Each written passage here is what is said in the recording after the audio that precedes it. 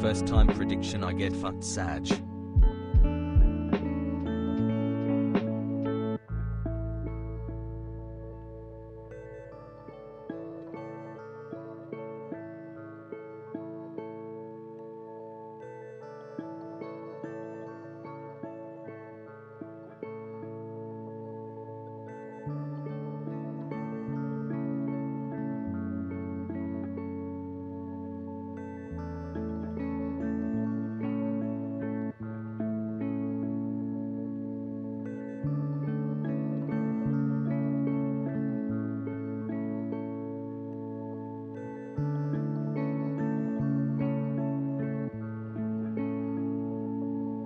Came for election news, staying for the lulz.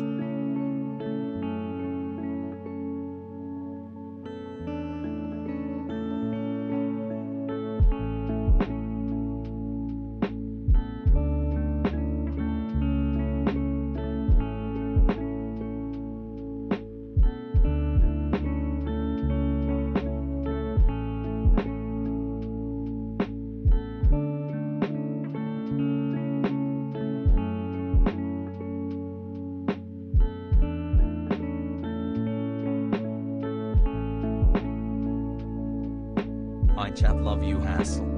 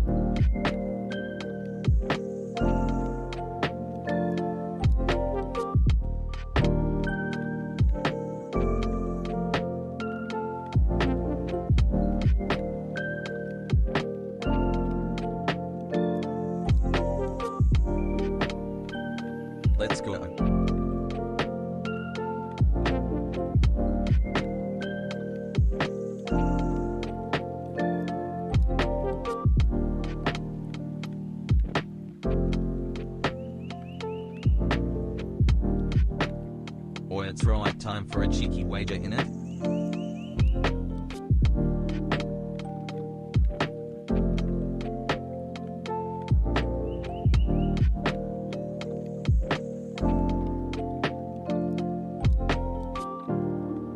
One car what at onecawhat.me.twitch.tv prims hashtag HasanAbi 3 head.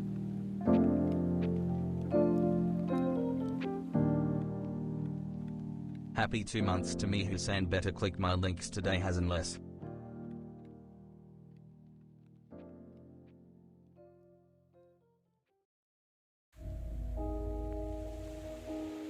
Peepo hey peepo kiss.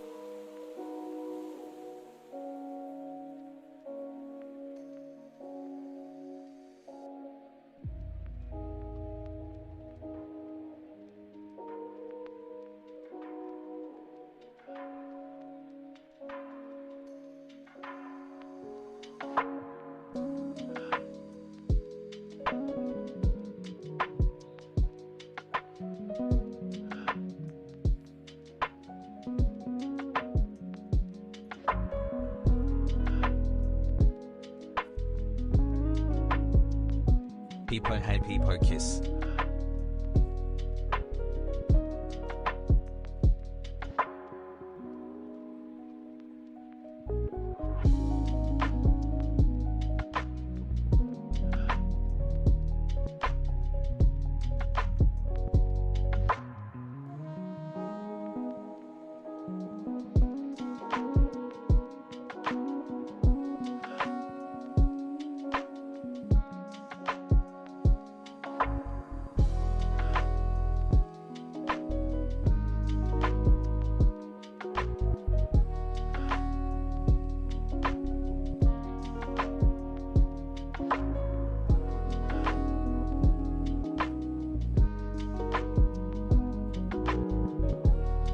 Buff.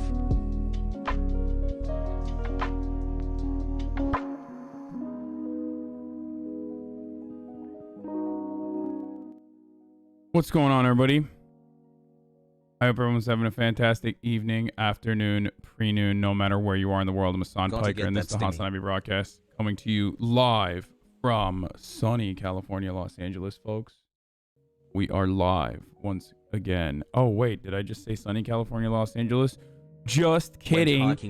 We're live from heavy rain, California, Los Angeles. Something that never happens in LA happened last night. So I'm just going to talk about that immediately, okay?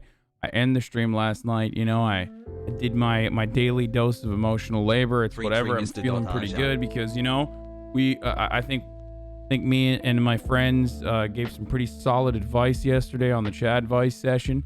And then all of a sudden, my mom is like, yo, you got to get the outside lights that she turns on for no reason whatsoever other than the fact that she thinks it's cute. She's like, you got to turn off the lights, the outside lights. And these are, you know, we don't have the latest and greatest technology here in Los Angeles. So the outside lights are like, manual. I got to like literally pull them off. Like, it's basically like Christmas lights, right? And there's like this crazy wind out of nowhere and then insane amounts of rain. And I run outside. Not like I have a big front yard or backyard or anything like that. I run outside. It's like a 3-step. And in that 3-step process, as I like pulled out the lights and then ran back inside, I was a previous doused. Chud turned dirty lefty. Your influence on your community is incredible. Keep up the amazing work, man. It basically was like, I mean, listen, I've lived in Turkey. I have lived in New Jersey. Personally, best 2 months. But most importantly, I lived in Miami. So I know what hurricanes look like. It's not like I am oblivious and have never seen like heavy rainfall before. Like, I've lived through hurricanes and shit. You know, tropical storms and whatnot. And this obviously isn't as severe as that, right? But we love you. It was insane for Los Angeles. Like, I've lived in LA for what, 8 years now, I think, and I've never experienced I've never experienced rainfall like this before. It was fucking awesome. It was very cool. One, because we're in the middle of the fucking desert. Okay? We're in the middle of the goddamn desert, so you forget that often because we're inside of LA boundaries, LA borders, and you tend to forget that you are literally in the middle of the fucking desert. Like, right? And it was sick. It was sick to see. The thunder was crazy as well. And I loved it. I loved it. Newport had a tornado about this time last year. Rain in CA makes you happy every time. I feel you. Also because, like, when you live in, like, really rainy weather, you probably don't love it as much. If you have arthritis or whatever, it fucking is painful too. But like, when you live in a place like Los Angeles and it never rains, you get really, really, really excited because it reminds you of all, like, the peepo comfy feelings that you might have about from a time when you did actually experience rain regularly, like New Jersey and shit. It was awesome. The best parts of a storm is the fresh smell in the air just before and after. It was awesome. It was a lot of fun. We're gonna talk about Nashville at all today. Yes, of course I'm gonna be talking about Nashville today. So we're gonna talk about a lot of stuff, but this is the point of the broadcast where I just, like, give you a little bit of... This is the point of the broadcast where I give you a little bit of updates on my life and where I'm at and stuff like that. So, and then we move on to the news coverage, which there is a lot of today, obviously, because it is Monday. It's the news density day. Even though it is technically Monday, December 28th, 2020, and I am remarkably early today. Notice how early I am. Fuck you, doubters. 72 million points were lost in the marketplace of ideas. Not lost, but rewarded to the believers, rather. Rain, best rain. Yeah, the offline chat had a wager on whether or not I was going to be live before 11, and guess what? This is what I gotta say to the fucking doubters, baby. Woo! Happy 10 months hassle. Yeah, the young dad almost lost everything. Man, hey, young dad. About to put you on child support, you know what I'm saying? Oh. Anyway, refund the points, you cheater. Fuck off. Why?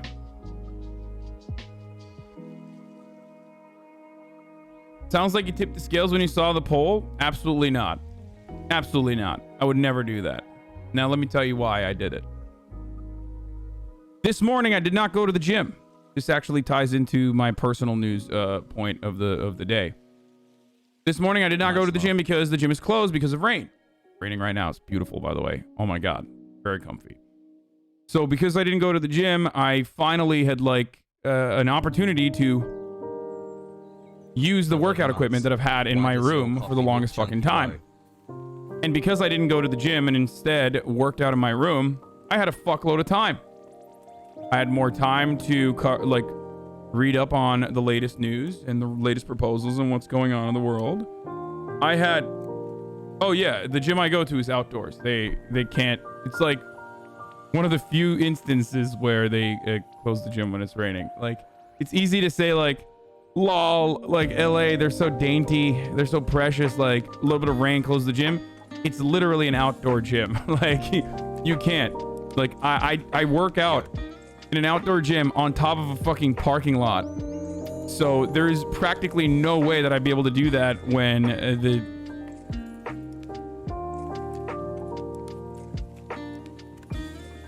But the checks were there, as Young Peasy pointed out. I didn't go to the gym. I was in offline chat. I was active on Twitter. That's how you know. If I'm super active on Twitter earlier in the day... 4 months.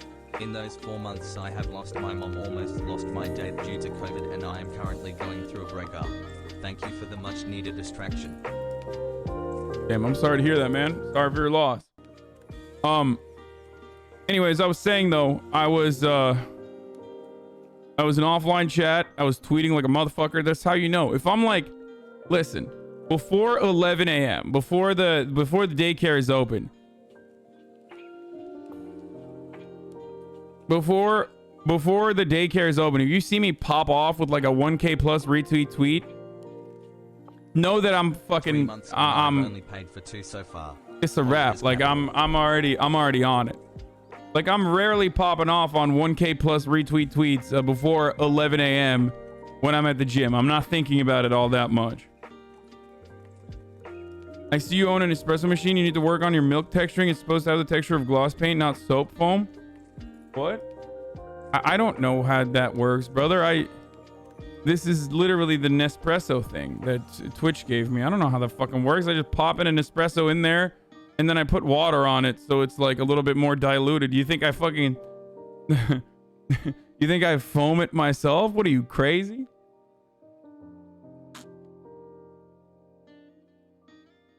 I mean, look at my mug. It's like dirty. It's got like, you know, coffee stains already.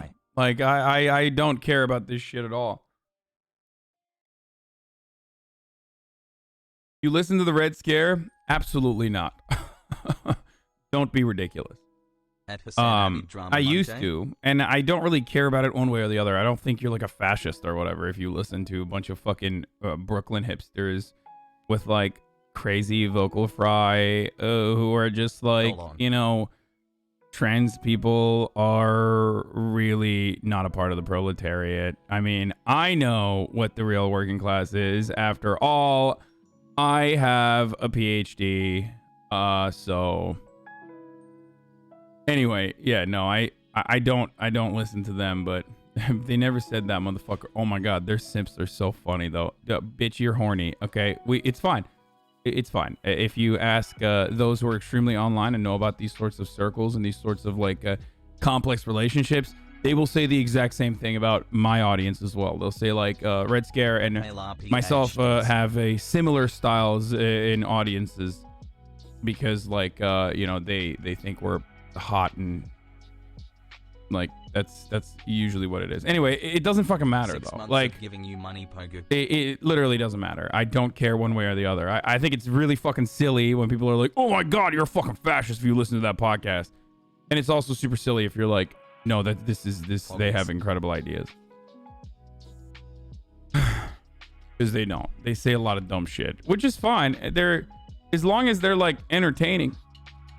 I don't really give a shit, but it doesn't really entertain me all that much. They do have good ideas. Yeah, okay, bro. They literally victim blamed FKA Twigs for exposing her abuse. Yeah, they do fucking stupid shit like that all the time. It's a podcast, bro. Them saying the R word constantly ruins it. Yeah, well, you know.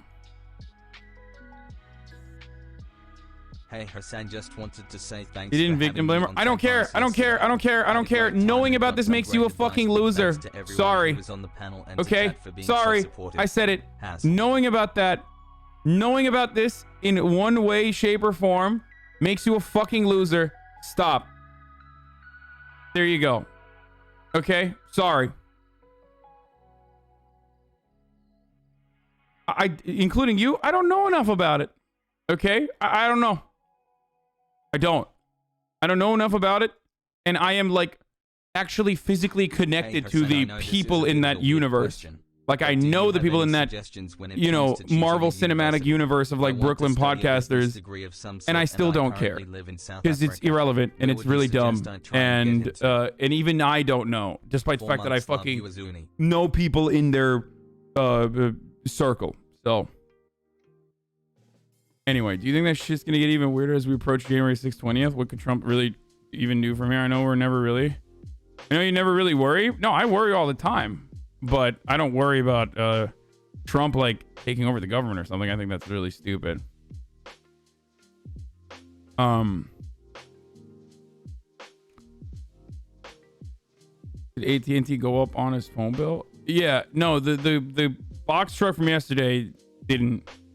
Nothing happened there. We watched it. We did the play-by-play, and nothing happened. So,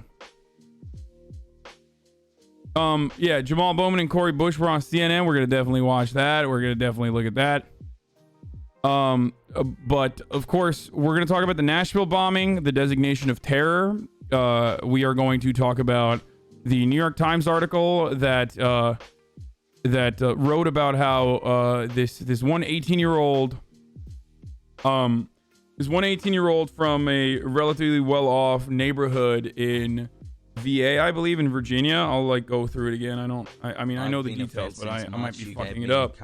But this one kid basically got another kid who'd said the N-word to get their application rescinded from the University of Tennessee, Knoxville, because she had said the N-word when she was 14 or 15, I think. That story is not exactly an important one either, but I've made some predictions in the past about where culture is going, and I think that it's indicative of where culture is going to go under a Biden administration, and I think we're going to go back to the Obama years of like basically having, you know, middle class fancy, upper middle class like dynamics being largely advocated for by other upper middle class media and media adjacent people nonstop in a cycle of powerlessness and vengeance rather than justice, and internet mobs and things like that. So I think the story itself is like classic New York Times. You know, it's gonna slap, and they know that they're gonna fucking slap, and they know that it's like they know that it's the type of story. Low income? They're not low income. No one that is like actually low income ever gets coverage, like serious amounts of coverage, unless they're like literally fucking dying in the streets, in which case we'll have a convo about it a little bit, which is actually the point I'm going to make as well. Like no one literally gives a shit about like actually marginalized people, but they give a shit about like I guess the litigation of those similar structures like racism and structural forms of oppression, only when it's like something that's tangible. And the only tangible way that you can talk about racism for a lot of people who are in the upper middle class is literally by talking about ridiculous stories like this. That's it. And I think it's a consequence of our system being fundamentally broken. And I think the story is a great summarization of that. We're going to talk about that. Individualist purity politics that ignore social problems. Exactly. I think it's really frustrating. and we're definitely going to see a lot of that coming up. Unfortunately, it's going to be cancerous. So, you know, I want to let you guys know. Look. You don't even know what my take is. You're an idiot for thinking what he did was wrong. You don't even know what my take is. I haven't even said anything yet, and you've already drawn comfortable battle lines because it makes you feel good, like you're doing progress or something when you're not. So shut up, okay? Like I'm probably gonna be a bit of a centrist on it, which is why people will, regardless, neither party will appreciate it and will get upset at me. Anyway, so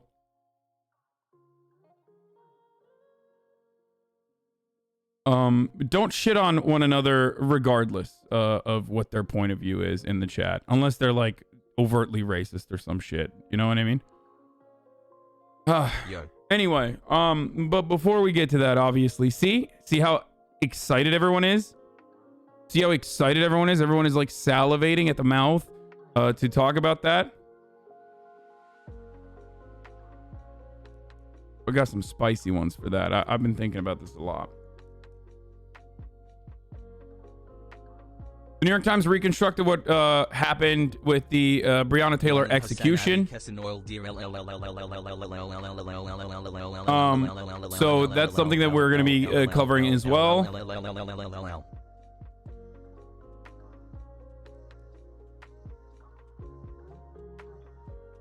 Not even 30 minutes, man. No. I haven't started yet. I haven't started the news portion yet. I'm going to do it now. I'm actually going to tweet that I'm live. We're going to welcome the Normans into our home right now. And we're going to get started on the news coverage because there's a lot of news to cover, so let's get started as quickly as possible.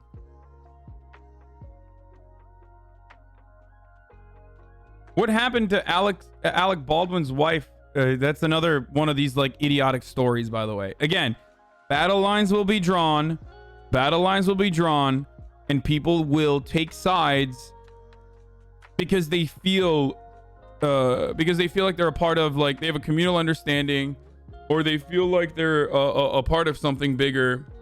I don't know what Alec Baldwin's wife did, but I heard that was a big story on Twitter. But if it involves a fake accent, you know I'm fucking on board, okay?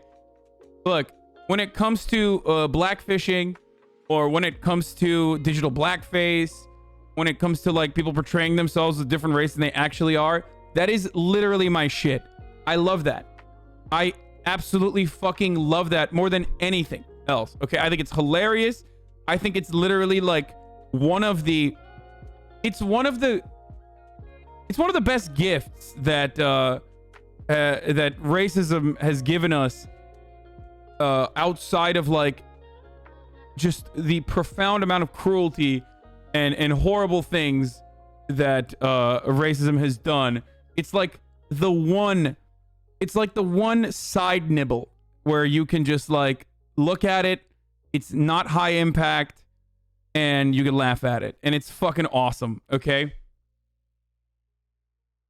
So it's just a nibble. Everything outside of it is like fucking horrible.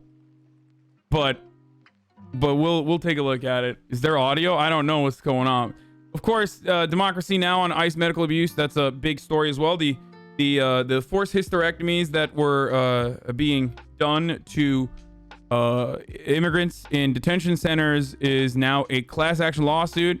That's moving on. We're going to talk about that briefly as well, obviously. But anyway, let me just fucking tweet out that I am live so we can get the Normans in here. Daycare is now open. Back into gaming. Talking about Trump signing the STIMMY. People, hey. The New York Times race. The New York Times N-word application story. What else did I say I was gonna cover? I've already fucking forgotten. Holy shit. I totally forgot. Are you gonna cover the German election next year? Sure. Why the fuck are you taking the side of this Pogo white Arjan. girl? Pogo Arjan. Pogo Arjan. Did I say that? Pogo Arjan. When did I say that? Arjan. Pogo Arjan. Pogo Arjan. When did I Pogo say that? Arjan. Oh, not the Baldwin wife.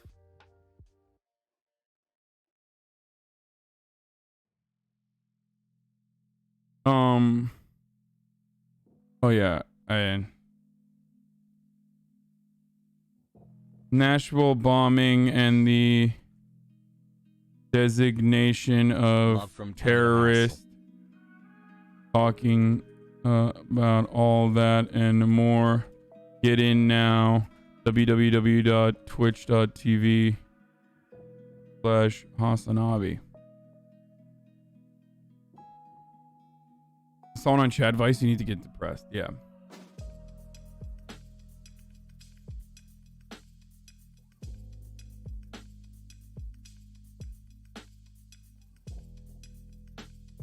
Are you going to cover Navalny's poisoning?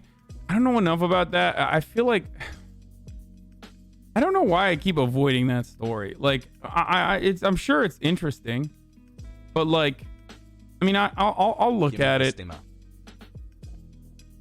I consider the Navalny poisoning story to be not interesting to me for some fucking reason. I don't know what it is. Like, I don't give a shit about it one way or the other, but I rarely, I don't know. I keep avoiding it. Like I don't see it. I only see it because RTBA posts it. RTBA posted in the chat all the time and like gives me updates on it and like wants me to fucking look at it and stuff, but I just never do. I never look at it. What is this? Ben Shapiro exposes Hassan Piker as the biggest hypocrite ever. Oh, sick, dude. Sick. Okay, that's a 2-week off for you. I am done with that. To hear I am done. You couldn't even hear it. Navalny story. What? That's 2 weeks off for you. Okay, you couldn't even hear it. No, you couldn't even hear it. My hair is so fucking bad. I've been getting socked a lot. I know. I just fucking hate it. Anyway, let's get started. We already opened up the Okay.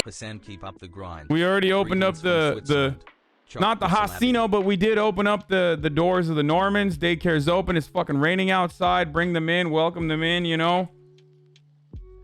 Let them know. Yell from the rooftops in the mountains that fucking not the Hasino, but the daycare is open to the Normans now. The Normandy invasion is upon us. Worth it. The Hasino is something that you will never see if you never play video games or never watch me play video games.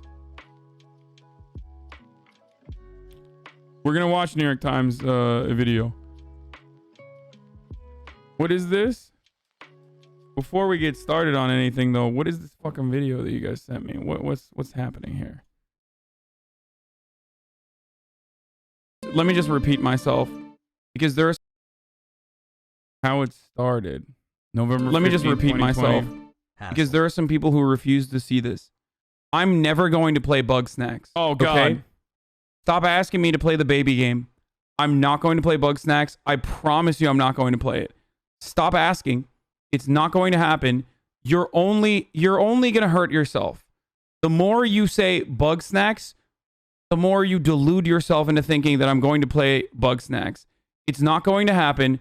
Please stop asking. Well, I'm here to gorge myself on a new life experience. To get my creative juices flowing, as it were. I would fuck her.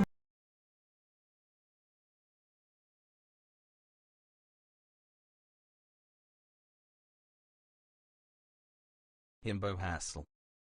The problem with this video and videos like this one is the reality that it exposes. Okay? People talk about parasocial relationships on the internet all the time. Influencers talk about it. It's something that I think about a lot. This exposes my parasocial relationship with the chat. How you be playing Bug and like and not be nameless. And why I end up going back on my fucking word on certain things because of just straight up community pressure. Okay? I would have never fucking played this game ever in a million goddamn years. Okay?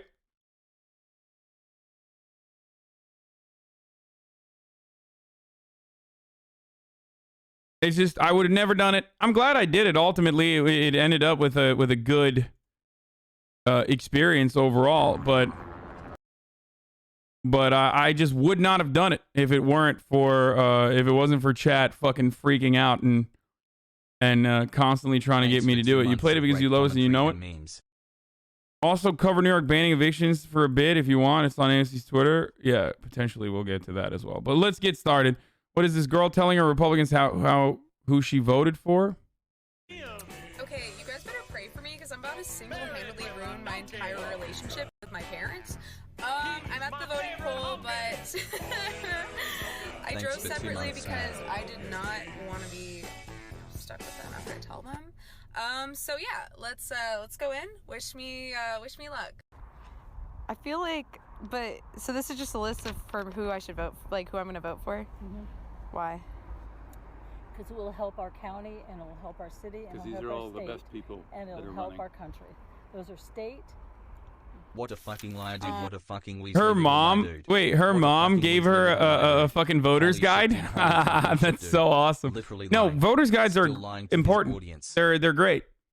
But this one is, of course, bullshit. It's a Republican voter's guide. It's not a progressive one. So I voted for Biden. You didn't. I did. Please tell me you didn't. I did. Tell me you didn't. Tell me you didn't. Are you mad at me, Dad? If you're being truthful. Wait, Mom, don't get out of the car. Mom. Julie, I can't even begin to tell you how upset I am. GM King. Get fucked, parents. Bro, that shit is so crazy. She's crying, dude. Yo, what is wrong with people, dude? What the fuck is wrong with them? Like one way or the other, listen, if you're like a upper middle class white, like you're fine, okay? You're gonna be fine under Joe Biden. Okay, chill. You know, don't worry. He's not going to upset the system to a degree where like you know, the national anthem will be changed to fucking Playboy Cardi's Magnolia, okay, which would be dope, kind of. But and you know, you gotta fucking, every time you see a black person, it's like government mandated that you have to like shine their shoes or something. Like, don't worry, it's not happening. So chill the fuck out. You're not even gonna get like, you know, tax hikes or anything like that. So calm the fuck down, okay? Yikes, dude. Femboy camps. Yeah, imagine being a woman crying that your daughter voted post-suffrage. My parents and I sat at the dining room table and debated almost everything on the ballot. It took us 2 days to vote. Jesus Christ, this is a debate lord family. There's another video. She was thrown out. Shut the fuck up. Okay. No way, dude. Are you serious? I think it's funny that a woman cried over her daughter voting. Intellectual labor underlie the tendency. It's funny people care so much about these politicians and bureaucrats, don't give a damn about them so much that they cry over it. Like, versus Foucault debate. It's good and accessible. It's so dumb. Wait, where's the next one? There's the follow-up. He didn't win. He stole it. Oh my God, this is unbelievable. This is fraud. It was fraud. Okay, so wait, so Bro, it's okay. Her mom is just like, her mom is a national treasure. I've decided that her mom is goated on the sticks. Cause like, if she's not fucking hyping this up on purpose so her child can go fucking viral on TikTok, like, I mean, who the fuck behaves this way, dude? There's no way. It's got to be a joke, right? She's like probably doing it for the gram. does this mean Biden's our president? No, he's not. No, he's not. And Trump's not finished with him yet. This is all BS. Oh my God, I can't believe it. Nah, they're faking it, dude. I feel like they're faking it. I can't believe that. It sounds a little fake. Sounds a little forced. I mean, listen, you got fucking Trumpian parents and shit. Would they ever react this way? I mean, they would have reacted in an emotional way, but like not on fucking camera. When they'd be like, "Fuck off." You know what I mean? Like they probably. I feel like if you came into the room with a fucking camera and you're like trying to TikTok. First of all, Trumpian parents don't become trumpets like that on accident. That means that they have like deliberately fucking put themselves on the internet and like they're very aware of like shit that's going viral and stuff. So it's virtually impossible for Trumpian parents to not have an internet community that would have immediately telegraphed this viral video, the first viral video, back to them. Okay? Like that their daughter absolutely fucking saw this and you know, filmed this and went viral on TikTok. So thank you for everything you do. My dad's a Trump supporter, but after Biden took the win, he didn't give a shit who won. Yeah. So like they might have reacted like that. They might have oh, it's the same day? Wait, really? Maybe that's a little different then. Okay, that's if it's the same day, it could be you, Hassel. So, they're downstairs right now, still yelling. Anyways, they're talking about me moving out. We need to talk to you right now, okay? Your dad is extremely upset, all right? You voted for this asshole. He wants us to wear masks, and he wants us to be locked in, and we're going to be slaves and peasants. I need your keys right now. Bro, timing in that is like a little sus. Okay, that's a little. Okay, dude. Okay, dude. Okay, dude. Hey, maybe it did happen. It might have happened. So I don't really know how to do like recordings or anything like that. But I'm walking. I'm homeless. Vote for Biden. What? Yeah, it can't be the same day. What the fuck? Yeah, that's true. Election day, Biden being elected took a long ass time. You're right. It's definitely not real. I mean, people will want to believe it's real, but it's not. Twitch streamer goes viral after mocking homeless TikToker. Yeah, sure. Yeah, dude. People love going homeless. Like when they go homeless, the first thing that they do is like, craft together a good TikTok. Anyway, whatever. It's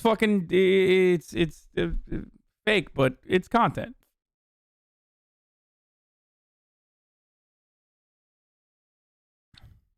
Anyway. Where was I? So, okay, we'll watch the YouTube link instead of this one. Over here and homeless Hasan Pogo Italian hands. Posted on the same day. Yeah, it's whatever. Listen. You want to believe it, you can if you want. That's fine. But like, hey chat, I just wanted to say hi people, hey.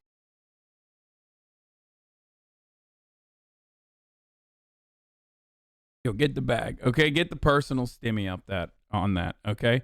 Dude, Gen Z does shit like that. There are tons of TikToks of car crashes where people immediately start filming. But she was already filming when the mom, cop knocked on her fucking door. It's just... It's fake, but it's content. What Hasan says after watching on-stream videos before the stream starts. Wait, what? If you want to skip right to the reaction to the Breonna Taylor vid, go 3 minutes in. We're not going to do that yet. You can't be homeless and iPhone at the same time? No, you absolutely can't. Homeless people have fucking iPhones. What are you talking about? As a matter of fact, it's like one way for fucking homeless people to be able to connect to the universe is by having fucking iPhones and shit. What do you mean? Oh, it was a joke. Okay, my bad. I thought it was being serious. Like, people literally fucking feel that way. No, that's not the reason why I think this is fake. Anyway, it doesn't fucking matter.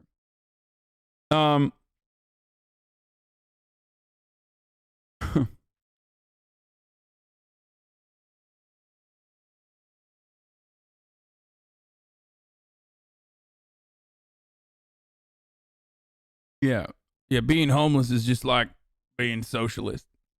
The more homeless you are, the less iPhone you have. Homelessness is not necessarily when no home, but no iPhone. That's when you're homeless.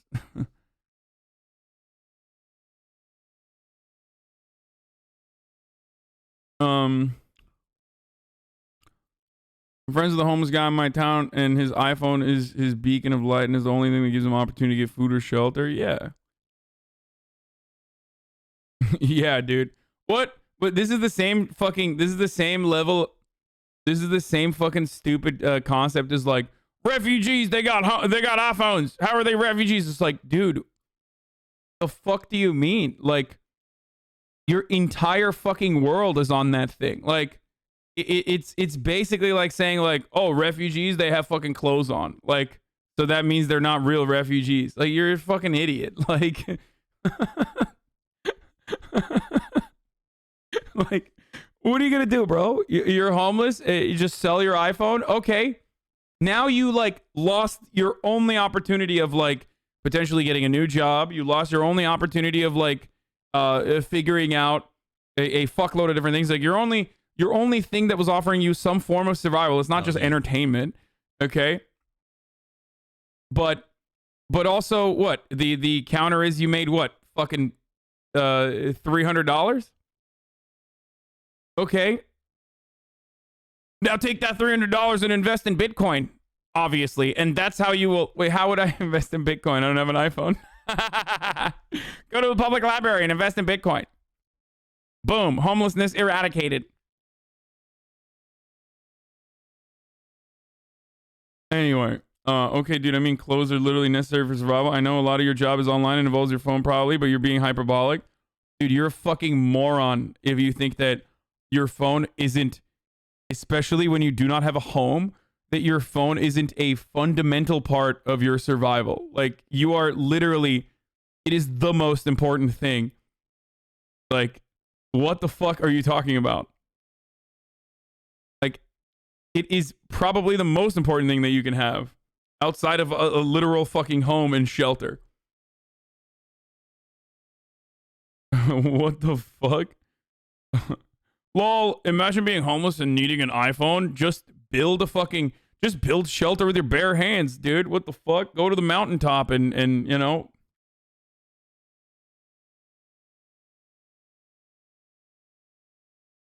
I remember when cell phone providers tried to use homeless people as internet hotspots. Wait, what? Also, homeless doesn't even fucking mean that, like, you're literally living on a cardboard box on the street.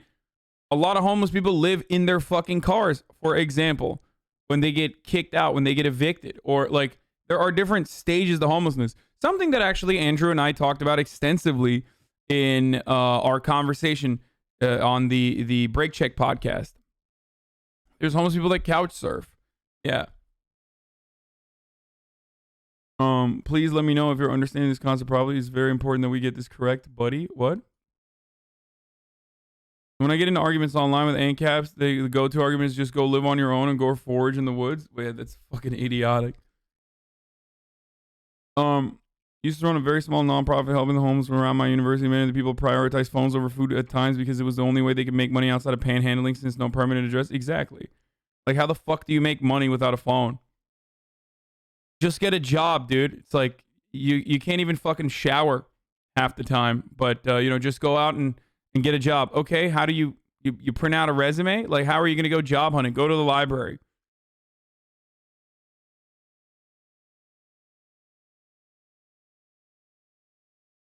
People who want homeless people to just get a job are the same ones who outrage when they have a phone. Yeah.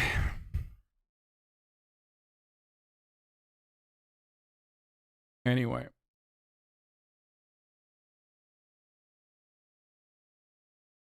Isn't that if you have a $300 phone, you can't be homeless? Obama era logic? Yeah.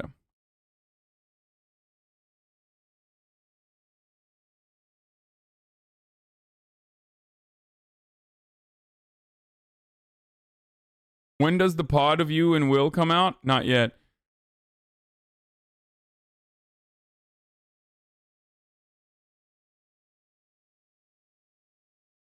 Like, people that are thinking like, why is an iPhone essential for survival if you're homeless, are not recognizing that they probably have fucking computers, and that's why they don't think that like an iPhone is necessary for survival in this day and age. You know what I mean? Like, they're like, I don't understand. Why do you need an iPhone? Just use your computer and your internet at your home. Come on, bro. I built one in Minecraft. Why can't you do it? Go over the CEO meme you shared on Twitter. Yeah, I'm not going to do that right now. Maybe later. Those people need to spend one day out on the street without a phone, see what they do. A lot of LGBT kids are kicked out in their homes and homeless as well, and all kids have smartphones.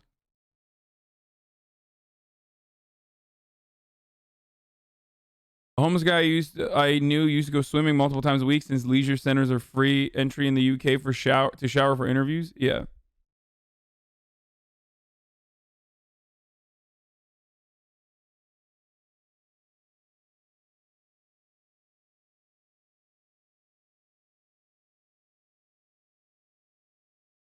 Anyway, is the internet isn't a mandatory tool in 2021?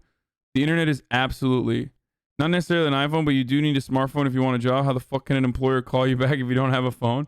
Bro, what do you mean? Just put the just give them a landline into a house that you broke and entered into. You know, go break. Yeah, just do a regular B&E. Find out what the fucking house's phone number is. What happened to your mic? What do you mean what happened? It's the same mic.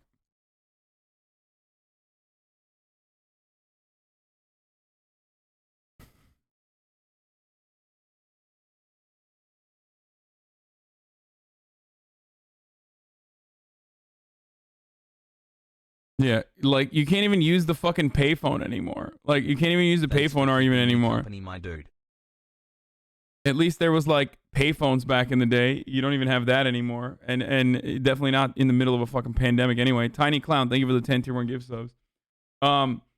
Anyway, let's move on for this story. I don't know how the fuck we got to like homeless people don't need phones Omega lol from here, but Corey Bush and Jamal Bowman gave an interview about how they feel about compromising. That's a good one as well. We're gonna talk about the terrorist designation in Nashville. And also the STIMMY a tip I had a pair of gloves led to the ID. Oh yeah, the way that they found the Nashville bomber basically was just like good old wholesome police work. Okay, that's how they did it. I also posted a new photo on my Instagram. This is unrelated to everything else going on, but I did post a new photo on my Instagram. From when I went and talked to my grandparents when I went and saw them. It's a little bit more of a wholesome one, but you know, people ask me like why I don't thirst trap that much, and part of the reason is because I just feel very unattractive, and that's why I don't do it. So anyway.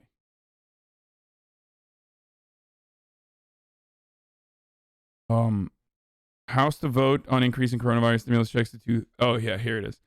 So Donald Trump in a last second effort out of nowhere decided, you know what, fuck it, I am going to go and vote for approve the coronavirus relief and the omnibus proposal. He didn't get any, they made 0 concessions to him. He just fucking, signed it. And let's be real. Thank you, Finish Theologian, for the 5 gift subs. Let's be fucking real for a moment. They're absolutely not going to also push for the 2,000 additional stimulus checks. Okay? The Democrats in the House are going to. Democrats in the Senate are going to. But the Republicans are like, absolutely not. Mitch McConnell has literally said, abso-fucking-lutely not.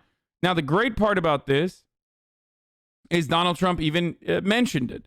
The fact that Donald Trump mentioned it and the fact that people are upset about it is something that the Democrats should be using, or is something that the Democrats should be using to agitate in Georgia. Okay? So Nancy Pelosi has done the right thing thus far. And I think she's going to continue doing the right thing in this situation because she fell ass backwards into a great situation. The great situation being Donald Trump coming out and saying, like, we need 2,000 because he was personally upset. He was personally upset at Mitch McConnell and the rest of the congressional Republicans for not fully supporting him in his efforts to undermine the outcome of the election. Right? So now that bill is out. That bill's out of the gates. And now we're going to need to add additional, they're going to pass a bill on Monday, today, that is direct coronavirus relief payments to some people, increases direct coronavirus relief payments to some people to $2,000. Now, of course, Republican senators are going to say, fuck no. Okay? And Donald Trump is not going to advocate for it as hard as he did beforehand because, once again, this was a purely symbolic thing. Now, I've known this from day one. I've said that this is going to happen from day one. And what will follow in the next couple of days leading up to the Georgia election, which is the only way that you could potentially get $2,000 in direct relief ever, is if Democrats hold the Senate, if Democrats gain control of the Senate and have a Senate majority.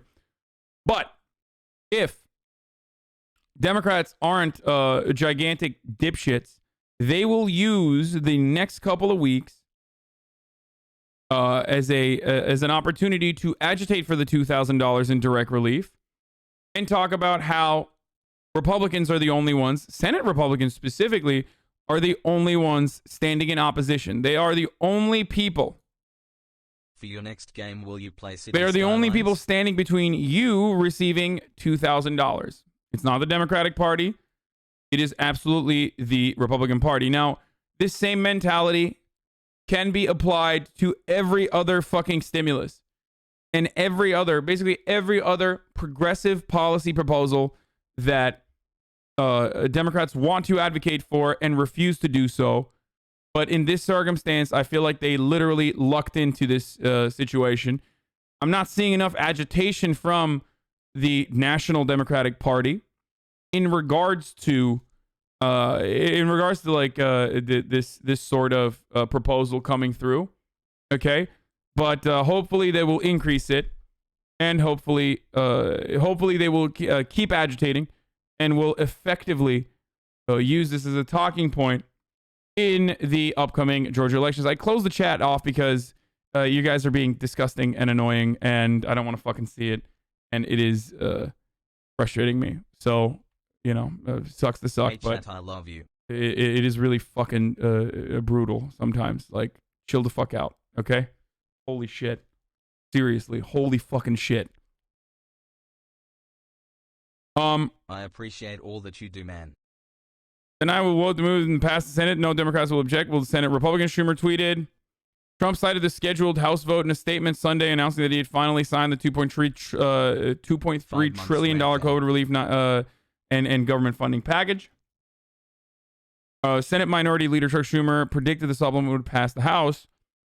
Schumer told reporters on Monday that he would try to pass the bill by unanimous consent on Tuesday, a procedure that would allow the bill to advance only if there are no objections. That's not going to happen, of course. The Senate Republicans are going to say no to the unanimous consent, and the bill will never even touch the floor of the fucking Senate. So right now, all you can do with this, all you can do going forward now is to weaponize the Republican gridlock and craft a solid narrative around the fucking fact that Republicans are stopping this effort from passing through, from pushing through. And Mitch McConnell is literally the most important person standing between you and $2,000. This needs to be communicated. If Democrats want to fucking win, they should communicate this over and over again. And if they end up winning Georgia, because they communicated this successfully, and I predict they would only win Georgia if they communicate this successfully. But if they do communicate it successfully and they do end up winning in Georgia, then you can use this as a success story for whatever kind of progressive measure that is broadly popular, that would truly help people. Okay?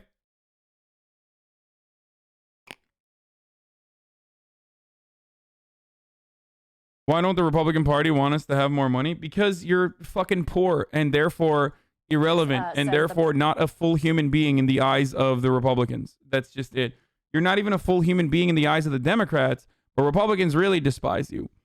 Okay? You have no say, you have no voice, and you also, unfortunately, have no way of communicating your anger to your elected representatives, because it doesn't work that way, because you've been bullied out of the political structure. You've been bullied out of the political system, and you have no way to collectively bargain and make demands. That's just the reality. Sorry. It's just the fucking truth. You are worthless in their eyes, okay? They do not care about you. They don't give a fuck about you. They only will give a fuck about you if you have enough anger that you can somehow, because of legitimate anger, you are pushed into grassroots organizing and agitate enough that, like, there is an election that will compromise the future power of the Republican Party, in which case they will make some minor concessions. The only reason why you got $600 to begin with was literally because of that, because the Georgia race is within a margin of error at this moment, and Republicans want to maintain the Senate control so they can keep obstructing under a Democratic White House. Okay?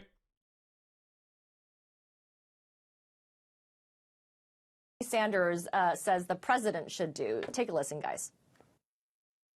You can't diddle around with the bill. Sign the bill, Mr. President, and then immediately Monday, Tuesday, we can pass a $2,000 direct payment for the working families of this country. So do the Democrats have leverage right now? I mean, what do you think of the way the party is seizing on this? To you, Margaret, first. Look, I mean, if Democrats want more money, which, by the way, I mean, that's what's so bizarre about this, right? You have the Republican president coming out and siding essentially with the philosophical point the Democrats were making at the negotiating table. But look, if that's what he believes, then of course he should do it. But he doesn't believe anything, right? This president believes in people talking about him. He believes that his, you know, no news is good, no news is bad news. As long. I mean, they're right. Like, she is right. Like, Donald Trump doesn't give a shit about giving $2,000 to people beyond beyond the immediate media ping that he's gonna get, and maybe like his people are going to love him, and that's it. For like a brief moment, they're gonna remember that he exists, and they're gonna say, "Look at my fucking loving and kind president. He really is looking out for me." So that's pretty much it. And he wouldn't even normally do this if it wasn't for, I think, his anger towards Mitch McConnell and the National Republican Party as a whole for not backing him in this ridiculous fucking soft coup that he wanted to put together, but he was too fucking incompetent to put together. Like, he wouldn't have even brought this up. Why hasn't he talked about it? If he genuinely cared about like $2,000 and the admiration that would win him from the American working class, like, why the fuck didn't he agitate for this for months? And to the people who constantly talk about like, oh, well, there's also a lot of, you know, there's also a lot of special interest money that's in the omnibus. First of all, it's an omnibus. Of course, there's going to be fucking special interest money. Not that it's good, but not all fucking money going to indirect relief to, I don't know, specific corporations or specific verticals, specific industries, or even like agriculture is a bad thing. And if you want further proof that like Donald Trump wasn't legitimately upset about his own, legitimately upset about the things that he brought up in that fucking conversation when he originally said he might veto. He never fully said it, but he said that he was going to potentially veto the bill. Well, you know, that his own White House's proposals are nearly identical to the amount of fucking relief that he even brought up.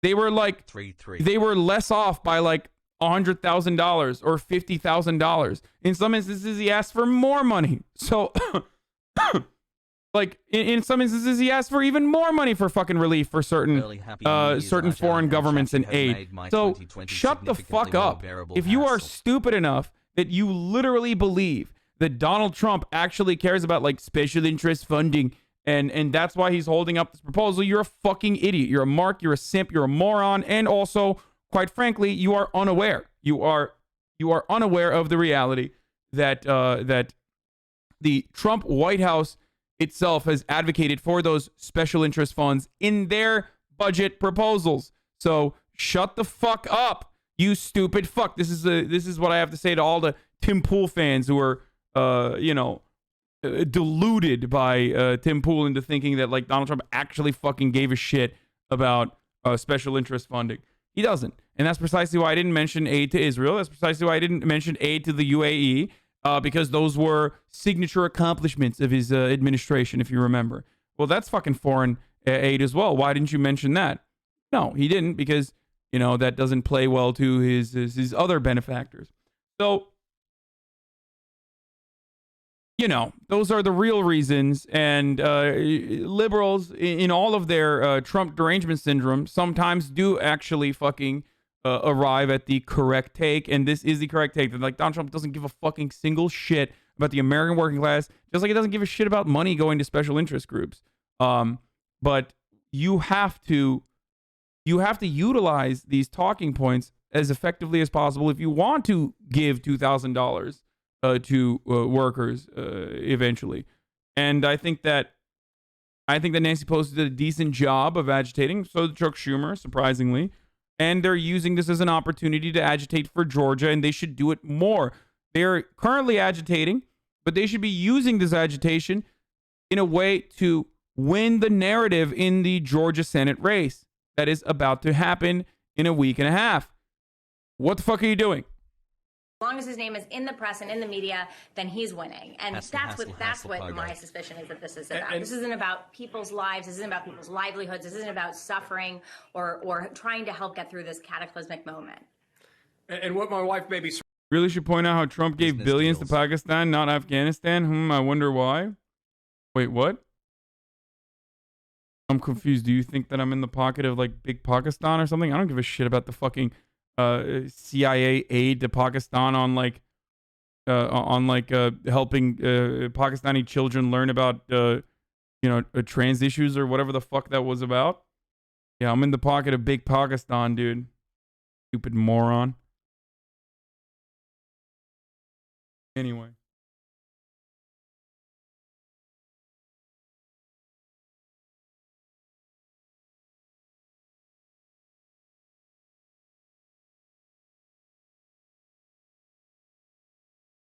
It is top of the hour every hour. It's time for a 60-second ad break, and then more on this and other issues. I'm gonna go grab a quick coffee while this video runs out as well. If you want to no longer see the ads, all you need to do is subscribe. You can do it for free with a Twitch Prime. Here it is. Boom. Here's the ad. Sort of dancing around is Bernie Sanders may have a point there. I mean, if the president wants to raise everybody's, get more money, then pass this bill, avoid the shutdown, and then really push with Democrats, as surreal as it sounds, to increase the amount of direct payments. But the Republicans in the House already knocked that down. Democrats are going to pass their own version. But what the president's doing is just lighting everything on fire so Captain Chaos gets to come in and save the day. It's the arsonist as a firefighter, but it's not going to work this time. I mean, I think we both know Bernie Sanders is trying to call President Trump's bluff here. Of course. Right? Yeah. Well, we're definitely up against the clock, right? And so, I was hearing from people who are facing, this financial cliff saying, look, just pass this bill, sign this bill. Someone asked a completely unrelated question. Should socialized healthcare systems pay for gender confirmation? Yes, it should. Of course it should. Yeah. What, do you got a problem? You're like, I'm in favor of healthcare, but like if trans people are going to get it, then then no, I don't want it. Well, then you're a unique kind of moron if that's actually your take. I'm not saying that it is your take, but that's not how this works. Like, okay?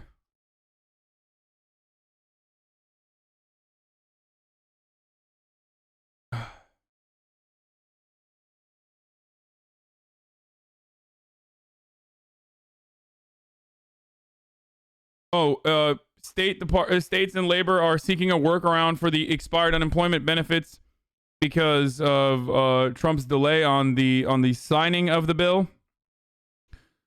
States and labor department are looking into a potential workaround to keep 14 million people from losing a week of unemployment benefits right now. Michelle Evermore, a top unemployment expert at the National Employment and Law Project and a volunteer member of the President-elect Joe Biden's transition review team for the Labor Department, said the legal language of the COVID-19 relief bill could offer a loophole. Two key emergency unemployment programs, pandemic unemployment assistance and pandemic emergency unemployment compensation, expired on Saturday, for those of you who don't know. The former provided benefits to the self-employed and gig economy workers not typically eligible for unemployment, while the latter extended benefits beyond the traditional 26 weeks available in most states. The COVID-19 relief bill passed by Congress last week extended both programs into mid-March, but President Trump did not sign the bill until Sunday after the programs had expired, which of course means that 14 million people would lose a week of benefits. And they're losing a week of benefits as rent is coming. And that is a terrifying situation to be in if you are one of the 14 million people. So this is why I always say, like, marginal differences in governance lead to disastrous consequences on the ground for millions and millions of people. Like the difference between Donald Trump saying like he's going to destroy DACA or no longer continue it, even though it was unsuccessful as an attempt, versus the difference between, Joe Biden saying, no, I'm going to protect DACA, means 800,000 immigrants, 800,000 American citizens in almost every single fucking word except the piece of paper will have their immigration status in limbo and will lose confidence in the government, lose confidence in the federal government. So that's a huge deal for so many people, which is why it is important to remember that always.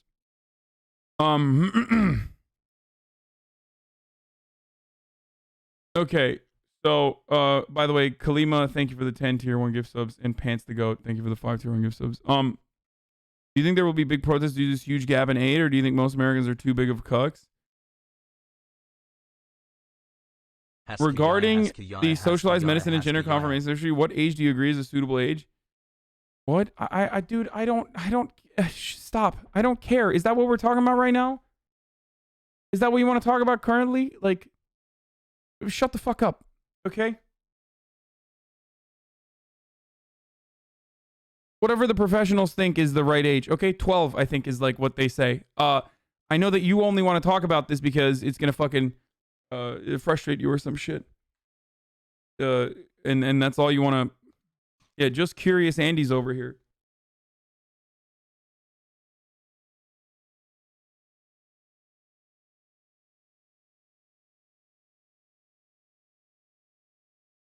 It's like fucking asking about birth control, dude. Like, what age should girls be allowed to ask their parents or whatever to get fucking birth control? Like, I don't know. What's it to you, motherfucker? Like, why are you just curious about this? I'm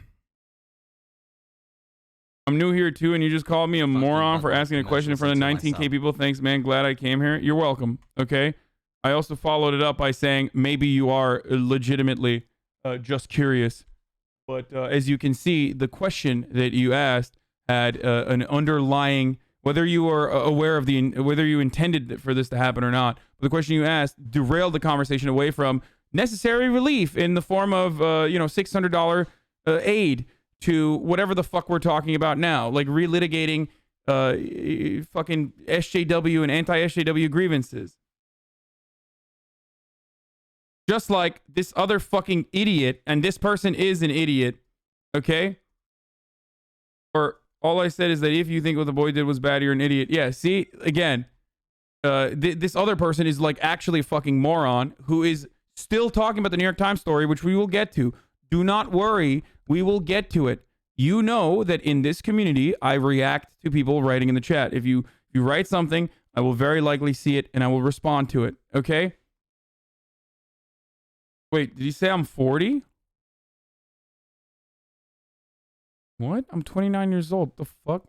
Shut up, dumbass. Why do people get offended when you call them out if anyone is anonymous anyway? I mean... Oh, okay. This is why I literally turned off the chat, by the way. It's not happening. Okay, we're back. We're back to fucking turning off the chat. Sorry. Shut the fuck up. I can't cover the fucking news anymore with like so many people that are coming in just exclusively to derail the conversation. Okay. If you have genuine questions about other stuff related to politics, it might be a legitimate concern. It might be because you want to express your frustration. It might be because you deliberately want to derail the conversation. You don't give a fuck about what we're talking about. Keep it to yourself until after the topic is over when we move on to the next one. Okay.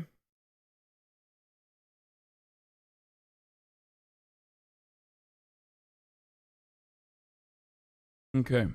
And moderators, you can clean up the chat a little bit if you want.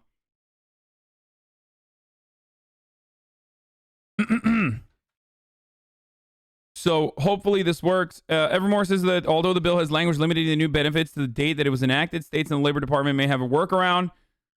Hopefully this workaround works. Labor Department's Employment and Training Administration, which administers the federal aid to state unemployment programs, could modify their existing state contracts instead of writing new ones altogether, thus avoiding the lapse. It looks like it may be possible that states could, instead of drafting new agreements with states, they could just modify their old agreements. In essence, they could backdate their agreements to keep the funds from lapsing. Anyone who opposes this will probably be a Republican, by the way, and will do it because they're fucking assholes. And the only reason to oppose something like this is because you literally are like, fuck the poors, and fuck them to death. I do not care if they lose out on $300 extra in funding. That's the only reason why you would ever like draw up a legal challenge against this. It feels like. So we'll see what happens. That's one workaround that people are working on to make sure that if you are eligible, or if you've been eligible, you should still get that $300. Okay.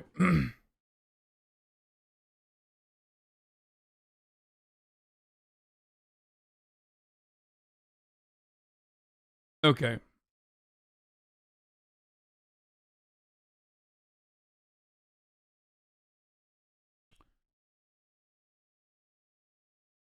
All right, let's continue. Moving on. Our two members. Jamal Bowman and Cori Bush were interviewed and how they feel about compromising. Let's see what they had to say. Of the incoming Progressive Caucus, Congressman-elect Jamal Bowman of New York, who defeated a 16-term incumbent Democrat, and Congresswoman-elect Cori Bush of Missouri, who defeated a 10-term incumbent and is now going to be Missouri's first black female member of Congress. Thank you and congratulations to you both. Congresswoman-elect Bush, let me start with you. Democrats, as I mentioned, they have a very slim majority in the House and may not win the majority in the Senate. So you're coming in as a newly elected progressive Democrat. How are you going to balance that agenda with the realities of divided government? Do you feel confident and comfortable with the notion of compromising? You know, I don't think that it's about what we would consider quote unquote compromise. My first priority has to be to bring St. Louis to the table.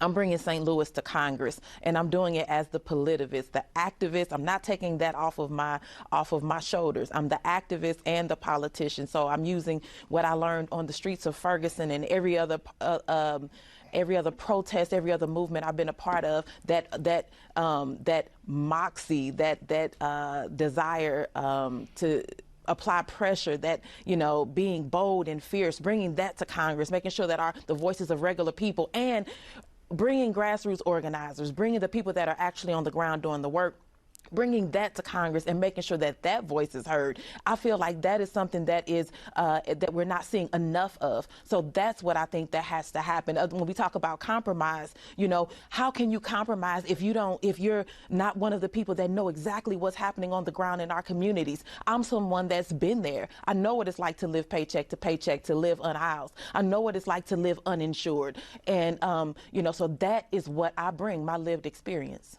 And Congressman-elect Bowman, you are pretty outspoken in the fact that you support the defund police movement, and you call out your fellow Democrats who do not. So how are you going to put that into action when you are a member of Congress, actually legislate those ideals?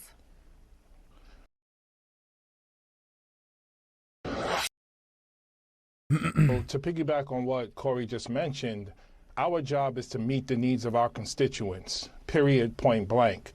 We have 30% poverty rates in different parts of my district. Our schools are underfunded. People are struggling to put food on the table and to keep a roof over their heads. I've had 2 police-involved shootings in my district over the last year.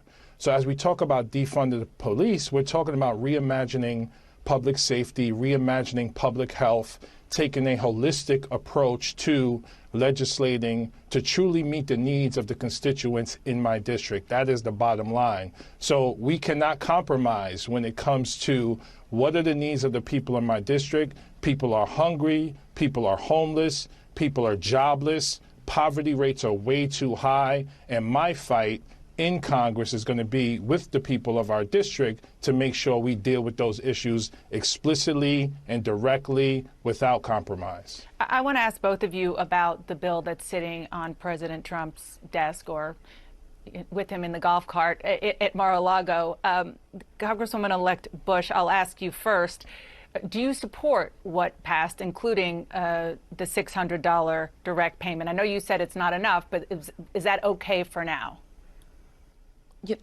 when we think about what's okay, $600, you know, why do we treat our people like that? We want to toss some crumbs and then ask and hope that people are loyal. You know, why is that even a question to give people $600? $2,000 is not enough. You know, we're talking about, we haven't had, some people didn't even see the $1,200, but for those that did, it's been months. And so when we talk about giving somebody $600, that's a slap in the face to people who are suffering. And let me tell you, when you're hungry all day. That's a every moment, every hour feeling. So it's President Cori Bush was literally homeless. Like, talk about someone who has a personal relationship or personal experience with this subject matter. And just remember that.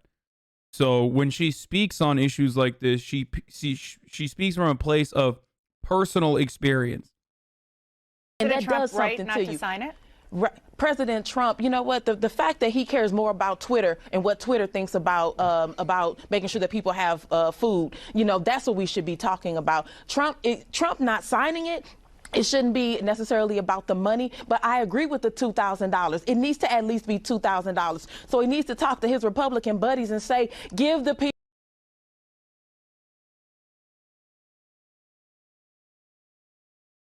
So to pick Money. Come on, Mitch, where is the money? Do that now. But instead, he's too busy worried about making sure that his friends get off, getting his friends out of prison. What we need to be doing is making sure that those 40,000 homeless veterans have a place to go. You know, that's what we should be doing. We should be looking at cutting that Pentagon budget by 10%, like it has been proposed, to make sure that our veterans get the resources and our communities get the resources they need. That's what he should be doing right now. Not worried about Twitter. Congressman-elect Bowen. So the House passed the HEROES Act several months ago, and we were talking about $1,200 checks, I believe, at that time. We need to be at $2,000 per month to meet the needs of the American people, bottom line. We need to continue the $600 per week unemployment insurance. The president is just posturing. He recently suffered a malignant narcissist harm by losing the election. Their analysis is completely correct, by the way. I mean, it's basically what I said as well. It's just that Donald Trump is only doing this because he's just mad at the fucking Republicans. Democrats should wisen up and still use this as an opportunity to, one, win the Georgia races by effectively using this as a message and effectively placing the opportunity of increasing the direct payments up to $2,000 in the hands of the National Republican Party, in the hands of the Republicans in the Senate, so that there's no fucking confusion around this. And the confusion on top of that is going to be special interest spending, which is what I said literally when Donald Trump first came out and was talking about fucking Asian carps in the Great Lakes and shit. What did I tell you? I told you he's using that inevitably to claim, oh, well, it wasn't just about the $2,000. It was also about these special interest funding, these special interest funds, and all this money going to like Asian carp and you know, fishing and agriculture, when his own White House literally advocated for all of those proposals. His own White House has a personal budget, and his own White House's personal budget straight up had all of those funds. Every single one that Donald Trump had brought up, his own White House's budget featured. Every single one that Donald Trump brought up and claimed was like, you know, excessive spending, Donald Trump's very own White House had budgeted for and had advocated for. So he's just lying. He's just using this as an opportunity. If anyone has that tweet, I can't find it now. It was one that I showed you immediately the day after, when there's like a lineup, like a perfectly lined up itemized receipt, basically, of the Trump White House budget proposals and how it shows literally what they were advocating for. That's one of the most effective ways you can shut people the fuck up. And you know, if they actually wanted the $2,000, he would have been advocating for it months ago when he didn't. So it doesn't matter whether Trump is legitimate or not. What matters is what you have to do with the gift that Donald Trump just gave you. Okay? He continues to go to court to try to overturn the results. He continues to lose. And now he's posturing to make himself, to bring himself back as the hero of the American people. asking for $2,000. Mnuchin negotiated on the president's behalf for this $600. So initially the president was fine with that, and now he's trying to switch it up. Real quick, He do you is the think that Speaker embodiment- Pelosi made a mistake Trans rights and in agreeing human to rights, this? transgender pride.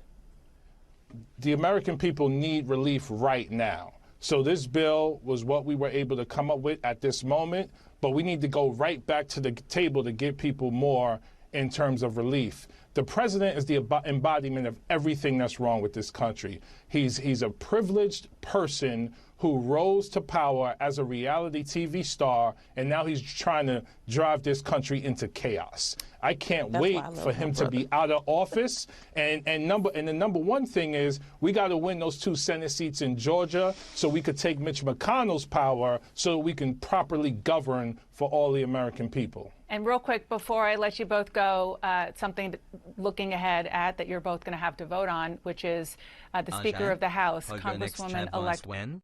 Pogo. So, and then the final question is, of course, like, you know, palace intrigue, I guess. What would you do about Nancy Pelosi? Nancy Pelosi as Speaker? What I'm going to do is make sure that the voices of the people of St. Louis are heard and that we have what we need. And so you'll find out then. That's not a yes. I'm working with my community. I'm working with my community. Okay. And Congressman-elect Bowman, will you vote for Nancy Pelosi as Speaker? So you will find out when my vote is tallied, and again, organizing with our community to figure out what's best. I'm just curious, what does that mean? When you said organizing with our community, I mean, what do you want to hear from them real quick in order to make your decision on whether Nancy Pelosi should be the Speaker? So You know, for me, go ahead, Corey. Jamal. No, well, for real me, go ahead. Sorry, we're almost out of time, actually. So just give me a 10-second answer. We got to bring HR 40 to the floor for a vote. We need reparations for the African-American community. We need a federal jobs guarantee. We need Medicare for all. Thank you. Thank you so much to you both. Congratulations. Merry Christmas. Appreciate it.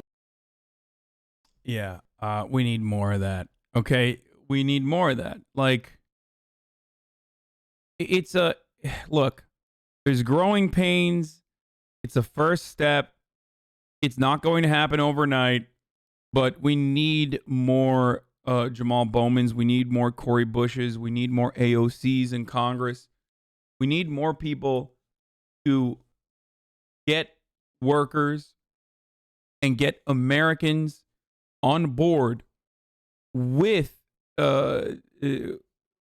even being able to advocate for these ideas, because Americans do not even have confidence right now that they could ask for more.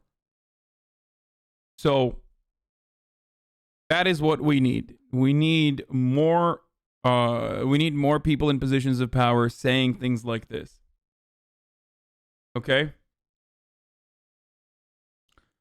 Anyway. Are you for or against forcing the vote? I have said this already, and I think that... Oh, fuck, this is the wrong chat. I don't want to even... I want back here. I've said this before.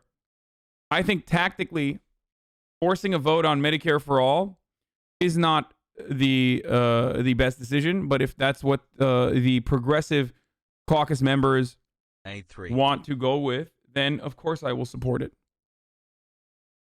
Okay. Wrong chat is in. That's my monitor that like just has the chat on it. It's a lot easier for me to not focus on chat if it's not on screen that on the screen that I'm looking at.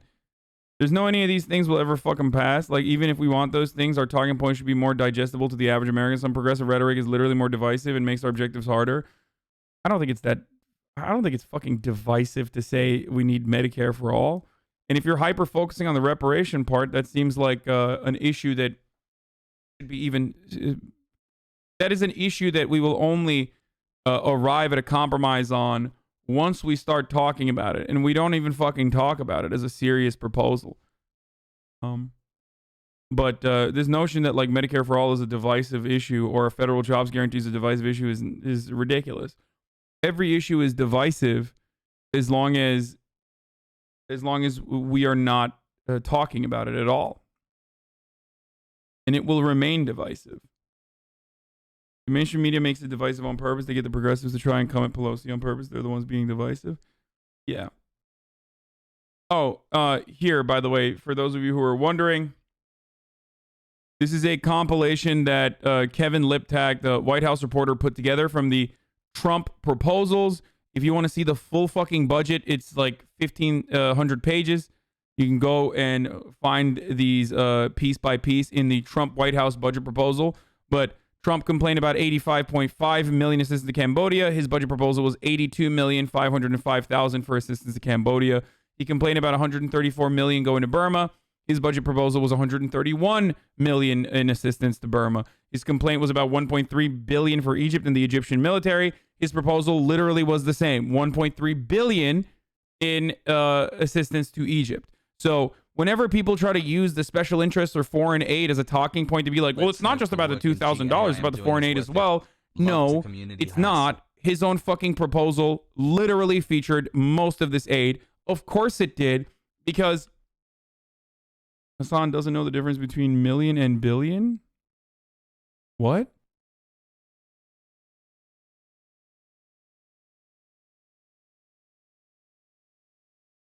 What? Dude, it's hard not to. Do you understand why I sometimes turn the chat off? Do you get why? Because, like, there are people in here that are so fucking stupid that they themselves don't know how to read. And then they think, like, in their Dunning-Kruger infested brain, they think, like, oh, no, I must be right because I'm smart all the time. And other people tell me that I'm smart, and I'm too stupid enough to believe that I'm smart. So even if I don't read something correctly, it's probably Hasan's fault. Okay? Like, that's what it is. That's part of the reason why I have to sometimes turn off the chat.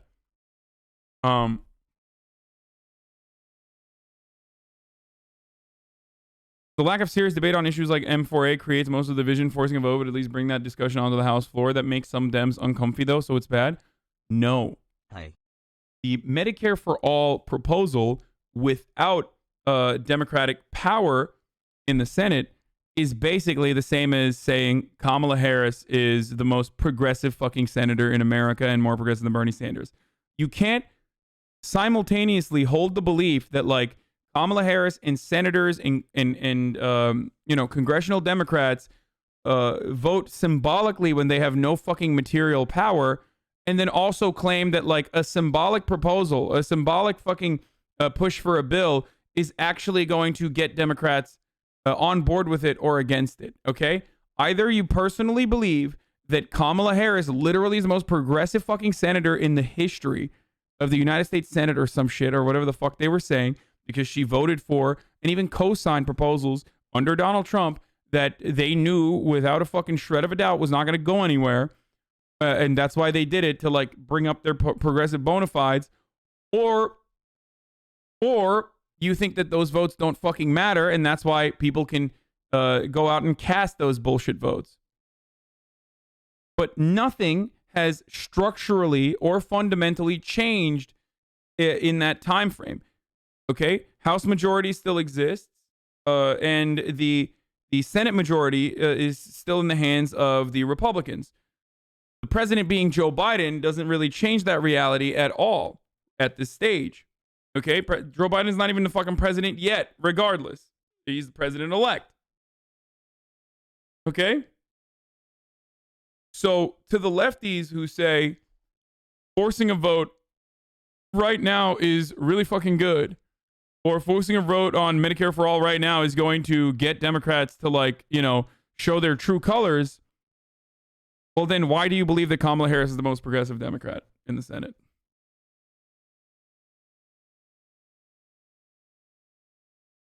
Because you can't have those two opinions at the same time. You can't have those two opinions in your brain at the same time. If you understand that Kamala Harris is not the most progressive because her Senate voting record is the most progressive, because the Senate voting record under a Trump administration when Democrats have no fucking material power is completely meaningless and is just purely symbolic, then you should recognize that it's the exact same argument that you're advancing.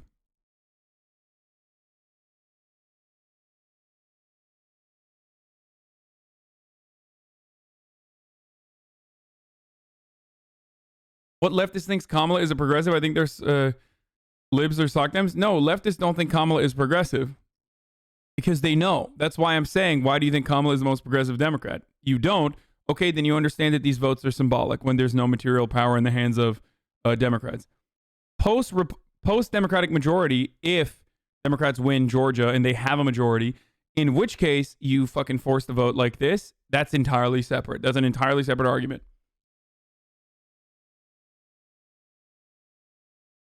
Okay? But forcing like symbolic votes like this is only going to arrive at the exact same fucking... going to arrive at the exact same thing that we know already. Has mod Shiper, has mod Shiper, has mod Shiper. Are we not going to talk about the CIA ops on that budget? I mean, dude, it's the fucking American foreign policy, like American foreign aid. It's nearly directly tied to CIA. What do you want? It's all CIA. But she voted with Bernie more than most senators. That's got to count for something. Yeah, it counts for the fact that she was a fucking senator in California. That's all it counts for. And she has the, she reads the room better than like older congressional Democrats. So we shouldn't vote if even the blue dogs don't have enough votes to shut it down. Brother, do you not comprehend what I am saying? That now is in the actual hands of the Democratic Party. Do you understand? That's entirely different than not even having the Senate even deliberate on this fucking bill because it doesn't touch the fucking floor because Mitch McConnell runs the goddamn Senate because Republicans are in charge of the Senate currently. Okay, they control the Senate. They have the majority. Mitch McConnell will literally not even fucking have you talk about this bill.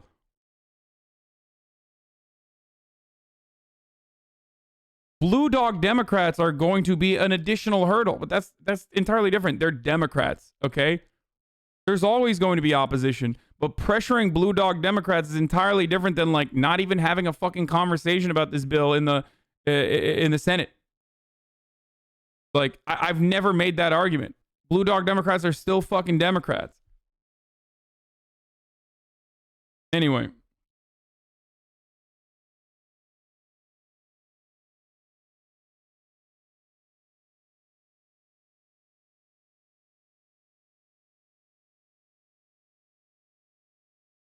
So, is there really a downside, though? The weed decriminalization bill passing in the House was really cool because it's proof that we have to show voters in the next cycle that we care. Same with M4A. It doesn't matter. And the reason why it doesn't matter is because if Democrats don't follow through on things that they push for, whether it's symbolic or not, in their messaging when they're running for elections, then who gives a fuck that you, like, symbolically put forward a bill? It's, like, no different than fucking naming a post office. Okay?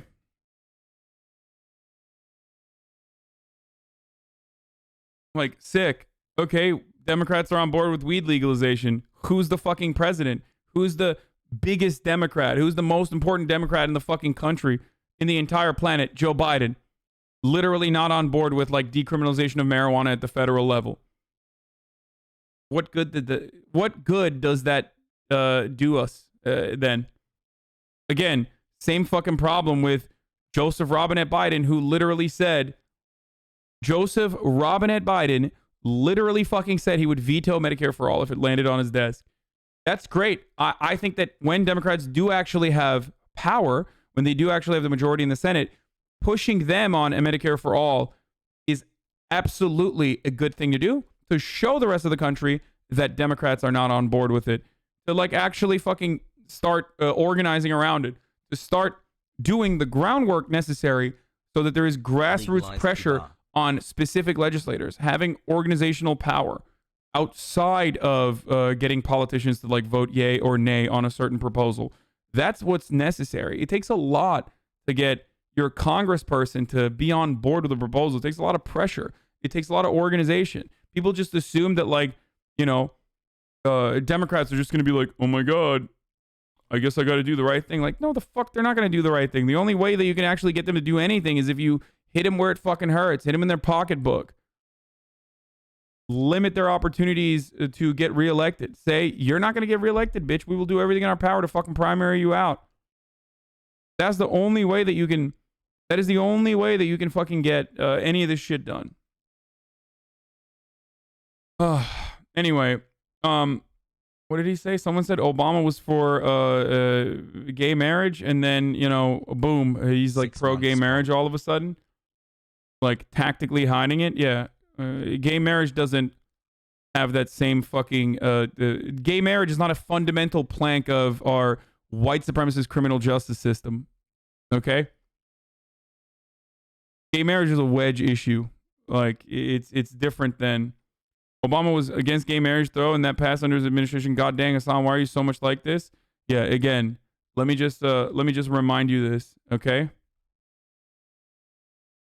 Obama being, you know, for partnerships or civil partnerships or whatever the fuck it was called at the time, I can't remember. And then, you know, legalizing gay marriage later down in his administration is entirely different than marijuana and legalization and decriminalization of marijuana, when that has material consequences beyond just straight up a wedge issue that is weaponized by either party as a social issue. Okay? Do you understand?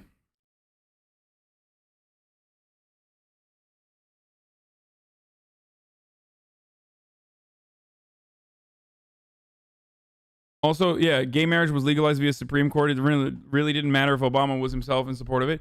I mean, do I think that Obama was a fucking homophobe? No. Do I think that he gave a shit about gay marriage one way or the other? No, absolutely not.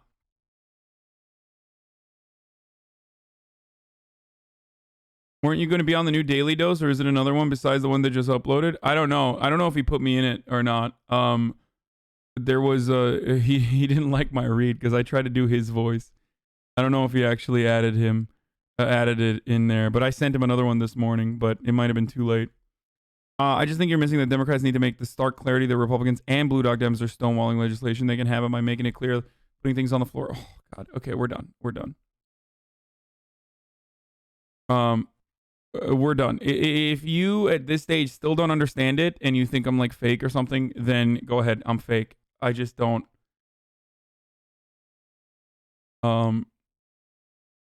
I don't care. Like, yeah, I'm fucking fake.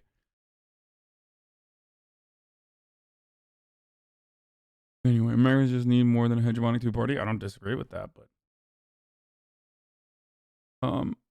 the full Bernie interview? No, I'm not gonna do that. Okay, so the House will vote on increasing the coronavirus stimulus checks to $2,000. Again, make no mistake, it's probably not going to happen. Okay, I'm just letting you know, because I think that people like misunderstand some of the things I say.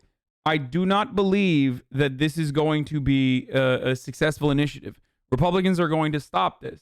The only reason why this is important is because it may help in getting Democrats to win in Georgia, and there are going to be a lot of additional benefits there. Then you can actually pressure Democrats to follow through on what allowed them to win in Georgia. Okay? Like the $2,000 checks that they promised. There it is. Okay? So it will take some time. Reversal from the President of the United States here as he's offering to help here, I gotta pee. This economy I'll be back in 1 drowning second. in pandemic fatigue. Trump caved, so unbiased.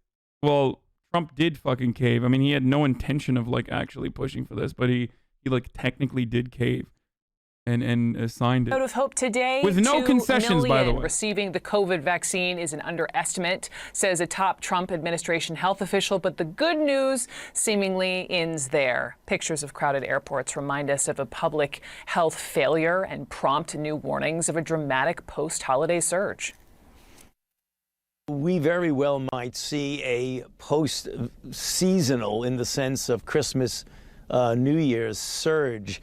And as I've described it, as a surge upon a surge, I share the concern of President-elect Biden that as we get into the next few weeks, it might actually get worse. Next fall, Dr. Fauci says, is when we can start thinking about a return to normal if all goes according to plan. But 1.3 million Americans passing through airports runs counter to the A's and B's and C's of staying safe. The consequences are easy to see. A new CNN analysis shows the share of ICU patients with COVID-19 is on a straight line up, from 16% of patients in September to nearly 40% now. That stimulus bill the president signed does give more money to hospitals, $3 billion worth, but that is well short of the original $35 billion that lawmakers had wanted and what hospitals say they need to keep up with the flood of patients. Let's go straight to CNN's Phil Mattingly. And Phil, the president changed his mind last night after nearly tanking a deal which was negotiated by his own negotiators. The obvious question is why?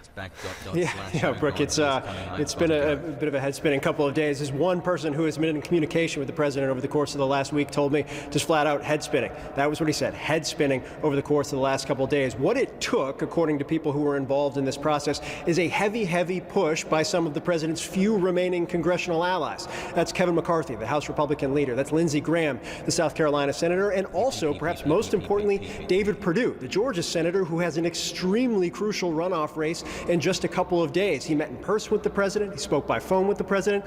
All of them urging the president. Yeah, notice how David Perdue, who literally was against direct relief, has changed his mind on it and is now changing Donald Trump's POV to give additional stimulus. I wonder why that happened. By the way, I just want to know why did David Perdue change his mind on this? I don't know. Maybe because, again, this is a policy that makes them look really bad if they stand in opposition to. President to come on board with this, trying to emphasize his legacy, but also trying to emphasize the need in the economy right now for this money, the need for vaccine distribution funds, and the need, as you noted, for hospitals as well. I will note the president is claiming victory because we got a few items here. He says he's going to introduce a formal rescissions package request. In other words, try and impound some of the spending that's in that bill, the bill that he called pork, which was, frankly, what his administration had asked for. See? They literally asked for this, okay? As they're correctly pointing out on Clinton News Network, the Trump administration had already made these requests in their own budget proposals, and then Trump turned around and was like, these are bad. Look at how bad these are. What? Trump signed, you're fired? 4-month end. Yeah, the Saudi woman arrested for terror charges. We'll briefly talk about that as well. Nothing. He will be out of office before it could actually have tangible effect. He also is getting 2 procedural votes in the Senate, one on the expansion of those direct payments from $600 to $2,000, and one on something related to online liability, the Section 230 he always talks about. That as well is just procedural votes. So what did the president actually get out of this? To be frank, Brooke, nothing really. Well, what about what the American people can get out of this? Just quickly, I just have this man, Matthew Cox, on the mind after talking to him and how he's hurting, and he's one of millions. When will Americans know when the checks get cut and head to them? Look, so were it not for the president's delay, the checks would have started to go out today, according to the Treasury Department. So the direct payments of $600 will start to go out probably the first week of the new year. I think the big question right now is how quickly can the 2 unemployment programs that expired on... All right, we talked about all this already. Poggers. Can you get rid of the chat on stream? It bothers me when you watch a video. It's moving all the time. No. On December 26th, get back up and running. And I think the concern there is that on a state-by-state basis, sometimes the technology isn't great. We remember it back in March and April where they had difficulty. And also some people had their benefits. Okay. We're moving on from the COVID relief. We're moving on from the COVID relief convos in the chat for 5 months of abstinence. Oh, why am I not on? I was supposed to be on it. He just DM'd me and he said he said that I'm not on it. Because he didn't have time to put my new read in it. Or no, he said he didn't use the clip that he made me do a read on. Just go full screen, bro, and read chat from your phone. Yeah. We'll make it on the next one, boys. Did you talk about the new study that shows M4A saving us billions? What new study? It doesn't matter. Oh, there's a new CBO? Oh, yeah, I did hear about this. Wait, that's not new, is it? Hi, Talia. I mean, it's the truth. Like, it's not... This isn't... Technically, this isn't new because it's been the truth for a very long time, since the inception of... Hi, Hasan. Since the inception of the Medicare for All proposal as we know it. So, yeah, of course it fucking saves money to the American people because you're eliminating an expensive middleman. Like, so yeah, it's something that I've been talking about for a very long time. Been a wild ride. Yeah, it's a new study that's confirming old information. The Mercatus study from the libertarian think tank, libertarian Koch brother think tank Mercatus, also came to this conclusion before the Congressional Budget Office. Like, we been know. I've been saying this. And the real secret that you haven't heard yet and you will start hearing is the public option is actually more costly than both Medicare for All and the current way that the system is working. That is actually going to be a really fun conversation to have when Democrats, if they ever even fucking advocate for the public option, which I don't think they will, but that is more expensive and more costly than both. It's still better than the current way that we're doing things. I don't give a fuck that it's more costly. It's still better. I am of the mindset that the more people have Medicare, or the more people have access to like government-funded healthcare, the better. Okay, it will create a two-tier system. The private sector will undermine it across the board, like the VA, as they have done so. But the public option will be more expensive because you're basically tacking on government-funded healthcare on top of the pre-existing system that's already incredibly costly without eliminating anything. So the how will we pay for it convo will be very real when we have the public option conversation as well.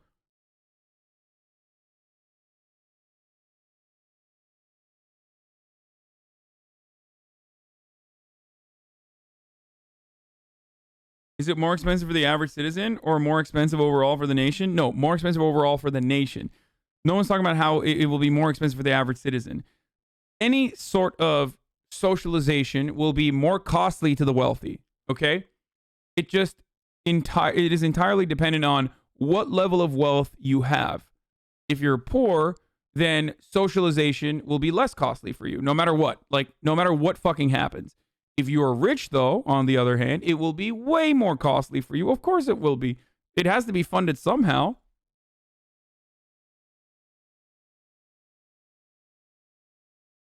And what you have to look at overall is what you pay in taxes, because your taxes may increase, but what you end up paying for healthcare in the long run, or even in the short term for that matter. And I think, I forget what the exact metric was for Medicare for All, but it's cheaper overall for you if you make less than $100,000 a year for you to get Medicare for All, to be under the Medicare for All proposal. It's cheaper than anything else, and then also on top of that, you literally get $147,000. Yeah, okay. You would also have like free healthcare on top of that, which is, you know, when it matters, that's a huge deal.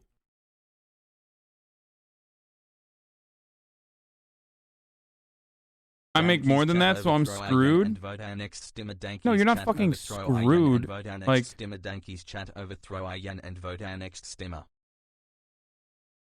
anyway, PO is just paying the government instead of a private health insurance company. The goal is to eliminate profits and keep costs down and get enough people to leverage stronger negotiation for scripts and save money. It's not Medicare for All, but if people actually sign up for the public option, it can work towards a good Medicare for All plan. Yeah, but it'll effectively create a two-tier Medicare, a two-tier healthcare system. Hi. That already exists, but it will just further solidify that.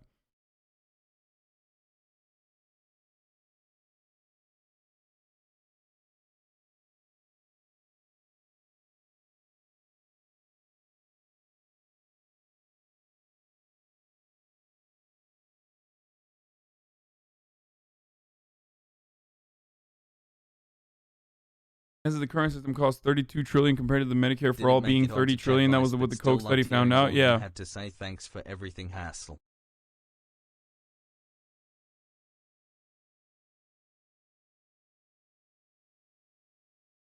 Any oils? We haven't done Breonna Taylor yet.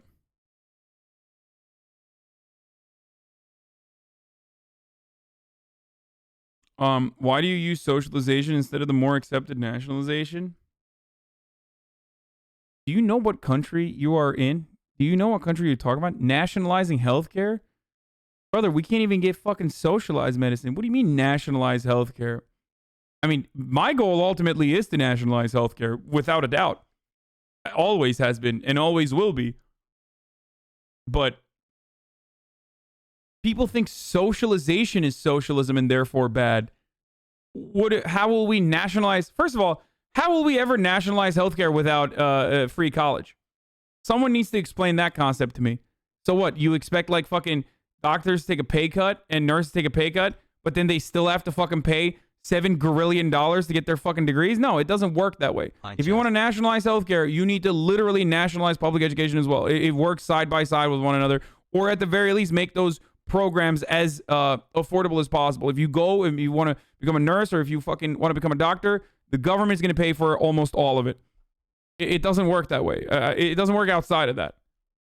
And by the way, I do agree that NHS is great. Like, I want NHS to happen. It's just that there is no fucking... It's not happening anytime soon. Canada has nationalized and no public university. Yeah, the difference there, of course, is that, again, Canadian cost for education is not even comparable to American. So that's precisely why I said the NHS works in the UK, but college isn't fucking free. They don't have free college in the UK because they subsidize it. And this isn't just like something that I made up on my own. This is a proposal that like universities themselves are engaging in, like NYU and I think another was it? I think it might have been like State University in New York as well, have like made their medical programs basically free.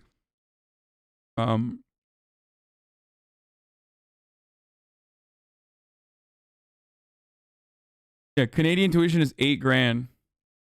Also, Canada is not nationalized. I don't know why someone said nationalized. I totally forgot that part. Yeah. Canada's system isn't even nationalized.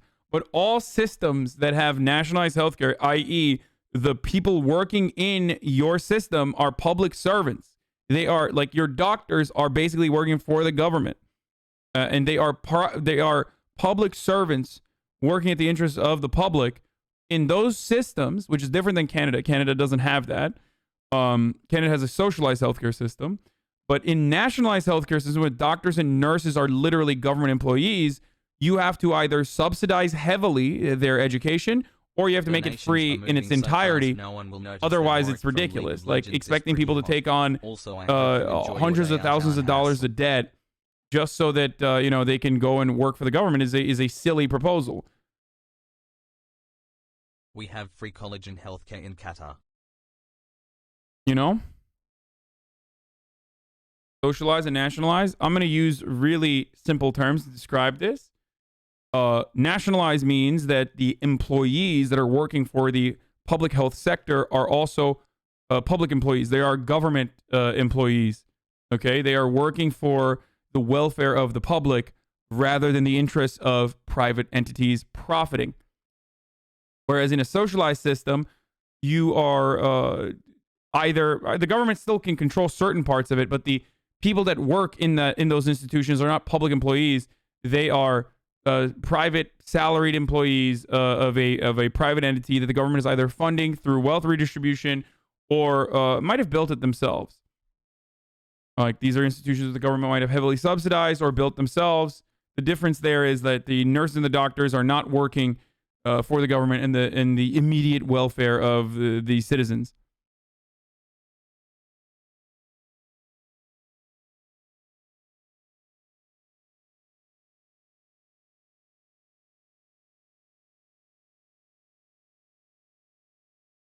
Biden says he supports the 2K stimulus. Bernie's M4A, national or socialized? No, it's socialized medicine. Medicare for all is just socialized. In Canada, the hospitals are mostly private, but they're also mostly all nonprofit. Brother, what do you think America is like? So let me dispel this notion that Americans have about how hospitals are funded in the United States of America. Every single hospital in the United States of America is still funded nearly in its entirety by either the government, subsidies, taxes, but also on top of that, like literal fucking wealthy contributions and wealthy donations. Hospitals in the United States are still also private, but also nonprofit for the most part. Okay? This is something that people don't understand. People think like hospitals fucking operate as like for-profit institutions or whatever. No, like they have similar funding protocols. They're profit-based. Their incentive is to generate more profit. And if hospitals aren't profitable, i.e. rural area hospitals, for example, they're still fucking, they still go out of business, but they exist nearly on they exist because of the same interests that, and the same like financial pressures or whatever that like hospitals and fucking socialized systems have as well, which is charitable donations and charitable donations and other contributions and subsidies from the government, similar to how private and public institutions in the United States of America, colleges that are both private and public, still end up getting funded by the government.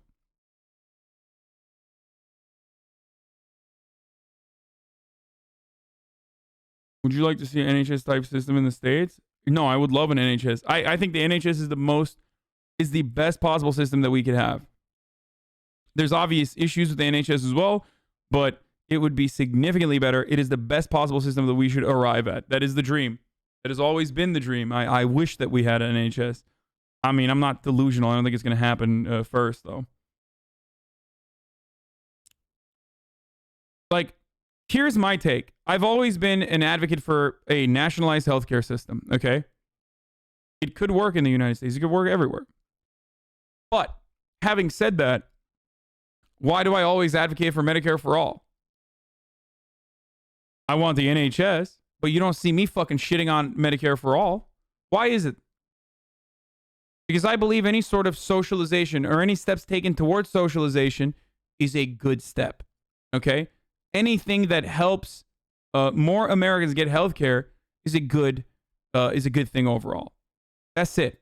That's my belief system. I've always wanted and I've always advocated for a nationalized system, but I believe that Medicare for all is an incredible step towards that.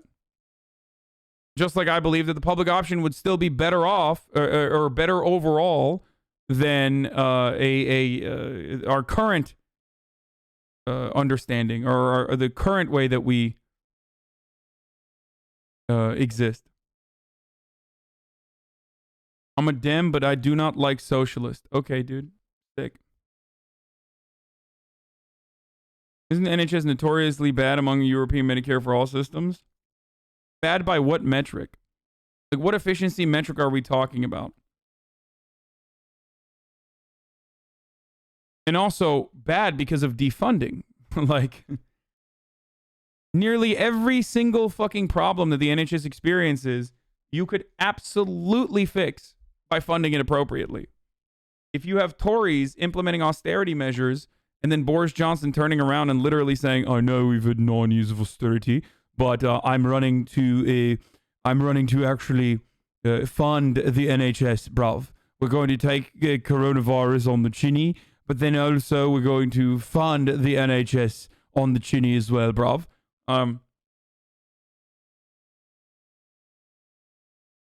Like, when you have the Tories recognizing that the problem with the NHS is like defunding, despite the fact that they are the ones who are literally advocating for austerity and defunding the NHS, you realize that that's truly the problem.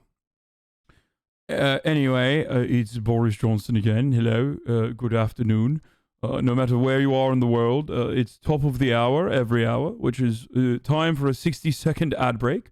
And we're going to be continuing to take it on the chinny, the COVID nonsense. And also, once we're done taking it on the chinny, you can continue watching the stream uninterrupted, with a broadcasting experience that is uninterrupted in nature. If you were to subscribe, that's all you need to do is subscribe. You could do it for free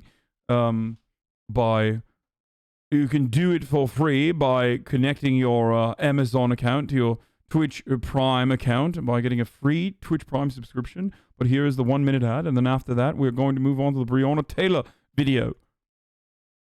Just a bit more olive oil. My mom wasn't very politically aware, really don't know about M4A, and I know I can explain what's great about it, but she's finna be like, well, what are the downsides? If I say there's none, she's not gonna believe me. What do I do? Explain to her the current downsides of our current system. Oh shit, what the fuck are you doing here, bro?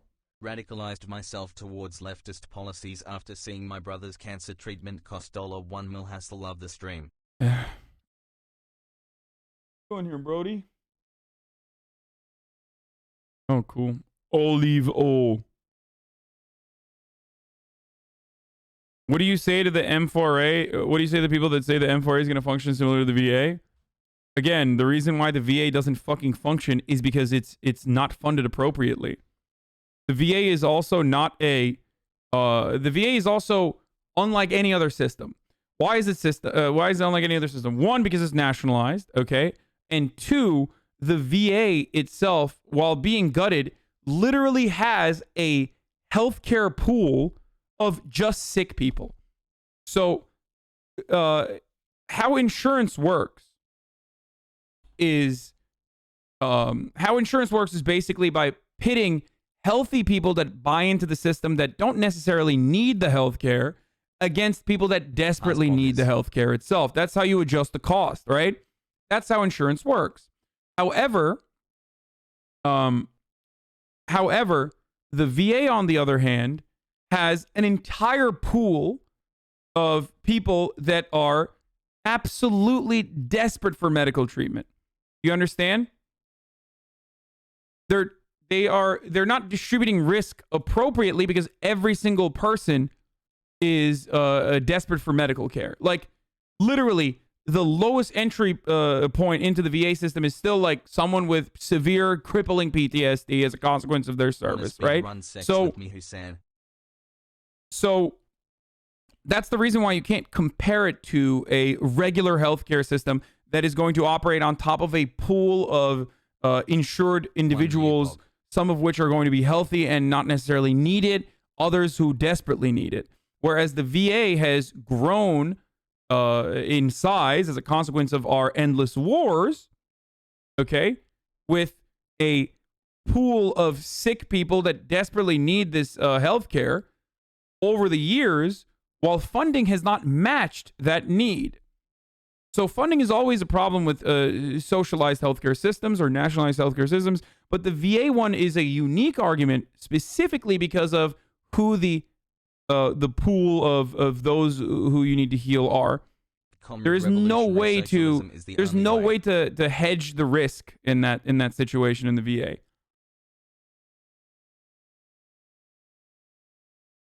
Isn't that also a problem with the public option? The people who are the sickest will sign up for it, and so the pool of people in need for it would be the sickest and most expensive. Exactly, but healthcare should not be for profit. That my argument does not revolve around like for profit healthcare, regardless. My argument revolves around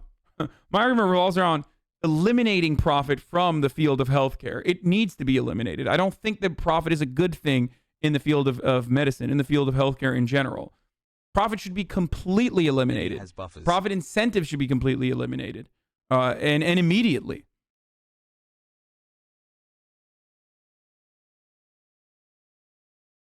It's like the USPS. If we can understand why the USPS is not supposed to be a profitable institution and it's a necessary one for survival, then you should be able to understand the same for healthcare. And you can even understand it in very easy macroeconomic 101 terms, okay? Healthcare has inelastic demand. You can even make that same argument to shelter as well, and even food if you want to. But healthcare has inelastic demand. What does that mean? Well, that means that if you need insulin, you're either going to get it or you're going to fucking die, okay? Which means that when you have inelastic demand, you can't have a regular supply-demand curve because whatever the fucking price is that you increase on the supply side, the demand is not going to change. The need for insulin is going to continue to be the same. If you have diabetes, you need insulin, okay? Or you fucking die.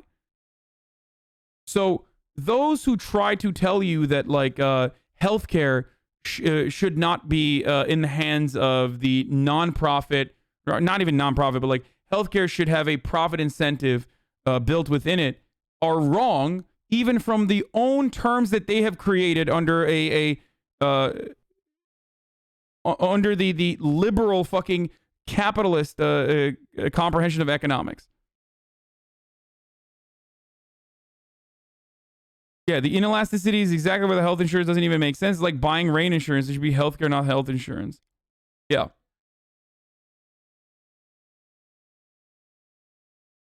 What happens to the doctors that have studied all these years? Will they not receive profit? Did all their hard work go to waste? Wait, what do you think profit is, my friend? Like, profit is not wages, my friend. Like, I'm not saying doctors have to work for free at gunpoint. They're still going to get wages, brother. And they're probably still going to get paid handsomely for the specialized field that they're working in.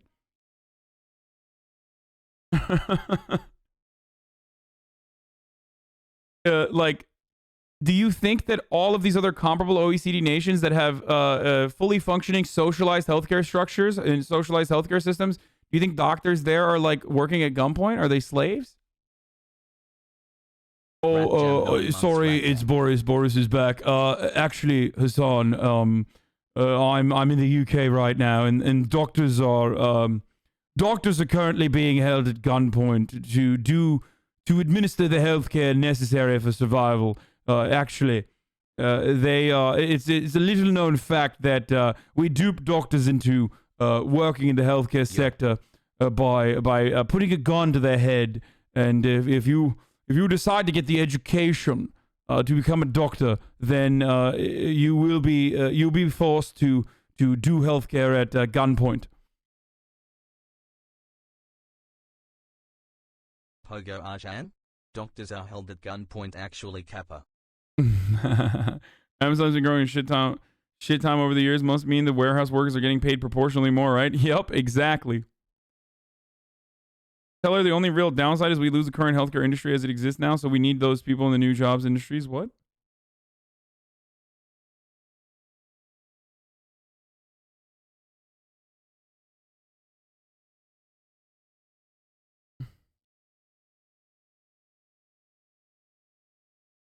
We have to be honest.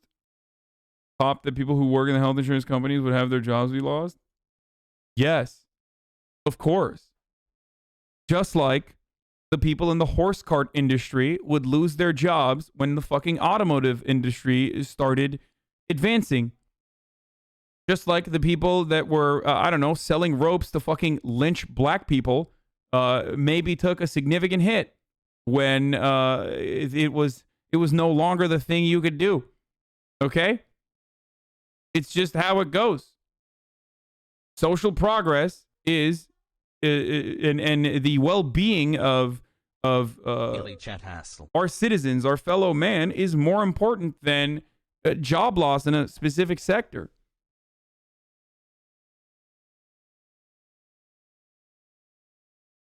Hey HasanAbi. I saw on Reddit that you are featured on 81bit.com. Don't forget the technological era has made you produce 5 times more in 1 hour and pay the same. Yeah. Like, we never think about like the funniest part is like we never ever in a million fucking years would make this argument about anything else. All those people that say like, well, what about the healthcare? What about the health insurance industry workers? Those people that make that argument are only using it as a simple counterpoint to not really discuss the true problem at hand. Okay? Those people don't make that fucking argument when it comes to like coal miners or some shit. And by the way, again, coal miners are going to lose their jobs. One, because of automation, but they were going to lose their jobs as a consequence of the environmental impact regardless. What you must do is figure out a way to find a new sector for them to work in. And hey, you know who does a really good job at that? The fucking fracking industry, okay? They go to areas that have been destroyed. They go to areas that have been destroyed that have ripe resources to fucking frack, and they say, here, oh, did you work at the fucking racism factory, but the racism factory closed down? Sorry, don't worry about it. Here's 80 grand to learn how to frack. You think those fucking frackers literally have a fracking bone? Do you think they have a genetic predisposition to frack? No, you could have just as easily, if there were financial incentives similar to how there are financial incentives in the form of government subsidies for the fucking oil giants, you could have literally fucking incentivized those people working in like Pennsylvania coal miner towns or wherever the fuck they're working at to build goddamn solar panels. None of those motherfuckers were born with a fracking bone in their brain, okay? They just learned to fucking frack. So when people say just learn to code forehead, I get very frustrated. Why? Well, did they learn to frack? Or did they fucking, were they born to frack? No, they learned to frack. You know why? Because they got fucking 80 grand to do it. Of course they're going to fucking learn to frack.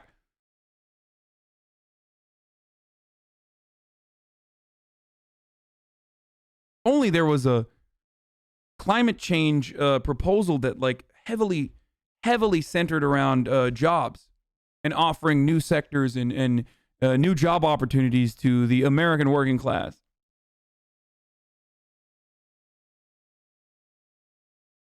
You know, like a New Deal style proposal, but green. Oh well, I can't really think of anything. That's why I get mad whenever people are like, oh, dude, you fucking learn to code? Fuck you. It's like, okay, yeah, that's silly. That's out of touch. But like, what, bitch? It's not like you fucking learned how to frack. Were you born? Were you born and you automatically knew how to frack? No, motherfucker. You learned how to frack. Why did you learn how to frack? Because you get $80,000 when you fucking learn how to frack and you have no other job opportunities. So of course you're going to learn. Of course you're going to suck it the fuck up and learn how to frack and love it, okay? You're going to fucking suck on that fracking juice from the ground if you need to. Okay? People clap, frack, and that's how it works. That's how, it sounds fucking annoying or it sounds out of touch, but that's the reality.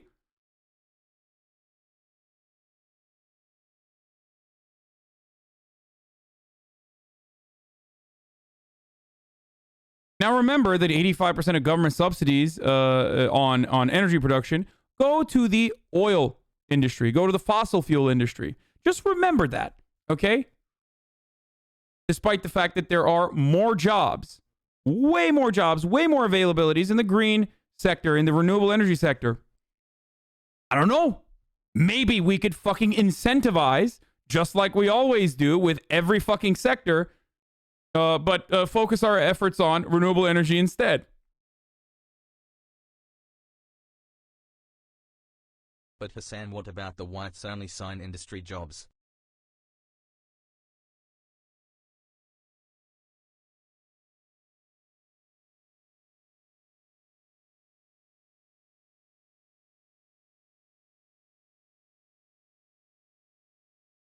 The argument that gets repeated to me all the time is that the countries that have nationalized healthcare, Canada, UK, have overloaded offices and wait times for procedures that are very long compared to the United States. Is that true? Well, first of all, that's not true for fucking emergency rooms. And not only that, but currently we ration healthcare. We just ration healthcare by being like, if you're poor, you die. So the other is a way more just system. Okay? Like, you literally just die in America. Like, love you, Has. Thanks for hanging so out you're not with even us. a part of the fucking conversation on like wait times because you're dead, okay? And every other metric of like healthcare efficiency, every other metric for like healthcare efficiency in regards to like how many doctors per a patient and that percentage is like nearly the same in every other fucking country with the exception, I believe, of Canada. Canada is one of the only nations that is doing as poorly as the United States. But when it comes to wait times, it's entirely dependent on what you're talking about. Okay? That's it. But if rationing is a problem, if rationing healthcare is a problem because like everyone has the opportunity to get healthcare, then remember that we also ration healthcare in this country. Thanks, Mom.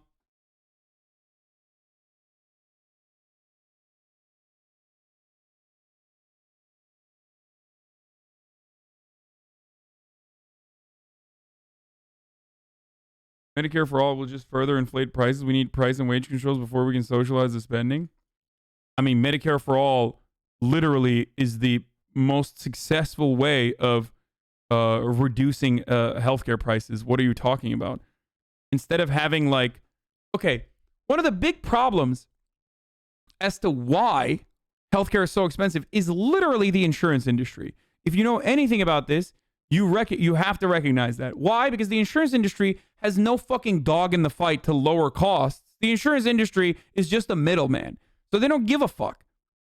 They don't give a fuck about like lowering prices. There's no way to collectively bargain to reduce prices. As a matter of fact, it's literally illegal in the United States to reduce, to bargain prices, to bargain for pharmaceutical prices. It's literally illegal. We are the only country on the planet. We are the only country on the planet where it is not allowed to negotiate pharma prices. Do you recognize that? Do you understand that? One reason why other countries can negotiate for lower healthcare prices or lower pharmaceutical prices is because they are purchasing in bulk, basically.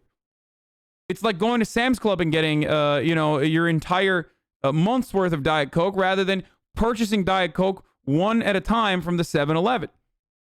Okay? Or going to not even the 7-Eleven, going to the fucking movie theater and purchasing a Diet Coke for like $11. Or going to the airport and purchasing Diet Coke bottle by bottle versus going to fucking Sam's Club or Costco or, one of those fucking places and getting a month's worth of Diet Coke. The reason why one is cheaper than the other overall for every individual Diet Coke that you need is because you're purchasing it in bulk. A single payer healthcare system fixes that problem. It's no longer in the hands of like middlemen that have no vested interest in lowering fucking prices because it doesn't mean anything. They just literally carry the cost over to the consumer.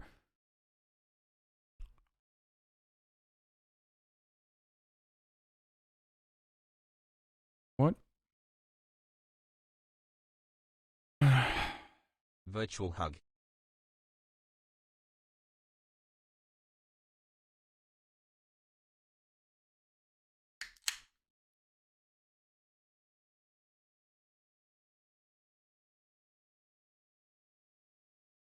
Anyway.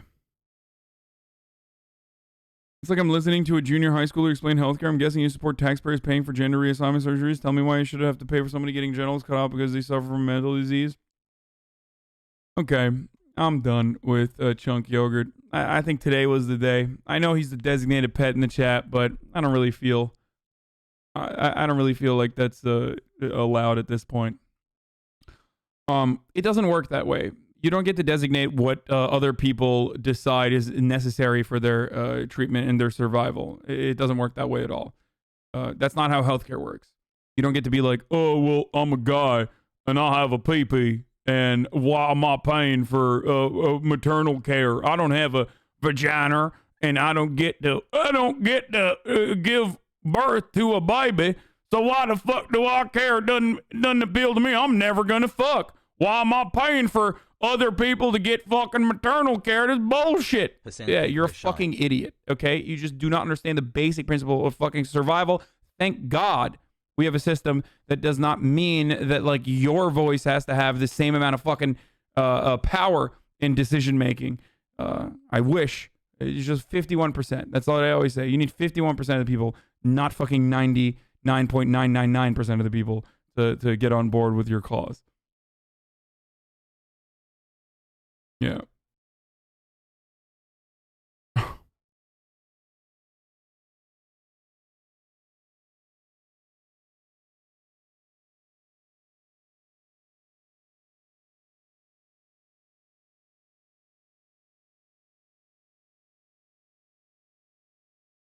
Also in Canada, the wait is due to conservative and liberal government cutting the system and austerity policies which was properly funded. It would work as intended. Every single part of the socialized healthcare system is a consequence of necessary, a consequence of like defunding and austerity measures.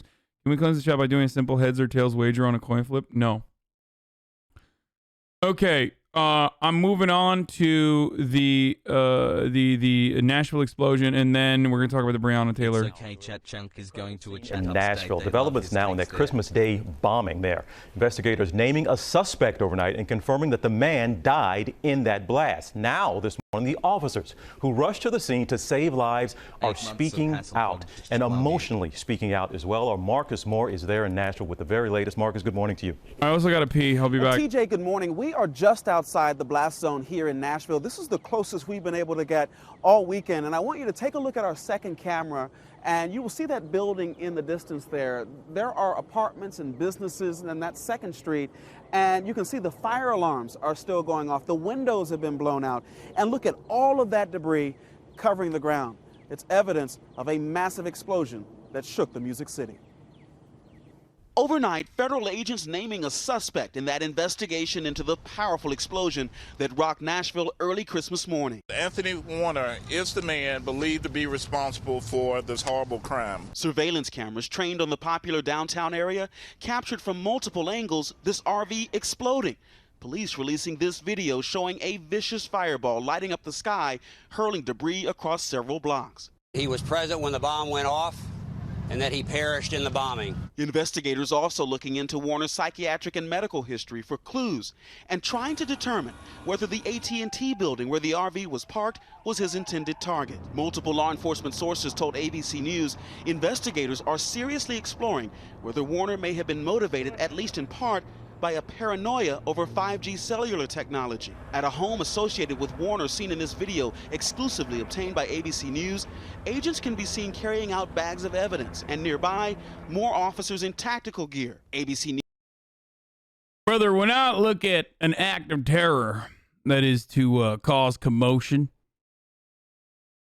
being perpetrated, the first thing I look to is to make sure that if he is a terrorist or if the person has a mental disability, mental health problem, if you will. Did he have a troubled past?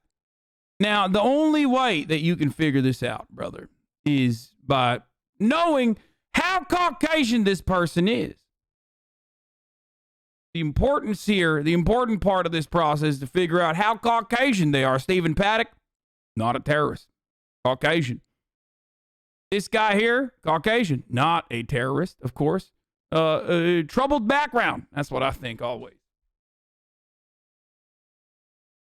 That dude at the Parkland school, he's white enough and a Trump supporter, doubly not a terrorist, folks. Of course.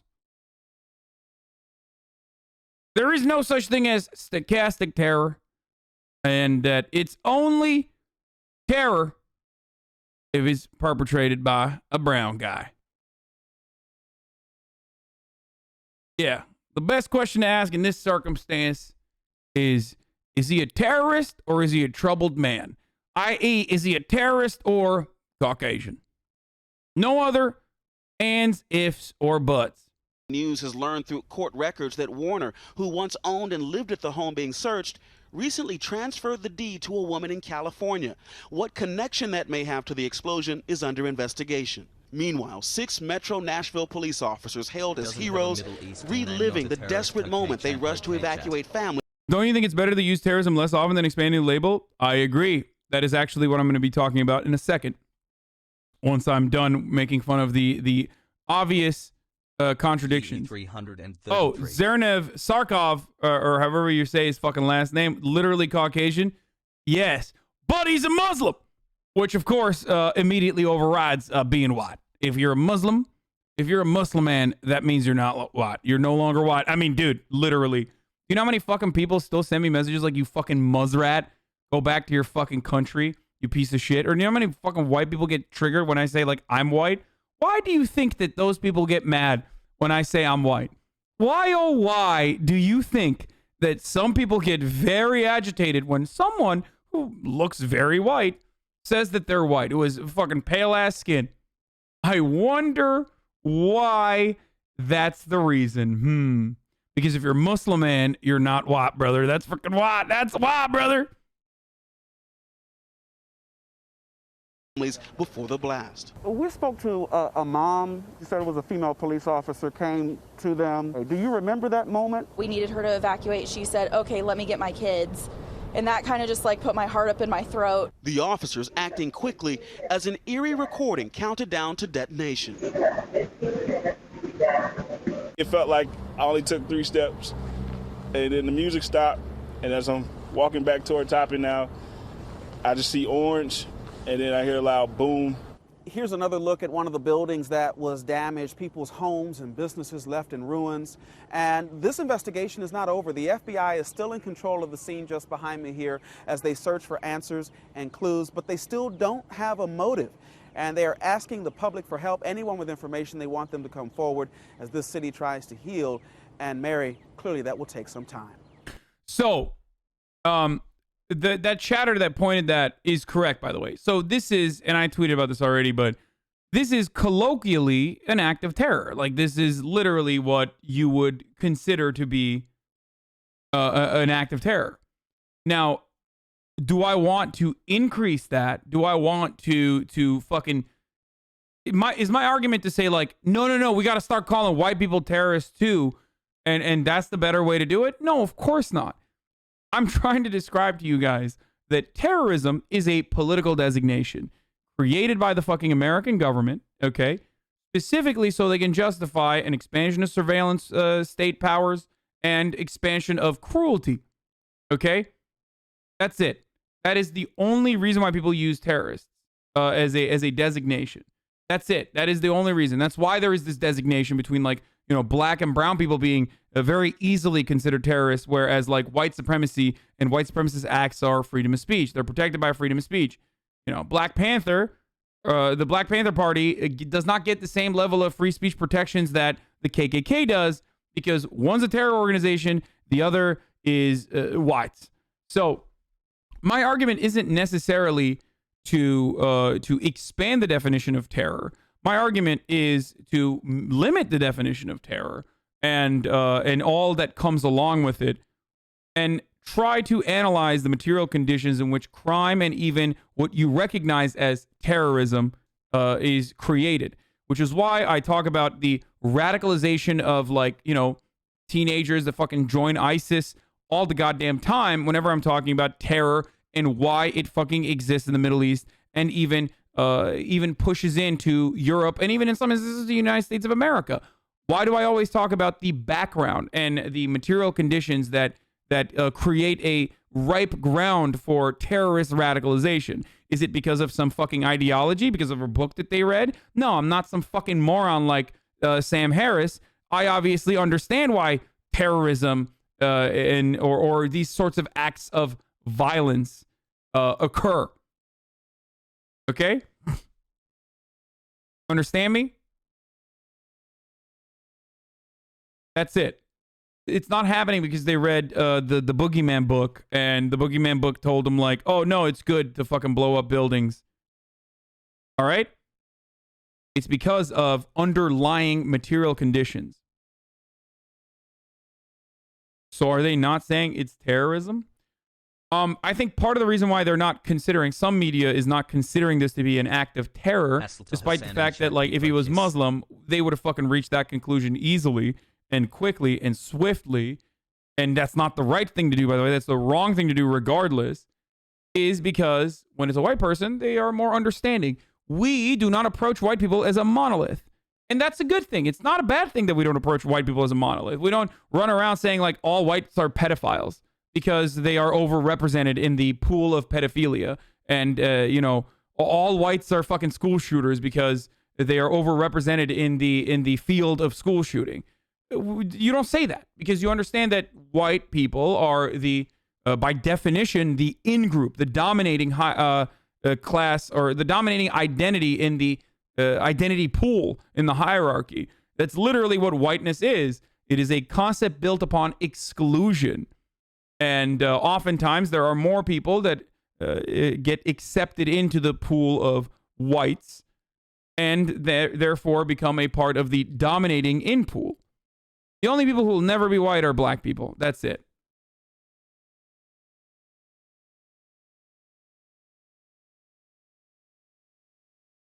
You're saying the media is not being completely sensationalist because the guy who did it is white? Yes. And I think the media should not be this level of sensationalist when the people who do this sort of stuff are brown or Muslim either. And the same fucking concepts exist for all of the weirdo anti-SJW sick freaks that would get so goddamn mad. That would get so fucking mad when people were trying to, in a really shitty way, try to like talk about fucking terrorists that are of like a Muslim or Arabic descent or origin. Okay, those guys they lost their minds for years on that distinction not being applied correctly, brother. They're Muslims, so they're doing terrorism. Like, why are you running to defend them? It's not a defense. Okay? But remember, the only reason why they're not doing it is because this dude is white.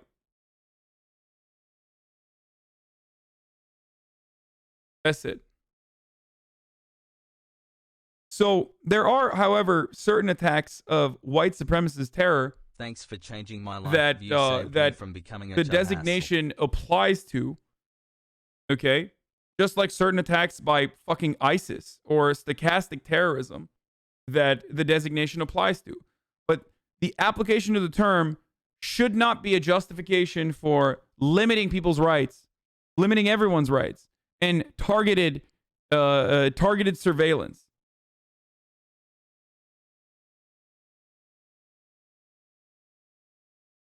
I think the wrong thing here is to want the same kind of poor treatment for white people that brown people have gotten, especially if you're a brown person yourself or a black person yourself.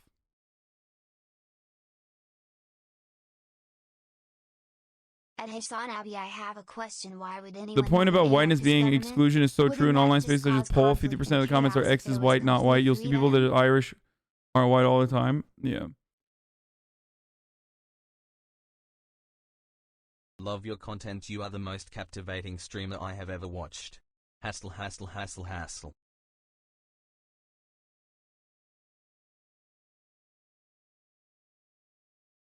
Okay.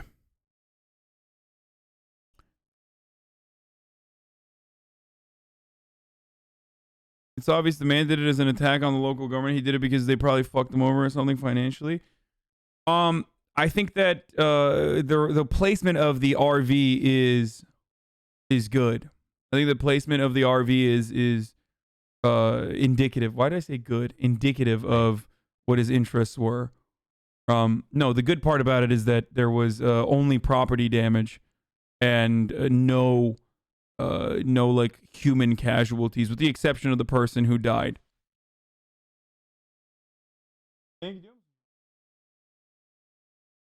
Okay. Geleceğim geri sonra. Okay, Saul. Yeah. True, we will never be considered white, and we don't want to be. Yes, it's a burden looking this good all the damn time, but you know, wait, what? No one died except for the person who... No, like, no fucking no victims, with the exception of the person who fucking killed themselves, dude.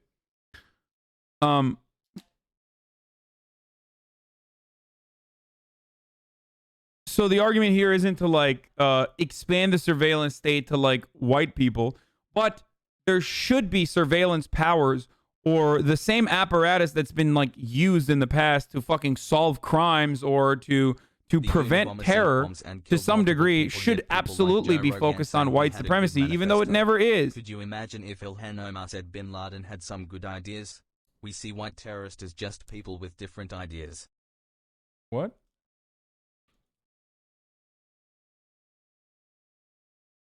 Oh, the Unabomber sent bombs to kill multiple people, yet people like Joe Rogan said he had a good manifesto. Could you imagine if Ilhan Omar said Bin Laden had some good ideas? We see white terrorists just as people with different ideas. Yeah, exactly. Yeah. No, he's right. That Dono is actually correct. Except Ilhan Omar does not think that, like, Bin Laden had good ideas, for the record.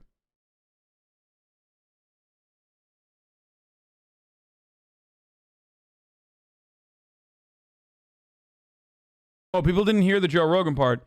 The Unabomber sent bombs that killed multiple people, yet people like Joe Rogan said he had a good manifesto. Could you imagine if Ilhan Omar said Bin Laden had some good ideas? We see white terrorists as just people with different ideas. Yeah. I mean, think about 9/11, dude. Like, think about the way that fucking people, think about the way that people fucking regard 9/11 even to this day, when there's like 9/11 happening every fucking 3 days as a consequence of COVID, but it's due to, you know, the Trump administration's incompetence. So like, people don't give a fuck. Whereas like, even, you know, 8/21/2019, a streamer said some shit about fucking 9/11 and it fucking reached as broad of an audience as possible. Why? Because people are still fucking, it was a perfect narrative. Muslim fucking leftist streamer saying something that is not in support of 9/11, but saying something that can be easily misconstrued as 9/11.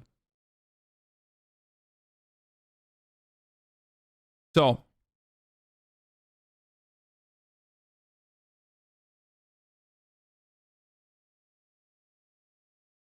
what's the difference between the designation of people groups as terroristic and people / groups as communists? I feel like their war on terror justify U.S. atrocities domestically.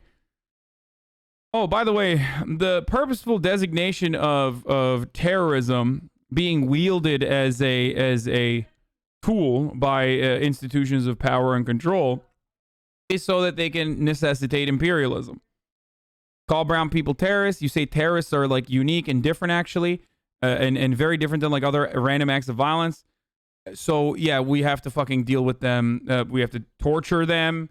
As long as I call you a terrorist, I can torture you. As long as I can call you a terrorist, I can extrajudicially lock you up for the rest of your fucking life in Guantanamo Bay.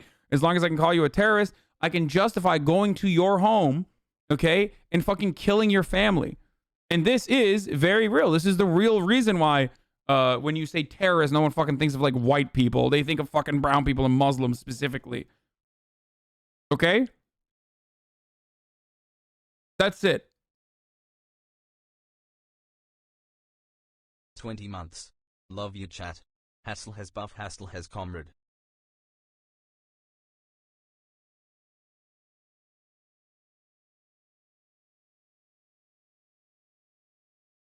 Anyway. Can you give me your take on the Unabomber? My mom's boyfriend sent me his manifesto. I don't know how to talk to him about it. What the fuck? No. If we said the coronavirus was microscopic brown terrorists or something we could shoot Tomahawk missiles at, the virus would be gone in a week. Yeah. Christopher Dorner manifesto was a very relevant thread here. Seen as horrifying, interesting, is even funny depending on your perspective. Yeah. But Christopher Dorner is a part of the in-group, depending on what your perspective is. But he's an American. Terrorism, on the other hand, is like an invisible other, an unperson, someone who is not like a part of your in-group, no matter what.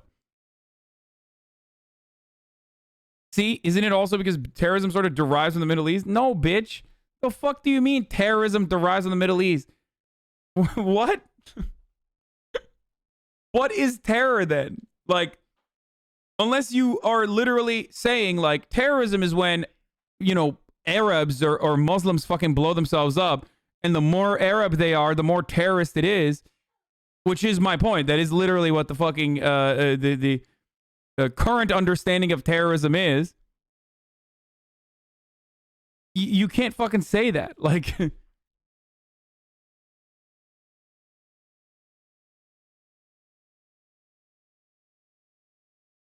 The reason why you have weekends is a consequence of terrorism. Like, in literally the way that you would understand it. The reason why you have weekends, the reason why you don't have child labor is a consequence of terrorism.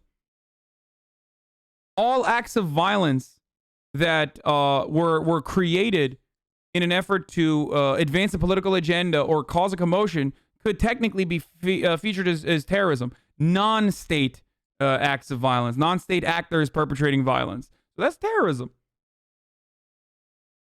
Okay? The American government originally was created by terrorists. That's terror. Terrorism is also, even state actors technically do terrorism all the fucking time.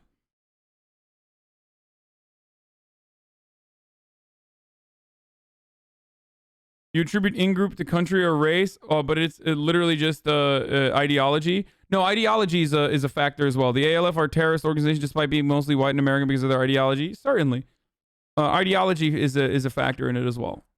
But that's why I said, like, when you're Muslim, it's you're automatic terrorist and you're automatically non-white. There are certain instances where your ideology is immediately more important in your distinction or designation as a terrorist. Of course, Bao Bao brings up the Animal Liberation Front, by the way. You fucking terrorist. Thanks for all the I was gonna wear the vegan shirt today, but I was like, I'm not gonna do that. It's gonna trigger the fuck out of vegans when I'm eating chicken tendies later. Like the Vegans Against Anti-Fascism shirt. Had to give my monthly Bezos money to the best Twitch streamer. Thanks, man.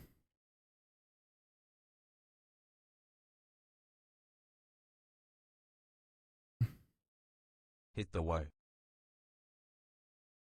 There's no such thing as Islamic extremism. The Taliban and ISIS have less to do with religious fundamentalists than anti-imperialism.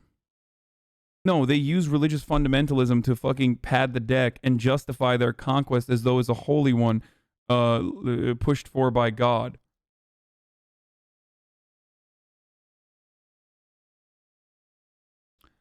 Whenever a white person doesn't act to terror, the media is like mental illness, yet they don't do shit about actually helping people with mental illness. Of course not.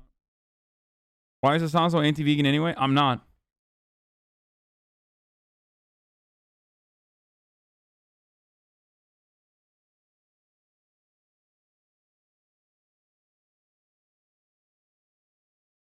Thank you, Delmer9713. So my take on this is that, like, I'm not trying to expand the surveillance state, and I'm not trying to fucking, like, I'm not gonna sit and like cry too much about, you know, white people not being classified as terrorists so more so than driving home the point that, like, brown people should be treated in a similar way and not as like a monolithic group of non-humans who operate on pure ideology and bloodlust. You get it?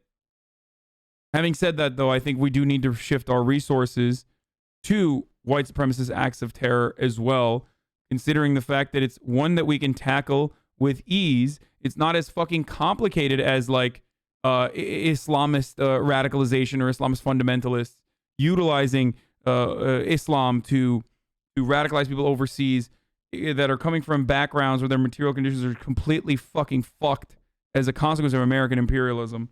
And I do think that, like, you know, Life After Hate and other organizations that focus on de-radicalizing Nazis are a key part of this. Anyway.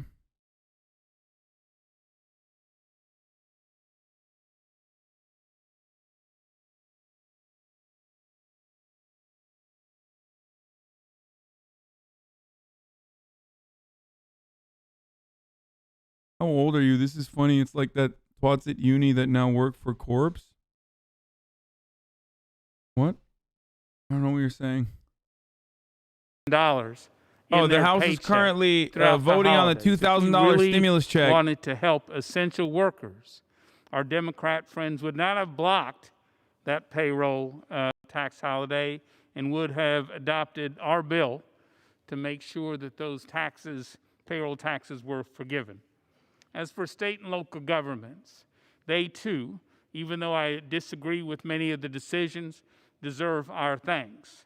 And thankfully, because this was the most rapid labor market recovery following a crisis in history, and we've recovered more than half the jobs we've lost. State and local revenues this year are almost even, down a mere less than 1%.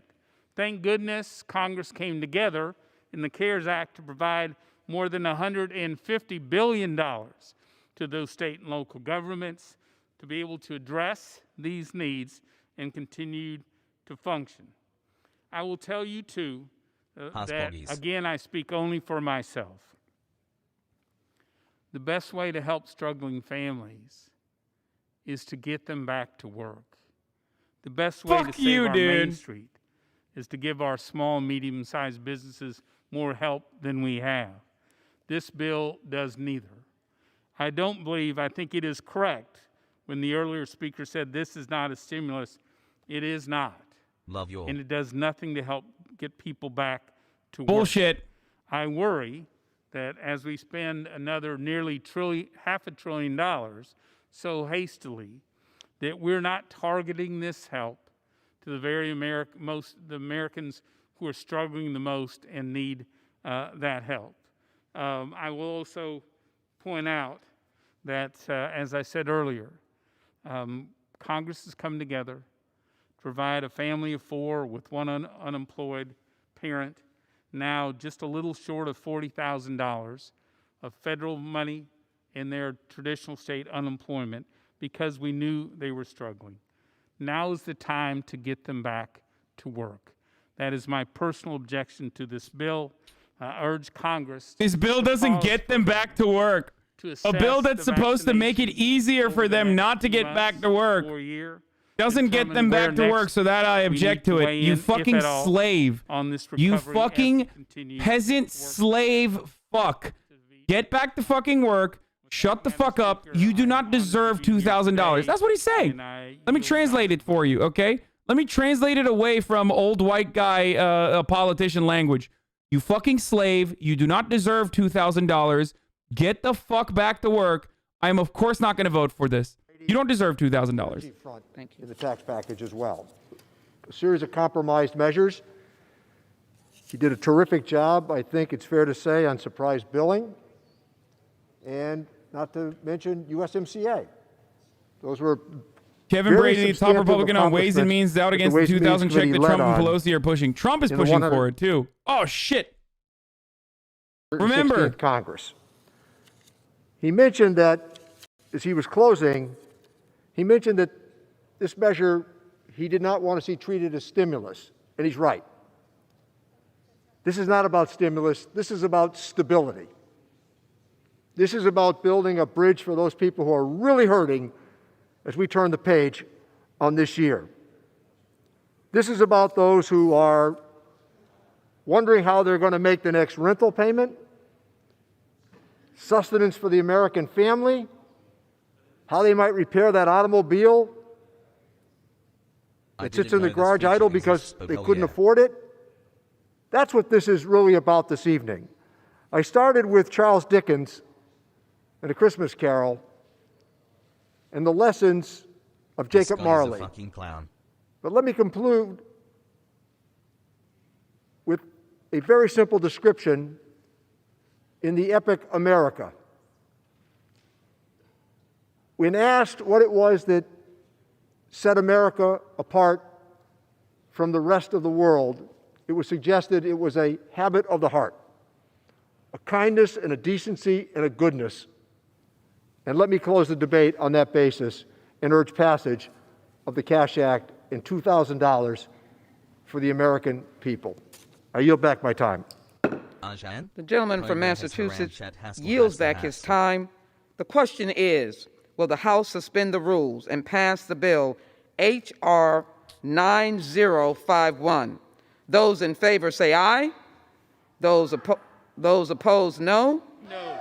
In the opinion of the chair, 2/3 being in the affirmative, purposes of the gentleman from Texas rise. Madam Speaker, on behalf of the conference, I ask for the yeas and nays. Pursuant to Section 3 of House Resolution 965, the yeas and nays are ordered.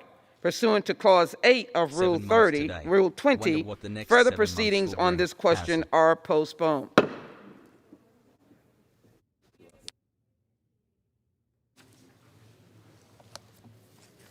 No Megalal.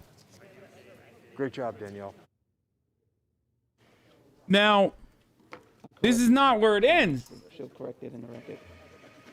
Yeah. I said. Yeah. America's given more aid than almost every other country on average, 6,500 versus 2,400 in the EU. Stop comparing the unemployment aid to our stimulus checks. We gave 2,400 per month in unemployment. Bezos bucks. Wait. Are you fucking dumb? Did you hear me criticize unemployment insurance or the size of the unemployment insurance? How much have I've spent a fuckload of... No, I've literally spent a sizable amount of my time pushing back against people that have criticized unemployment insurance for the size of it alone. The reason why the unemployment insurance has been awful for many people who are unemployed is because the system is designed to be broken, and the system is already crippled and underfunded, even in times when there isn't additional need. Okay? But $600 in extra fucking spending, or $600 in unemployment insurance a week was excellent. Better than every other fucking comparable OECD nation. I've said that from the jump. And not only have I said that from the jump, I've also literally fucking talked about how that was a part of the reason why poverty rates lowered in the first month of the fucking pandemic. Because shocking, but hey, retail spending and spending in general goes up, and poverty goes down when you give people fucking money. The problem is we don't have a federal fucking unemployment insurance system. We don't have any sort of like federal process in which we can give everybody money. So we have to rely on small businesses to fucking, out of the kindness of their hearts, give their employees money as long as we say, here, this is aid, but it's conditional aid or conditional loans. And it clearly didn't work.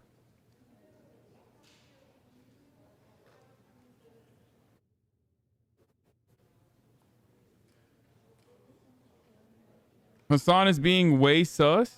How is that sus? Our $600 a week in unemployment insurance on top of your regular unemployment is, unfortunately, it doesn't matter if you believe me or not. And if you don't believe me, it's probably because you're literally Pursuant to Section 4 too of House privileged. Resolution 1271, the unfinished business is the further consideration of the veto message of the President on the bill, H.R. 6395. The clerk will report the title of the bill. H.R. 6395, a bill to authorize appropriations for fiscal year 2021 for military activities of the Department of Defense and for military construction. This is the military funding bill. To describe military personnel strengths for such fiscal year and for other purposes. The question is, will the House on reconsideration pass the bill? The objections of the President to the contrary notwithstanding, the gentleman from Washington, Mr. Smith, is recognized for 1 hour. Madam Speaker, for the purposes of debate only, I yield the customary 30 minutes to the gentleman from Texas, Mr. Thornberry, the ranking member of the committee, pending which I yield myself such time as I may consume. Thornberry. And Madam Speaker, I ask unanimous consent that all members may have 5 legislative days in which to revise and extend their remarks and insert extraneous material on the veto message of the President of the United States to the bill H.R. 6395. Without objection, so ordered. $2K 10 months indefinitely to Madam Speaker, I reserve my time and will yield to Mr. Thornberry for his opening statement. Gentleman from the great state of Washington reserves his time, and the gentleman from the great state of Texas is now recognized. Madam Speaker, I yield myself such time as I may consume. Madam Speaker, I thank the chairman for yielding and once again want to commend him for his stewardship of the committee through very challenging times. Madam Speaker, I continue to support this bill as more than 80% of the House did just 20 days ago. It's the exact same bill. Not a comma has changed. It still prevents the military from having their pay cut. It still creates new tools to deal with a newly aggressive China. It still includes the important U.S.-Israel Assistance Act and provides help for Vietnam veterans. One thing, I guess, is new in the past few days because a devastating cyber attack by Russia has been exposed. But fortunately, this bill has dozens of provisions to help strengthen the country's defenses in cyber. So the president has exercised his constitutional prerogative. Now, Madam Speaker, it's up to us. Dude, the president literally exercised constitutional prerogative because, like, he was upset that they didn't want to fucking name bases after white supremacists anymore. Like, that's why he exercised it, not because he's upset about the fucking aid or anything. He did that exclusively to fucking throw bones to the dumb hogs. Okay? He was mad about that, and he was mad about the fact that, in a completely unrelated way, Section 230 needed to be repealed, like, which is completely unrelated to military aid, by the way, and completely unrelated to our defense budget. Okay? Has nothing to do with anything else. And he also knew that it was going to be a fucking veto. It doesn't matter, or it was going to be veto-proof. Gentleman from Texas. Military spending is always veto-proof, baby. Gentlemen, suspend. House will be in order. Members should take their conversations off the floor.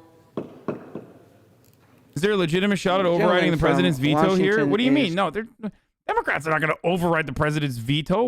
Wait, what? No, of course they're going to override the president's veto. Sorry, Democrats are not going to fucking go along with Donald Trump, and neither is the Republican Party. They don't give a fuck. Of course they're going to spend. Of course they're going to fund the military. Are you out of your mind?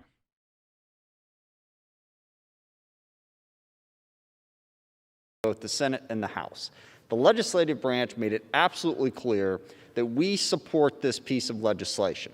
And as the gentleman from Texas just noted, we support it with very good reason. It is enormously important to give our troops the support that they need to carry out the job that we all are asking them to do. That is, I think, one of our minimum obligations as members of Congress. And this bill reflects that. This bill is the process of a lengthy effort involving members of both chambers, both parties, that have come together and put together an incredibly strong piece of legislation. That's why it passed so overwhelmingly just a couple weeks ago, and nothing has changed. Nothing has changed. The bill is exactly the same and every little bit as important. Now, the president has the right to veto it, but I think we, as members of the legislative body, have to look at the reason behind that. Was it because of something in the bill? Look, pieces of legislation come through here all the time, and we occasionally miss something. You know, and the president finds out, and you go back, oh gosh, I didn't know that. That's not what happened here.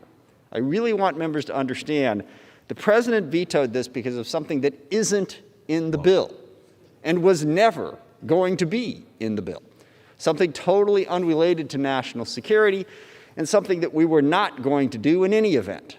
There is literally no reason to veto this bill for the reasons that the president did, and certainly no reason for us not to uphold what we did in passing this bill. This is really important that we exercise our legislative prerogative. There are all kinds of crucial provisions in this bill, but I'll just point to one, and that's the one that Mr. Thornberry mentioned earlier, to give you an idea of why it is important that the legislative branch do its job in exercising oversight of the Department of Defense and providing national security policy. And that's the cyber issue. Thanks to the leadership of Chairman Langevin, chairman of the subcommittee that deals with this issue. No, now they're talking about the defense bill that they're going to override the president's veto on. Also, if Trump truly wanted to fucking veto it, I don't know why he didn't just, like, if he truly wanted to stop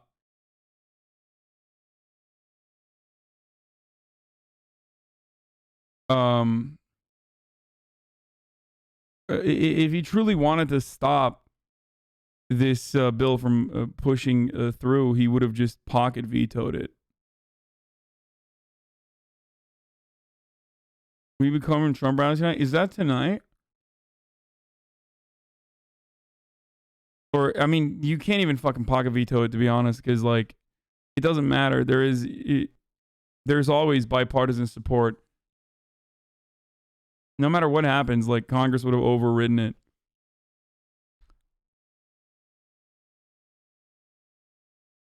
Trump rally is January 4th, I thought. I don't know. Yeah, I know he's going to talk for a while. It was time to government shutdown, so no. He couldn't. The last day in which he could have signed it was December 23rd, which is the day he vetoed it.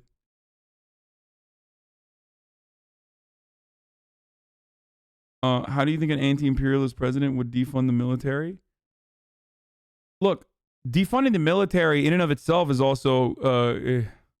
there's significant problems with defunding the military spending as well. Because a big chunk of that goes to jobs, because the military is a jobs provider. It is the single largest jobs provider on the planet. And also, the military does have there's VA funding. There's education for the children of soldiers, shit like that. Like, the parts of which that you can fund is basically, or you can defund, is basically our protection racket.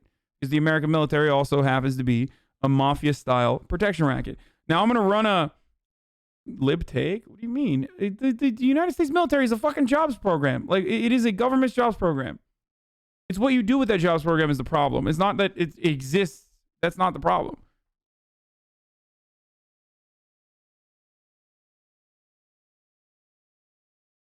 You can call that a libtake all you want. It's just the fucking truth.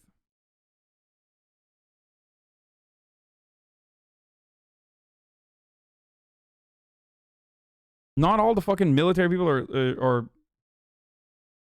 like actively in combat either.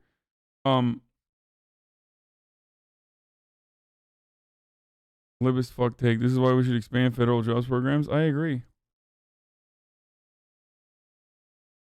A pocket veto can only happen with a bill at the literal end of the term, like the omnibus. Yeah, because then yeah, he wouldn't have been able to do that on this one. The president has to decide whether the veto something would run longer than the end of the term in Congress, which is January 3rd. It's top of the hour. I have to run on another ad right now. Hold on. And then we're going to move on from this.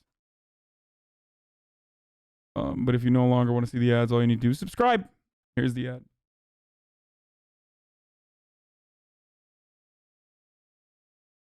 White guy giving tea.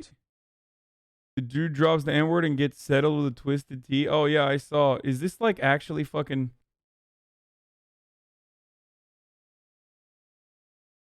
Active combat deployments are like 10% of the military. People don't get that. Yeah.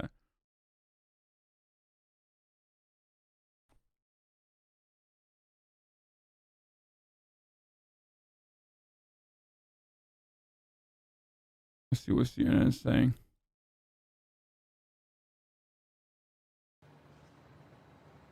It really is a disgrace. After blasting it for days, President Trump gave in and signed the pandemic relief bill overnight, ending a drama that he created while getting nothing in return for his theatrics. I am asking Congress to amend this bill and increase the ridiculously low $600 to $2,000. Trump threatened to derail the $900 billion bill, in part over the size of stimulus checks, surprising his own staff who had spent weeks negotiating it. But he finally signed it at his Mar-a-Lago club in Florida Sunday night without getting what he demanded, despite promising on the campaign trail to be a deal maker. Great deals. We only make great deals. America first. Trump's signing delay caused 2 government unemployment programs to run dry, guaranteeing a lapse in benefits for millions of Americans.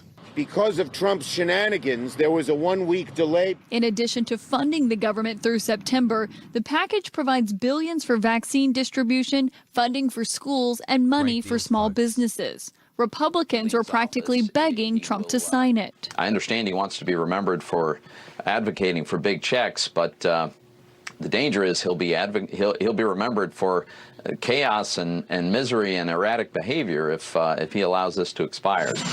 Not all of the president's allies were relieved he gave in.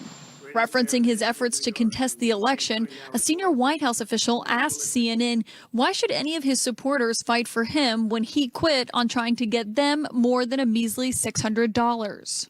Others in the GOP were fearful his efforts could hurt the party ahead of a critical Senate runoff in Georgia, where Republican candidates were already touting the bill. And I'm so proud to be able to bring that relief back to Georgia. Trump announced he'll hold a rally for David Perdue and Kelly Loeffler next week, though some Republicans are bracing for it to be more about his election loss than their race. Because we're all victims. Everybody here, all these thousands of people here tonight. As he vacations in Palm Beach, the White House has insisted Trump is holding many meetings and calls, though he was spotted by CNN cameras on the golf. Bro, he's such a man of the people, dude. There's nothing like being a man of the people and just going out to fucking golf while people are starving. Is now laser focused on causing a disruption January 6th when Congress meets to ratify Joe Biden's win. The process is only procedural, but because it's overseen by the Vice President Mike Pence, Trump will be looking for loyalty from his top deputy.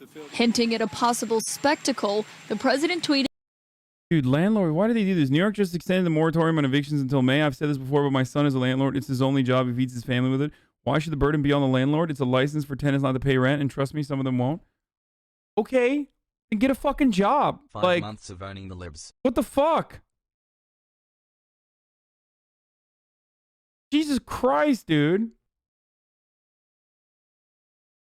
Like, look, I'm all in favor of the government actually fucking helping landlords as well on like mortgage moratoriums, things like that. But fuck me, man. I mean, Jesus Christ. In another very, very far-fetched effort to try to overturn the results of the election, because the role that he's going to play on January 6th is just a ceremonial one. He's not actually any kind of a deciding factor. But in this lawsuit, they're trying to say that he can be. And so, of course, this lawsuit is not expected to go anywhere, but it is going to potentially put the vice president, who we know has political ambitions in the next presidential cycle, in a very potentially compromising position, depending on what he's going to do. And the president, of course, is expecting him to play a role in causing that disruption on January the 6th, Jim.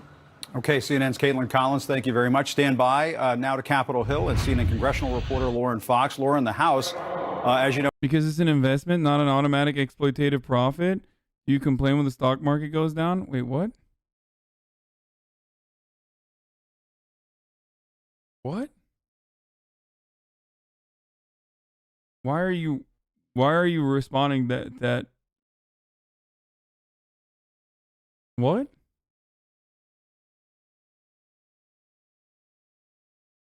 First of all, it is automatically exploitative, but most things are. And that's part of the reason why, because I understand that, like, especially people that can't fucking work, you know, small landlords. Did I misunderstand what he was saying?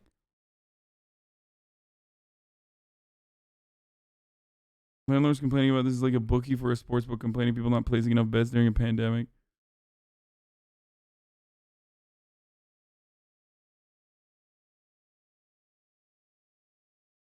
If landlords don't get rent, explain how they pay the taxes and repairs. First of all, that's why I said there should be an ease on or a moratorium on mortgage payments, or rather tax relief as well for the small business landlords, okay?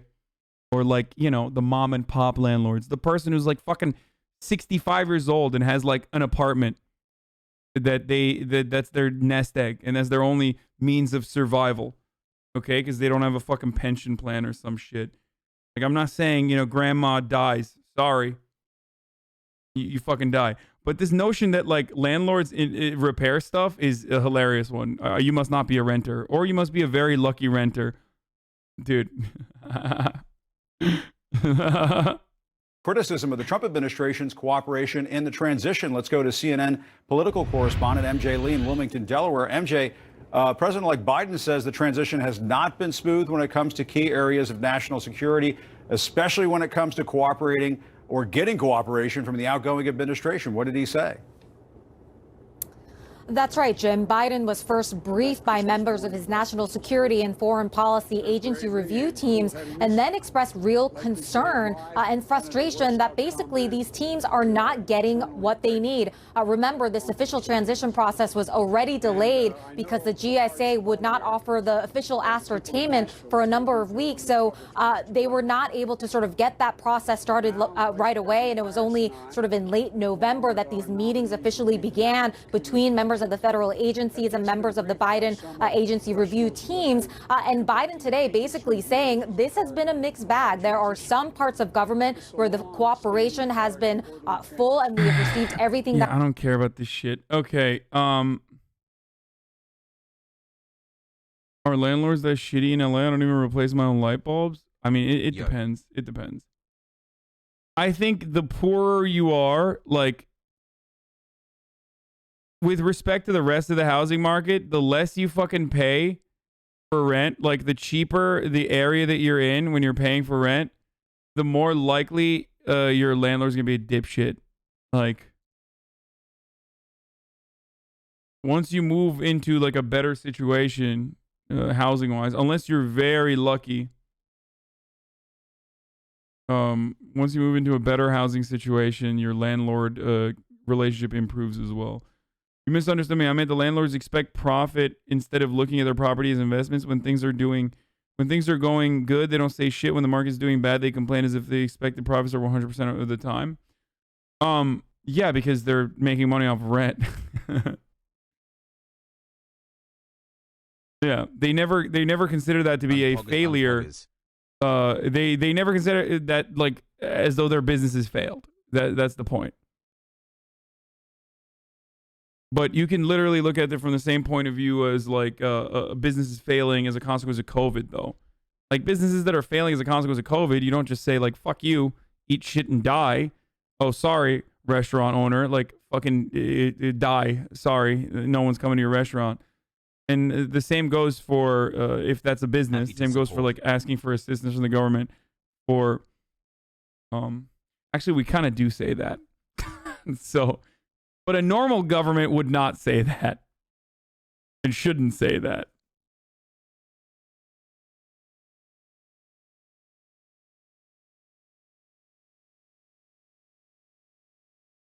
Now you mentioned housing. How's your housing situation and what are your prospects? What? What do you mean with my housing? I'm a renter in Los Angeles. And that is all you need to know, I think. Like, what does that even mean? Dude, some people are really fucking familiar, dude. Like, I really get frustrated when, like, and leftists do this shit too. It's like, yo, what are you doing? Like, what's up? What are you doing? Like, I'm going to tell you how you should spend your money right now. This is my opportunity to do this. It's like, bro, how about you suck my entire cock, okay? Like, how about you do that? Nah, dude, come on. Seriously. Like, what's your situation? Are you renting or do you own a place? Do you own your own place? Come on, right now. No, I'm a renter. I do plan on buying a home, hopefully. We'll see. What? Hello, Hasan. I am a horse. Thanks. Just curious, bro. All right.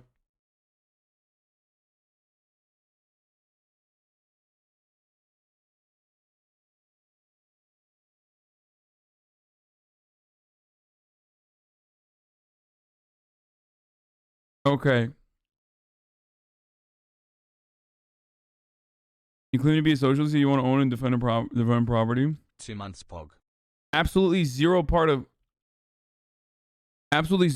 socialism means that you can't own a fucking roof over your own head. I'm just let me dispel that as well. Like, that's not a like just curious Andy's.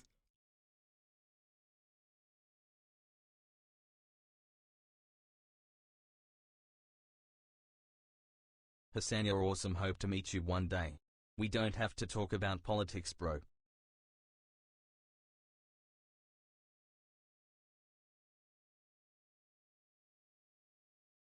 Anyway. HasanAbi, some of these people need to look at Maslow.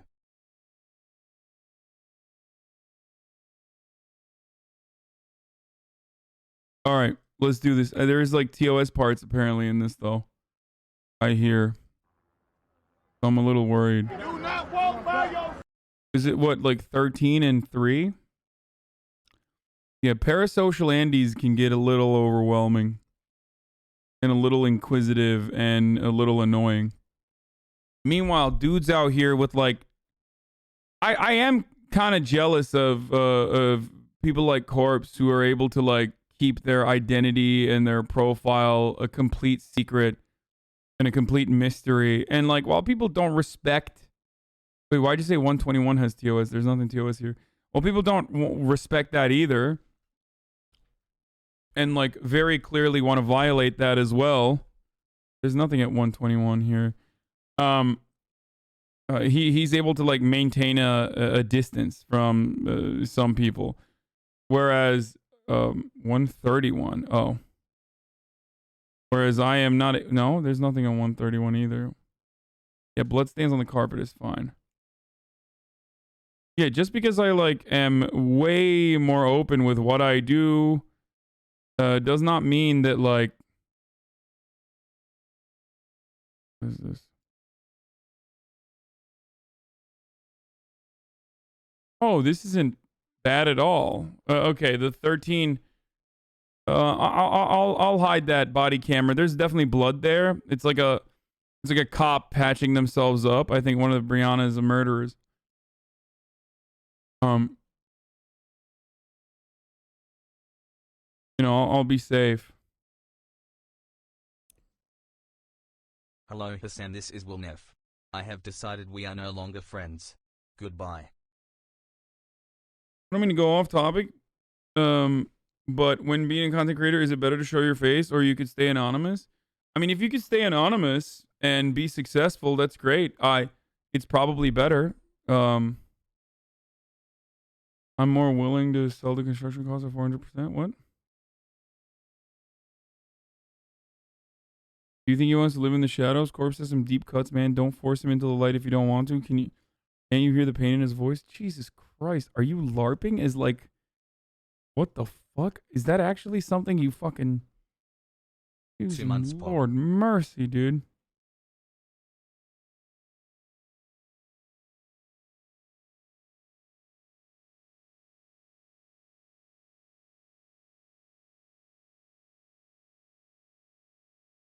I think that being able to keep your personal information anonymous and being able to hide that is overall a good thing. I do. Because think about it this way. I get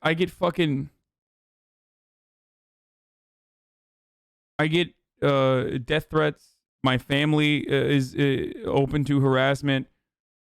And then even with like fans, even with people who like me, they're like, they concern themselves with what I do on a daily basis. And that can be a little heavy at times. I'm like, the fuck, dude? Like,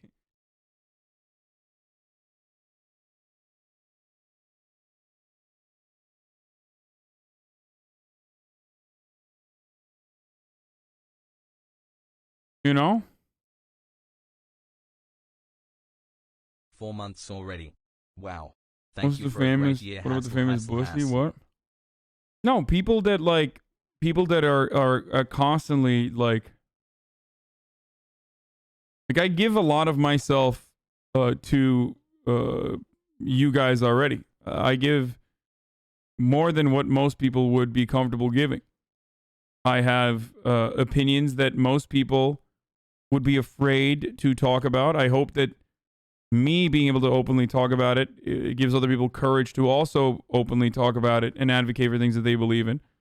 But that does come at a price. Okay? Especially when you have a political point of view that is considered radical by others. They can just use that to fucking berate you endlessly.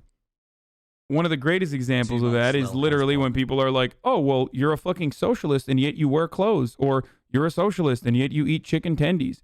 Oh, wow, you claim to, advocate for the downtrodden, but here you are literally ordering delivery food. Like, it's fucking nonsense. Like, that's not a reasonable fucking counter at all.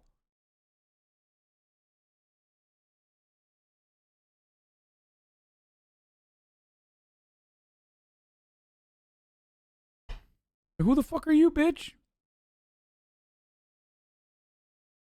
Hi, Daddy.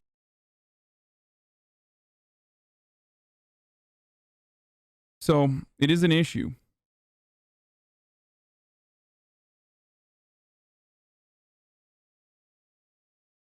In fairness, you're kind of a constant in everyone's lives, or at least who catch your streams, and that's a huge thing. So people obviously develop parasocial understandings of how they relate to you. It's kind of disgusting how people attack you for just like living your living, but as a socialist, yeah.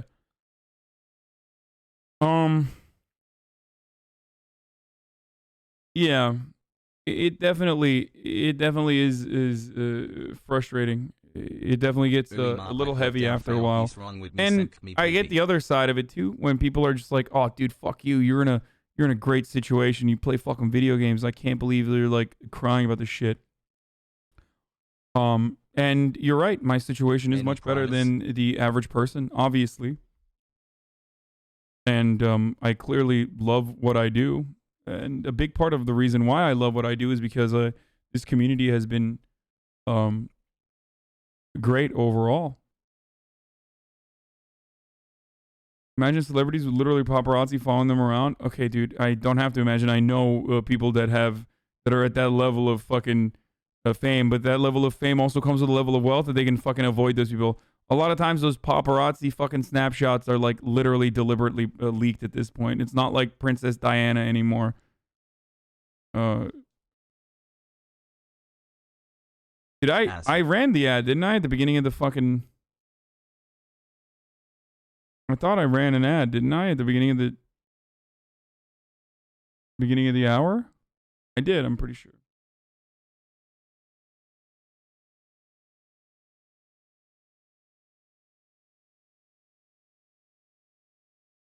Anyway, let's watch this Breonna Taylor video now. The New York Times did a visual investigation on how the officers killed Breonna Taylor. Do not walk by yourself. This is our city. This is our town. For months in Kentucky, residents outraged by the killing of Breonna Taylor campaigned for the police officers who shot her to face charges.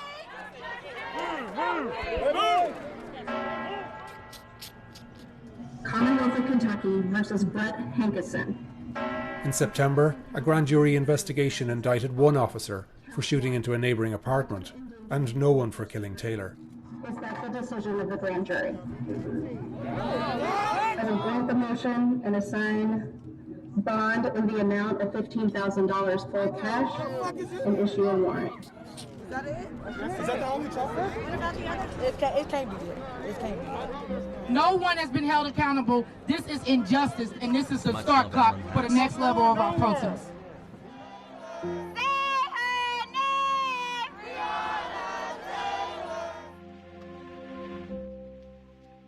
What happened in the final minutes of Breonna Taylor's life? A full telling of that story has been impeded because none of the 7 police officers who raided her apartment used body cameras, a violation of police policy. But with the recent release of thousands of documents and images collected during 3 investigations, the Times initiated a fresh examination of the case. We used crime scene photos to create a precise model of Taylor's apartment. We forensically mapped out and retraced the first bullet fired by Taylor's boyfriend and the 32 bullets that police... Dude, don't you love it when all the homies just forget to turn on their body cameras or just don't wear them when you're doing a fucking no-knock raid? It's just wild.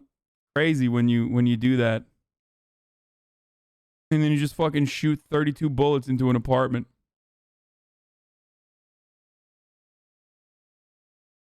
This is important to recognize. Like, exactly how much the damage is or what the damage looks like. Police shot in return, through windows, walls and ceilings.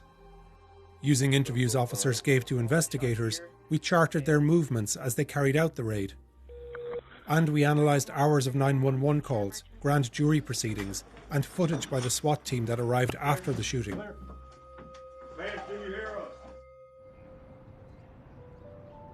Members of the grand jury have accused Kentucky's Attorney General, Daniel Cameron, of shielding the officers involved from homicide charges. Our investigation found that Mattingly... Piece of shit. Mitch McConnell's fucking little bitch boy, dude. Scumbag who deliberately fucking misinformed the grand jury in order not to get an indictment. And it was so unprecedented. The grand jury was like, what the fuck? We want like everyone to know exactly the details that Daniel Cameron told us. And Cosgrove were justified in their use of force. Scumbag. Boom, boom, boom, boom, motherfucking scumbag. A dog. Sergeant Mattingly may have been justified in returning fire when he's fired upon, but our new analysis paints a more complicated picture. Add insult to fucking injury. Literally brought up Breonna Taylor's name in his overall argument about how Donald Trump's not fucking racist. Literally brought up Breonna Taylor's name a week prior to that action. Remember that. He went to the RNC, was a talker, was one of the speakers of the RNC, and literally had the gall, the audacity to bring up Breonna Taylor's fucking name, dude. Piece of shit. Picture about how this raid was compromised from beginning to end. We'll outline the flawed intelligence and tactical mistakes of a hodgepodge team of officers, their failure to properly announce their presence at Taylor's, the chaos and excessive use of force that ensued. Okay, there's another hole right below the clock. And we'll explore the damning analysis of an experienced SWAT commander who was called to the scene after the shooting. We just got the feeling that night that something really bad happened. The focus of the police investigation on March 13th is not Taylor's apartment, but properties 10 miles away in West Louisville. Metro Police! Hands behind your back, boss. We're executing a search warrant. Come out! Where dozens of SWAT and police officers arrest an ex-boyfriend of Taylor's and his associates, and seize evidence including drugs. These officers are wearing their body cameras, and they carry out the raid safely and without incident. What the SWAT team doesn't know is that at this time, a hastily assembled team of narcotics officers is about to raid Taylor's home across town. They suspect her ex-boyfriend keeps cash or drugs there, but their intel is poor. They don't know she has a new boyfriend, and they think she lives alone. When 7 officers begin the raid at 12:40 a.m., they notice the lights are off, except for the flicker of a TV in a bedroom. The light on the bedroom, the TV. I remember seeing it lit up blue, or when we pulled up. Suggesting they know where Taylor is. In less than 3 minutes, she would be fatally shot. Inside, Taylor had dozed off while watching a movie with her boyfriend, Kenneth Walker. Adjacent is the bedroom of Taylor's sister, but she's not home. A hallway from the bedrooms leads to a living area, and the apartment's entrance is in this breezeway. The only light is this lamp opposite her door, where now the police begin to stack. In this reconstruction, we hear the official testimonies given by the 2 officers nearest the door, Mattingly and Nobles, Cosgrove, who's providing cover, and Hoover and Hankinson beside them. And we'll hear from neighbours and Kenneth Walker, who was interviewed by police right after the shooting. When we all got up in line, I knocked on the door, banged on it. Just as Mattingly begins to knock, a man emerges from the apartment directly above. He doesn't live there, but is picking up his child after finishing work. The door right there, that's why the babysitter live. So I came to pick up my little girl. A squabble with Detective Brett Hankinson ensues, and already the team seems on edge. I remember Brett extending his gun saying, "Get back in your apartment, get back in your apartment." Brett was a little bit worked up. I remember looking at Brett saying, "Brett, relax. Brett, just relax, relax." The man retreats inside. The police are supposed to be conducting a knock and announce raid, but that's not what Mattingly says happens at first. We didn't announce the first couple because our intent was to give her plenty of time to come to the door.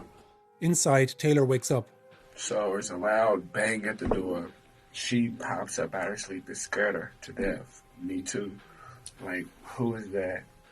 Banged on the door, no response. Banged on it again, no response. At that point, we started announcing ourselves. Whether the police announce themselves clearly enough is a critical issue in this story that we'll return to later on. Not knowing who's at the door this late, Walker grabs his licensed handgun. Another knock at the door. She's like, "Who is it?" Loud at the top of her lungs. No response. So I'm like, what the heck? They rushed to. Remember, 12 witnesses said, well, technically it was originally 11 out of 12, and then 12 out of 12 witnesses said that the police did not announce themselves. Okay? 12 out of 12 witnesses said that the cops did not announce themselves. One witness originally said, I think they announced themselves, and then later went back and changed his testimony. And not only did he change his testimony, but the cops went along with that 1 out of fucking 12 witnesses and said, nope, see, there's one witness. The other way around? What? No, it's not the other way around. Not a single neighbor said the cops announced themselves. With the one neighbor said he thought that the cops had announced themselves. And he literally went back.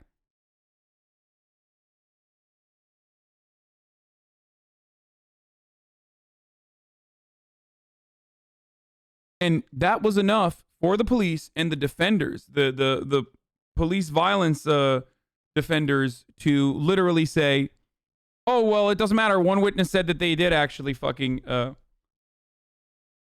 it's the other way around in regards to the order of this testimony. In the order of his testimony, what?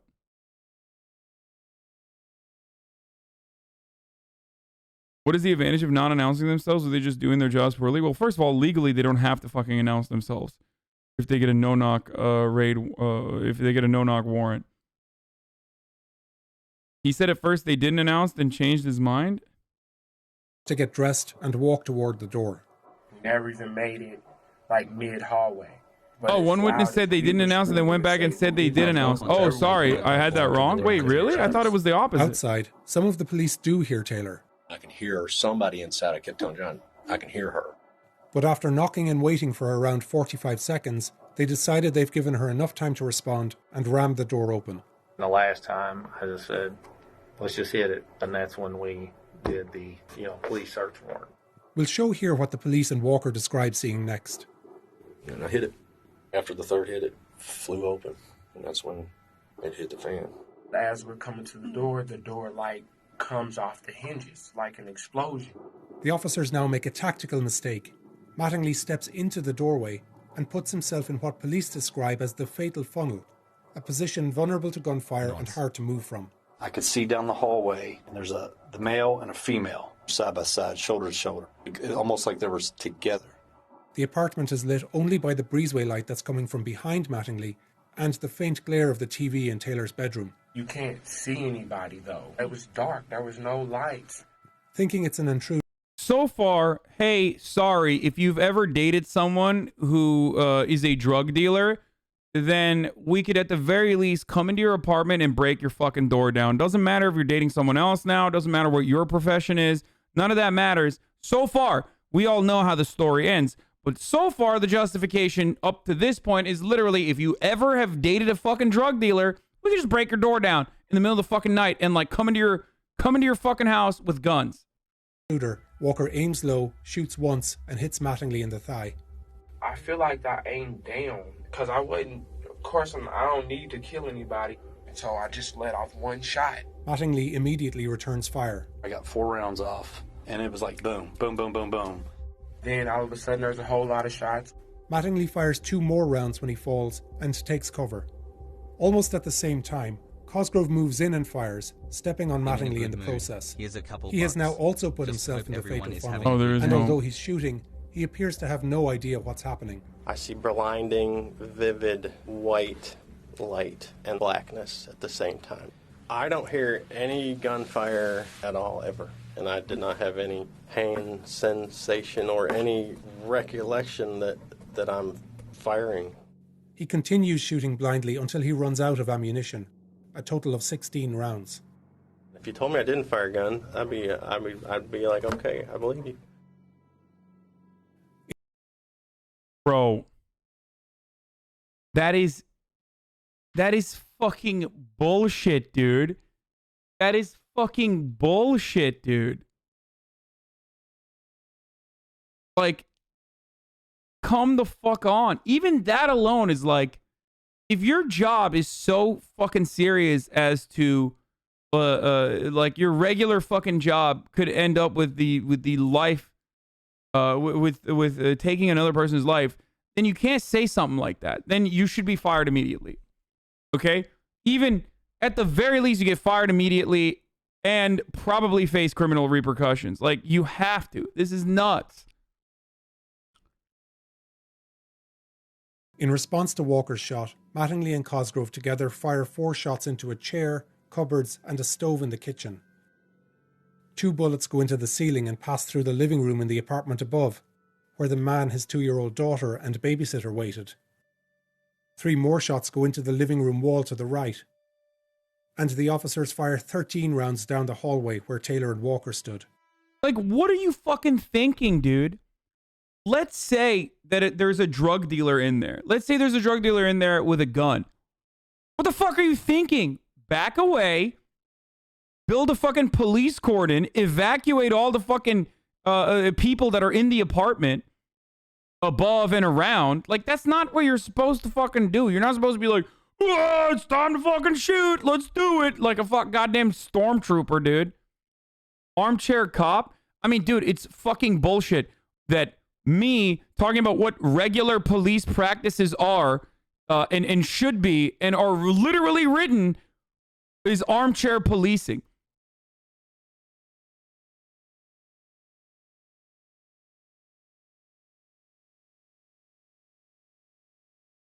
Then don't fucking do it.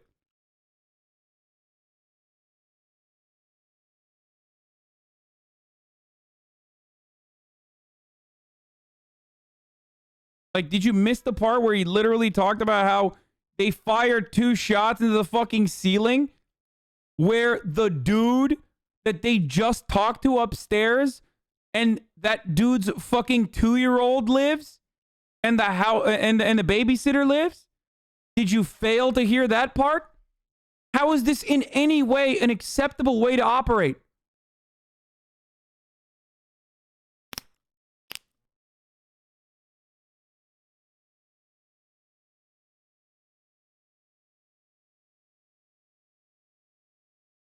The living room in the apartment above, where the man, his 2-year-old daughter, and babysitter waited. 3 more shots go into the living room wall to the right. And the officers fire 13... By the way, remember, I said even if he is a drug dealer with a gun who shot at the cops, we know that that's not what happened. So we know that that wasn't the case. So just remember that very important part of this process as well when considering the events that took place. That, like, an innocent life was taken. Okay? An innocent life was taken in her own fucking apartment. Rounds down the hallway where Taylor and Walker stood. Taylor is shot 6 times on both sides of her body, in the abdomen and chest, her arm and leg, and twice in her foot. In all, these 2 officers fired 22 rounds in less than a minute. An FBI ballistics report found that both of them shot Taylor, and that one of the 16 rounds Cosgrove fired was the lethal bullet. We both dropped to the ground, but I just hear her screaming, you know, and... Thinking they're under attack, some of the officers flee when they hear a pause in shooting. There was a little bitty moment of no shots. I was like, here's the time to go, and then it all started up again. We don't know the precise sequence of events, but Detective Hankinson runs to the front.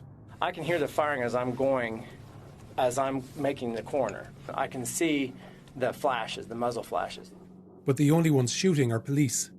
Even though all the curtains are drawn, Hankinson blindly fires 5 bullets through the patio windows. My only option was to return fire, and I did that to the muzzle flashes. He moves and fires 5 more rounds through the bedroom window of Taylor's sister, who isn't home. 2 bullets fly over Walker and Taylor, but none hits them. The bullets that go into the living area pass over Taylor's sofa and kitchen table and smash her clock. 3 penetrate the wall and enter her neighbour's apartment. Those bullets also smash the kitchen table, hit a wall, and shatter the patio doors at the rear. A pregnant woman, her son and partner were home. Hankinson has been charged with wantonly endangering their lives. In total, the police fire 32 bullets, penetrating almost every room in Taylor's apartment. They hit saucepans, cereal boxes, and smash into her shower. They puncture shoes, shatter cleaning equipment, and land in her sister's clothing. And 3 minutes after police came to search her home, a fatally wounded tailor is lying on the ground. I'm just panicking and I'm telling somebody, I'm yelling help because she's right here bleeding and nobody's coming, and I'm just confused and scared, and I feel the same right now. That's it. Months later, when Attorney General Daniel Cameron presented the charges against Hasan and said that Mattingly and Cosgrove's actions were justified, he emphasised that police did properly announce themselves. Evidence shows that all a lie. Officers both knocked and announced their presence at the apartment. But actually, the evidence is far from clear. In 911 calls immediately after the shooting, Taylor's neighbours don't know police are carrying out a raid. Please get a police out here. They are shooting bad. Something's going on next door, and there's bullet holes all the way through the wall. It's so weird that these apartments that literally are connected by basically paper-thin fucking walls where you can hear your neighbor fucking or sneezing loudly, these neighbors just simply did not hear cops announce themselves and only heard gunshots. Very strange. Very strange. They must all be in on it.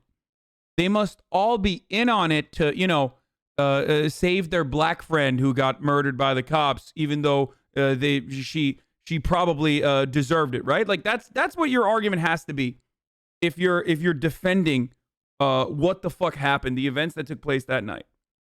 Like, you have to be thinking that, like, all of these people are literally all in on it, and in that moment of action, they fucking all rush to say, we don't know if there's cops here. Can you please bring cops? Our glass. I have a 5-year-old in here, so something needs to be explained to me. And in statements police took afterwards, none of Taylor's neighbours heard the officers announce. This apartment's patio door was open. I mean, I was completely unaware that it was cops. 2 teenagers in this apartment heard a commotion, but didn't hear police announce through their open window, their mom said. They told me that nothing was said, that they just beat on the door. I said, so y'all don't know if it was them? She was like, they didn't say nothing. They just beat on the door. And the family... Again, I guess hive mind, right? Hive mind. They, in that moment of action, they hear fucking gunshots, and yet they still, in that moment of action, are thinking, you know, how do we defend the people that are being shot at? Or maybe the cops didn't literally fucking announce themselves. Who knows? The family who lived directly above Taylor also heard nothing. No, they did not have body cams. Before the gunshots come out, did you hear anything? Conversations or anything like that? People talking? No.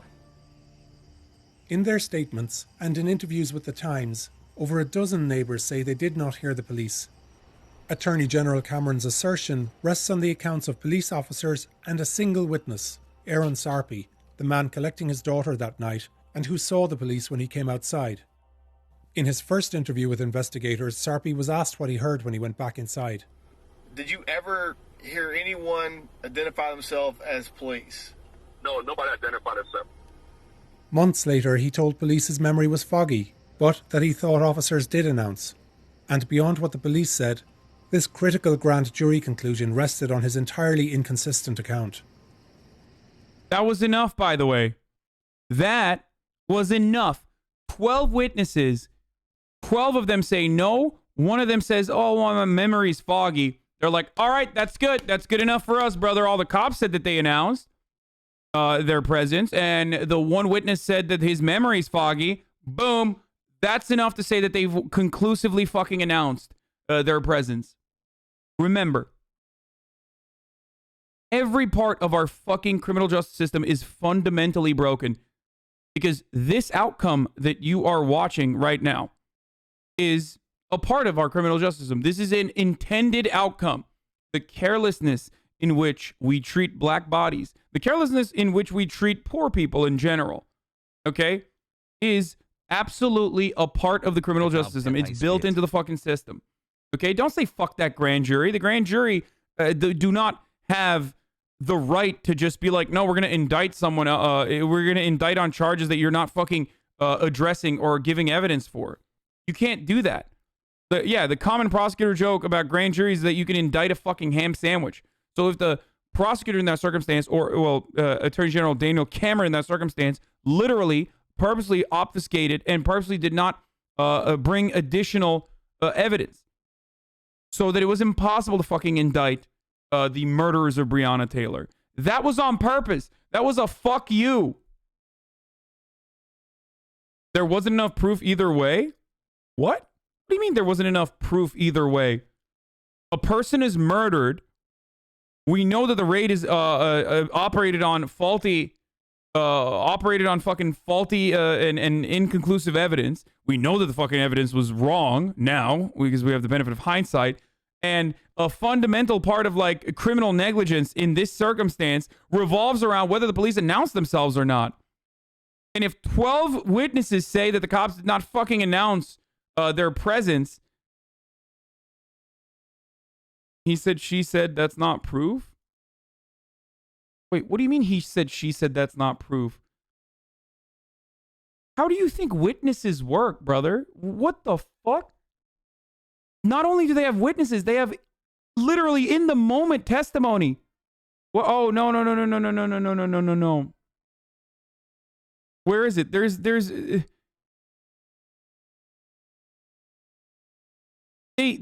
have literal fucking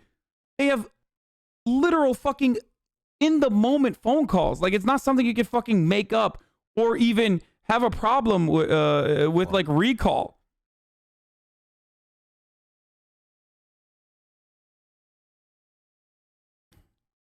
If there's not a recording, how can you prove anything conclusively? Wait, how do you think the law works, man? What the fuck? Oh no, he's actually brain dead. Oh no. I mean, should I ban him? Because I feel like that's... Oh, dude, I didn't realize that the only way that you can convict someone of a crime is if there's like literal visual photographic evidence of the crime being committed. How do you know that it's not a fucking deep fake then? How do you even know? How would you ever know that it's not a deep fake? You can never prove anything conclusively without, deduction or without both testimony, forensic evidence. You just would never be able to do that. Yeah. I'm just going to start asking people, like, why do you love pedophiles? Why do you love pedophiles? The only way to conclusively fucking convict people of doing pedophilia is if they literally have video footage of it. There's no other way to do it. Sorry. Why do you love pedophiles and want pedophiles to roam free? Yeah. And then I can double down by being like, give me evidence, disprove that you are not a pedophile. And secondly, that's going to be my follow-up. Keep streaming hot stuff. Love it.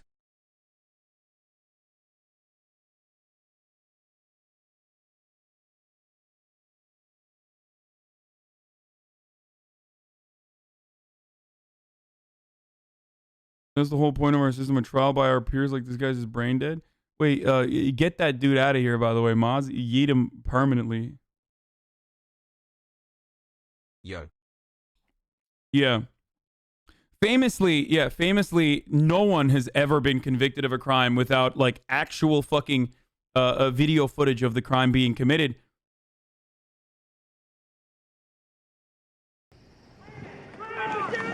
Okay, hold on. This might be the... Yeah, this is, like, the part where the body camera... After the raid, the scene outside is chaos. Yeah, there's blood here, Officers sorry. tend to Mattingly, but an ambulance that had been staging nearby is nowhere to be found. Fuck is EMS? They're 2 minutes away. Somebody give me the radio with SWAT on it. They radio the SWAT officers across town, EMS on Spring. who are surprised by the call. Where's Springfield? They're requesting armor down there. We're gonna go ahead and take it. Let's go, let's go, let's go. They head for Taylor's address. It's an apartment. I didn't know they were in that tonight. I knew it was part of the investigation. As SWAT arrives, close to 40 police vehicles are already at the scene. Banned for being right. Some guy thought the cops might do cop stuff. And avoid a conviction in typical fashion. Ban that guy. I wish he was wrong. What? Classic misinterpreting chatter is my favorite segment. What?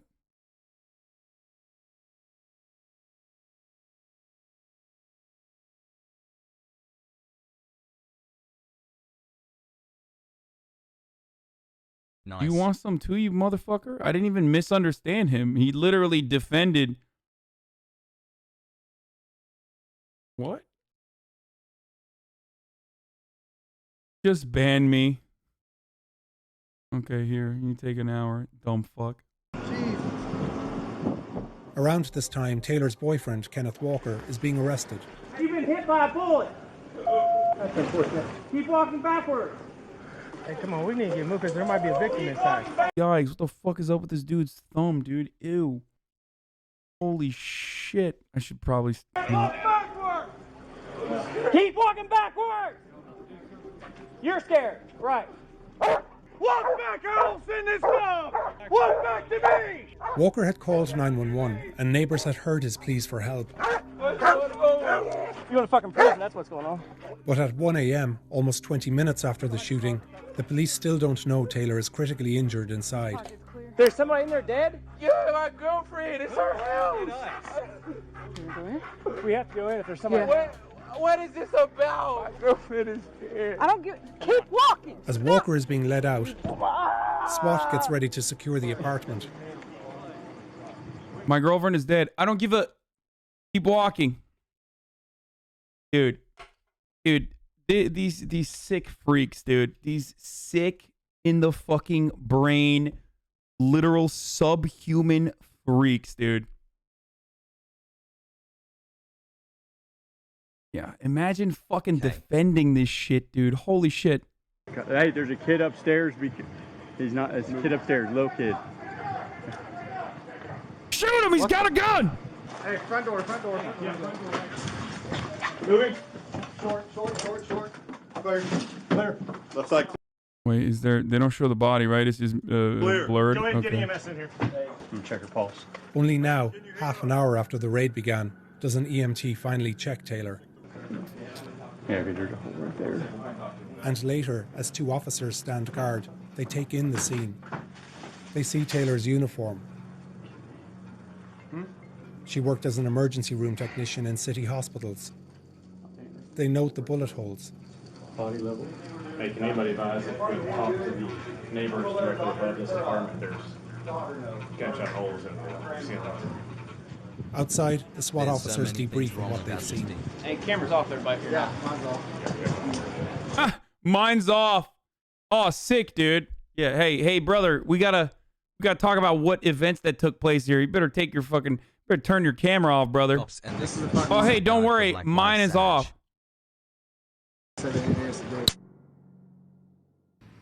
That's the SWAT team shitting on the fucking... That's the SWAT team shitting on the fucking officers that decided to take this on their own in the no-knock raid. That was not supposed to be a no-knock raid.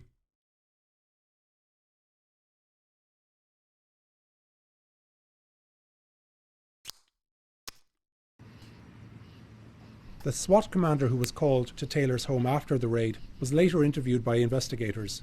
We just got the feeling that night that something really bad happened. Dale Massey, a 20-year police veteran, was highly critical of what unfolded. By the way, of course they fucking straight up admit that cops turn their cameras off.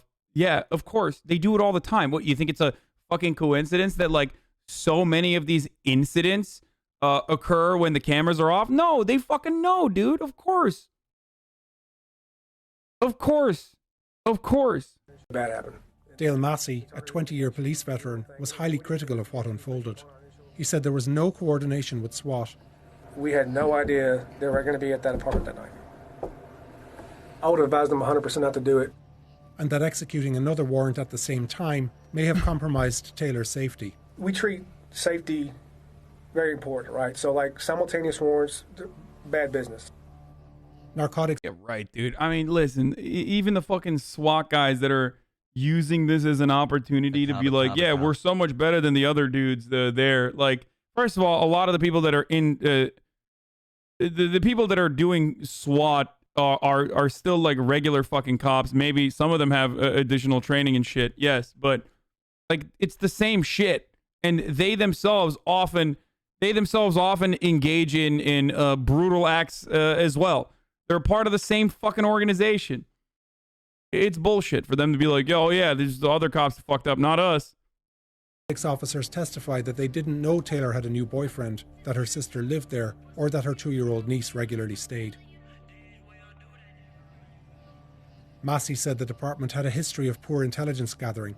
Back in the day, we would take a lot of detective information and take it as golden. Not anymore, because so often there's no kids, there's no dogs, we're told, there's kids and dogs. So we have an exhaustive recon process that we go. Yeah, they find out in the exhaustive recon process if there's dogs, so they can bring the dog killers. You know, make sure that the unit has a designated dog murderer, so that at least they get one fucking kill, even if they're like arresting the person. I don't know, for like whatever the fuck they've decided to arrest the person over, like I don't know, selling dime bags or some shit. At least they killed the dog in the process while they're breaking down the door. He said standing in the doorway, the fatal funnel, as Mattingly and Cosgrove had, was a tactical mistake. Is it practical, or is it even common for 3 people to be in what we consider? These cops handled the situation terribly, but when you break the law and then shoot at police officers, the dude didn't break the law, you fucking moron. You absolute brain-dead, delusional fucking moron. Why do you have 0 brain cells? Why is your brain literally the smoothest brain on the fucking planet? If people that you do not know who they are literally come barging down your fucking door and you have a gun, why the fuck do you have a gun to begin with? Like, why is there ever a fucking reason to have a gun? Why is there ever a reason to ever have a weapon if it's not literally to fucking defend your home? That is the one instance where it is appropriate and acceptable and justifiable to use a fucking gun. Okay? That dude did not break the law, you fucking moron. People broke into his goddamn house unannounced in the middle of the goddamn night.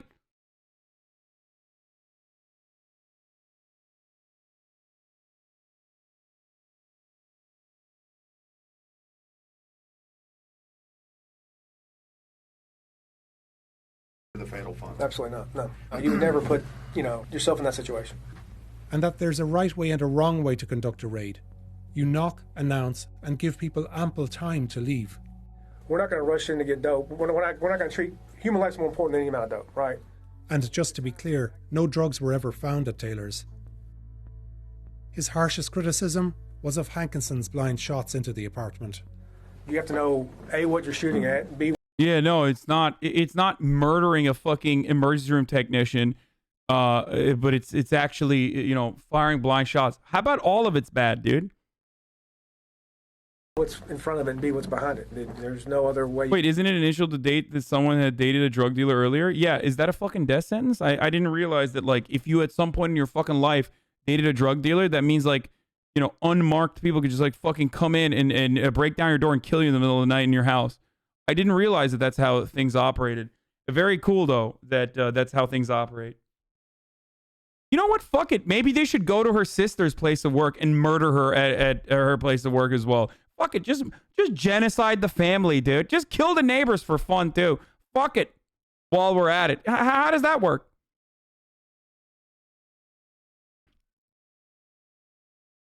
You can operate. It was just an egregious act. He might be there, though. Who cares? Even if he is there, even if they're still dating, which they weren't. But even if they are, and he's still there, and he's still dealing drugs, and he has a gun. None of it justifies the actions of the police. You do not understand. Even if he is literally there, even if he's a drug dealer and he says, I'm a drug dealer. Pog. And I have a gun. You don't fucking go gung-ho John Woo style blasting 32 bullets into a fucking apartment with like numerous apartments connected to that one.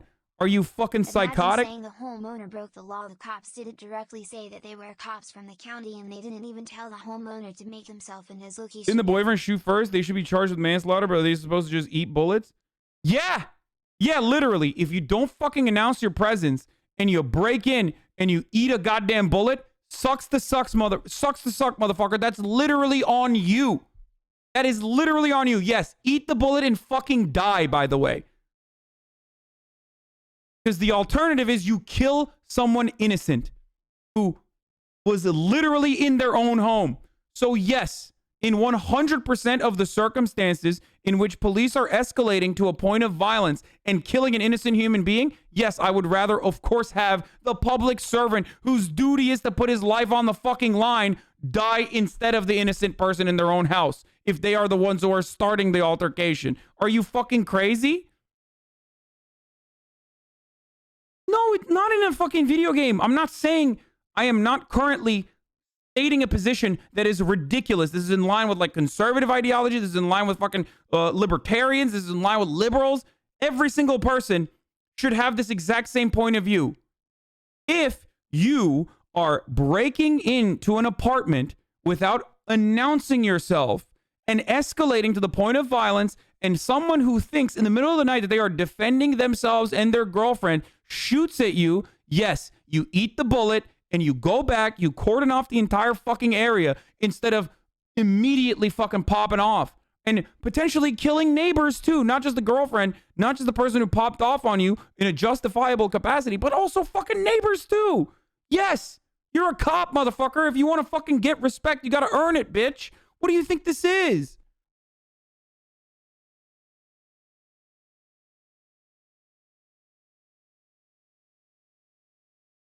What happened? I thought the NRA was on board with like Amber Geiger potentially getting fucking executed. Botham Jean, the only problem that Botham Jean had in Dallas was that he didn't have a gun to defend himself, right? I thought that was the case, right? Turns out, nope, never mind. We literally have an instance where someone shoots at people who broke into their fucking home, but because they're cops, no, then it's not allowed. What the fuck happened? Why is no one defending this in the same way that they claimed that they would have defended Botham Jean when he got executed by Amber Geiger? Huh? Get the fuck out of here, dude. You can try to find as many hypotheticals as you want. Oh.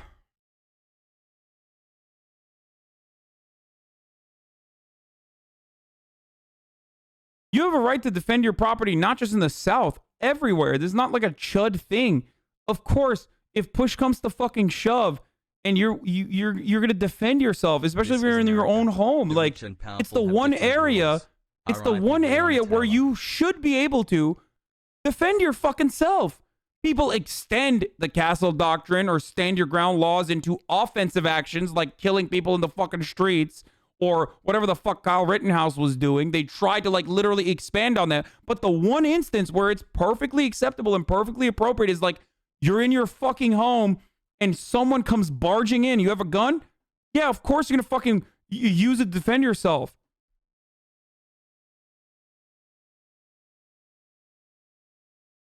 Bingus bongus bungus bingus bongus bungus bingus bongus bungus bingus bongus bungus bingus bongus bungus bingus bongus bungus.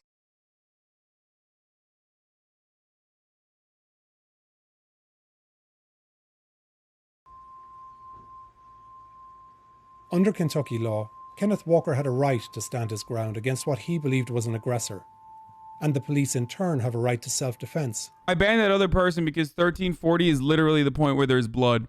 And that person was asking me to click on that, not remembering what the time code was for the actual blood so that he could probably clip it and then put it on LSF. Because when you're a fucking Nazi or when you're a pale, racist fuck who literally has no arguments remaining, right? And no way to defend another unjustifiable and horrific execution of another innocent human being.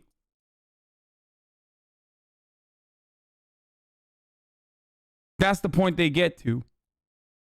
But in this analysis, the killing of Breonna Taylor resulted from poor planning, compounded by reckless execution. Louisville has instituted police reforms, and Taylor's family received a substantial settlement. But the case isn't closed. Investigations and lawsuits are ongoing, and 9 months after Taylor was killed, her family is seeking a fresh inquiry into the officers involved. Now, the reason why people get fucking mad at this, like, Oh, never mind. I think that dude wasn't trolling. Okay, wait. Unban that person. No. This is an important part. Fuck. That wasn't the fucking TOS blood part. No, I know what part this is. I went back and looked at it. It's the part where he says like, oh, he didn't get shot. I think it's the part where the cop literally says, oh, he didn't get shot. Like, oh, that's too bad. Being arrested. You've been hit by a bullet. That's unfortunate. Keep walking. Yeah, exactly. No, it's literally when he goes, have you been hit by a bullet? Taylor's boyfriend, Kenneth Walker, is being arrested. You've been hit by a bullet. That's unfortunate. Keep walking. That's unfortunate. Okay, we unbanned him immediately. Shut the fuck up. Law school grad here, you're completely on point on this stuff. It's fucking ridiculous. Like, it's ridiculous. Anyway,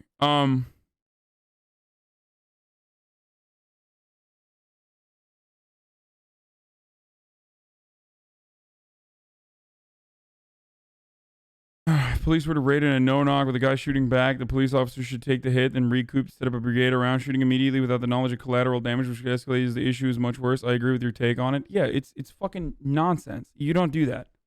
You can't do that, and you shouldn't fucking do that. I don't know why the fuck people think they can get away with saying some insane shit like this.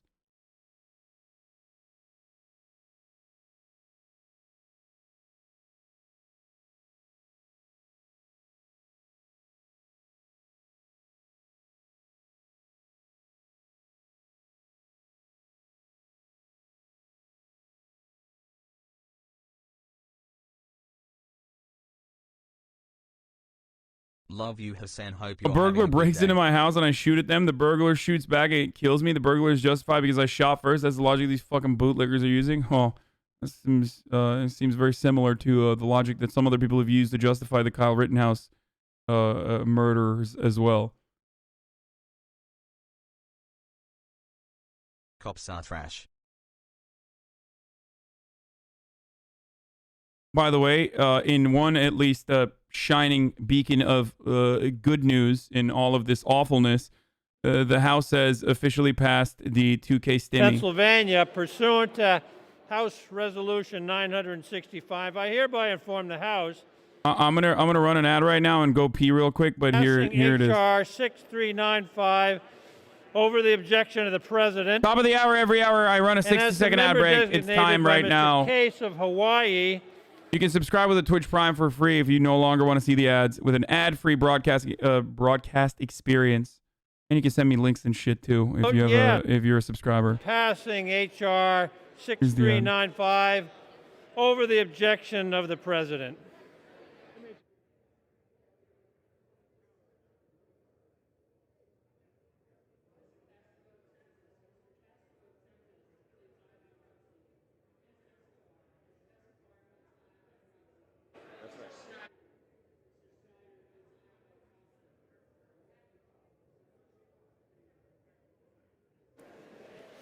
For what purpose does the gentleman from Connecticut seek recognition? Thank you, Mr. Speaker. Mr. Speaker, as the member designated by Ms. Lucille Roybal Allard, pursuant to House Resolution 965, I inform the House that Ms.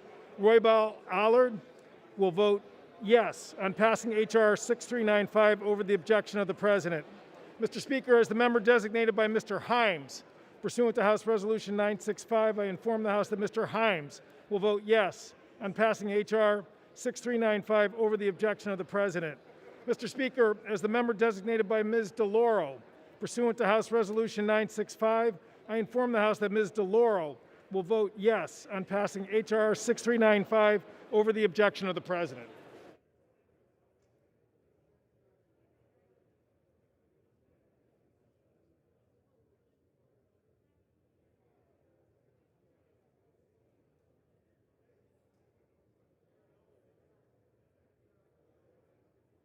Purpose does the gentleman from Illinois seek recognition? Mr. Speaker, as the member designated by Mr. Grijalva pursuant to HRS 965, I inform the House that Mr. Grijalva will vote yes on passing HR 6395 over the objection of the president.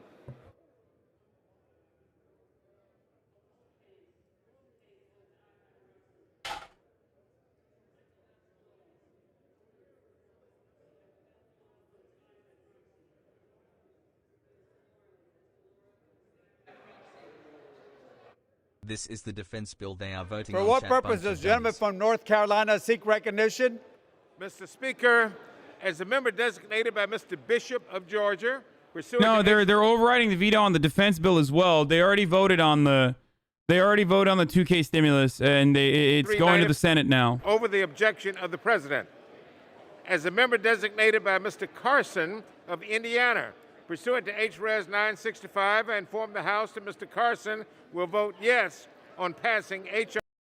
All right, so 44 Republicans voted along with all the Democrats to increase the payments to $2,000. McConnell is now poised to defy a Republican president and a good chunk of the Republican Party and weaken his grip on the Senate majority if he refuses a vote on the 2K stimulus. That is a motherfucking gift to the incompetent, idiotic Democratic Party by the horrific orange mango Mussolini, whatever you want to fucking call it, the Cheeto in the dang White House, Donald Trump. That is a parting gift from the Donald himself to the Democratic Party and potentially to the American working class as well. Purely out of spite, by the way. Purely out of fucking spite. Good shit, dude.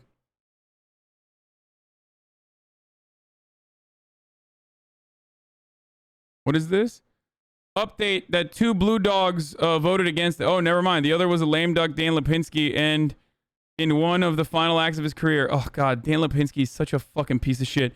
Anyway, fuck him. I'm so glad he's out, dude. Fucking piece of shit, Dan Lipinski, dude.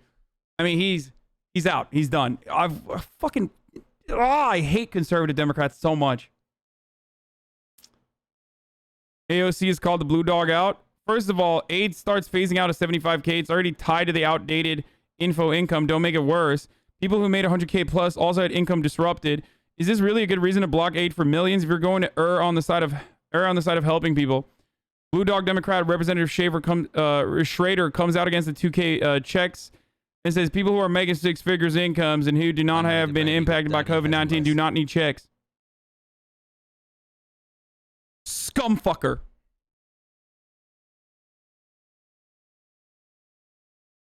Piece of shit. Garbage. Fuck you. Okay? Eat shit.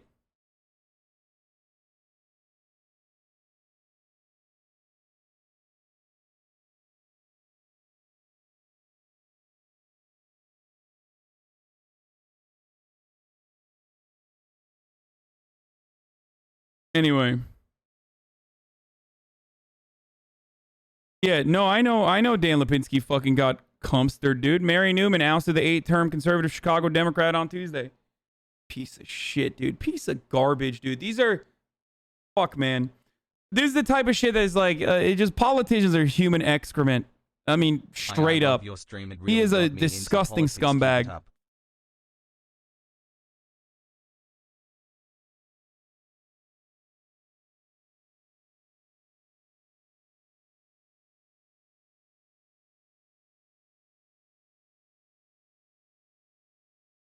Anyway. So, yeah. So now 2 blue dogs voted nay. Bernie Sanders says, this week on the Senate floor, Mitch McConnell wants to vote to override Trump's veto of the $740 billion defense funding bill and then head home for the new year. I'm going to object until we get a vote on legislation to provide a $2,000 direct payment to the working class.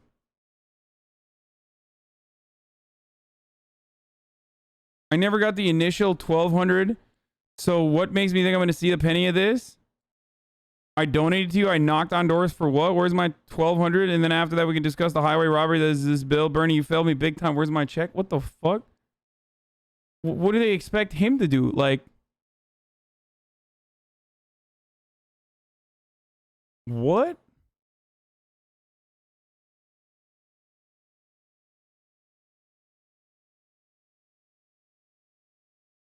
I'm so confused. Okay. Well, it must be Bernie Sanders' fault, dude. 2 months pogo. I'm literally looking at fucking gray names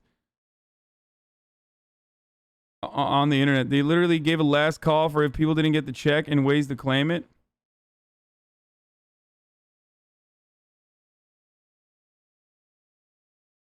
How could you have gotten the 1,200? I mean, I got the 1,200. Not all of it, but I got like 1,100, I think, or something like that. You get it if you have a, if you're not a dependent, if you fucking have your tax returns. File for taxes, baby.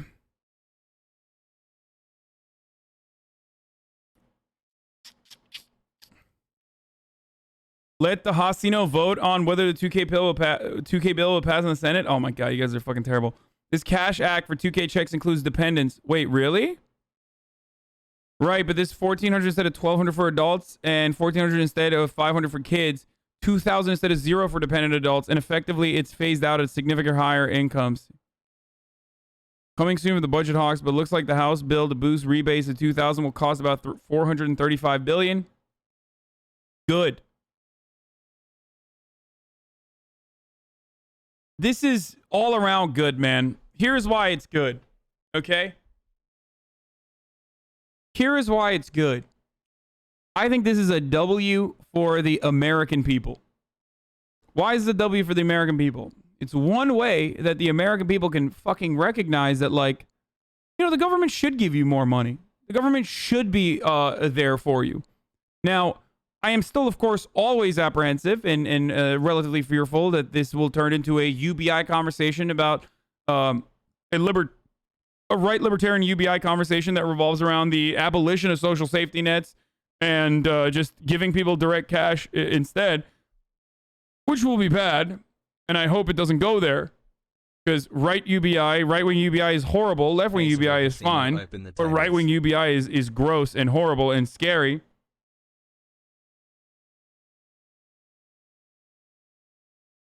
But, you know, ultimately, this is a good thing. And the reason why it's a good thing is because this gives people the opportunity to recognize that their government should do more for them. Give them a goddamn W. Can you explain right-wing UBI? Right-wing UBI is a substitution instead of social safety nets, getting direct cash instead of social safety nets. Left-wing UBI is not a substitution, but instead cash relief or direct payments on top of the social safety nets. That's the difference. We must not eradicate our social safety nets and give money to people instead of those life-saving social safety nets.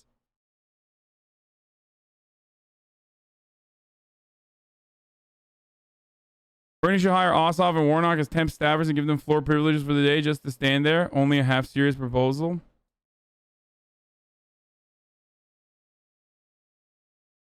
What do you mean social safety nets? Disability, SNAP benefits, welfare, like any form of welfare payments, healthcare. It's literally everything that the government is supposed to provide for you.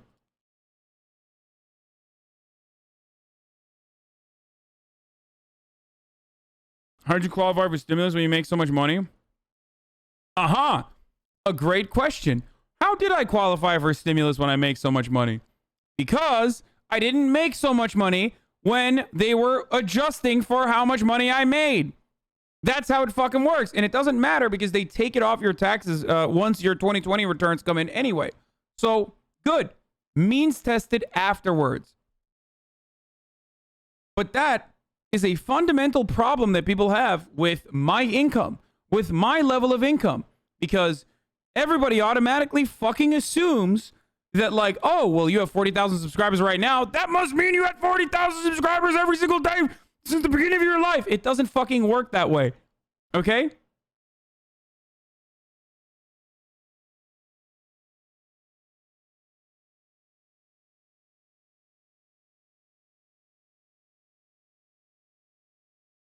You hear the thunder outside? Yes. It was based on 2018. No, 2019.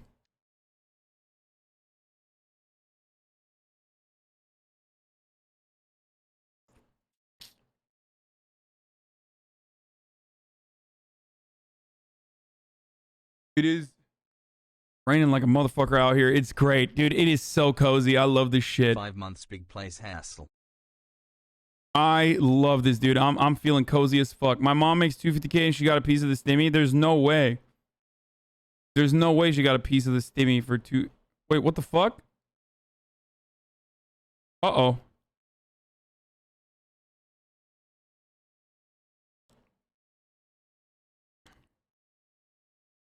That was weird, dude. Uh-oh. It's fine now, right? Folks? I just saw a brief, but major stutter in my bit rate where it went down to 0 for a second.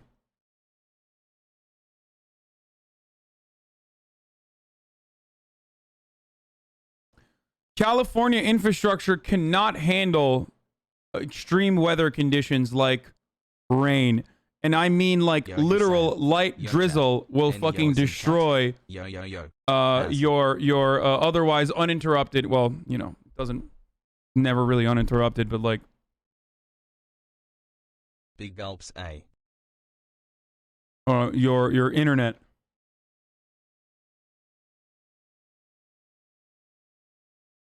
It will destroy traffic, it will destroy the infrastructure, and it will make life a living hell, but it is cool and fun and cozy as well. I do love the rain. My street is currently flooded up to the sidewalk. Water's covering like 60% of the car tires in the SFV.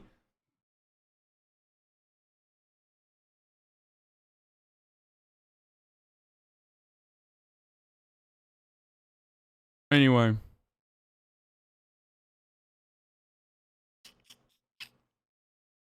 Our Spectrum has been extra garbage for several days now. Also in SoCal, not too far from LA. Yeah, Spectrum is always bad though. My newly unemployed dad didn't get a stimmy, but me, a dependent of my mom who's got a nice income, did. I don't know how this shit worked out. Yeah, I don't know. All right. So at least we got that little bit of good news there. The House has officially voted for it. Now it's up to the Senate to, you know. Now it's up to the Senate to fucking completely destroy everyone's dreams.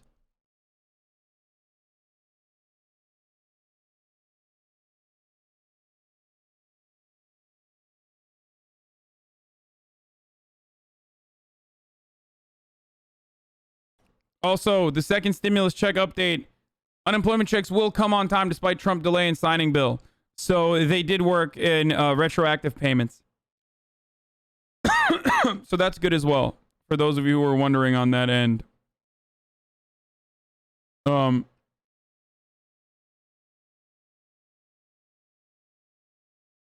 Sadge. Well, not retroactive, but like there won't be a delay in your payments, and you will get the payments for the $300 that was supposed to be, I think. I'm still recovering from angry crying about the Breonna Taylor video. I appreciate. Can the gamers get a stimulus bill for content tonight? Resident Evil 3? Yes. Yes, the gamers will. The gamers have asked, and the gamers' demands and cries, rather, for more gaming content have been answered. Listen, we've been doing politicking for the past 5 fucking hours. I think it's time that we move on to some more light stuff. A little bit of LSF maybe, and some regular old Reactaroonies, some OKBUDDY content, and then gaming will occur. Haven't been here for a while, but the TJ Maxx and Beverly Connection just closed down for COVID cleaning out of an abundance of caution. Well, I don't ever go to the mall anyway. The React Andys will not be able to veto the gaming, folks. That's not happening. But let's move on to some lighter shit. All right, PTSD Monka W from Forsen. Yeah, that's young Asmon Gold, man. Look at that. What did it say? Same shirt, by the way? Whoa. To me, everything looks normal. Now I'm like scared everything I'm looking at isn't the right color. Am I black? Wait, we saw this, right?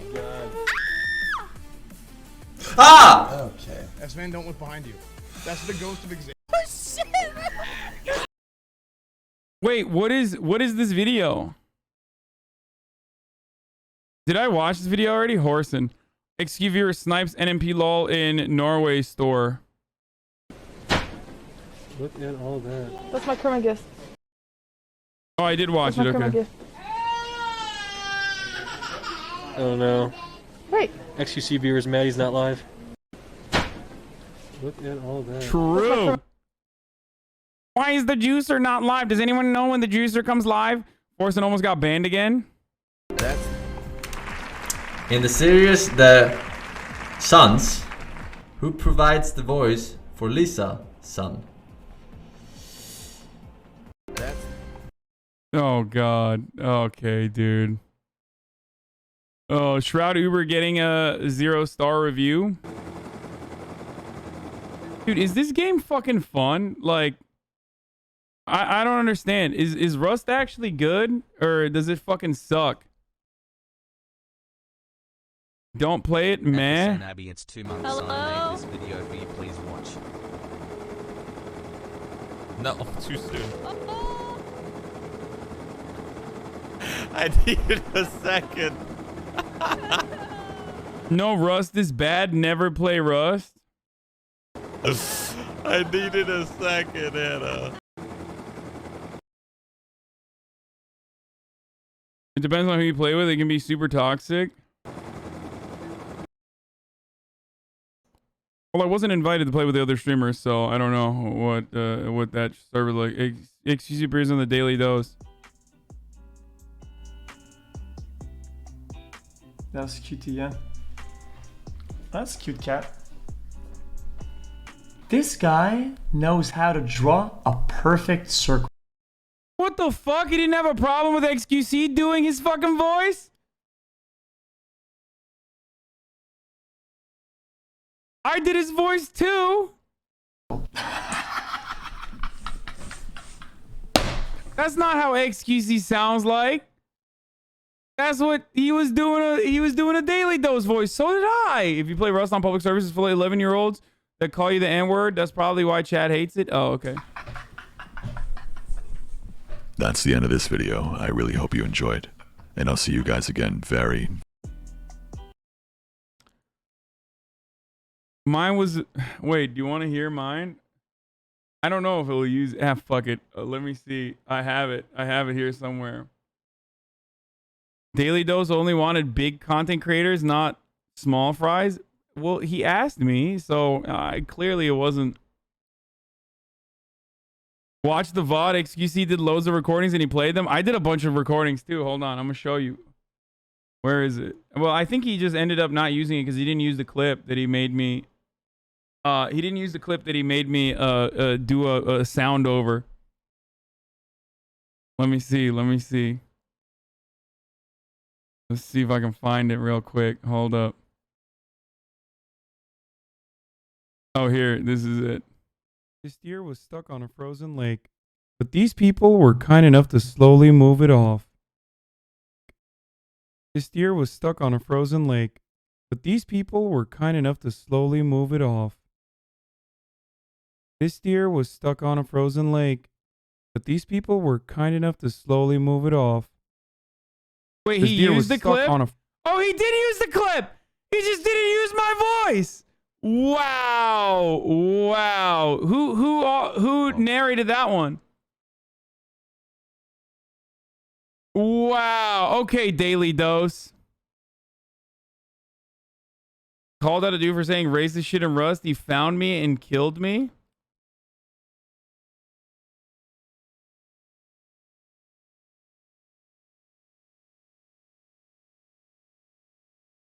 You didn't nail the voice and wasn't paid. That's how chat feels. I mean, whatever. I think it would have been fun. It would have been like a fun, cute little collaboration.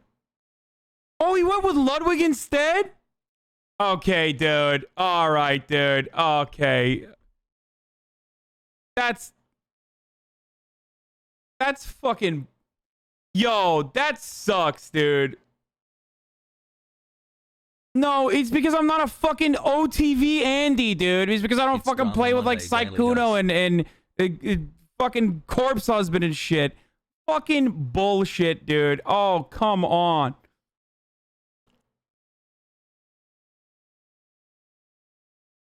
That fucking sucks. Okay, dude. That does suck. Okay, that actually hurts my feelings a little bit.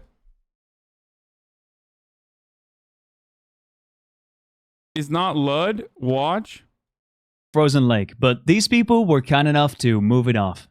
Oh, it's not Ludwig. He's just someone else. Why are you guys lying and saying it's Ludwig? Here was stuck in a frozen lake, but I don't even know who this person is.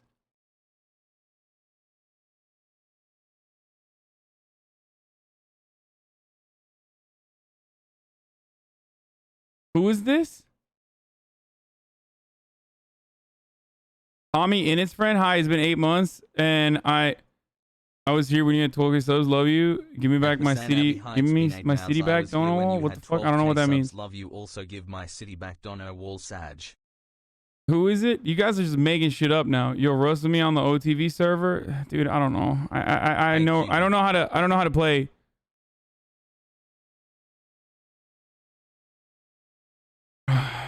Fundy Dutch Minecrafters. Yeah. Okay. Now I'm bent, dude. This sucks. I'm actually bent. I thought like he didn't maybe use the clip or something. It's fucking bullshit. That's worse than it being Ludwig. They got a non-body to replace you. That's worse than being Ludwig. Why?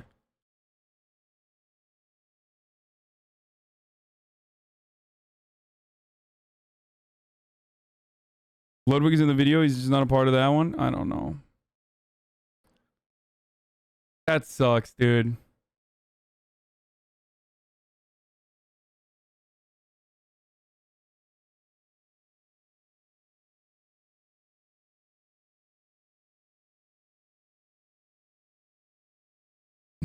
Yeah. All right, let's do it. Let's keep going with the LSF. Now that I've gotten... Now that I got my daily dose of fucking heartache. Is it YouTube or is it a Twitch clip? It's a YouTube one, right? 1 second. Let me just make sure I've got the right window on. Wait 1 second. Okay, there we go. All right. Okay. Someone sent the link. It got crossed out. Maybe you shouldn't have tried to do your voice like daily doses, dude. Dude. What do you think this is, dude? Wait, what do you think this is? Like, why are people so fucking stupid in my chat? What is XQC doing here? You think he's doing his own voice?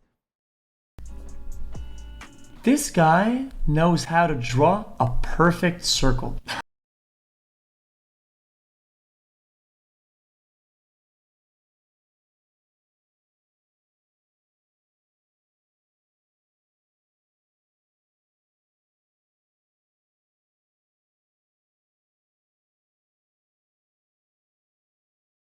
You think XQC was doing his own voice, or you think he was doing an impression? No, he was doing his own. He was doing an impression, and so was I.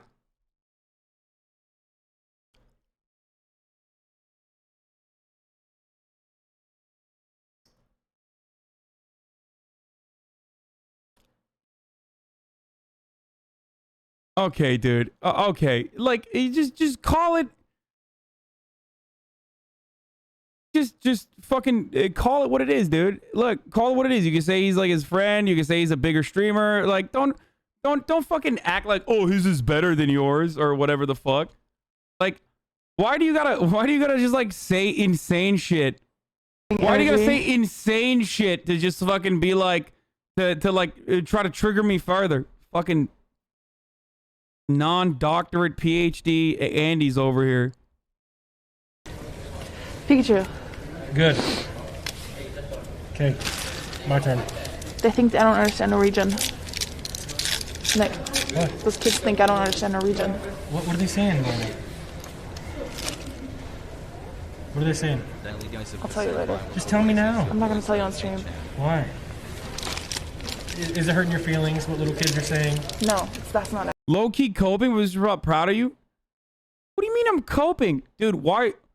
I'm like literally taking the L and assuming the worst possible part of it, and motherfuckers are saying you're coping. I'm saying the worst part of it. Like, I'm saying that no, it's because I'm not a big enough Andy, and that's why I got replaced with some fucking Minecraft dude.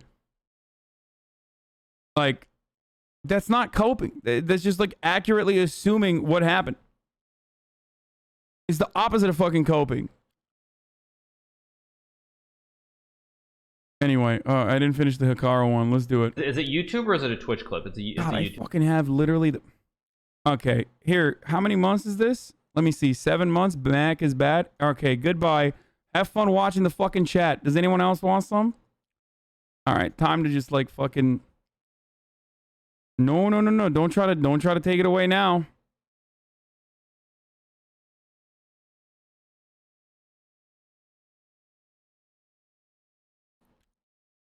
Hey man, if you want to fucking stunlock me, because you know it is like good content for you personally and individually, I'll just fucking clap you. Not think twice about it. Does anybody else want some? Okay, there you go. Let's keep going. One right. 1 second. Let me just make sure I've got the right window on. Wait 1 second. Okay, there we go. All right. Okay. Hold on. That was the first person that got me down the tangent too. Where is it? I saw his name.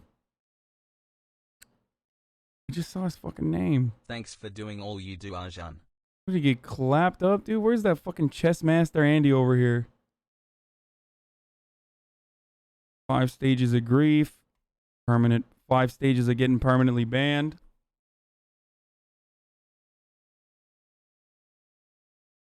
Okay, I can't find the other guy. He got lucky. Someone sent the link. It got crossed out, but we'll watch it. Is it YouTube or is it a Twitch? Okay, well, I'm glad I'm glad I went back to rewatch that clip, dude. You stop reading trolls in the chat. You know they're trying to trigger you on purpose. You're giving them exactly what they want. Yeah, but like trolls in the chat that are trying to trigger me on purpose should not be fucking 11-month subscribers. You know what I mean? That's why I feel. Oh, here. Chess Master. That was the motherfucker. Thank you, C-Mac.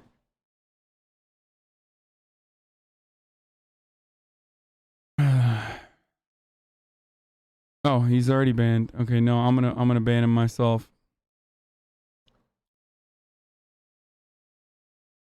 Zoomers aren't aware that Melina can hear them. Energy. Pikachu. Good. Okay, my turn. They think I don't understand Norwegian. Nick. What? Those kids think I don't understand Norwegian. What are they saying, Melina?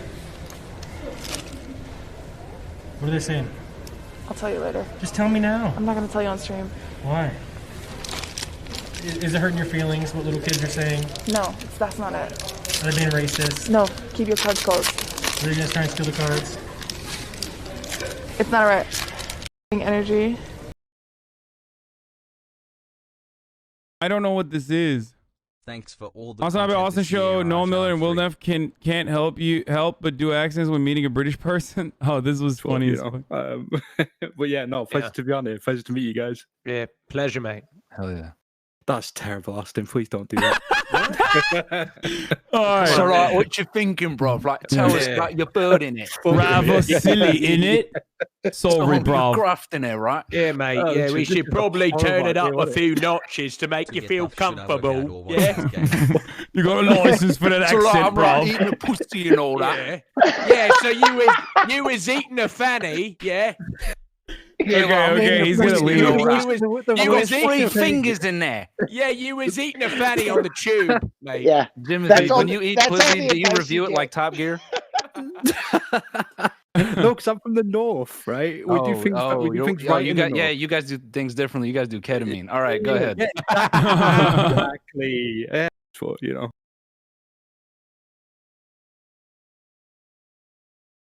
He was tucking into a fanny right proper. Yeah, bruv. We from the fucking north, bruv. We from the fucking north, bruv. This is Will drop some amazing truths during chat advice. Highly recommend. I agree. His voice was so good. I went to rebuy some of the stream. There were a lot of funny moments too. He do a British accent, but had to drop his Indian accent because it was race or something. I miss Raj. Fuck that Austin show guy. Oh God, Jesus Christ. Okay. I won't. Nim allowed to restream Nim's New Year's Eve awards show. Bitch. So it's possible no one picks up. It's possible they all pick up. It all kind of, I think, depends on who's planning to watch the show. I am gonna allow, I'll say this now, but I'm definitely gonna tweet it as well. Anyone and everyone is allowed to restream my stream if they want to. So if you want to do your own React channel thing, you want to drink some champagne and watch my stream with your viewers, feel free to do so. Okay? Feel free to watch my stream on your stream. You can leech off of my content throughout the entire evening.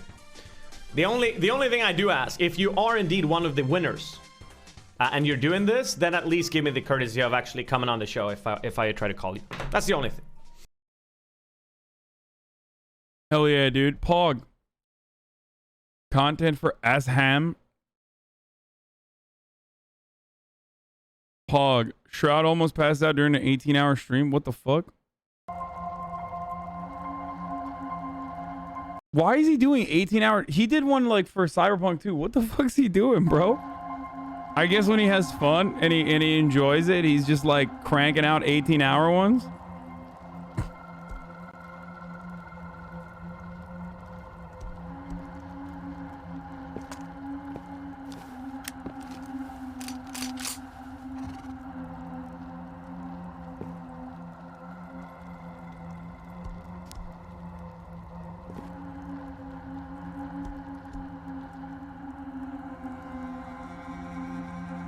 Hasan does 18 hours every day. I never seen him pass out. No, I don't. I don't think I've ever done an 18-hour. Maybe during the election, maybe. But like, I never do 18 hours. I do like, I mean, I do 10 hours every day.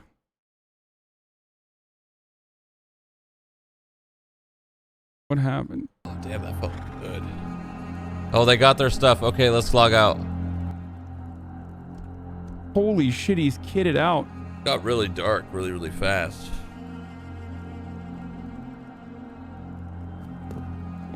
So glad he shaved his beard, dude. His goatee. Okay. Yeah. Fuck, that's parasocialist shit. What is it to me? What's it to me? I'm doing the thing that I get fucking mad at other people for doing. Like, it's his own goddamn face. If he wants to fucking rock a goatee, he can. God. I'm gonna log out. Let's make sure all of our doors are closed. Not like it really matters, but... I guess technically he's more of a coworker, so it's a little bit more understandable that I have something to say like that. What is this? I made a map of communities on Twitch. Mapping communities on twitch.tv. Data is beautiful.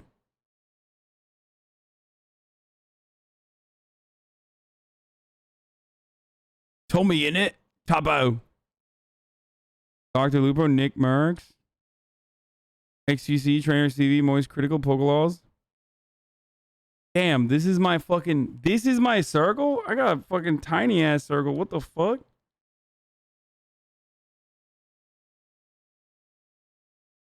Wait, what are these? Oh, like there are, how does this work?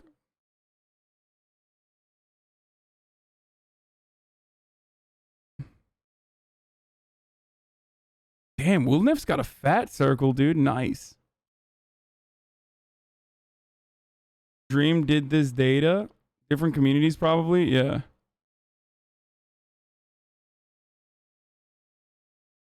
Probably means you share a lot of your communities with XQC Pokemon.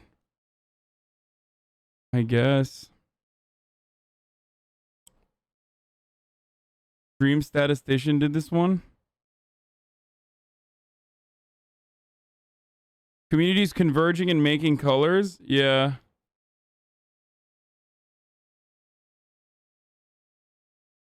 Pogo Hasan. Told me in it. Wimstaff is responsible for how close you are to Pokemon Circle. Monk, you go full Monka. In Rust, you go from Monka to fully kitted military man. You should just play with Pogue. Maybe.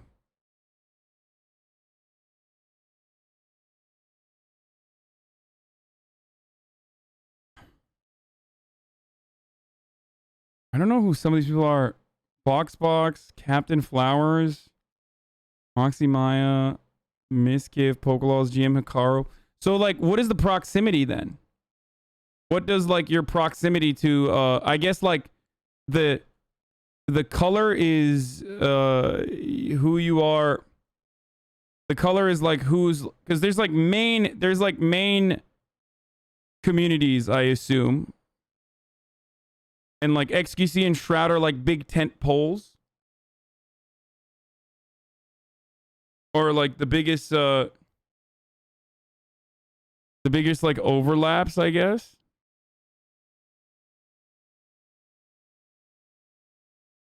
There's some stats like that on the Twitch dashboard. Read the post, it explains it. Dude, I'm not gonna understand it. My brain is too dumb. View here and here, very high resolution, best viewed on computer. A legend for which communities which is here. These graphs aim to show the different viewership communities on Twitch. I created them by cataloging viewers in each stream and calculating the viewer base overlap between each streamer. Colors denote streamers with significant overlap. They are watched by the same audience. Each node represents one streamer that was in the top 100 streams during data collection. Node is determined by number of unique viewers found in stream. Lines between nodes show how much viewer overlap the streamers share. This is epic. Really well done. I'm amazed at how a few of these people I recognize. I've only visited like 3 of these streams. Wonder what the red is then. Jesus Christ. This is like fucking massive, dude. Oh, this is the Turkish stream. This is the Turkish community. Look, look, look. This is literally the Turks right here.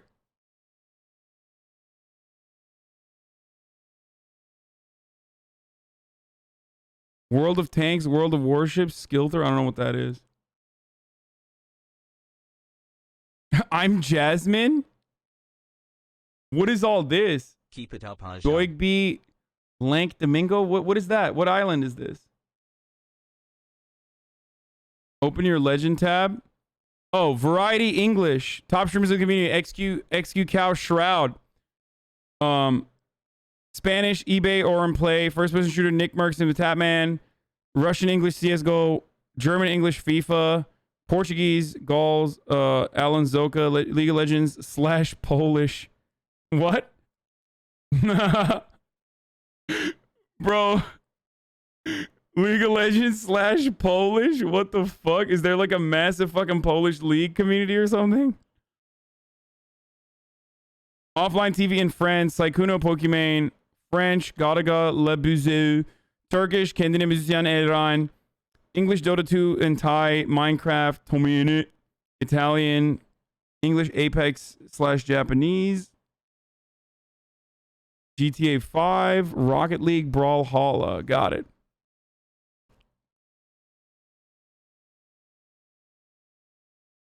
What is happening out there? Am I blind? Where are you? I'm in the variety. Right here. I'm a little baby. I mean, I'm not like, you know, too small, but I'm right here. In the variety. Not with the Turks? Yeah, of course not. I'm a predominantly English streamer, dude. I'm streaming only exclusively in English.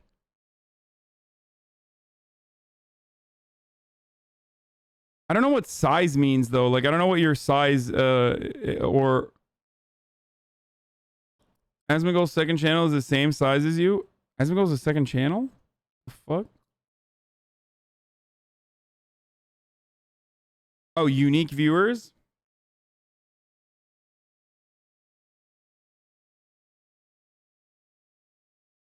That makes sense.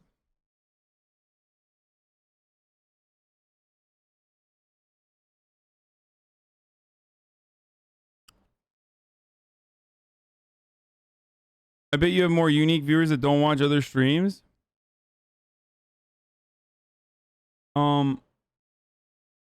Asmongold's second channel is Zach Roar. Oh. Where is it?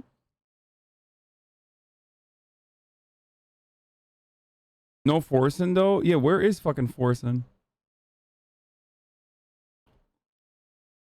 Ninja.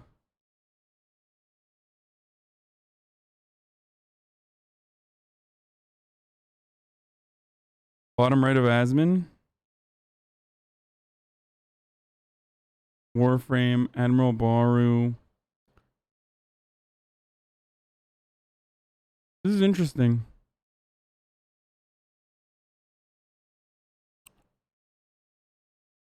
Holy shit, dude. Ludwig is literally featured as a offline TV and Friends adjacent. When he is definitely variety. I think he's definitely variety / English. But because of how much he plays, because if you play with offline TV enough times, like you get considered in, you get sucked into the offline TV adjacent bubble. Nah, he's OTV.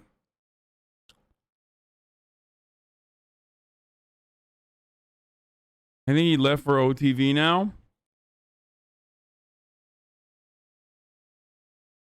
Where's Daff?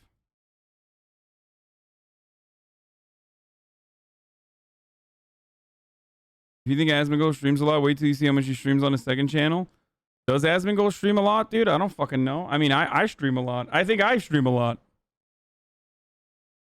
Dav is in the OTV bubble. Wait, really? What the fuck? Where is she? I don't. Oh my god, there she is.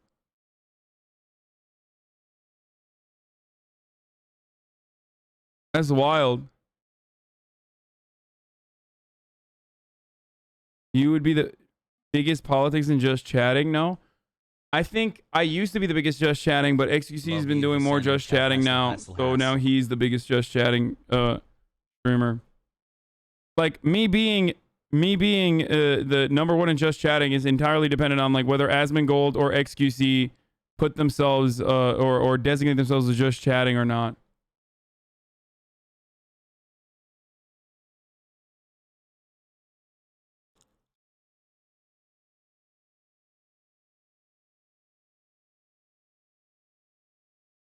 Shroud being so big makes no sense though. Yeah, I don't know how that works. Like,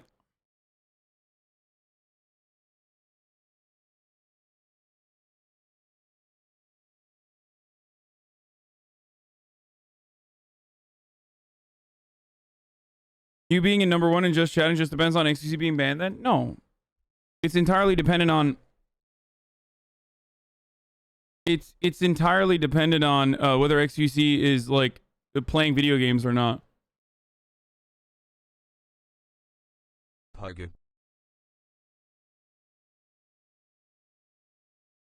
A lot of people come to Twitch just to watch Shroud. That's really interesting.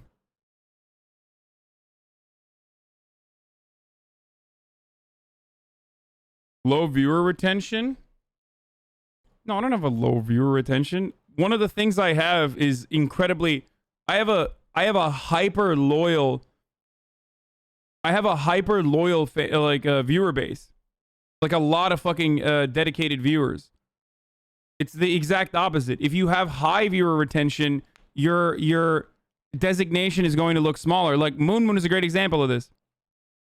Moon has a pretty sizable community. Non-subs saying cap. Yeah, no, I have 40,000 subs and I average like 20 to 25,000 viewers. Lyric, myself, Moon, these are communities, like these are streamers that have like very dedicated, very loyal viewer bases. And boomer streamers, yeah, pretty much. But I think that's the size is about unique concurrence, but you do stream for so long that it will drag that number down. That probably is part of the reason, maybe? I don't know. You mentioned Moon and the entire chat goes Moon to M, Moon subs hiding in your chat. Yeah. I'm the 11 most watched overall, number 2 most watched just chatting channel. Yeah, that's what I'm saying. Number 1 most watched English just chatting channel. Huh. I don't know what that is. Number 7 most watched English channel. Yeah. Who the fuck is number 1 most watched just chatting channel then?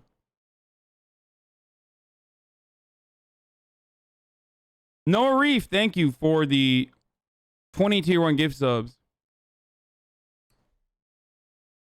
Is it XQC? Well, then why is he not English? Bro, did they classify? Wait a minute. If I'm number 1,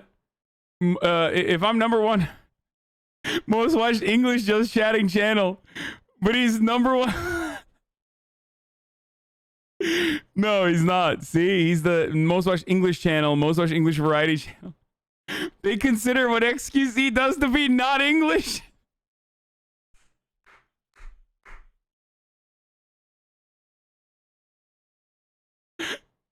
They're like,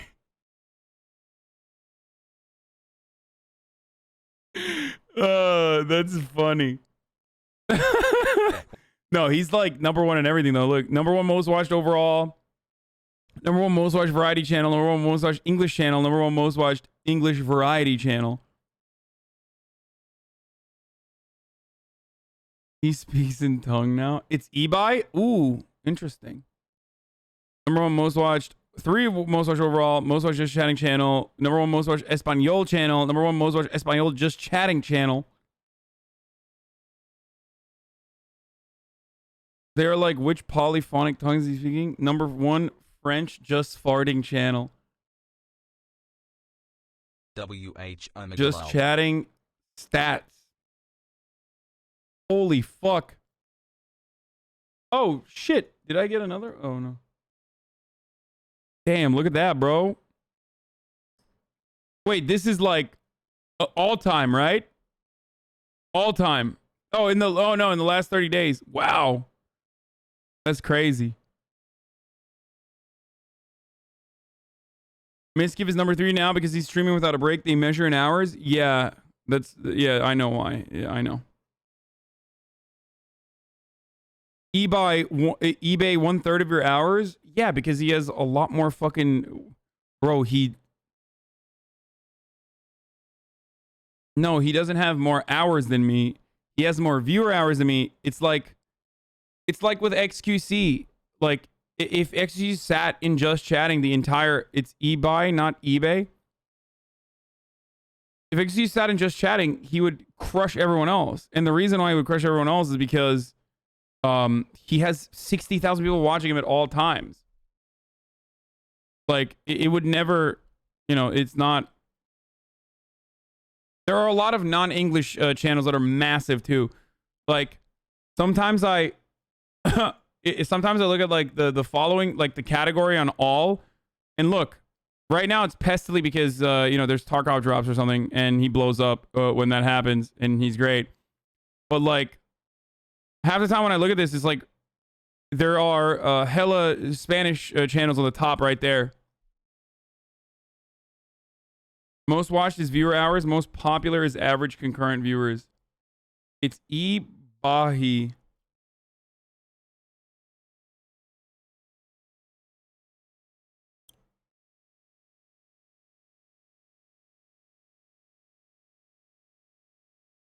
They get views from 2 continents. You get views from mostly 1 country. There's also way less Spanish-speaking Twitch streamers than there are English-speaking Twitch streamers, man.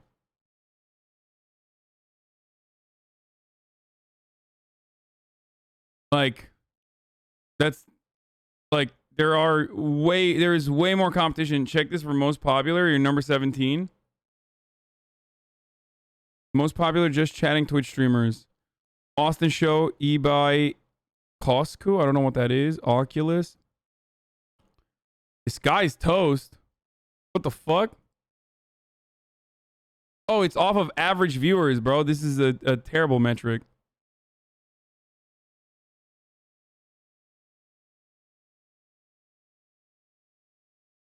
Yeah.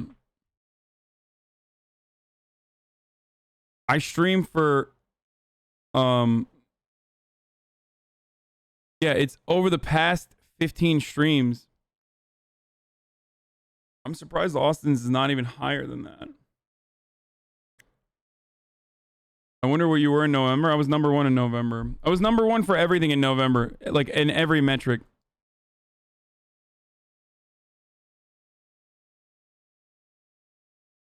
December was a ton of gaming. All the political frogs vacate. Yeah. I mean, of course I'm going to be #1 in November, dude. I'm the fucking only political Andy. Like, not the only political Andy, but like the only fucking 20K plus political Andy.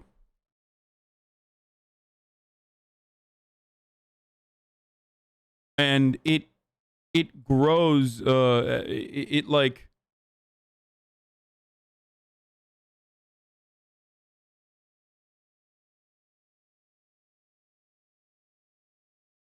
How does Toast have 21K on Twitch? I think he streamed once or something. Maybe that's why.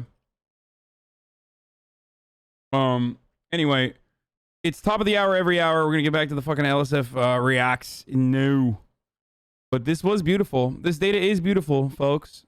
They were right. They were right. Data is beautiful.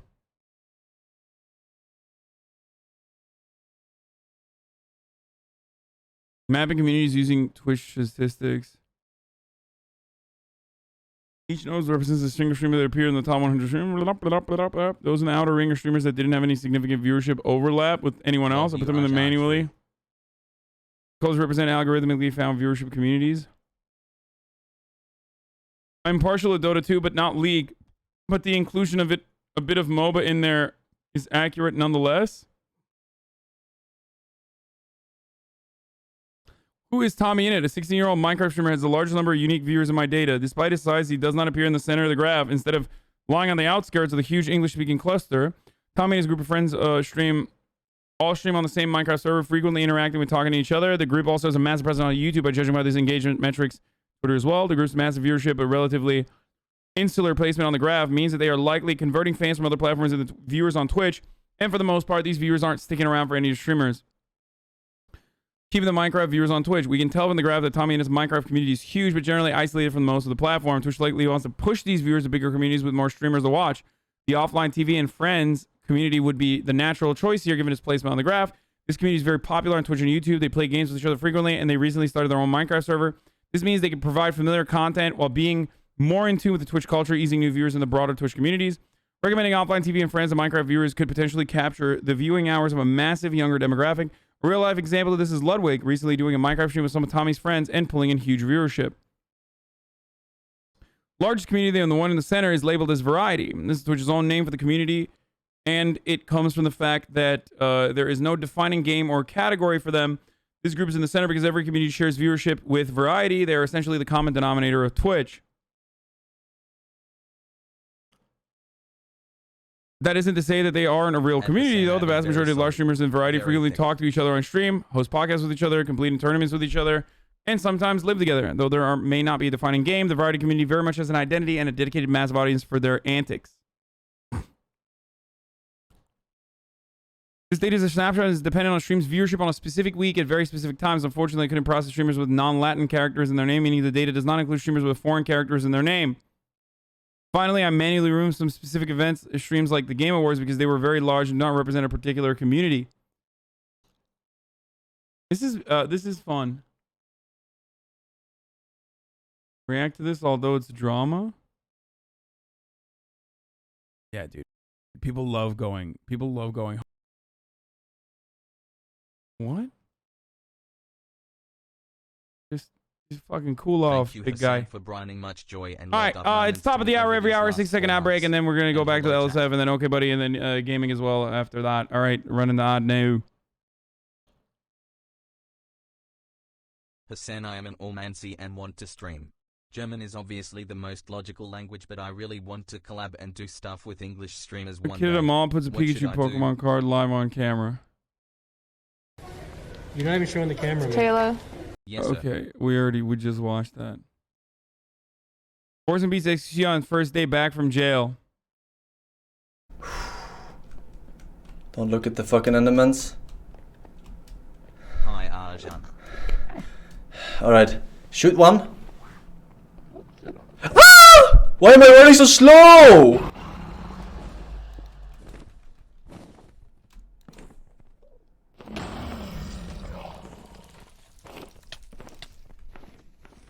Crafting.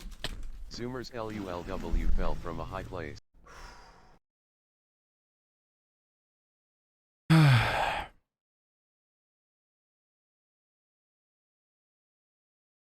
Forsen doesn't need to reset. Wait, I thought he actually did beat him. That's fine. Ah! Crafting. I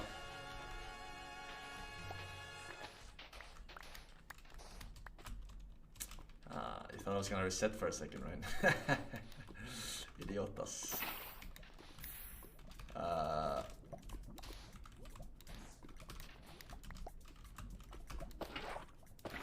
Zoomers LULW has made the advancement hot stuff. crafting. Pogo Arjan? Hey hey.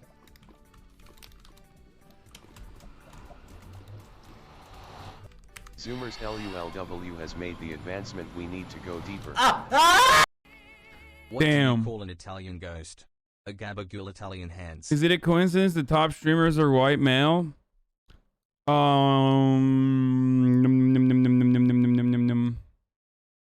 There's a lot of Hey, just crushed the GRE, so there's a lot glad of to be Latino done now. I can start and my IQ on Twitch again. Cheers to 17 months. and Turkish top streamers and shit too, but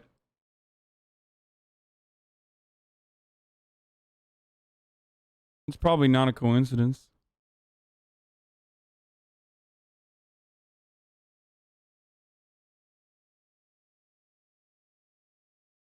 Yeah, Twitch is hella white, Brit. What am I doing, Brit? Twitch is hella white, Brit. Jake is really scared playing VR chat. Oh god. Oh fuck me, dude. I'm not scared, chat. I'm just a little messed up. No! I thought you killed that thing, Zoe. Where's Ishai? Okay. Oh, fuck! Holy shit! Hurt me again. What happened? I thought you killed that thing, Zoe. Where's Ishai? Okay. 2 months, love you, Hasan. Oh, fuck! Holy Look at his face, dude. shit! Hurt me again. Wait, is this PT? Don't touch that dial now, dude. That's crazy. It's not PT, is it? XQC and OTV are all on the same server. We could see you join, but if not, it's fine, bro. What, to play Rust? Dude, I don't fucking... I wasn't invited. I don't know how to fucking get in. Poke said he would be down to play with me, but I don't know how to fucking play. Like, I'm a little... I don't know. Am I being a diva?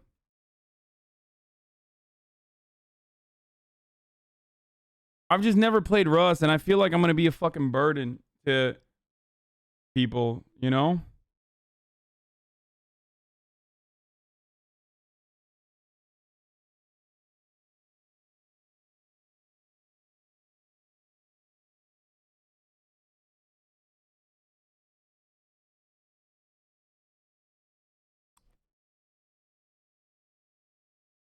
Are you familiar with Waylon? He's known for Rust and might want to do that. No, I don't.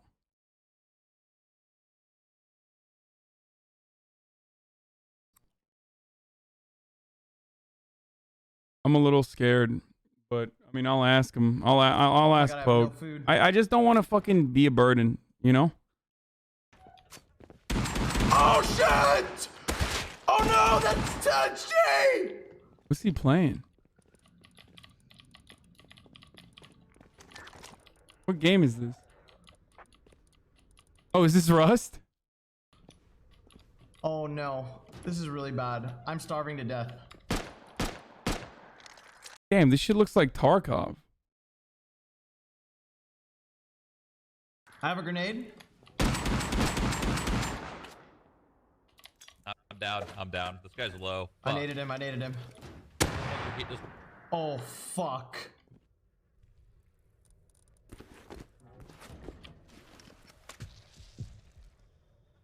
There was cloth on Jay. Oh my god, I have no food. Oh shit! Oh no! This looks fucking sick, dude. The law is back. Oh god, no. Give me it all, give me it all. I shoot for setup, Give me everything, dude. Get him off me. Okay, cast it. Yo, he think. Send him. Okay, I'm going for it, dude. Please. I have you. Just ah! Bam! Holy fuck. I have no idea what just happened. Tyler's thoughts on JoJo? Let me say this too. JoJo is dog shit. There you go, I said it. I got it right out. JoJo's dog shit. That shit sucks. Oh, that shit. That's gonna frustrate everyone, dude. Anybody says it's horse shit. Period. I can't be bothered. Somehow I made it through fucking the first season. By the grace of God, I can't watch any more of the second season. Halfway through, it's trash, bro. Period. It's trash. There, I said it. Elephant's out of the room. I said it. Wait. Sorry, I was DMing it. It's trash, bro. Period. It's trash. There, I said it. Elephant. Period. I can't be bothered. Somehow I made it through fucking the first season. By the grace of God, I can't watch any more of the second season. Halfway through, it's trash, bro. First season is not good. I don't think the first season is good. It's like, it's so bad. It is like, and then out of nowhere, it like fucking drops an entirely different like characteristic on you, where you're like, what the fuck? We went from Hamon to Stans. Like, what is this shit? And it's a little hard to get into that way. But first season is fucking trash, and I don't know why JoJo fans like won't let you say it, because I think you would be you would probably proselytize a lot harder. You'd do a better job selling it to people if you were more honest about how the first season is like literally bad, and no one gives a fuck about like how it establishes Dio. But it establishes Dio. Okay, bro, sure. Period. It's trash. There. All JoJo fans I know admit part 1 is dog shit. Yeah, people yell at me when I fucking admit that too. Elephant's out of the room. I said it. So I stopped watching that horse shit. And honestly, it's like 40 season 2's like 40 seasons. I got through 20 episodes. I scrolled down. I said, I can't do this shit. I'm telling you, it's literally because of like, the first season being like hard to get over. Missions 10K. Okay, this is WoW clips. Shroom disappears right in front of XQC. Fuck you, dumbass.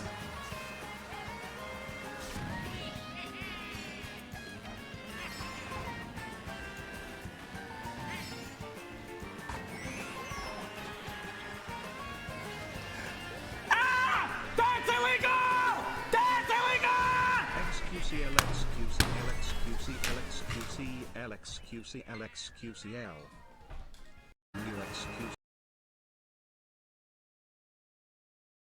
Oh, by the way, just about Rust, there has a lot of downtime, but can be fun just depending on how you play it. It's a server with only streamers, so it's pretty entertaining.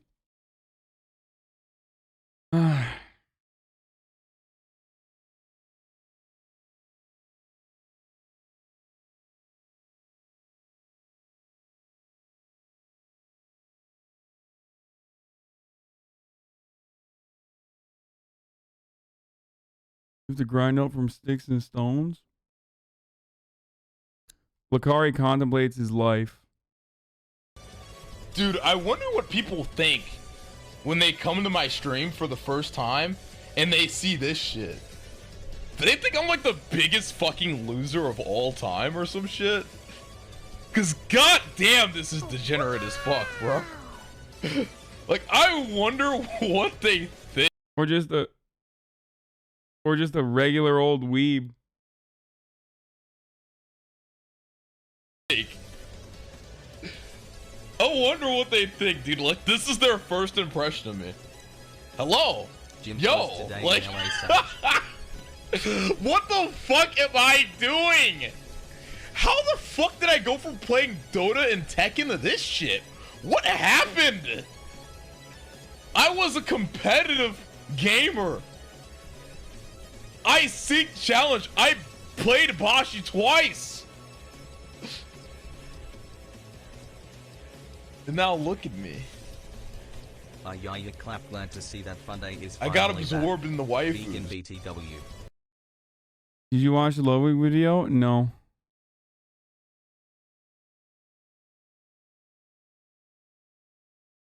Did you have the next community on Twitch? Why should you of anyone?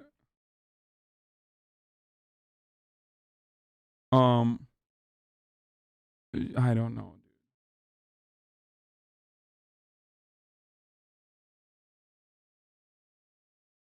Wait, hold on.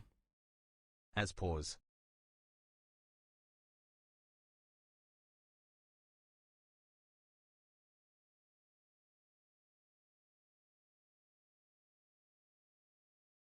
Bandle.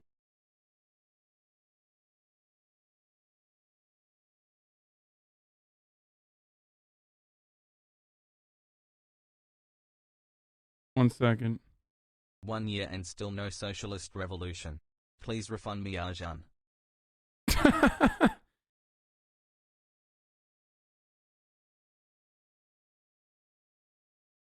Why do you not play Dota anymore? No way, dude. Orson feels unappreciated, underappreciated, explains why. To sum it up, I feel a little bit underappreciated. And you know, I might not have the most viewers or the most subscribers or bring in the most ad money or whatever on this platform out of all the streamers, right? But I do have like an aura effect on this platform. I don't know, aura was maybe the best word. What I'm trying to say is that 9 out of 10 good fucking inside joke or memes / inside jokes comes from this community, and it spreads to other communities, so other communities have more fun, right? And then those viewers stay on Twitch longer. Like fucking whatever, right? Pepe Laffy doesn't know, Omega Lul, Pepega, fucking doubters, betters. Holy fuck. That is true.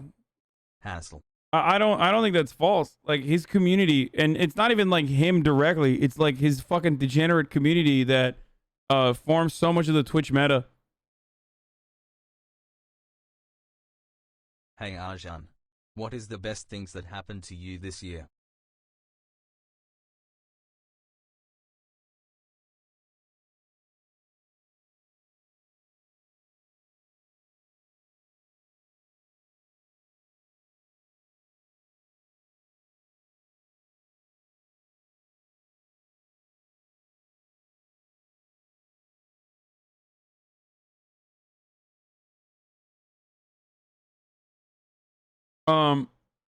Sorry, I'm trying to make lateral adjustments here in the background to see if I can play Rust. Probably gonna get fucking owned, and they're gonna be like, no, but well, they're not gonna be no. They're just It is gonna important to remember that not fucking respond, but who knows? It is a bit of a carrot and stick. Sure, Socialist or shithole. Pick one. It is important to remember that it is a bit of a carrot. Are stupid. What the fuck? Yo, I hate him, brother. What the fuck's he saying? I like the African memes, but I don't know what the fuck this man is saying. He's got a big ass beard too. He's talking about socialism. I don't know. I don't know how I feel about this.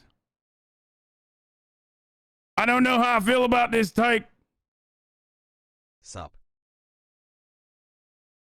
Bro, you're not gonna like Rust? You lose all your shit when you die and spawn in random areas? Yeah.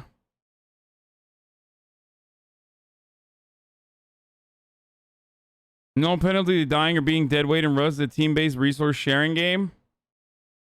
Rust is too hardcore. I got 3K hours and I hate my life.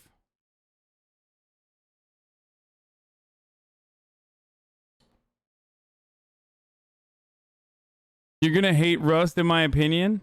Half a year, Fukya. I mean, I really love Tarkov. I enjoy playing Tarkov. I don't know if it seems like they're just playing RP and Rust, not that hardcore. So here's the thing. I love Tarkov, but one of the problems with Tarkov is that it's not great for streaming. Like, I enjoy playing it, but it's not good for streaming. I feel like maybe if Rust eliminates that, and then it gives me an opportunity to interact with other streamers, which you guys appreciate from what I understand, then you might enjoy it. It's a stress machine. It's Tarkov, but now add base building and raiding. Nothing to do with Tarkov. It's like Minecraft with guns. It's great content. I'm assuming you won't get into it that much, so it'll be pure fun. It's just RP shit.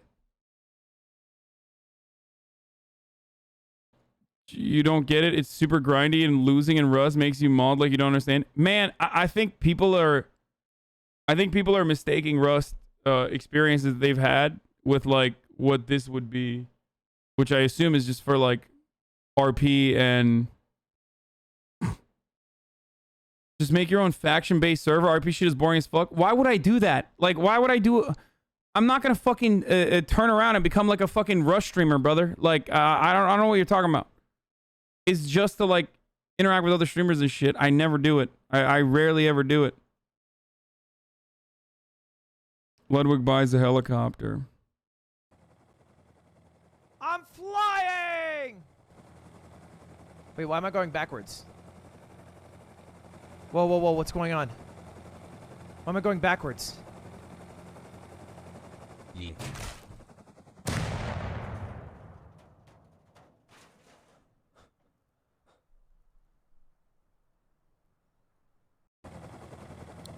I'm flying! Last time I played Rose, I finished making my base. Some dude crashed his helicopter in it.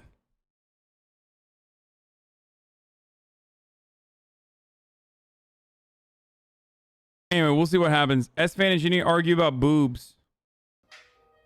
There is bra size and cup size. No, you don't get smaller boobs from working out. Like, I just explained why that one's wrong. My experience. You don't have any experience. I am telling you, I experience. You don't have any experience. You literally have zero experience. I have boobs. Do you have boobs? Yes, and they're bigger than yours. No.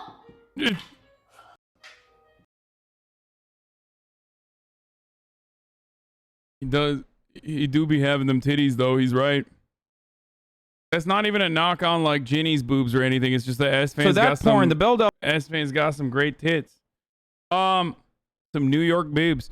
Okay, so this one is me reviewing the porn yesterday. For those of you who missed that, I'm gonna give you what my the Belle Delphine porn. I'm gonna give you what my final rating is. Okay. I think it was literally a 3 out of 10, maybe a 2 out of 10. And the only reason why it was even a 2 and not a 0 is because, you know, Belle Delphine, big time, you know, oh God, it's fucking porn, right? It lacked vision. It lacked a good cinematic experience. But most importantly, it seemed like she was not interested in it at all. And that fucking sucks. You hate to see it. You absolutely hate it. So that porn, the Belle Delphine. Why is Hasan reacting to better Hasan? Hasan from yesterday is better Hasan. Read comments to that thread.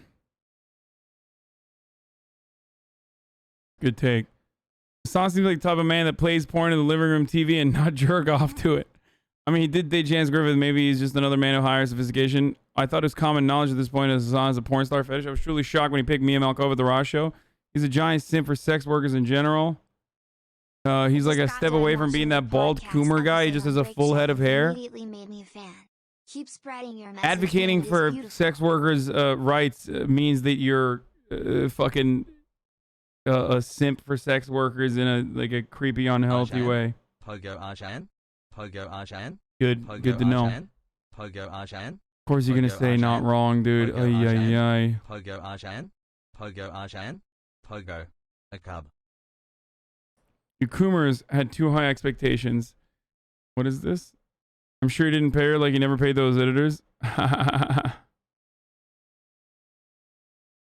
Seems like people downvoted you because they didn't get you were being sarcastic and can tell that just by glaring over your post history. I might suggest you include Pogo, Vegan, OKBUDDY, or Nameless King next time. You Coomers had too high expectations. I'd give it a 6 if 5 was average and 10 is the GOAT and 1 is trash.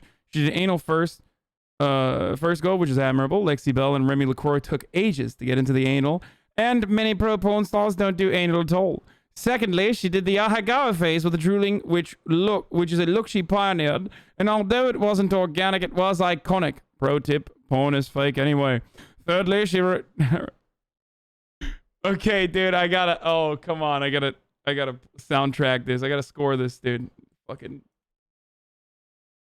Okay. What's a good one for this?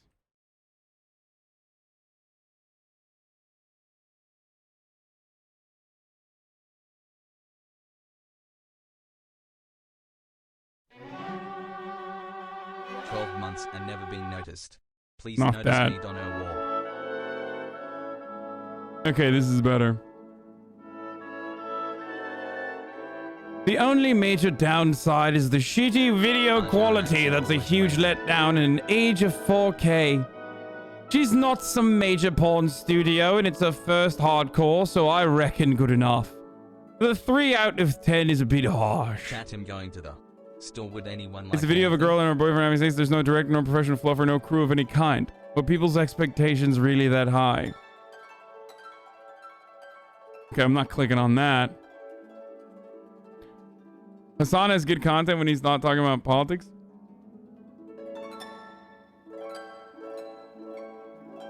I've said this before, and I'll say it again. This girl is overrated even before porn. She isn't attractive at all unless you're into some weird-ass, dull, weeb, cross-eyed looking ass thing. Not sure what the hype is all about. She is worse than Celestia Vega. Part 1. The teddy bear story was pretty interesting. But after that, it was stale. It was stale with no good angles. Part 2. Better angles, but still no good story. And not a single stepsister being stuck. Belle, 10 out of 10. Angles, 2 out of 10. Story, 1 out of 10. Fucking, 3 out of 10. Overall score, 4 out of 10.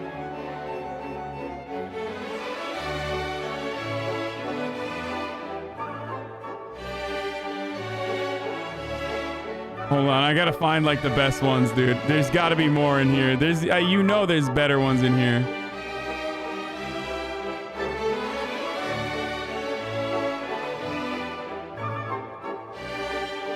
I recently came to the realization that why I loathe ahegao. This. Ahegao in hentai is the reaction to unimaginable pleasure. When the childhood friend finally bones the girl after 18 years on the sideline, life can't get any better. In reality, Delphine doesn't even notice the dick because she's tugging on his fucking foreskin, busy going through her 5 default expressions. Ever heard of drawing the alphabet with your tongue? That's what she's doing. Premeditated. Did she hire a guy to bone her? Is it the boyfriend? Is it a tier 3 sub?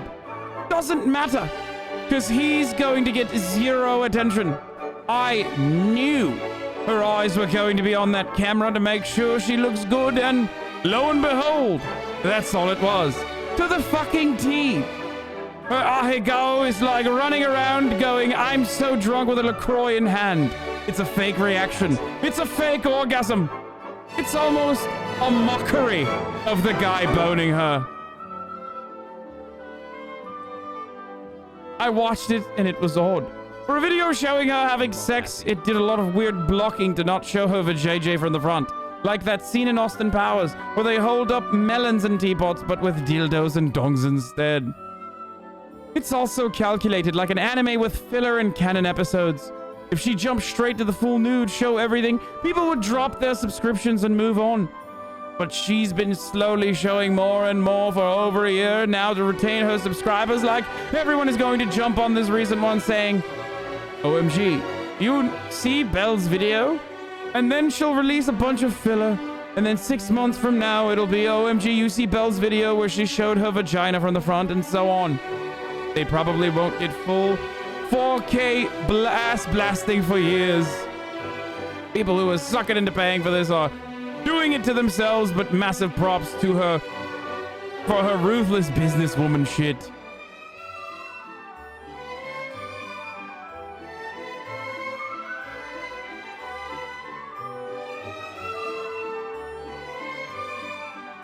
Is there more?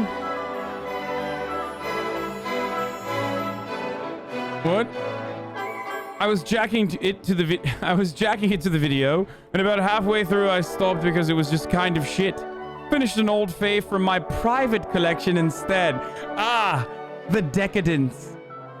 It's quite elementary, if you will. You do not understand. Sometimes I like to tap into the private collection. Exquisite. A man of culture. This man talks about his porn like he's gonna go fetch a bottle of Egon Miller Schor's Hofburger, Riesling, Trockenbier and Lause from his wine cellar. I certainly do. That hard drive is almost 100% dedicated to porn. At least half are VR videos that I watch on desktop, since they offer the best POV format and you can control it with the mouse.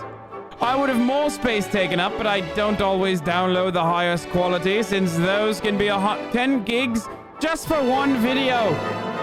I'm considering getting another hard drive so I can just go nuts and download the highest quality anyways. There are many reasons for downloading porn, and it doesn't really have to do with the internet going out. You can't always easily find the specific video you want immediately, or it could get removed. Pornhub removed 80% of their videos recently, or the site goes down, etc. Also, I acquire accounts to porn sites for a short period and download as much as possible in that period. Ah, yes.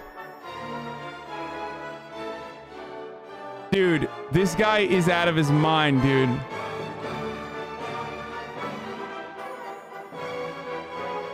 Okay, I'm done. I can't even read the rest of this. It's so bad. That last part is like... This is why I subscribe, and I guess gaming and politics, but this is the reason why 5-head wine. Oh my god, dude. What a fucking... Bravo, old chap. Bravo to you.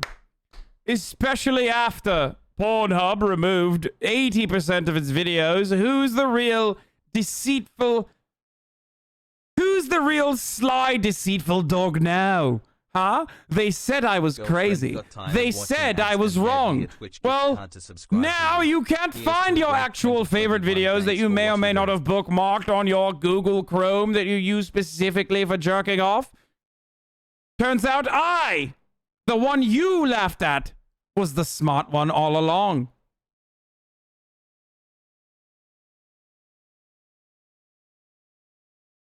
Just saying. Who's laughing now?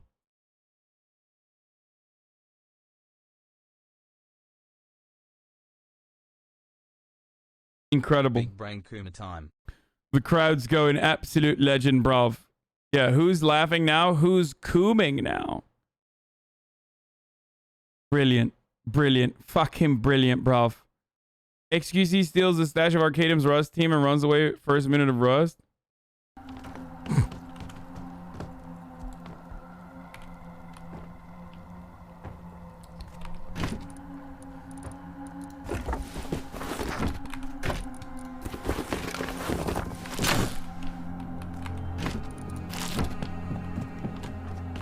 What the fuck?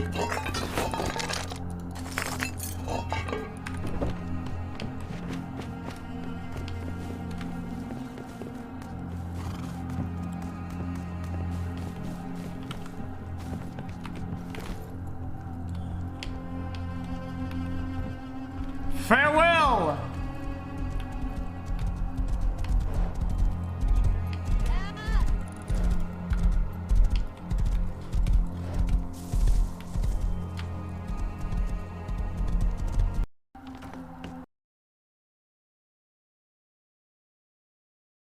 He got whitelisted after being denied. First thing he does is griefing. Wait, they denied him?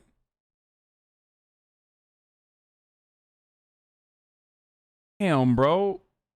There's no way I'm gonna fucking get him then. What the fuck?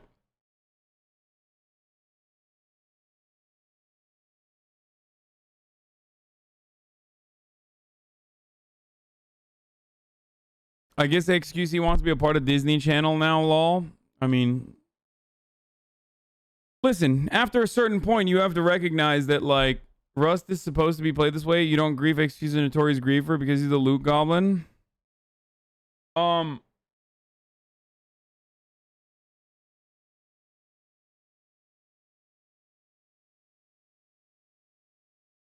You are also eluding Andy, but I won't steal from other people.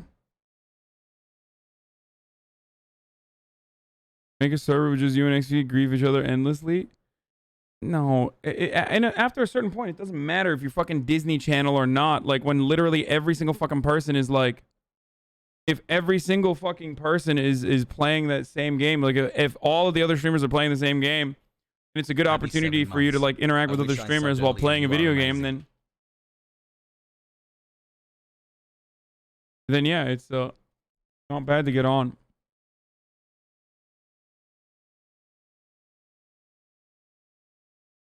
Isn't stealing from the rich your entire shtick? It's literally the point of the game. You can use a padlock. Oh.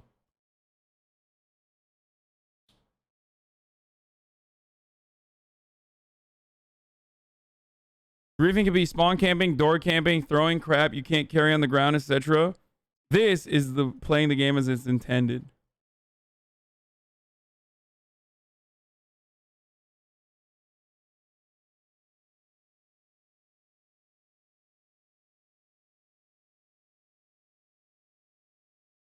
They did not deny him. The person that organized him was getting a lot of DMs about it. Who the fuck is organizing it? I thought it was like offline TV organizing it.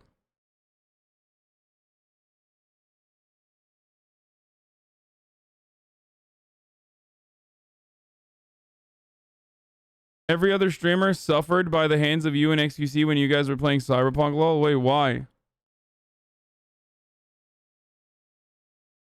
It's Abe.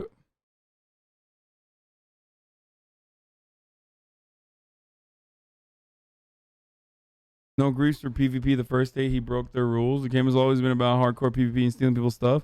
Yeah. I don't know who Abe is.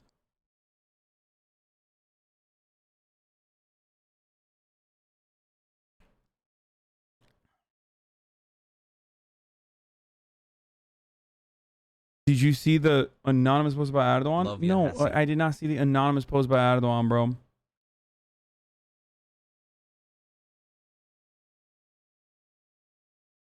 Okay.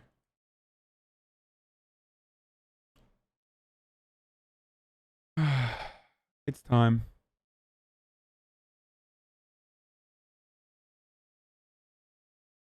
Okay, we have our own fun around here, okay?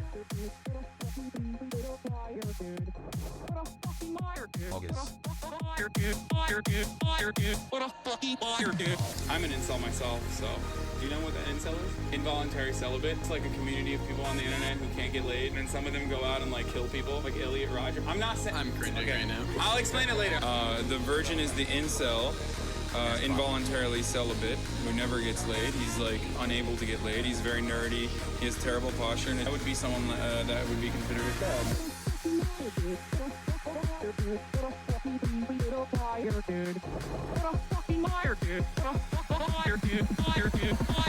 Holy shit, dude.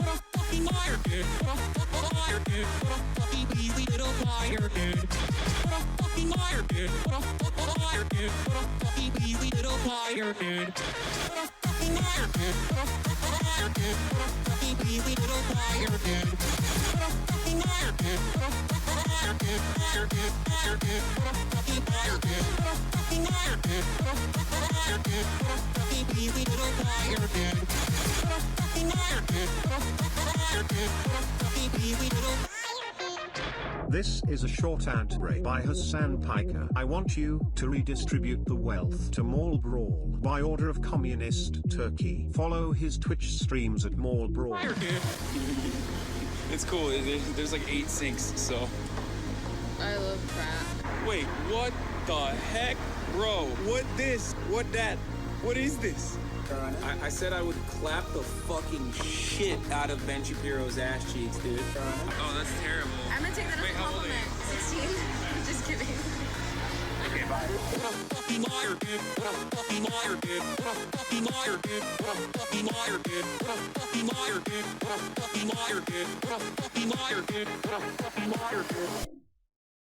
holy shit, dude.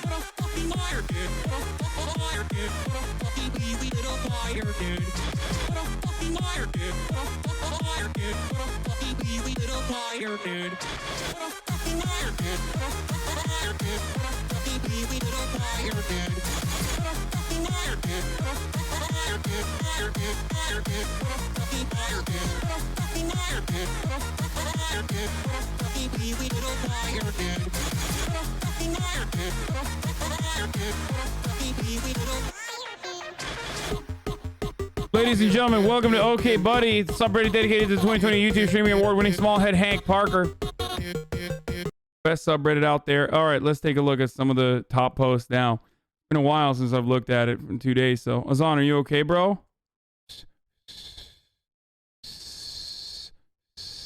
Bah! Boom! Bah, bah, bah, bah, bah, bah, bah, bah, bah, bah, bah! Action!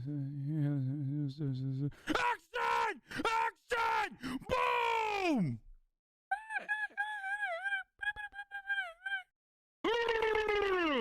I'm putting cheese in my ass. Okay, first of all, that is an accurate depiction of Christopher Nolan's sound editing in the latest movie, Tenet, which was a box office flop. Leftist porn critics. Yeah, the Belle Delphine porn was super mid. I couldn't even get off to it. The penis wasn't girthy enough, and the tentacles part wasn't even good. Not to mention the plot. I mean, I get that she's not famous for her writing, but you're not even... I see no problem with this. Okay, buddy, Frogan. Who's next? Who's next? Good question. Her mom. No, I'm playing. my mom isn't here. Like, it's kind of fucked up. I meant Katie's mom. I didn't mean to bring out like repressed memory. That's not possible because my mom's not here. I was trying to make a joke that she died. Oh, shit. Jesus. Okay, can we move on? What are we doing? No, I like this. Welcome to Dead Mom Vice. My mom is alive and well. She's at her own house though. Okay, the next. That made it so much worse when she tried to describe it. Morgan, I swear to God, I'm never gonna let you live that down. I hope you know.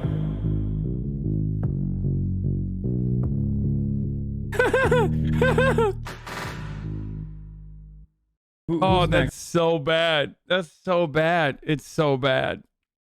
Oh, my mom is not here. The morning voice. What is this? Alright, daycare is finally open. I'm live at twitch.tv/HasanAbi, so swipe up. Yo, if you're watching Hasan Parker's Instagram story, okay, fuck you, man. The morning voice. Found Hasan's grandpa. Swipe up is accurate as fuck. Yeah, that's what it looks like and sounds like. Okay, got it. Hasan ending stream tonight and practicing his daily dose lines over and over again to figure out what went wrong. This deer was stuck on a frozen lake, but these people were kind enough to slowly move it off. This deer was stuck on a frozen lake, but these people were kind enough to slowly move it off. This deer was stuck on a frozen lake, but these people were kind enough to slowly move it off.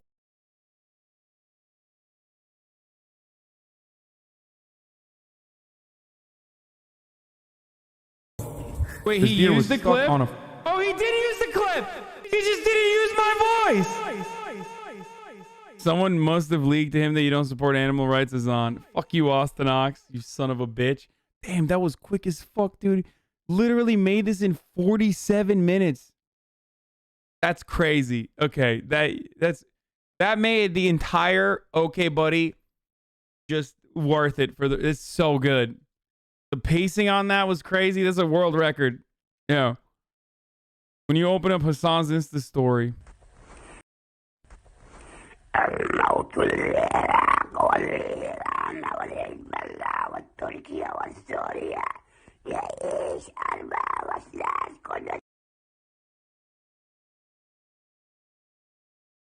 Okay, bro. My fucking grovelly voice isn't that bad. Hope this pogger is enough. This is a recreation of a Castro poster. Pepela. Top of the hour. Hey, yo, brother. What's the difference between these two?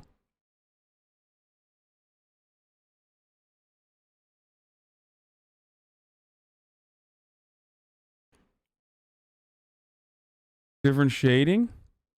Oh, yeah. Yeah, I see the twin. Stop! Okay, Hasan do be a host. That's nice. That's a nice work of art. Thank you.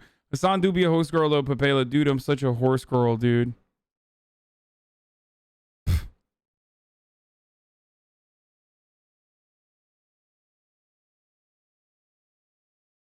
Nothing wrong with being a horse girl. Offliners to the notification frogs. Wait, we're the Normans? Always has been? Okay. Chad Vice was good. Please do it more, Hasan. Wow, a core memory. Hey, Noel, my mom is dead.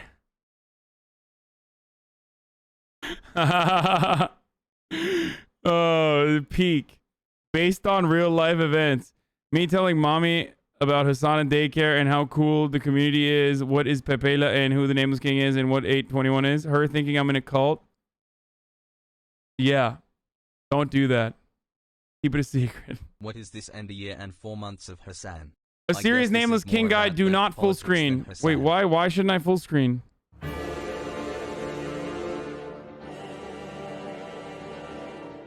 Happy 2 months, Hasan. This time will be helpful and show strategy.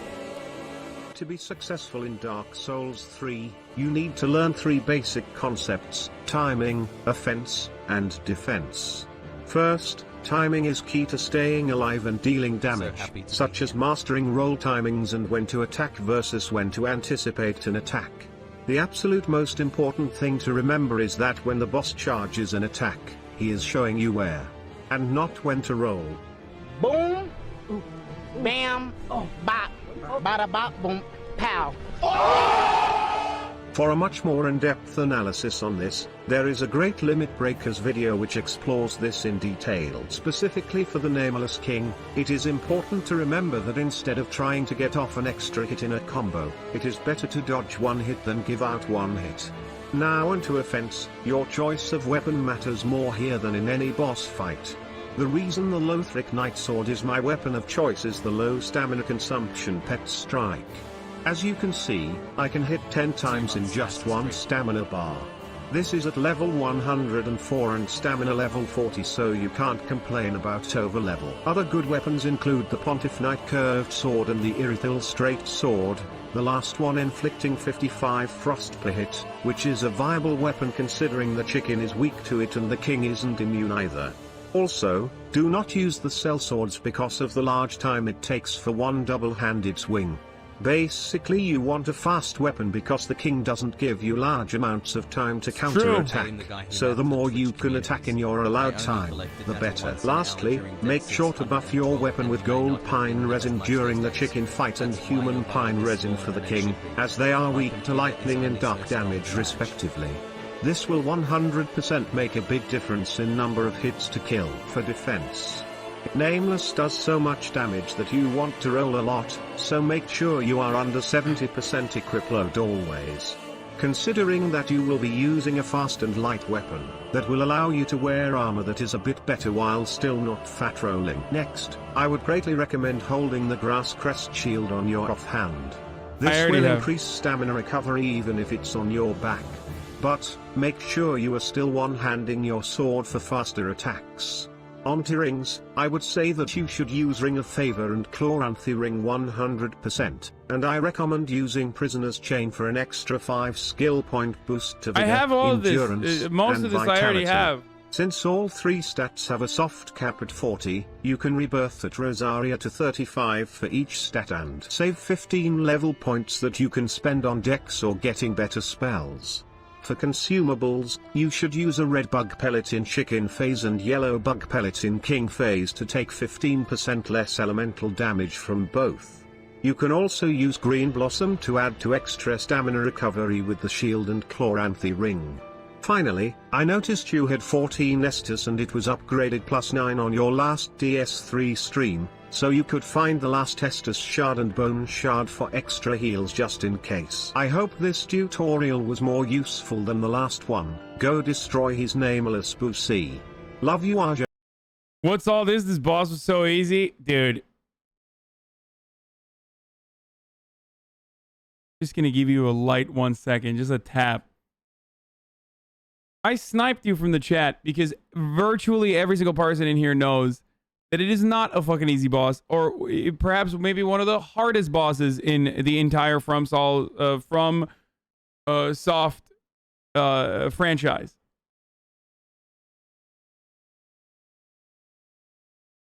It's not. John and love you, chat hassle. I'm about to end this man's whole career. On demon time.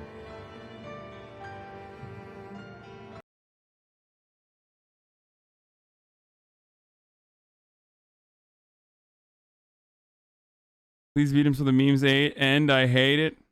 Maybe. You can beat Camera Souls. I believe in you. Let's just ignore the existence of the DLC Hasan. Bunga has buff. Maybe. Hasan?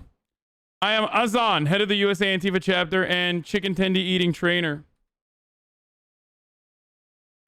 Chad Hasan. Hasan and Will. Fucking wish, dude. Neither Will nor I look like this anymore. Average watcher, pee pee poo poo.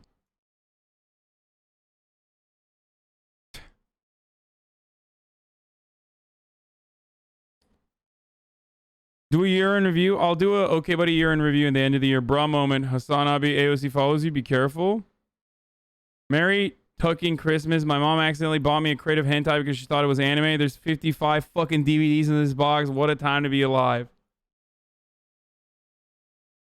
Okay, I didn't. I would not post. I mean, I'd still probably post that, even though AOC follows me. Libs versus conservative theory. Bosses in the Bloodborne DLC. The dwarf nameless King Pepe. Bible man is watching you masturbate. Liberals is. I don't even know what this meme is. Here's an upload anyway. Hasan out of context. In context version 2. No, I revel in the chaos. I love everything. Okay, that's Durham, so I'm gonna skip that. Hasan got caught, Keg W.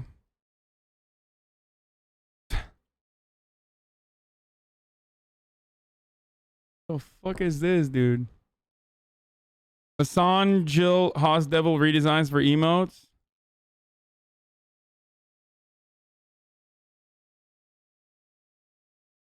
Should I make these? You guys like these? I mean, I feel like we never would use them as emotes. I mean, they're really good as far as artwork goes, but it's clean, but you would never use them. I work here with my old man and my son, Big Haas.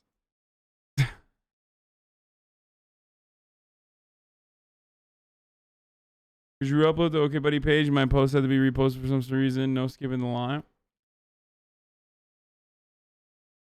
This is so good. The good sauce. Extra gaming and politics. HasanAbi. Pago is on chicken tendies. HasanAbi. Twitch is #1. I am the sauce boss. Repost. Malds for VIP campaign. Poggers editor. Long-term sub and community member. Upvote this position. All my videos, all my YouTube videos are public. Upvote.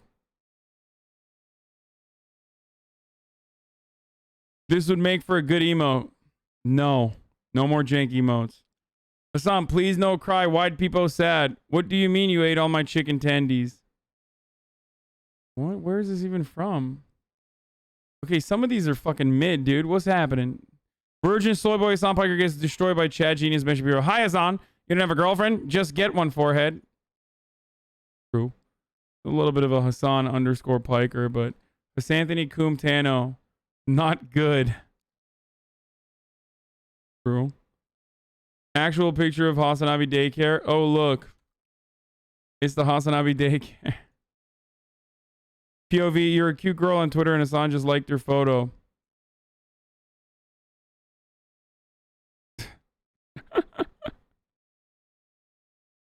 How do you guys even see what I like?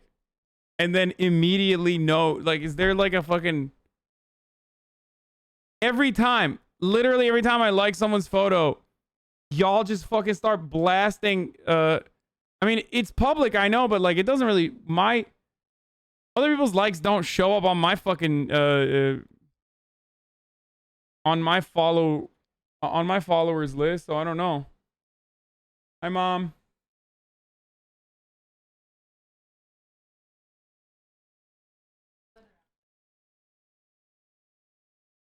Yeah, it's crazy. It's like a whole different country that we're in. When you only follow 10 people, you see all it does more than 1 people like it. It's public, and also the photo will appear on my feed and say HasanAbi liked this. When people just become your retweet accounts, they see all your activities. They go into your timeline if you have it in home, but not if you have it in latest tweets.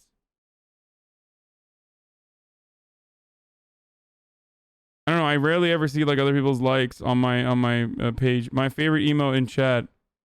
Everywhere I go, I see his face. I love that too.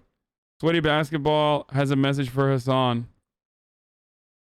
Hasan, do you remember me? Why haven't you returned my texts? I want to see you again. I miss that special friction we had together. Please text me back, Hasan. I'm sorry, Spaldinga. I've outgrown my interest for you. Wouldn't have had it anyway, any other way, Hustle. What I thought I'd be doing at 25 on a Saturday night.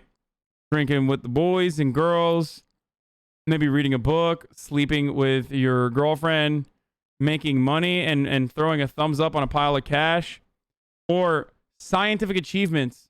Looking at microscopes. But what you're actually doing? Bug snags. I had 500,000 points before today. 1 point remaining. Or making big bucks. Buku bucks. In the casino, baby. Never forget. America's 9/11. Twitch ban in a video game. Twitch ban anyway. Okay. Hasan with his donos. How I feel. Complete the sentences to show how you feel about nice, genuine, heartfelt donos. Nice donos make me feel fine. When I see a nice dono, I say nothing. Complete the picture to show an expression you might make when you see a nice dono. Hasan, Pogo. What the fuck? Is that me? That's me as Monkey. Only a matter of time. Who's the pet now? No, dude. I don't want that. Flashbacks of the Fabian Syndicalist unlock. Each day in HasanAbi chat, there is one main character. The goal is to never be it. True. 2 minutes for the Hosbuff gamers. So long, peeps. What? They used to, like, literally, the berserkers, they used to call them Dele, which means crazy, okay? That's our K-Hive. They have been training themselves. They've been locked away in the mountainside, slapping fucking rocks, okay? Absolutely, just slapping rocks completely naked, training themselves so that they can destroy the MAGA sickos. And if there is one force to be reckoned with on the internet, within the Democratic Party's constituencies, it is the motherfucking K-Hive.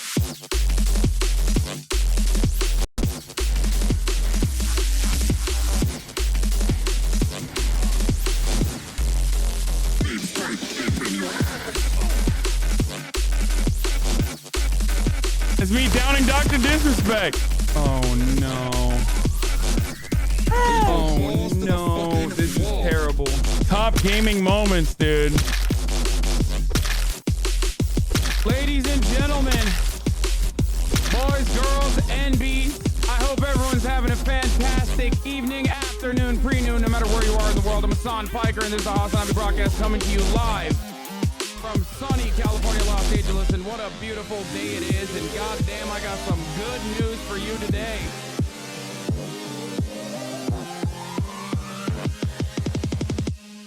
Welcome to the cum zone. One. Wow. OOG. See? You unbound mouse one. Oh my god, I can't shoot. Oh no. How did I unbound mouse one? Yo, y'all got COVID?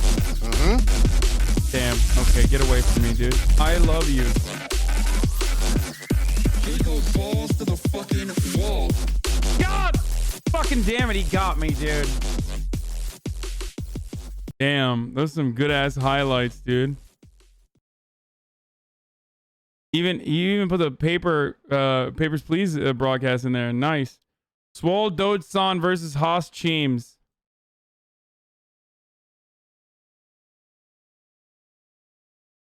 Holy shit, that was the first game I watched you play. Papers Please, were you on when?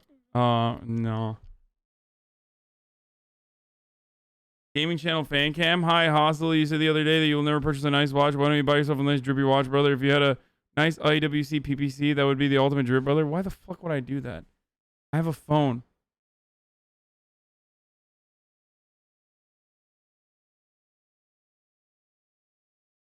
All tier 3 for the rest of my life. You make a YouTube video of you reading porn comments like that.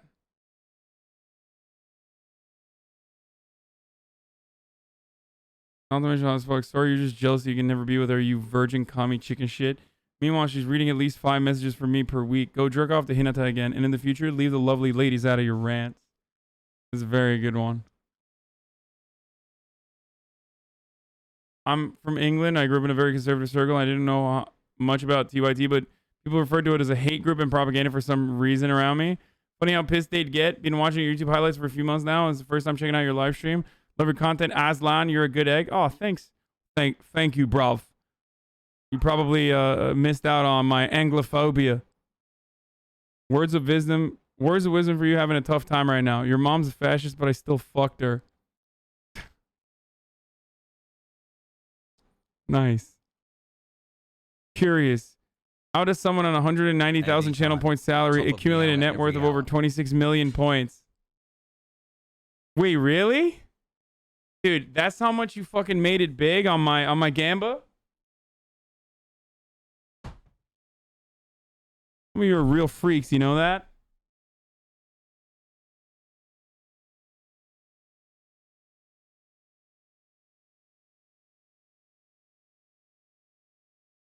Real fucking freaks, dude. Okay.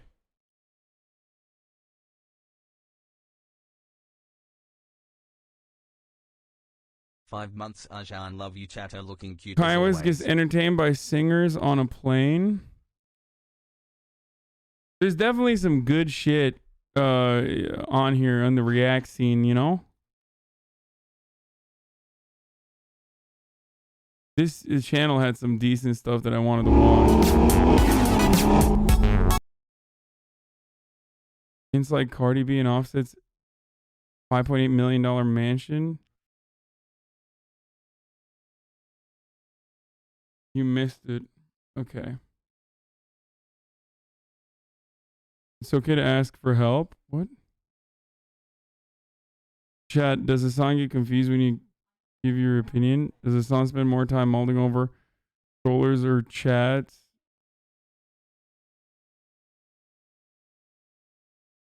Trollers or chats rather than focus on people who want to learn? Does Hasan look at your messages and then ignores it entirely? Does this want to make you spend your life away at the casino? You don't have to fight your battles alone. Talk to us at HasanAbi Therapy. Get help, visit antistunday.com. Okay, it's not a real website. That's a good one, dude. Okay, chill, bro. Mario Party D's anti-piracy screen? What? No.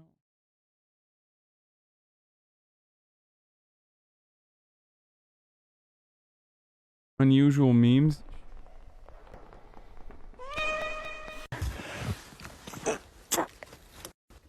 Where are you going?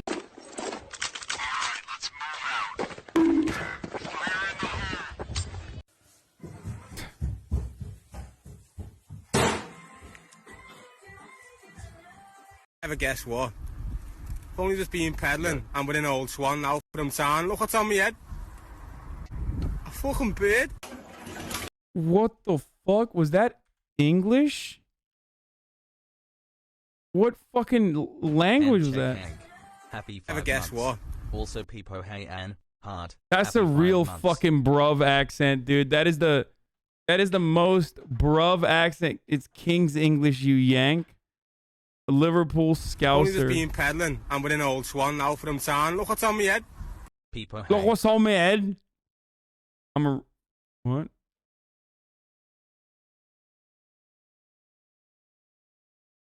Liverpool, one of the languages of the North. The Scouser, innit? Hi. A fucking bird. A fucking bird?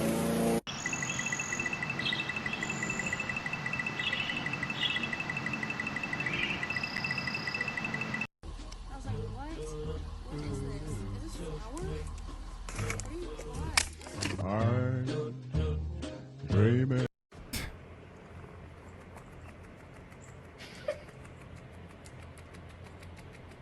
Never guess what? I just been peddling from old Swan now from town, and guess what's on my head? A fucking bird.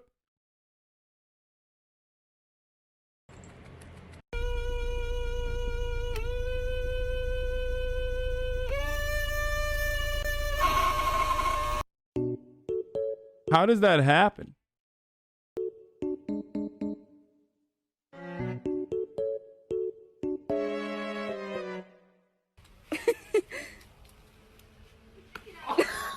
Ooh. Gotta fucking hit.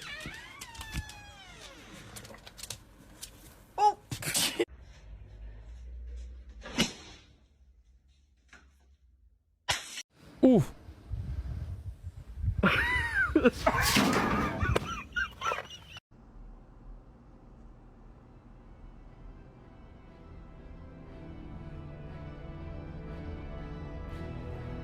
Get it. Get it. Do you believe the Senate will accept the latest COVID relief bill that just went through the House?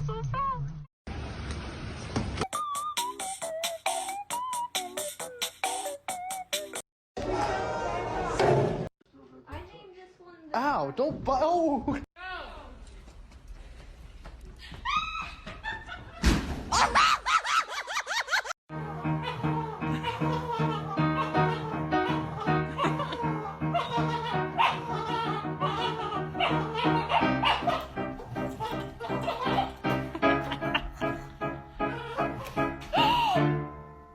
Do you believe the Senate will accept the latest COVID relief bill that went through the House? Okay, let me just say something, okay? Don't fucking say I'm Donut-walling people when they're asking something asking about something that's like completely unrelated. Unless you want me to stop what I'm doing right here and then literally go into a description on you know how I feel.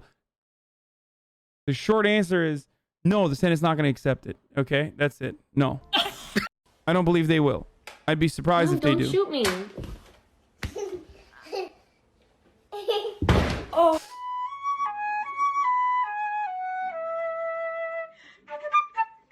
What the fuck is going on? Yo, that shit can't be real. Balloon right now. Yes, I know, but have you not figured out that you've already been captured? Is that Nick Merckx? Yeah. From this awful disease. Let's do better. Thank you. It's awful disease. Let's do better. Thank you. Wait, is there like a problem with him? I don't want to laugh at him. If he has like a...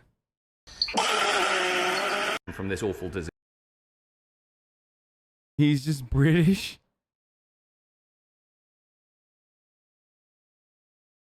He's just British? Okay. No. I don't like... I know that being a Tory is a problem. And it's one that is like hard to fix.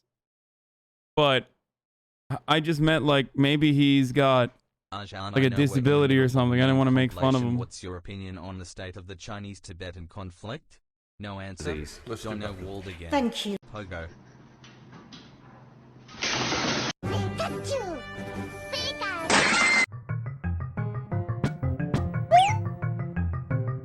Aw. Hey, Jan. Bro, every time I see Boba now, I think of what Frogan said about how she just wants someone to suck her ovaries like Boba. Like, I just can't. I can't. It's such a fucking gross thing to say. I want somebody to suck my eggs out of my ovaries like Boba? What? It's been 6 months. Yeah. Love you though. Yeah. It's, Austin Ox was quick with that So one. bad about it? What the fuck?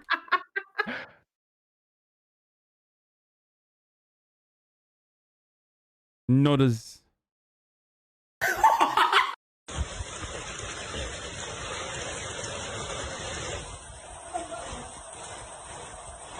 Poke chilling.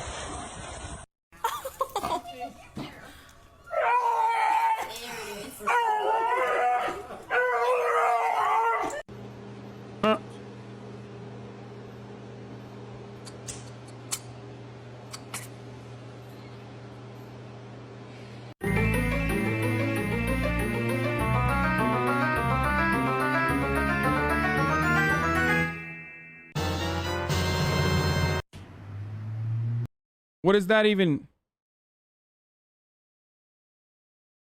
Bro, I'm sorry that my reacting is not to your liking. I mean, what the fuck? Like, how do you even gift someone a water fountain?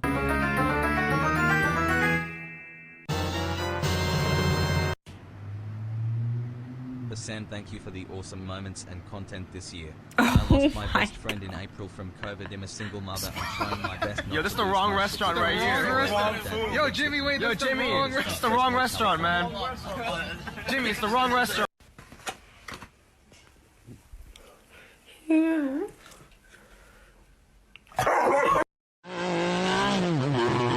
Is that Cyberpunk?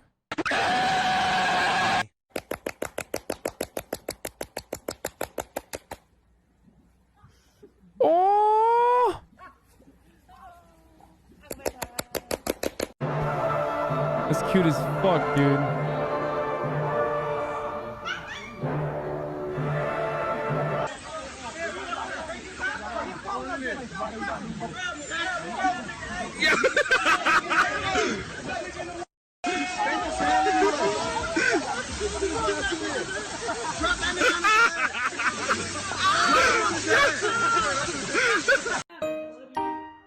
What the fuck even was that? Where was that water coming from? Exactly. Fire hydrant?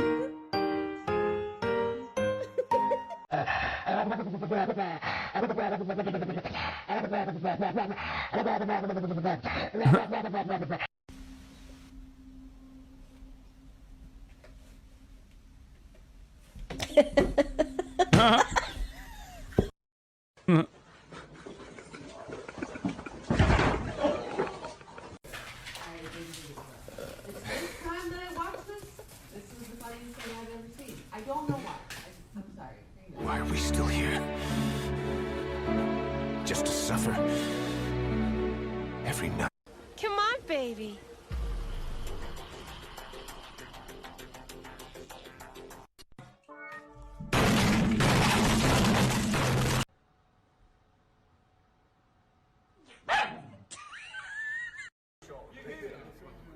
Wrong animal, bro.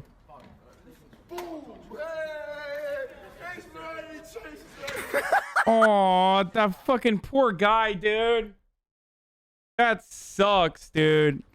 He's just going home, probably drunk, trying to have some fucking crisps, bro. What are you doing?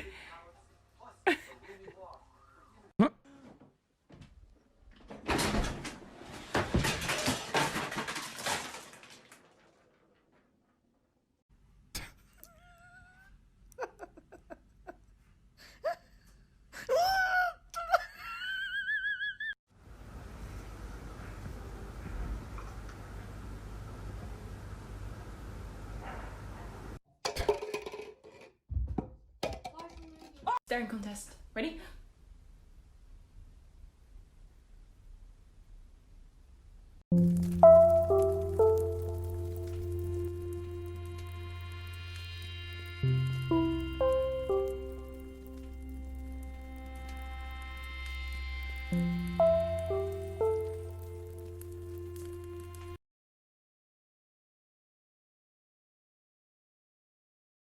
Is the word marijuana racist? Dude, I'm not trying to watch that. I would eat that for sure. There's no meme. Mr. Narc Marks. The rise and fall of Twinkies. Can she match dating profile to the man? We failed using profanity. Why dunk towel chickens are so expensive. Right, FBI right, confirms right, Zodiac Killer Cipher has been cracked.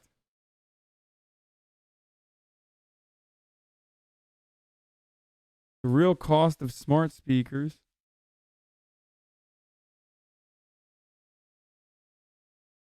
Bro, what? Joe Rogan on the free solo film. Like, what made you want me to watch this? These are kind of mid, yeah.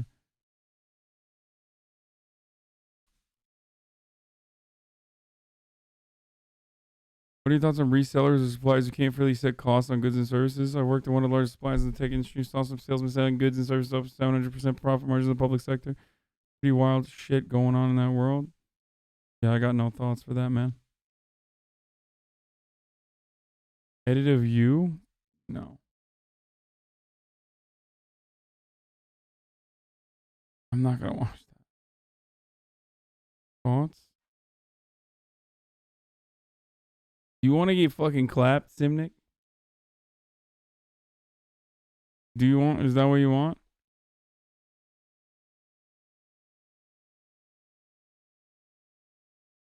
Huh? Is that what you want? Rogan wants you to watch this? Addicted to the pony play? I don't. Is this like, is there like TOS stuff in this? This is borderline, dude. I'm a little worried about. My name is Nicole, and I am addicted to pony play. Oh my God. Pony play allows me to indulge in the pretend play that... Bro, isn't this literally why Horsen got banned? I mean, this is like the logical extension of this is exactly how Forcing got banned.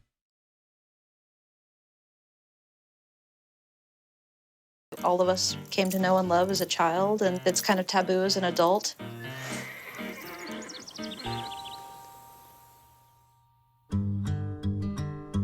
More open about our addiction to pony play? Dude, don't do that.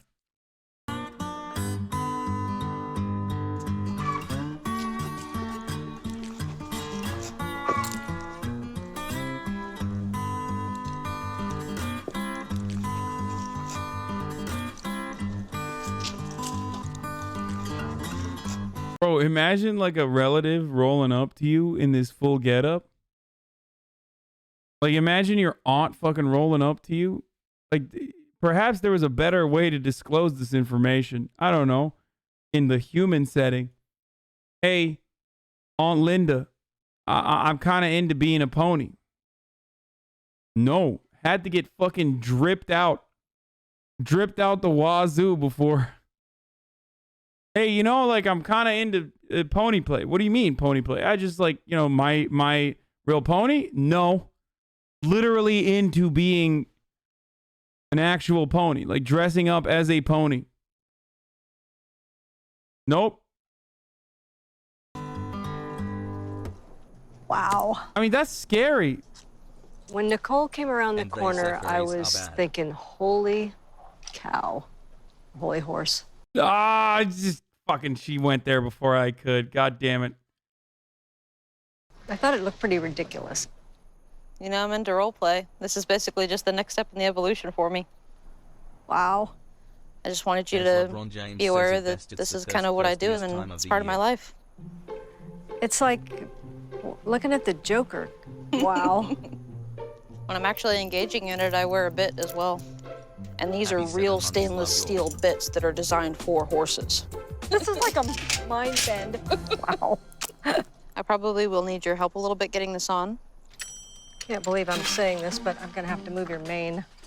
This looks painful. Looks like a... Okay, that's how you know these things are fake, dude. Because no one, like not a single person on the planet is going to be understanding when a relative rolls up and is like, yo, what's up? I'm a pony. Like no one following that revelation is going to be like, oh, sick. Let me put your fucking, you know, your reins on in your mouth. Like immediately. Like they're not going to do that immediately. Don't say BDSM. Don't say any of that. No. First of all, yes, I'm kink shaming. Secondly, like you got to take some time. You need to take time, like to adjust. torture chamber. Nicole? So, now what? I'll tell you the different gaits. The Spanish walk, which is a high step, like this. There's also a trot, which is basically just...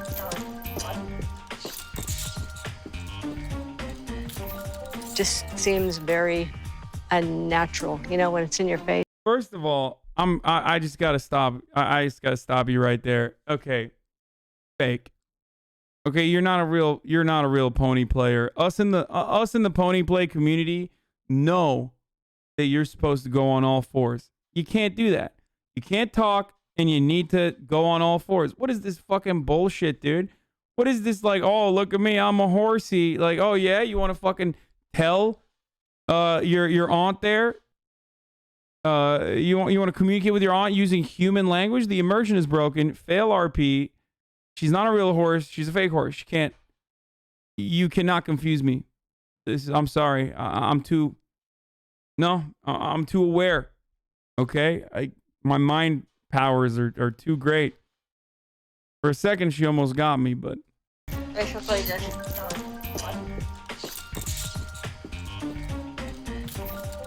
yeah, what is this bullshit? No, it's bullshit. Fucking bullshit. Chat, this Hasan guy knows what he's talking about. Oh no. Oh no. Oh no, what did Dunkey do? Oh Jesus. Seems very unnatural. You know, when it's in your face, it's just really unnatural. Okay, is there more of this? Not like the Cody Co. Are you afraid of sex? Is there more? Is there more of this?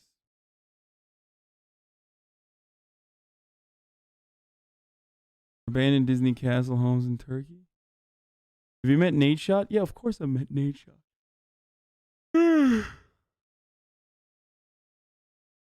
Nate Shot is the real life version of taking the corpo route.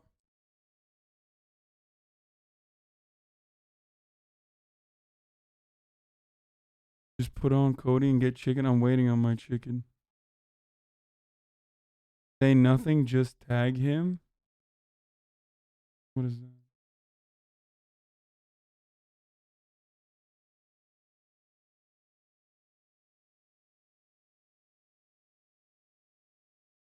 Hey, Mom, thank you.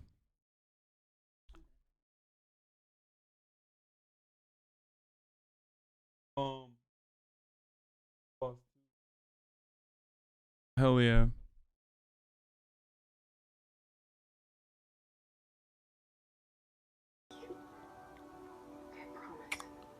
Hey, Nick Merckx.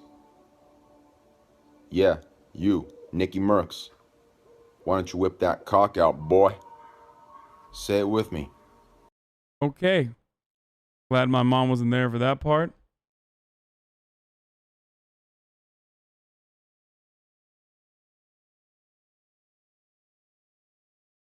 r/conservative has finally turned on the Donald Trump and on each other. r/conservative has finally turned on Donald Trump and each other as the president agrees to pass $600 COVID stimulus bill that he previously vowed to veto if the stimulus didn't reach $2,000 per American. Mods have started removing comments.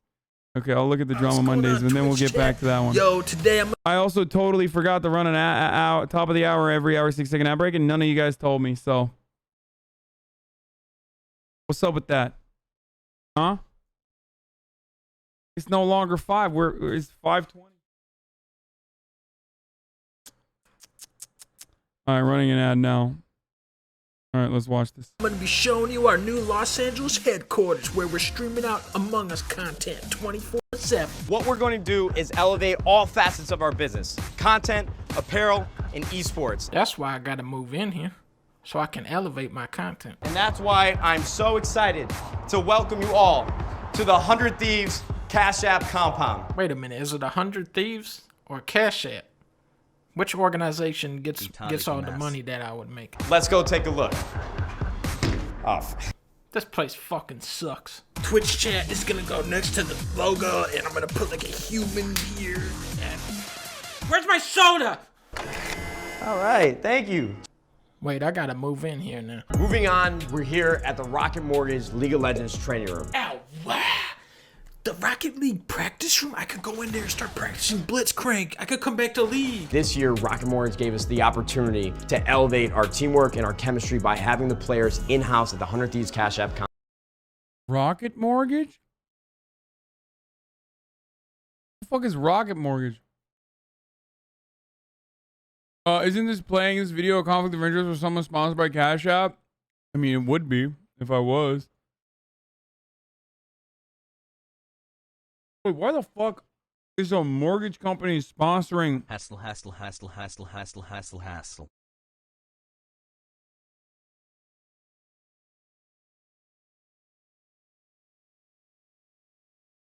Why is a rocket? Why is a mortgage company sponsoring a gaming company? What the fuck? I didn't even know this. Compound every single day. Let's go say hello. They're all gone.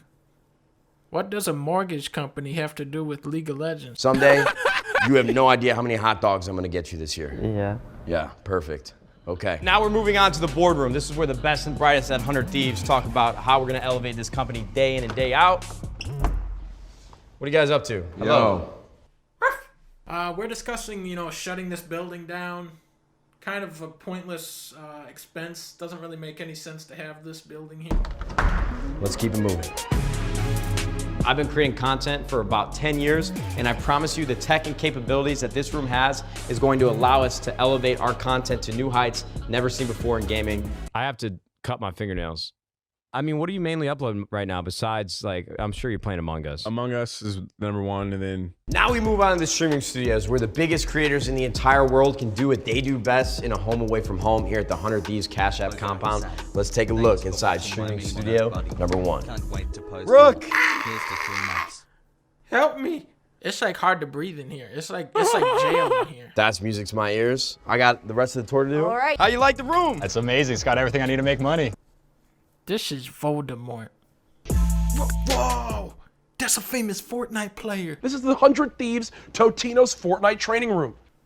Did this man just say this is the Totino's Fortnite training room? We have some of the best players in the world that are going to be training here every single day in the Totino's Fortnite training room.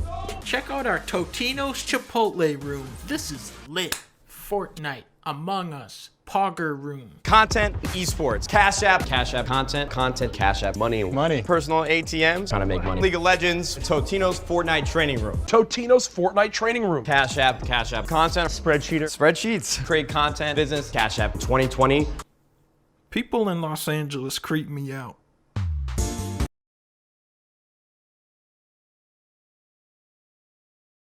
I got nothing for that.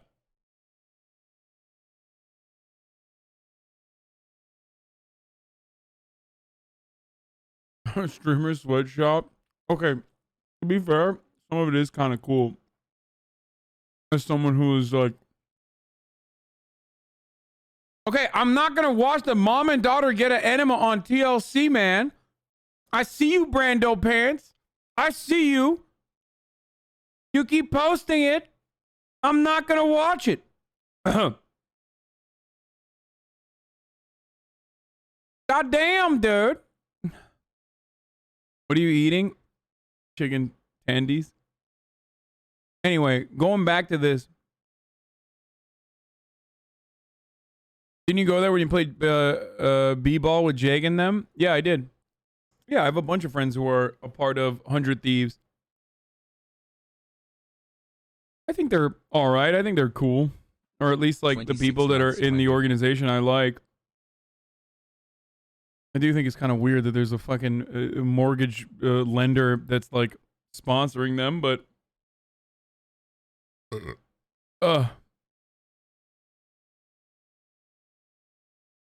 honestly, how could you? We suffer through hours of politics and some likes to only watch weird TikTok influencers instead of our 90-day fiance.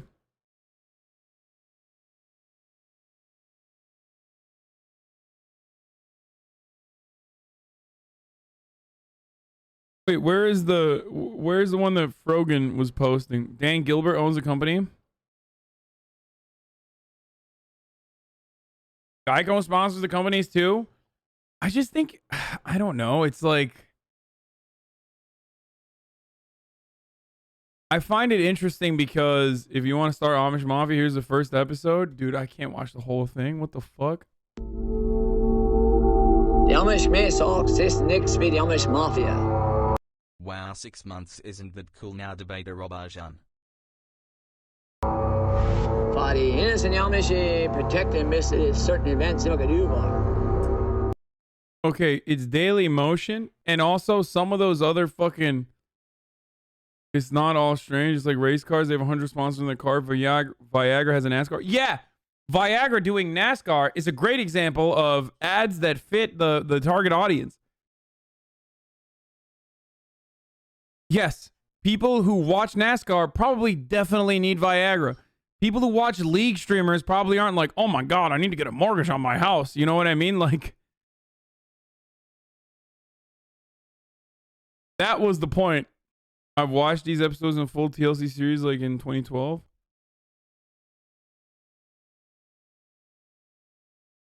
Okay, I want to watch some of this. I want to see what this is like. It's very, very different within the Amish cultures. Absolutely nothing modern. Dark dresses, push mowers. We're very religious. We're very conservative. You do everything the proper way. You go to church. They teach you that the less you have, the more grateful for the smaller things. And everything like supposed to bring you closer to God. Okay. The dude who keeps saying, just play Rust with Poke and XQC. Right now, if you wanted to play Rust with Poke and XQC, would you be able to do it? No. You know why you wouldn't be able to do it? Because you're not a part of the fucking server. I am in that exact same boat as you. Okay? We are on the same boat. I can't play Rust with Poke and XQC. You can't play Rust with Poke and XQC. Neither of us can do it. I have taken the necessary steps. I texted Pokimane to see if I could get on the stream or on the server, and I texted and I DM'd Poke to see if I can get on the server. I have done the necessary things, the necessary steps I've taken to potentially be able to do that. But outside of that, there's nothing more I can do. I can't just like fucking invite myself to their server. I don't know who the fuck's running the server. I don't know how anything works. I don't even have I don't even have Rust as a game. So we're gonna watch this for now. Do stuff for people. Most people. Is this literally cyberpunk? Is this the cyber or is it far? Where is this music from?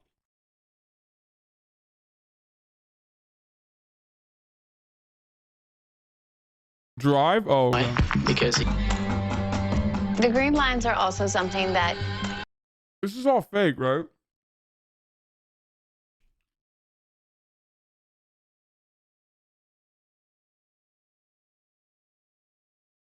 Morgan, stop saying it's real.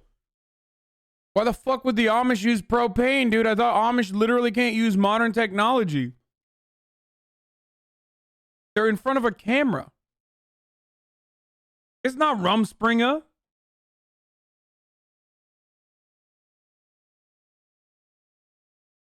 Is this the real life? They use trains. HasanAbi? Caught in a stunlock, no respect for doctorate degrees. The show is fake and takes advantage of people's curiosity of a group that is often seen strange to outsiders. Okay, first of all, it's often seen strange to outsiders because it's fucking strange, brother. What do you mean? What, really?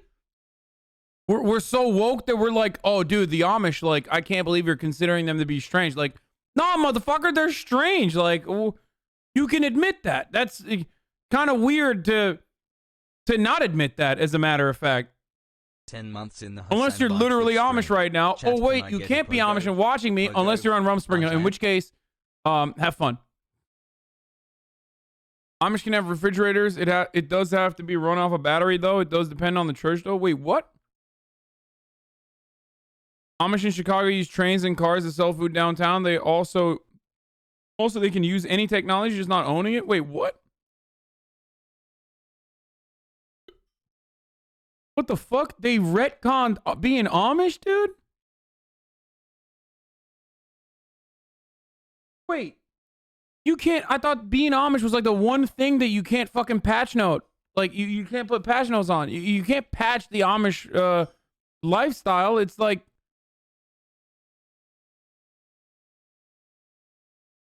Not fake. They agree to do these shows sometimes because they think people will view them in a good light, but it puts them But a lot of them use a couple modern items / equipment. In PA, Amish have to use refrigerators to sell aluminum products. They can't connect the outside electrical grid and run off gas.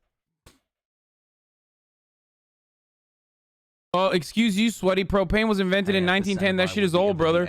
Oh, I'm sorry. I didn't know fucking Hank Hill was in my chat. Coming all the way from goddamn UK, RTBA. What do you mean? It doesn't matter if it's from 1910. It's just like still fucking modern in comparison to how they live their lifestyles, no? House and like a... Bro, if that guy gets to own you, if that guy Levi, who's like, what's up? I'm Levi. Like, if that guy gets to own you, dude, you're fucking done. The entire fucking throw it away, okay? That guy's running the fucking Amish pack, dude. That's the guy who got everyone to go out and vote for Donald Trump.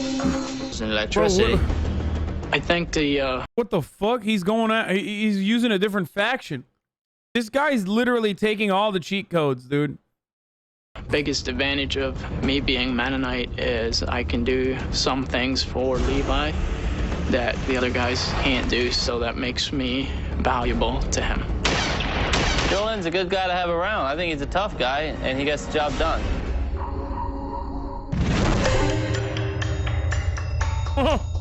John is my brother. He has been the main breadwinner in our family. So I got John a job with Levi. I'll do any job. Bro,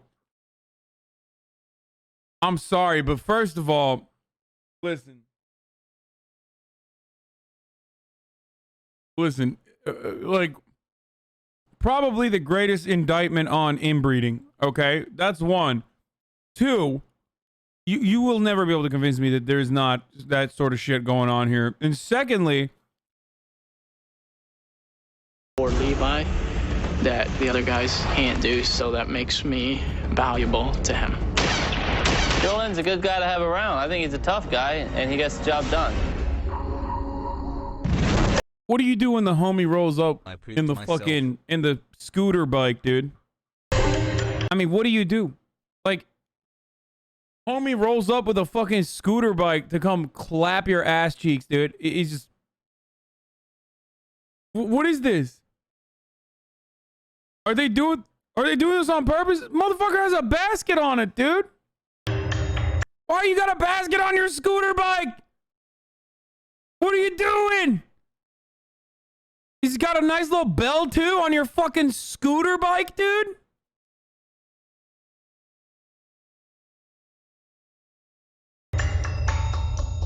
John is my brother. He has been the main breadwinner in our family. So I got John. So with a YC machine. What? Levi is not baptized or grown-up Amish. He's just a conservative who appreciates the culture. He was also seeing a lot of trouble for abusing the local Amish communities. What language are they speaking? These guys aren't Amish. The 4 doors. What are these draw for, like? So with a YC machine. Bro, get the fuck out of here, dude. What is going on, dude? I had 4 doors. Yo, oh my God, dude. And people say white people have no culture. Look again, sweaty. What is this? Okay, this is fascinating. I'm hooked. Most people use Dutch all the time. In a car left, we're trying to figure out. Remember, by the way, chat, this is why I always say Pennsylvania is Pennsyltucky. Don't ever let anybody from fucking Pennsylvania try to make it seem like their state is actually north of the Mason-Dixon.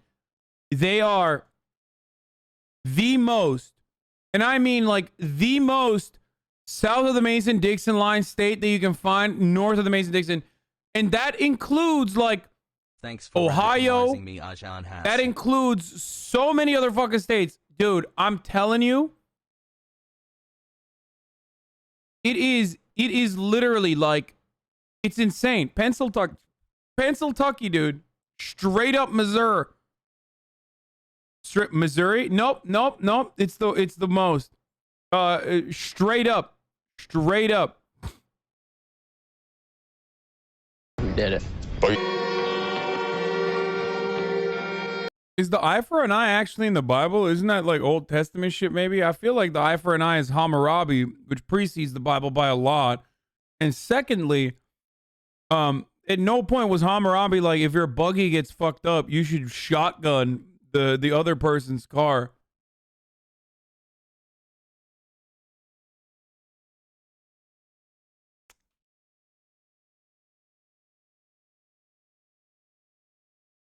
It is HasanAbi though. It's referenced in it, but not outright says it. Somebody down here. Okay, I can't.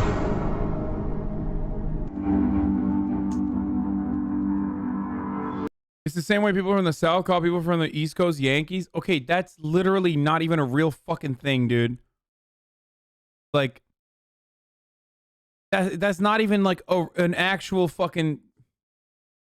Like, who the fuck still does that? That's like, it is law. Okay, bro. It absolutely is. Them goddamn Yankees.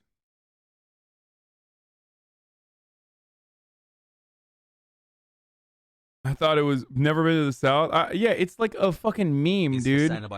No one is like, no one is referring to people from the North or people from the fucking East Coast as like Yankees, but in an unironic capacity. It's a joke.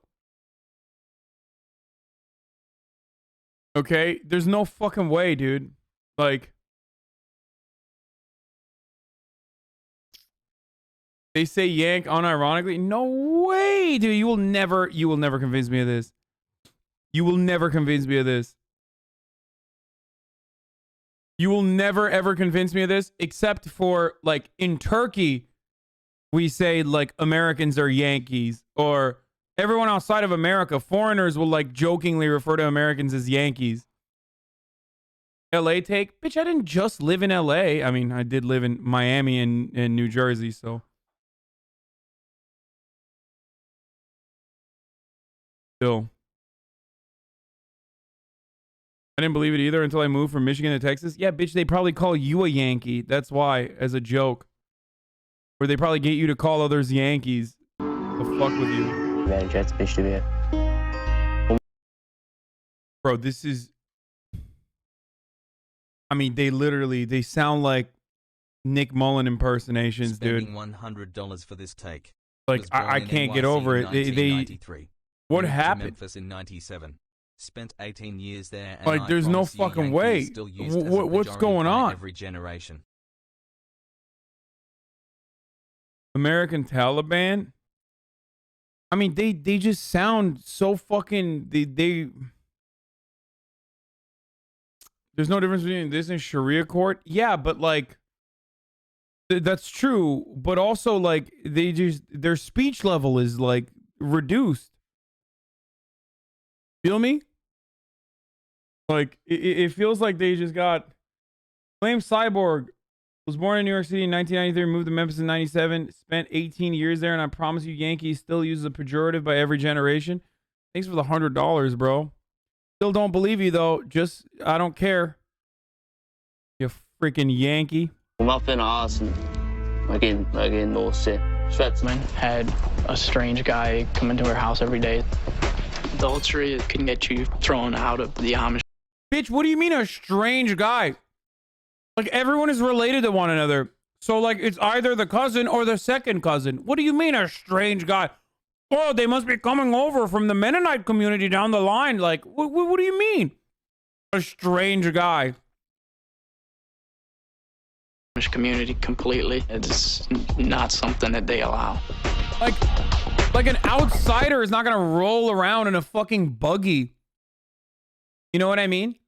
Like, there's not a fucking F-150 stacked outside of the goddamn shack, okay? It's a fucking horse and buggy. Very clearly, it's still a part of the community. What is... Oh, dude, this is so strange. Stakeouts, basically. Or she wanted to fuck him. And then she got caught, and now she's like, oh, yeah.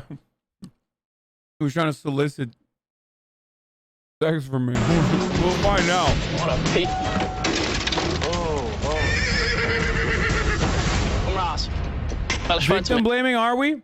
Yeah, bitch, I'm victim blaming in Amish culture. You don't know anything. We have no idea on whatever the fuck is going on currently. What is this take? Like, oh, I can't believe you're victim blaming. Bitch, they're Amish. I don't know what's going on. And neither do you. In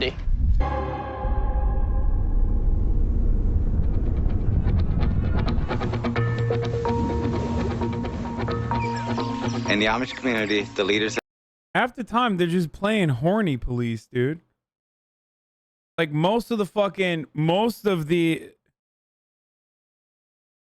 altercations revolve around like, oh, she's a Arschlecker. She's a Arschfucker. Get the man. To church are chosen by God. Reverend Levi is good for the community, and he really takes care of us, and we sure do like that. I brought some money. I hate that you English are looking down at the Amish lifestyle and claiming that it is childish to find community leaders with a literal coin flip and things of that nature, while simultaneously, believing that Jeff Bezos worked 300 gorillion times harder and smarter, and that's why he deserves to accumulate all that wealth. You know, sometimes a little coin flip is all you need, okay? Little book that you open is all you fucking need, all right? Some income for you. Levi knows how to put to his advantage. Oh, dude, I can't wait for fucking Lebanon, dude. Or not Lebanon, whatever his name is. What's the other guy? Lebanon Lev? Alvin? Yeah. I need to see Alvin. Okay, Lebanon Levi is just Levi. Sorry. I need to see Alvin in action, dude. John and I were sent out to buy a camera so that we can get some pictures and get some proof that this is really what's happening. What do you mean Alvin is Pepega? The fuck do you mean Alvin is Pepega? Literally all of them are Pepega. They are straight up like unable to string together sentences, dude. They're all like, oh, I can't wait to do this. They're buying fucking cameras and shit. This is all cheat codes, brother. What the fuck? The Amish community is calling me up and had me take them to see prostitutes. Oh my. Let's see what we can do. They don't believe in cameras. Bro, my man said, I don't know what I looked like when I was baby. I don't know what parent looked like when they was baby. I never really played with one. Well, the 10x zoom should do pretty well for you. Yeah, let's take this one. 233.14. Here's the money. Okay.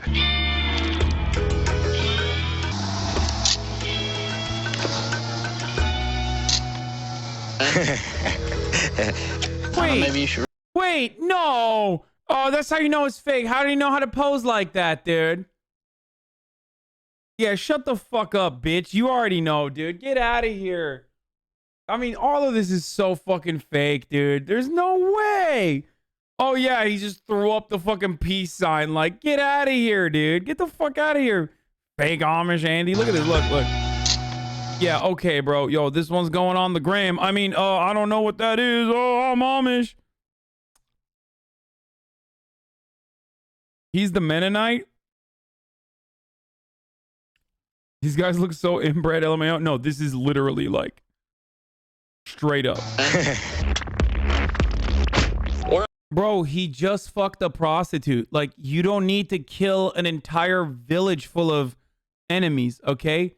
My man looks like he's about to fucking take over a forward operating base. Like, he's just fucking prostitutes. Like, even if it was real, like, let me live in this universe that you've crafted. Okay? We're under strict orders.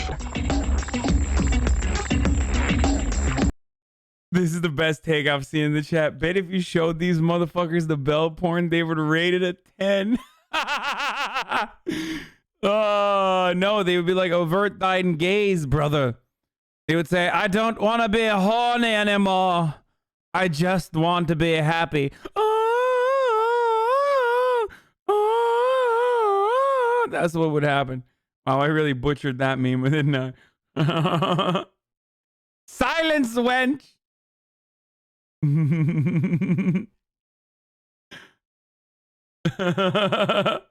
having so much fun.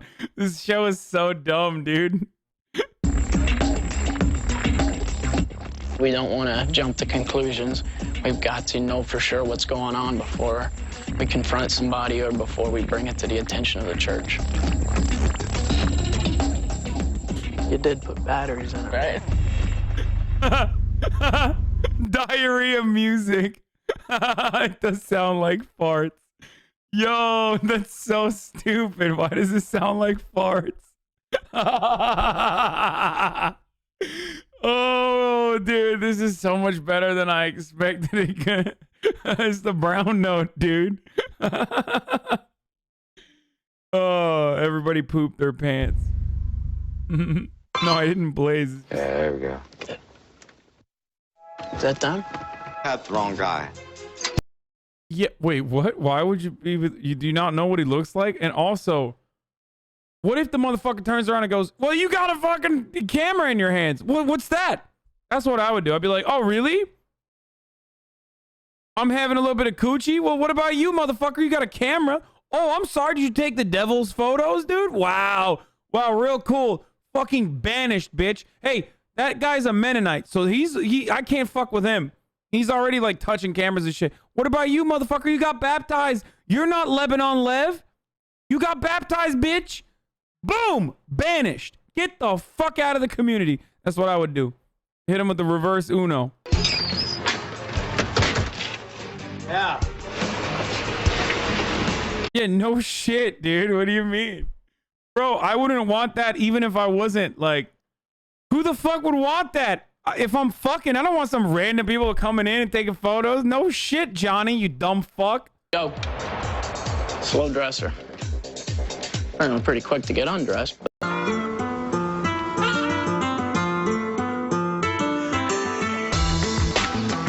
You know Johnny fapped to that later. Like, he's like, oh no, I almost saw a bit of coochie on that one, on that last photo. This right here, took a little crank out there, took a little walk out the park, walked the dog, you know what I'm saying? I don't know why I sound like fucking, what's his face, Bobby from, not Bobby, the King of the Hill, Boomhauer, yeah. Boomhauer. Fish ready? Come on. They're listening. Well, the respect and the power. Bro, these dudes are so dumb that you can literally see when their brain starts firing up. Like this dude is so stupid that I can tell when his brain starts processing information. Like, you're like, ah! Like, he can't do two things at once, dude. What the fuck? Yo, dude, seriously, do not inbreed, dude. I know that, like, neoliberals, I know that there's some neoliberals that, like hate watching me and stuff, and a big part of, like, being a neoliberal is saying stuff like, actually inbreeding, literally making inbreeding illegal is eugenics. You know, this is, here, watch this and learn why it's bad, okay? Incest is morally neutral, actually making inbreeding illegal is literally eugenics. Hypothetically speaking, what if I were to fuck my sister? You can't stop me.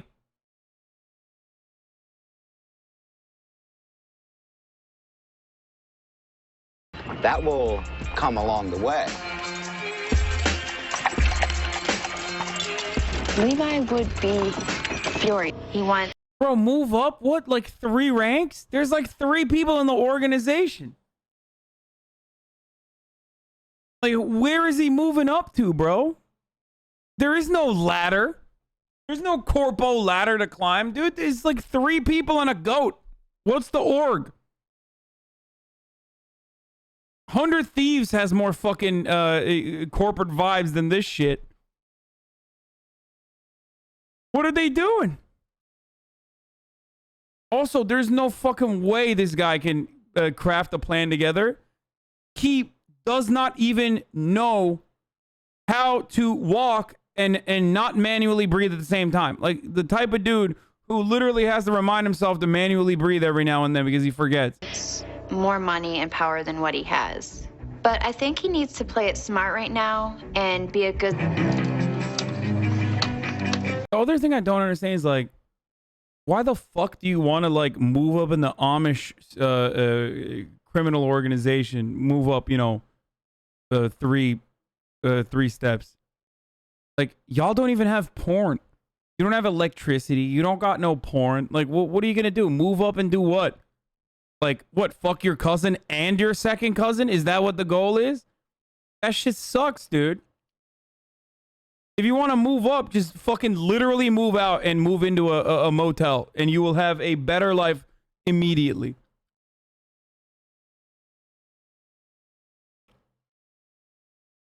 Like, what are the unlocks? You know what I mean? When you level up, when you're like tier 4, when you go from tier 1 Amish to tier 4 Amish, like what are the benefits? Like nothing.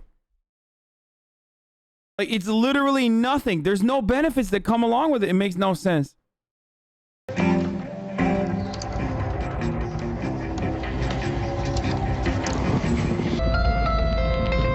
Dude, I can't get over Johnny's dinky ass fucking scooter bike, dude. It's, oh my god. It's just so fucking lame.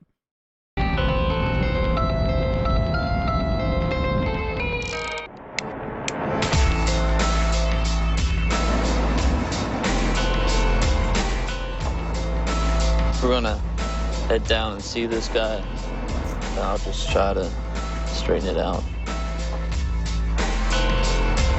I think I got some photos that could really hurt an important person in our community. We can kind of keep it to ourselves. What's the fucking the actor?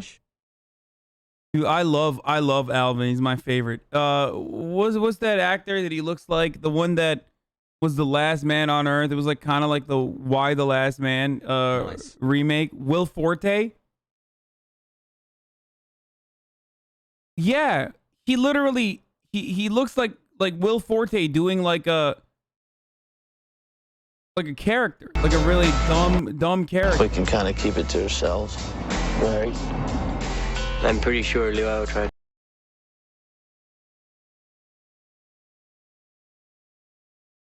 I swear to God, that's Will Forte in a wig, dude.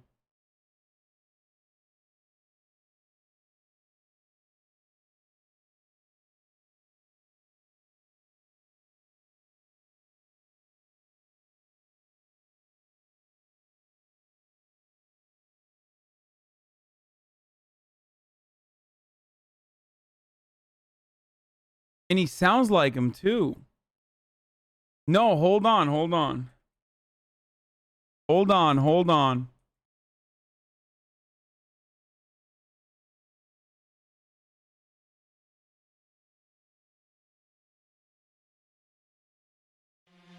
And there was on. Wait, is there like a good?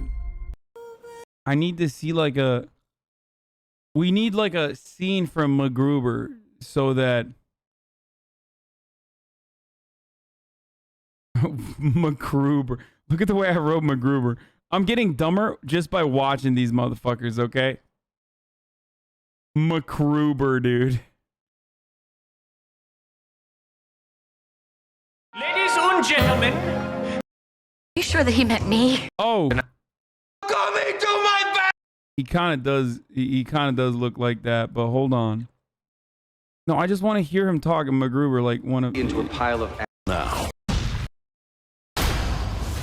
This is just like Nicaragua. I got to show him Nicaragua. This is nothing like Nicaragua. He just sounds like he's doing kind of a dumb voice like this. I don't know how to do it. All right, whatever. Let's just keep going. To make a deal with this guy. I can't find it. Hopefully he cooperates. And I'll stocky hole I didn't play. John Baptiste and stay human, everybody. Thanks for joining us. Absolutely. Just look at my hat. I've even quilted one of Mr. Trump's proverbs. Ugh, their joke is so... These pictures, from what I've seen, it don't look good. Don't look good for us. Don't look good for anybody. I don't feel good about it. Work with us and I'll take care of you. How'd they get the photo prints? They upload the digital photos to their local tree. Bro, they're gone. They are literally far gone. Like, these guys are fakes, brother. I'm gonna be honest with you. They're fakes. Like, they're not real Amish, okay? These guys are as Amish as like Mia Malkova doing Amish porn, okay? Their level of Amish, I call into question, okay? You can't fucking cheat like that. Oh, I'm sorry, I wasn't baptized. Like, oh, okay, I guess you can just be normal and not be Amish then, while still simultaneously operating within Amish circles. Levi cracked the code.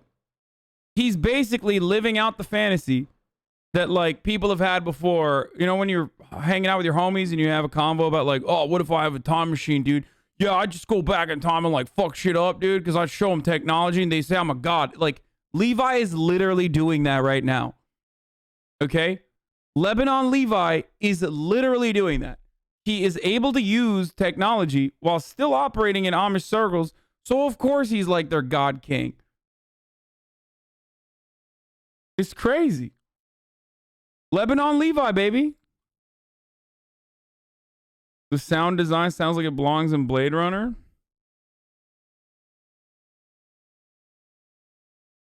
You talking about porn a lot today. You okay, bro? I hope she sees this. If you can't bring a fucking camera in there, why are you wearing a hot mic? You know? Just saying. Wait, those are cars? Yeah, bitch. Welcome to fucking Amish Mafia. He's got a lot more power now than he ever did before. Okay, Morgan, you can't just hit us with a tease. We need to see more of this. Bro, is this like Grand Theft Auto where there's like, they're gonna fucking meet another Amish faction? Like, you know, because originally you think you got like, you're a small city Amish with like small dreams, you know what I mean? You're Johnny, you think like, maybe I'll fuck my cousin, maybe I'll fuck my sister, pretty poggers. And then you rank up, right? You level up in the Amish sector in Lancaster, and then turns out like there's like Big Daddy Amish in like other fucking Amish regions, you know what I mean? And then they fight it out. The age of 90 days gone. The new better age of Amish Mafia is here. You guys like it? Are we enjoying? I'm enjoying the fuck out of this. This is dumb as fuck. This might be the dumbest thing we've watched on this platform, on this stream.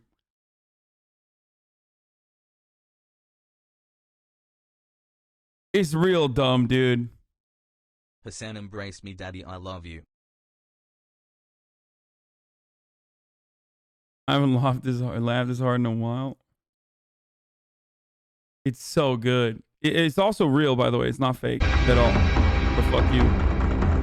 Thanks from the Levi. I kept a few of the better ones out of it in case I need them later down the road. This motherfucker's literally gonna jerk off, dude. He is... Bro, you don't fool me, Johnny. You literally want to crank it. He actually kept him to crank it. Or something.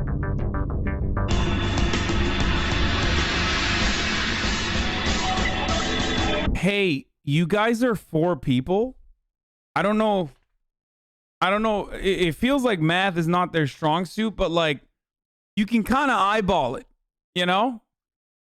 If you can count the dudes in your organization with one hand, it feels like you should dream bigger, you know?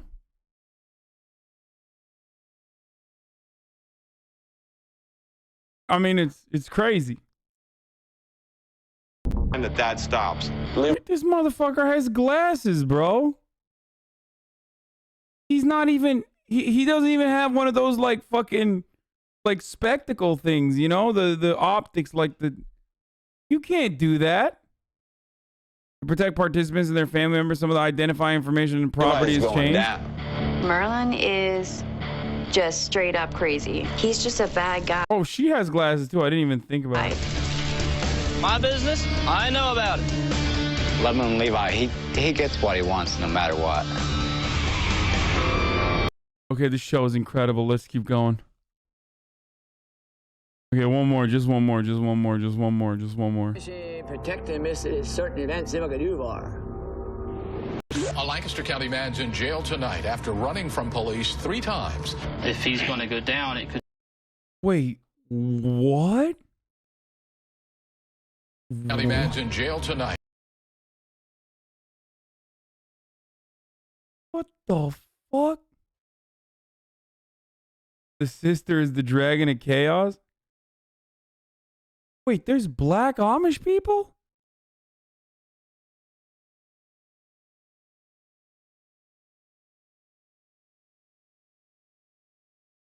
Bro, the Amish are like the fucking Mormon church, bro. They keep patching this shit. I thought they literally were unpatchable. Like, I really thought, like, bro, the Amish have more black people than Witcher 3, dude. What is this? What is this? It's got to be a DLC, right? Like, this is crazy. He's not Amish. They address this later in the show. After running from police 3 times. If he's going to go down, it could take us all down. I know. Some things that were not meant to be there. First of all, they definitely don't just do fucking weed. They don't just smoke weed on Rumspringa. From what I've heard, like, they're just straight up doing meth, okay? That's not like, they're not just like, oh yeah, let me 420 blaze it. Like, no, literally meth, okay?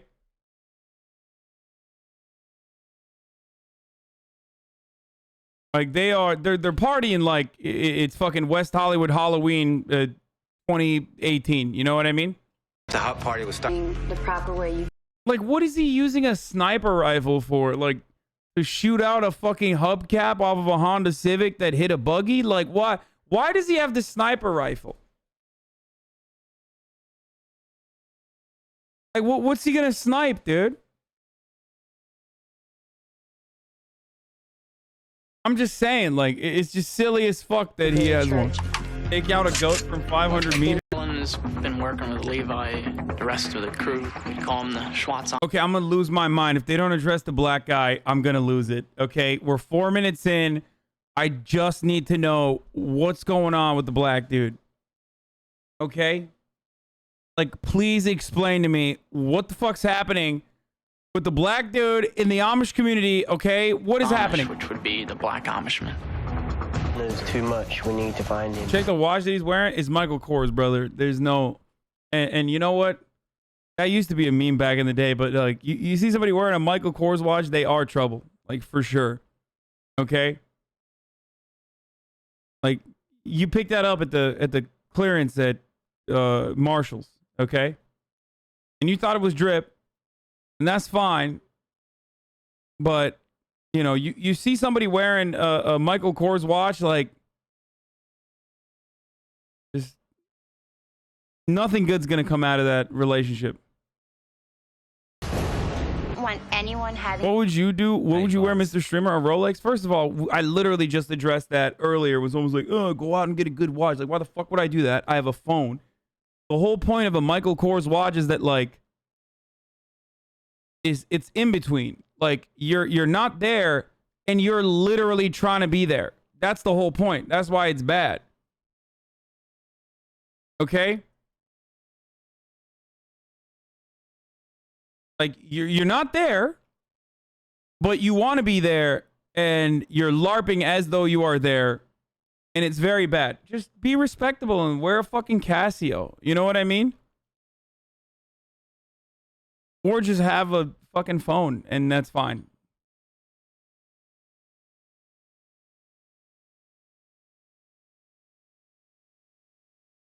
Lebanon Levi was on Dr. Phil. It's the Oakley of watches. It's worth. Cars, but... The Amish speak Pennsylvania Dutch. which is an old German dialect. Ich bin ein Gucker von Schwarzer Amish, Alan Beiler, hast du gesehen? By the way, he's straight up dropping the N-word in German.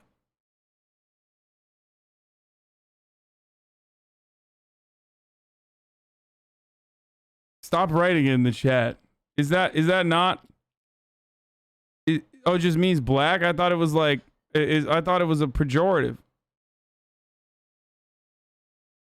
I always thought it was a pejorative. There is an N-word for in German. Oh, it just means black? Never mind. My bad. I was wrong. So like the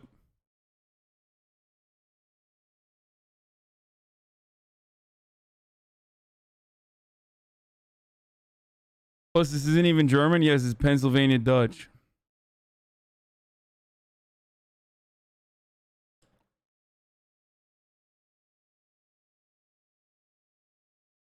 No, you're kind of right. It's in between. It translates to black person, but has slurred connotations depending on.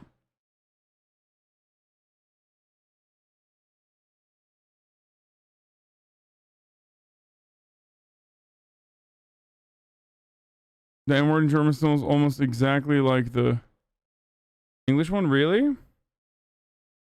Yeah, I thought that word was bad. Like in some languages, I thought that was like a pejorative.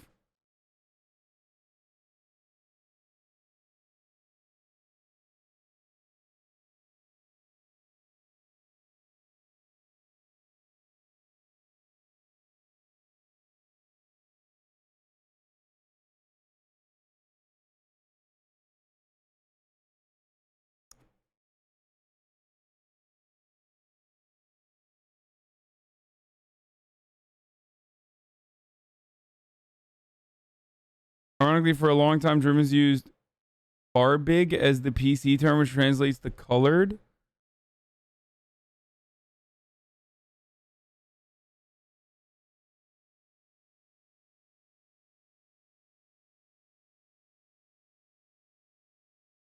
The N-word in German, albeit in standard German, not Pennsylvania Dutch, is really?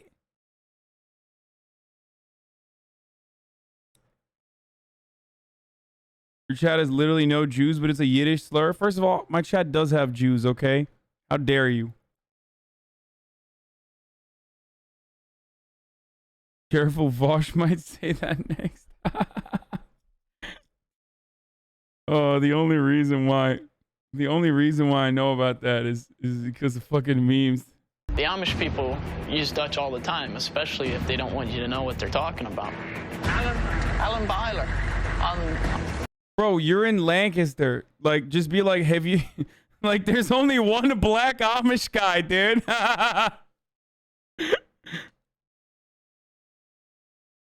Oh, Jesus Christ. Where I come from. And talk to you about how I... Bro, he's literally dressed up like me, the fattest kid at basketball camp. Okay?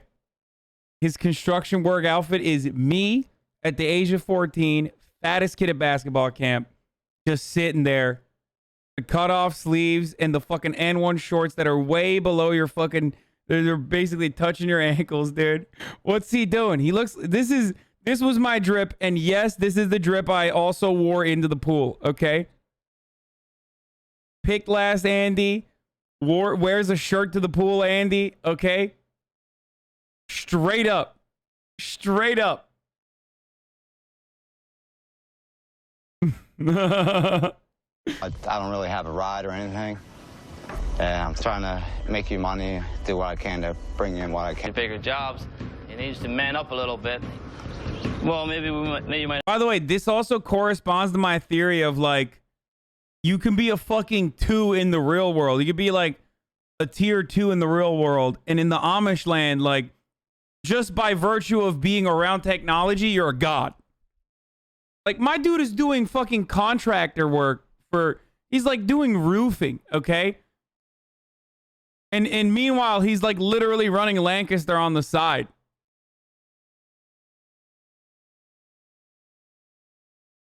It's crazy.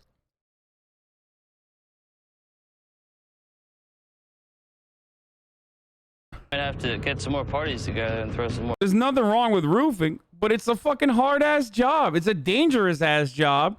You wouldn't do that if you're fucking running the mafia and shit. You know what I mean? What mob boss is like putting on the fucking...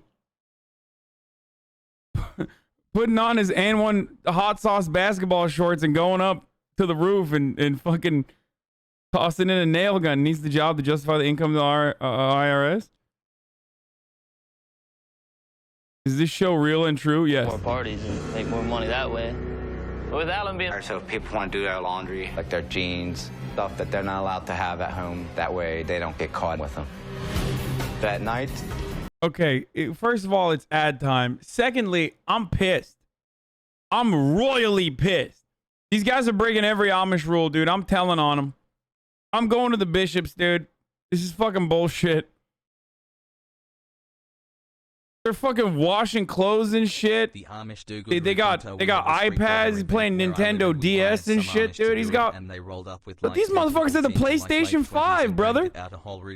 You don't have a PS5. These Amish bought half of them in Pennsylvania.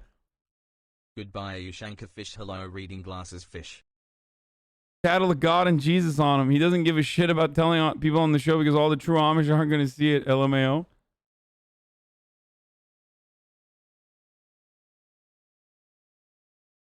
Yeah, they're fucking streaming on Twitch and shit. What if the bishop watches this? No, they can't because the real Amish are not gonna fucking. Bro, this show is basically like, yes, I'm vegan. Yes, I eat meat. We do exist. That's basically the show. Yes, I'm Amish. Yes, I do watch porn. Yes, I did pay to watch the latest Belle Delphine porn on my laptop. We do exist. It's nuts.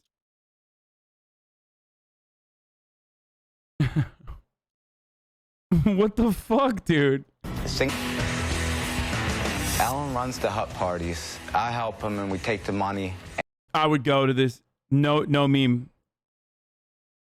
I would go to this 100%, dude. Yo, fuck it, dude. I don't care if I get like, first of all, I feel like you don't get a regular venereal disease from the Amish. Like you literally get Legionnaire's disease, okay?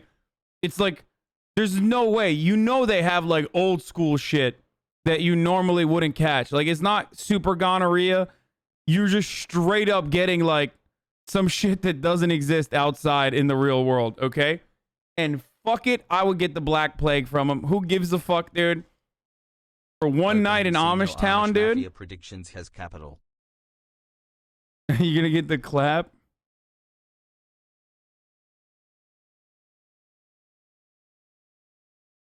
Yeah, they found the black Amish guy. That's not how Legionnaire's disease works, lol. Man, shut up. What are you, a doctor? I'm trying to make a fucking joke, okay? It sounds exotic and weird and shit. It's the word Legionnaire in it, okay? How about you let me have a joke? Okay? Oh, look at me. Oh, I'm a doctor. Oh, look at me and my big brain. Oh, it's the anti-jokes hour over here. Oh, okay.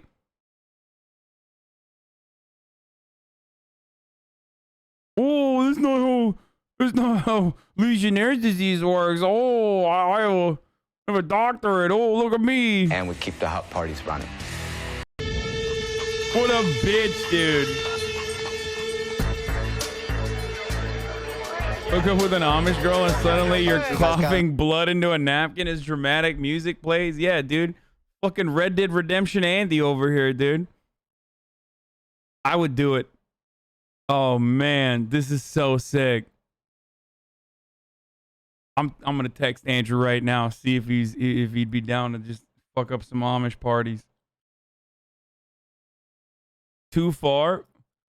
Find out you have smallpox and syphilis, but the old kind, the old doesn't go away kind? Would you rather have sex with Amish Margot Robbie or regular Margot Robbie?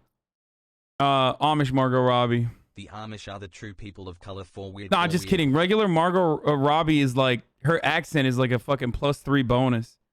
I feel like if she had that, you know how I say I think the Minnesota, like Midwestern accent is sexy? It's like the having bangs and a septum piercing of accents for me. I feel like the Amish accent is the opposite of that. Like, it does not do it for me so far. They just sound like they just sound like they were. I don't want to make fun of people who are homeschooled, because then people are gonna get mad, because there's a lot of homeschooled Andys in my chat. But like, they just sound like they didn't do a lot of schoolwork. Okay, that's the best way I can say that. An ID? We usually charge them $20. Not to get in, Aussies, depending the on what we Amish. have going on that night. Hey. Levi makes a lot of money throwing one hut party. He can make up to $2,000 a night. The huts I have for the youth, I think it's a safe place for the youth. That way, Some of the Amish girls come in there all nervous, kind of uptight a little bit, like, what's going on here? You know, but after a little while, they start to loosen up and really have. Bro, the funniest part is, like, if you're doing an upside down keg stand, then you don't need to keep the bra on, sister. Okay? Like, it's over. You're no longer in God's house. Okay? Like, why you got the bra on still? Oh yeah, I'm about to experiment with some meth, but oh no, if I die, I need to go to heaven. It's like, dude, you are not going to heaven if you're by your own set of standards. Like, it's a wrap for you. Okay? Fine. I don't go to the hut. Bro, this is so good. Bro, every incel, every like recovering incel in my community just saw this sequence and is like, damn, bro, I should be fucking Amish. You know what I mean? Because, like, you already got that haircut. Okay? You already got those social skills. At least you get some coochie on the side if you're Amish. You know what I mean?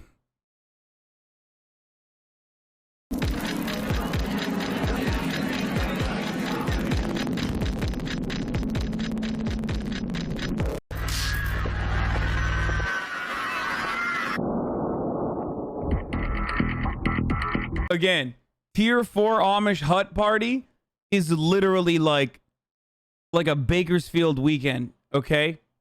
Like, this is some high school shit. I'm telling you, you could run the Amish with like light technology. Just a little bit of light technology, you run the fucking Amish, dude. Seriously. Give him some mids.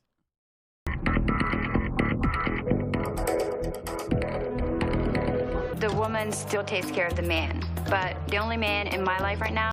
Bro, I love that their primary mode of transportation when they're not on buggies is fucking scooter bikes. I'm losing it, dude. Like, what's up? There's no fixed gear? Like, what is this? Why are y'all driving around in scooter bikes, dude? It's so weird. It defeats the whole purpose of a bike. Just pedal, man. Now is my brother John. I wish. I've always had a thing for Julian. He's a bad boy. I didn't know he had tattoos. Yeah, he's got quite a few of them. I kind of like it. Yeah, well, maybe we should go. Come on. I can't see if I go over there. Du musst nicht sehen. Look, okay. Nee. Bro, she did a lip bite, dude. Oh my god. And bro, it's literally impossible not to find the one black Amish guy, okay? Like, I know cops in America are like really fucking incompetent, but my dude is the only black Amish guy, okay? On the planet. So, virtually impossible not to find him. You just gotta look. and there might be a possible warrant out for him. Alan definitely is bringing some unnecessary attention in not a good way. Scooter. You call these guys dumb, but they all speak more language than 80% of English? Okay, first and foremost, like a made-up fucking dialect is not necessarily learning a different language, okay? Like, it's like saying, oh, I speak pig Latin. Okay, sick. Like, and also, secondly, no, they unironically are barely speaking English. So it's like, at the very most, they speak one full language, half English, half fucking whatever, Pennsylvania Dutch. Okay? So they make up one language in total.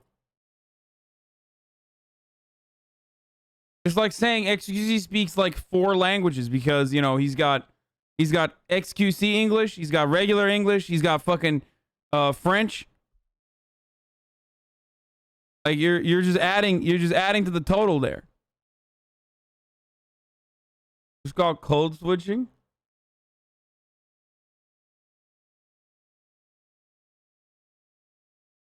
He's got XQC, he's got English, and he's got French. PA Dutch is just German dialect. Stop the Amish erasure.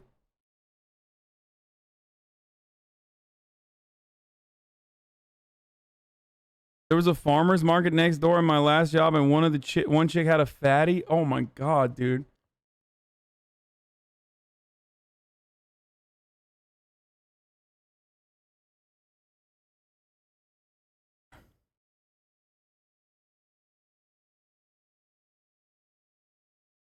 True, it is code switching, but even just going from AAVE to standard American English is just code switching.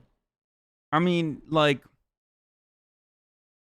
that shit wouldn't fly anywhere else. You can't just be like, oh, well, I speak AAVE and I speak English. Like,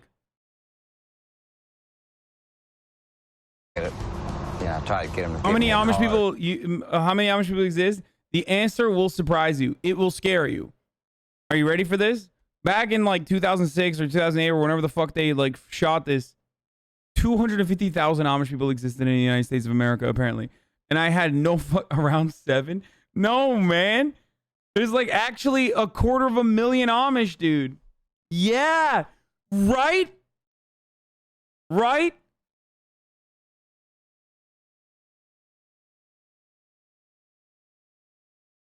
They said that, bro.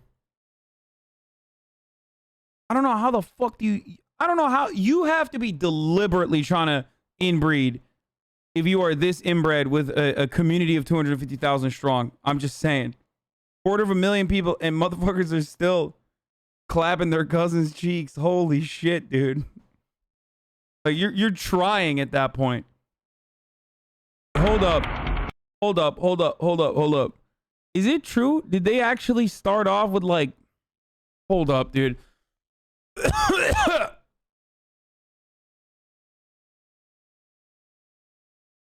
Like in the beginning of the 1900s, bro, that's not good, dude. That's not good. That's real. That's crazy. That's crazy. They went from fucking 20. They went from like 20,000 in 1945 to fucking 200,000. Dude. Remember, it's like literally in the community. Oh my god, dude.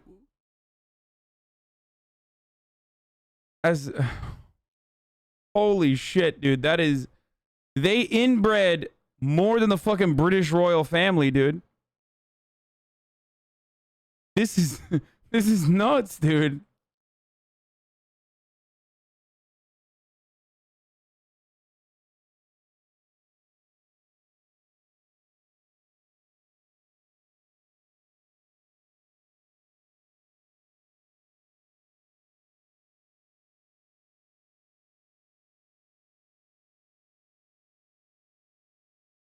First, I was thinking, how are these guys thinking you shouldn't hang out with shady guys looking to pay for sex? How many people are in town?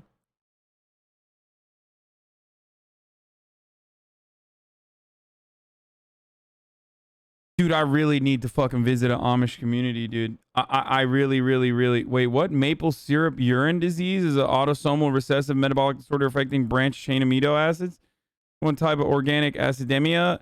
The condition, it gets its name from the distinct sweet odor of its affected infant's urine, particularly prior to diagnosis. What?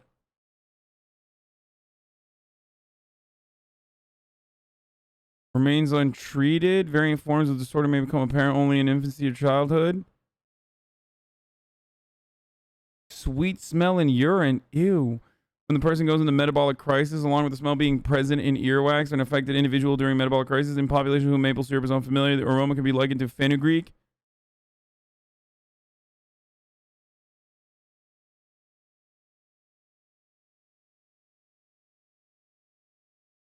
Mutations in the following gene cause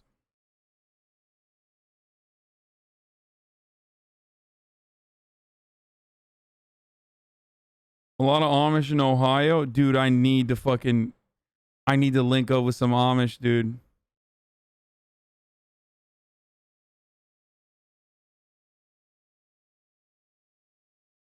I'm in Amish communities weekly, little mask wearing, but other than that, a bunch of shit in the road. Very uninteresting. Genetic diseases is ravaging Lancaster County's Amish. Yeah, no shit, dude. Oh my god, dude. Oh my god, I would love. Oh, dude. Where do they go? Do they go? A new journey begins. Breaking Amish, LA. Oh my god, dude. If I got to hook up with a Amish chick on Rumspringa. Okay, maybe not that one. Maybe that one though. I know God has. That'd be tight.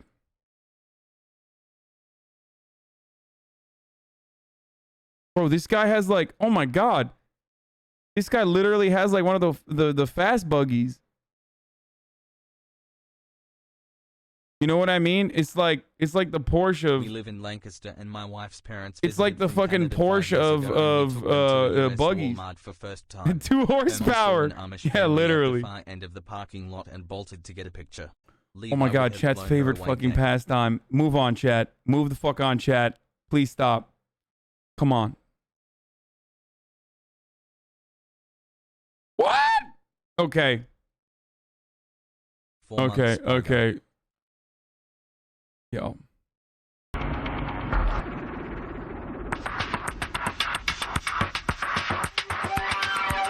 Currently, more than 50,000 Lancaster County Amish can trace their lineage to just 80 ancestors. Less than a tenth of what that number would be outside of the religious community in the 250 years or 10 generations since its founding. Yikes, dude. That's one yike. Okay, I afford one yike to that, dude. Oh my god. Okay, maybe 2 yikes. Oof.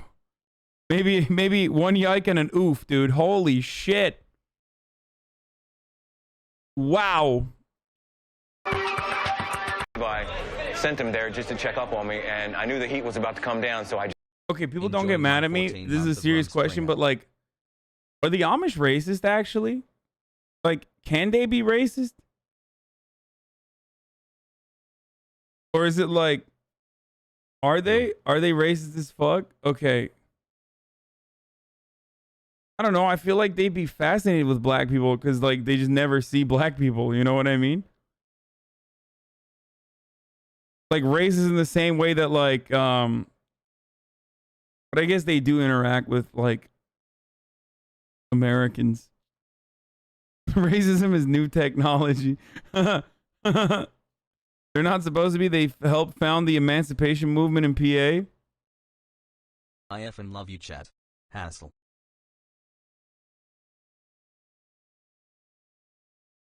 They trapped in the pre-civil right times, man.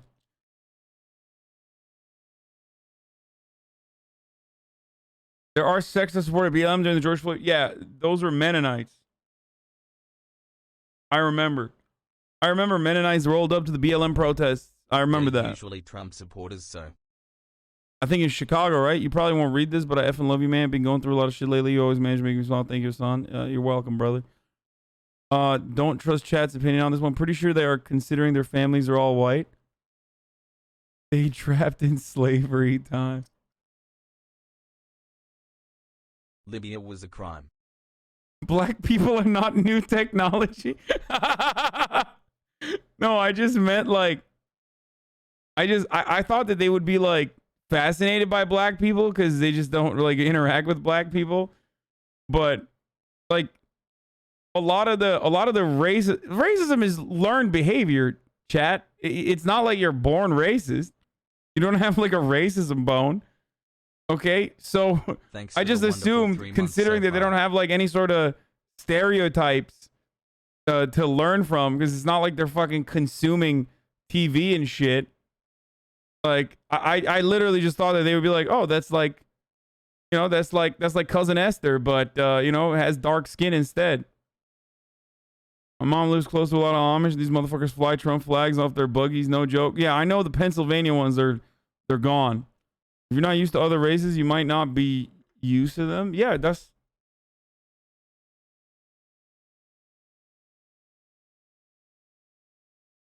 I always think about it as like Turkish people being fascinated by black people, or like Asian people being fascinated by black people because like they're not close in proximity and they didn't engage in like chattel slavery in the same way that like the Western world did. You know what I mean?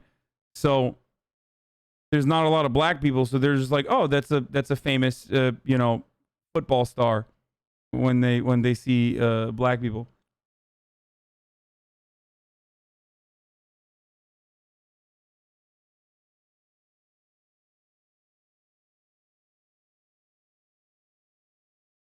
We usually think of the Amish as some Quaker Oats cutesy church going folks, but they're more Westboro Baptist Church. Pascal Numa, aynen.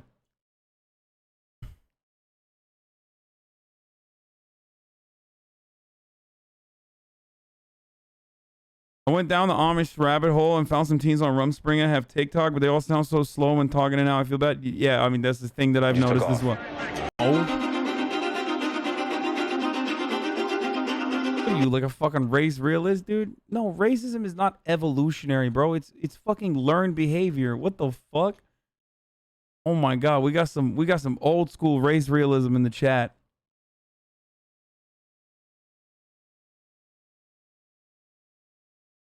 Listen, brother, you might not know this, but that's literally what Nazis say to justify having racist opinions, like, oh, well, black people are racist against white people, or like, white people, of course, are going to be racist against black people because they look different. It's like, no, they don't. Like, no, it's literally all social conditioning. I evolved my bigot bone last week. Oh, this is great. First thing that most people notice about the Amish is that we travel by horse and buggy. Black people don't look different. What? Like they don't. They're human beings. Like there's nothing different about them except for like aesthetic differences. Like you're not going to think that another human being, just on the virtue of their skin tone, their skin color, is going to be like a different species unless you've learned that they are somehow bad or different. They're human beings.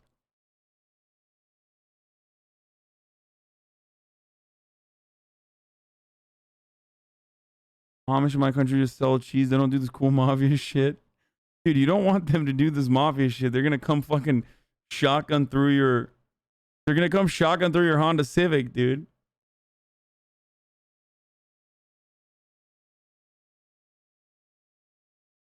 Thank you for being you, Hasan. Love you, kiss kiss.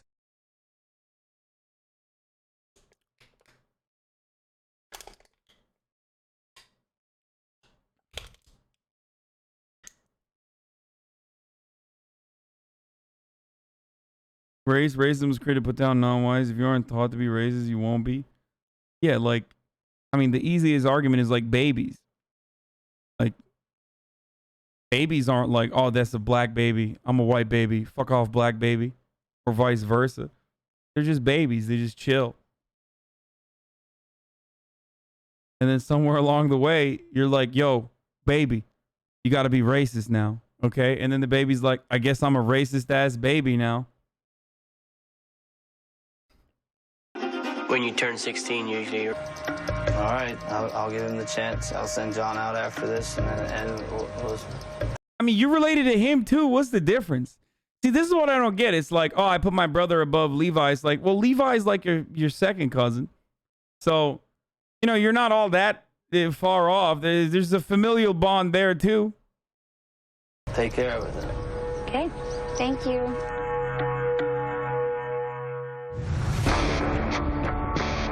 Happy with everything. Bro, you know Alvin's a real freak, dude. Like, out of all of them, Alvin is like, he's the quiet type. Like, he's the quiet, reserved type. you just know when he pops off, he's just the crazy one of the bunch. Like like Johnny's trying too hard all the time. You know, barking dogs don't bite. Johnny's a barking dog. He's got aspirations. Alvin's the one who's gonna fucking cut Lebanon Levi in the end. He gutted some cats along the way when he was growing up.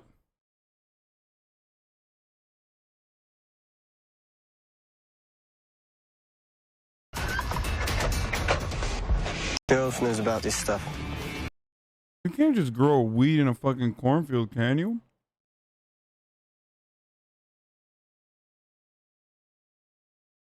Pretty sure there's like... You can?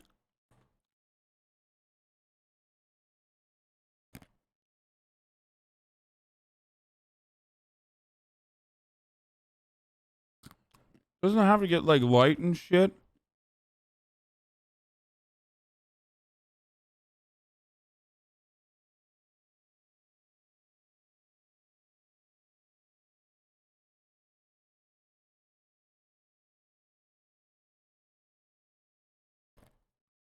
It's outside, but wouldn't the corn block out the light? No, I'm serious. I feel like the corn would.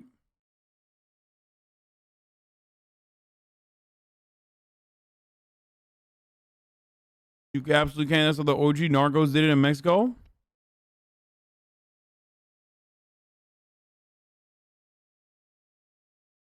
I'm not saying you can't grow weed outside. Of course you grow weed outside, guys. I meant like growing weed in a fucking already grown cornfield. I feel like you have very limited light. You have very limited sunlight hitting the fucking weed. Feel me?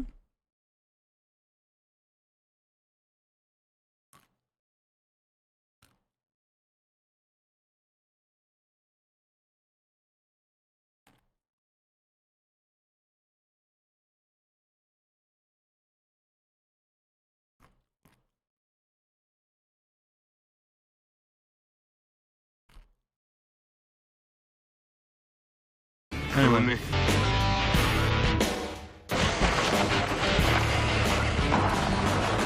And fire from the Lord out of heaven. Bro, by the way, speaking of which, I live in fucking LA. I have neighbors that grow weed legally. So, like, it's not a concept I'm unfamiliar with. Get us up. Where, motherfucker? Move up where, bro? They keep talking about moving up like there's a promotion, but there are 4 people, dude. I had to cope on my own. I had to learn how to hold my own. Like, Arlen should be like, at least, bitch, you know I'm not the product of inbreeding. Owned. Greatest automatic counter you have as the only black person in the community. The Amish can't drive, so if they want to go somewhere far where a horse can't really take them, like an Uber. Amish Uber, bro. Yeah, these we call them Amish taxi drivers. The Amish taxi drivers are mostly the English people, and there's Mennonites that drive, and there's some ex-Amish that drive too. If he doesn't want to shut down, and then, or if he don't want to come down his price, just you know what to do. It's kind of funny that these guys are literally running like a racket, an entire operation, and the cops are too busy chasing around the one black Amish guy. Like, these guys are like fucking racketeering, you know, blackmailing people, beating the shit out of people, shooting guns. And the cops are like, well, there's one black Amish. We need to get him, boys. Okay. Get the black one. Oh, it's so sick. Okay. All right.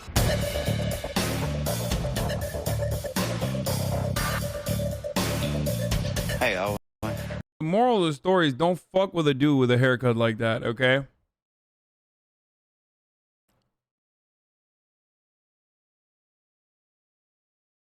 you. Levi, he was really happy with the work that I did on Bro, that. I can't get over the fact that Lebanon Levi literally cannot speak. Like, the dude who's running the operation speaks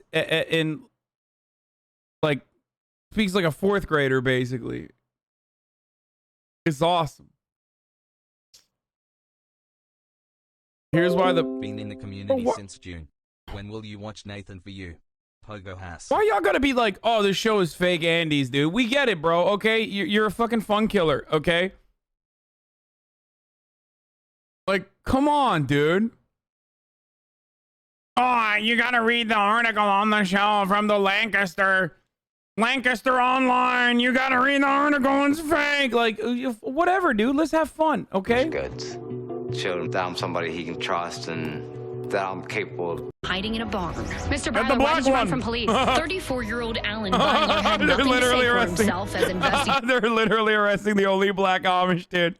Oh, that's so fucked up, dude. Yo, free Alan, dude. He didn't do anything, bro. What are you doing? The other guys are literally may or may not have allegedly killed a truck driver on camera. You know what I mean? Investigators led him off to the Lancaster County Prison in cuffs and bare feet, trying to hide his face. Bro, maybe that's why the Mennonites were protesting for Black Lives Matter. I think the 11th commandment was, don't get caught. Is just straight up crazy. Folks to coup. Wait, they never showed this guy. Wait, this guy just only exists in the end credits, dude. They did that last time too. They showed him in the end of the last episode. But then they never actually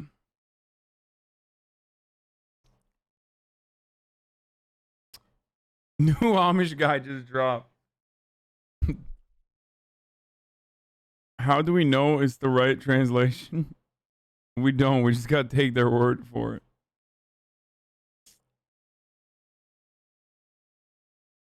Yeah. It's like an anime. They show future villains in the bumpers. Yeah, what the fuck? I want the downloadable content, dude. I want the DLC, dude. He's just a bad guy. Also, it's top of the hour every hour. 60-second ad break. One time for the Amish friends. You know. Top of the hour every hour. 60-second ad break. You can avoid the ads by subscribing. Here's the ad now. You missed like 3 ads, brother? Wait, no, I didn't. I've been running them.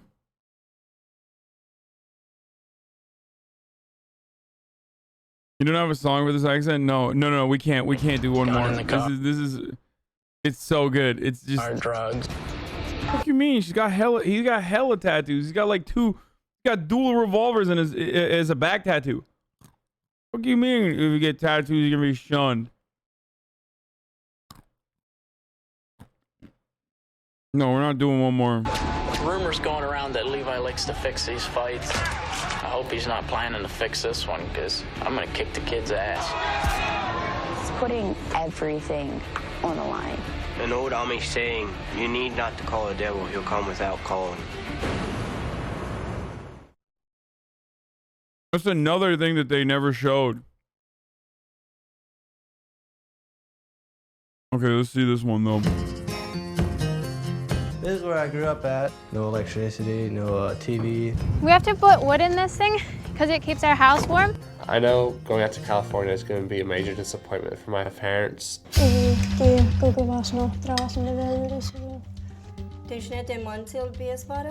know God has a purpose in mind, and there's a plan that He has in store for me. Oh my God. Oh my God, bro. Has smell. Bro, the Amish just look hurt, dude. Holy shit, dude. That's so bad. I just want to go out and explore and live life. I have a secret that I keep from my family. I can't really go after my dream if I'm Amish. It's just really hard to feel like you're trapped in a box.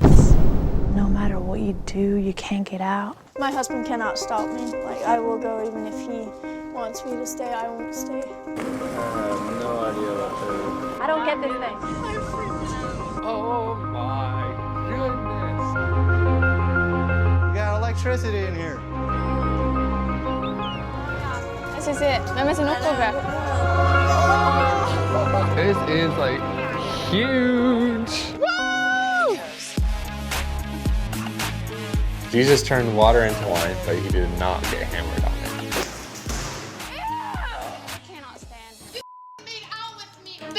I ain't living here with these. Hey, I don't remember. I know. It's not fun to be questioned by police. There was a lot of indecent stuff. Lustful thoughts is wrong because it defiles your mind.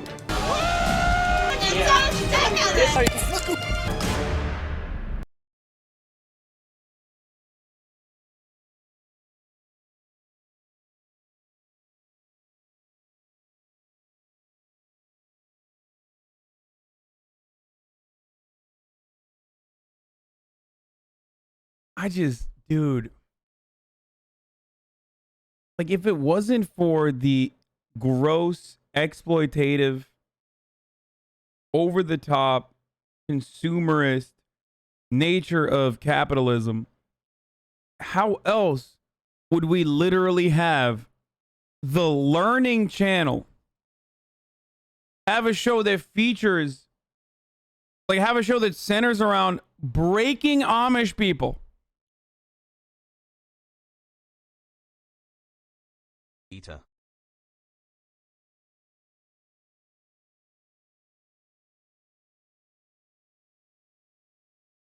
Dude, this is so good. I love this shit, dude.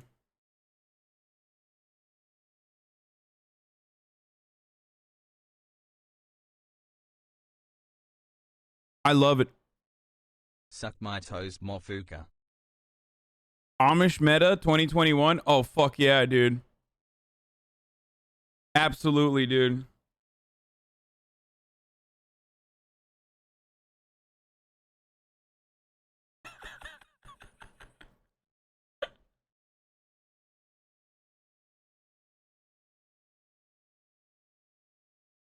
That's fucked up, dude. That's so fucked up. Jesus Christ, dude. TLC are masters of their craft. They make super entertaining trash into a science. 2 months from Casey Hassel.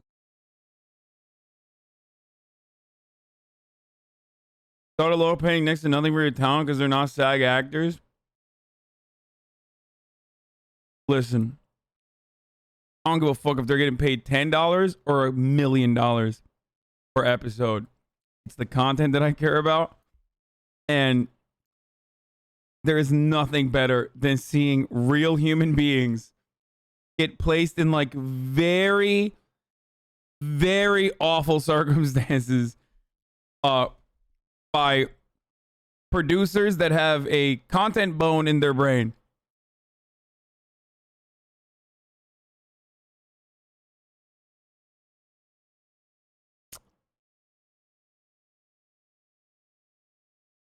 Are Amish conservative? Yes, dude. They are the OG conservative. Need some pussy so good and toxic it puts me in the psych ward. Is that too much to ask for? Says Bernie Sanders updates.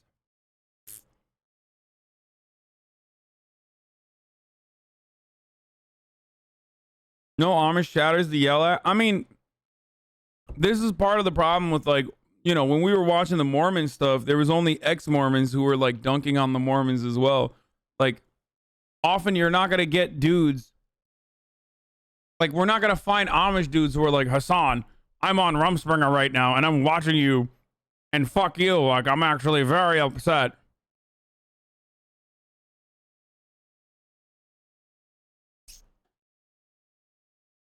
DLC should change their name as false advertising. Bro, what in 2020 in the United States of America is still like, it is still legit. It's like KFC. It's not chicken anymore, dude. It is something beyond chicken. Okay? It is evolved beyond chicken.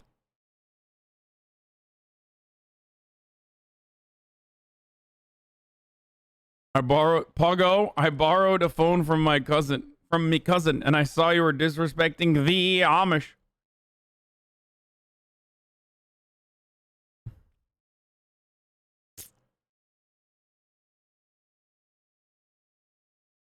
Yes.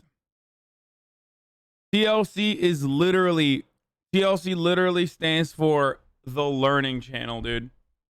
Straight up.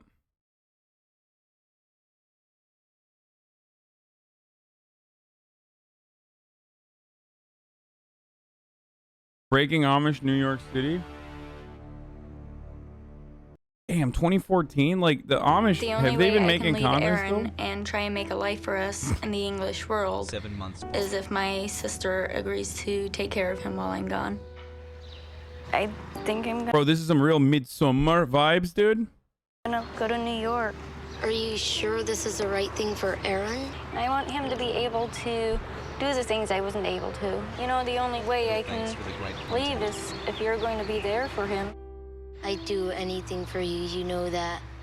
Are you going to do construction work out there? I want to. Always doing the men's work. I know. Today I'm gonna have my last date with my girlfriend, Rena. Rena's ex-Amish, so she understands why I want to leave, but I think we're both nervous how me leaving for... I mean, that dude doesn't look as inbred as that dude looks Italian, bro. Like, this dude doesn't look like the rest of the Amish that we saw. The Discovery Channel has some real Amish. Like, this dude just looks like a normal dude.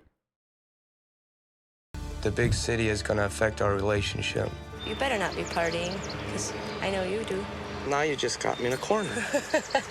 So we're leaving to go to New York?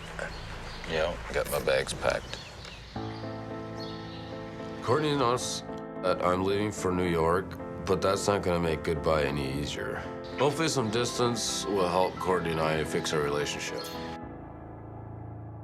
It's just hard. Okay, that's an Italian too. That's like that.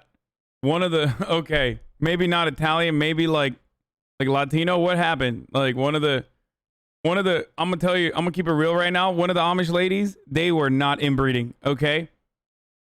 Like, can you imagine? Like everybody looks kind of hurt in the same way, and then all of a sudden you got this dude. I'm sorry, one of the Amish ladies was literally not being faithful. Okay. Like, I don't know if it happened on Rumspringa. I don't know if it happened when, you know, when a Mexican dude or something was selling steak knives or something and ended up knocking on the Amish door and then doing more than just knocking on the door. But my dude is not Amish. Okay?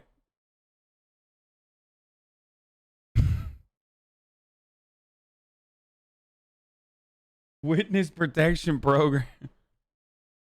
I'm leaving for New York. Like, dude, imagine like everybody else.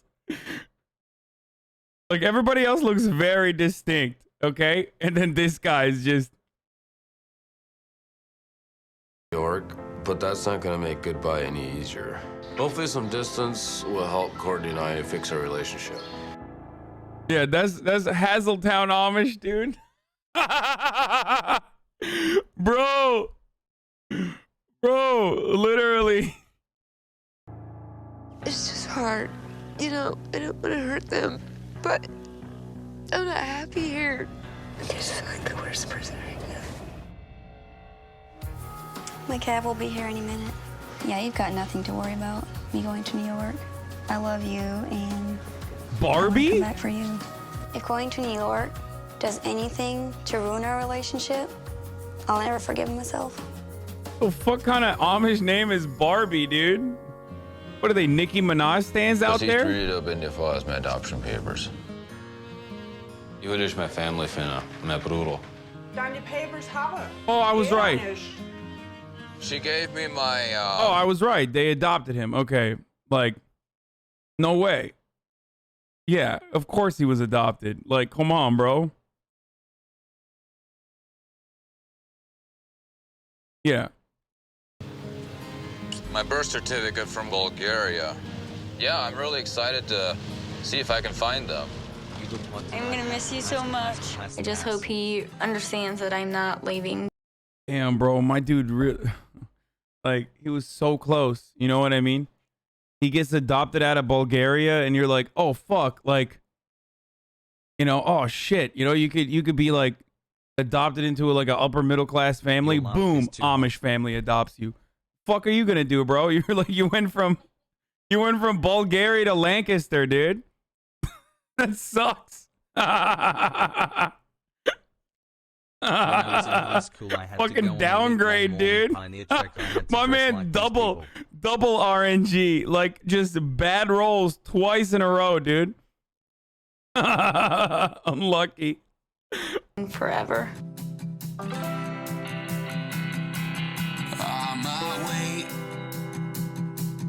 Until it's too late. Bro, what is this Instagram filter that they're using on the show? They really fucking, it's like they cranked out the opacity to like a 11. Why it's so colorful? It's too colorful. You too. What do you think about these chicks back here? You know, I have a girlfriend. I'm not looking for anything. I really think we need to stick together. Oh yeah. Or not opacity, saturation. Sorry. We're finally opacity is sorry. Saturation is what I meant. Fuck you, man. You know what I mean? Shut up. I've been watching Amish for like the past 2 hours, okay? My brain is Amish now. Here. Seeing New York City for the first time, it's indescribable. How are we gonna get out of here? We couldn't get a horse down here, could we? Maybe get a cab or something. How do we wrangle a cab? Hey, do we really hold our thumbs up? No. Hey, get. Oh, Dude. oh. Hey. Yeah, thank you. We're gonna make it in New York City after all. Where are we going? Are there Turkish Amish people? Yeah, just living in the villages is like basically like Amish, dude. It's kind of rough looking though. I hope we're not staying anywhere. Scary. Yeah, this isn't exactly like what I expected. Yeah, I don't think this is safe at all.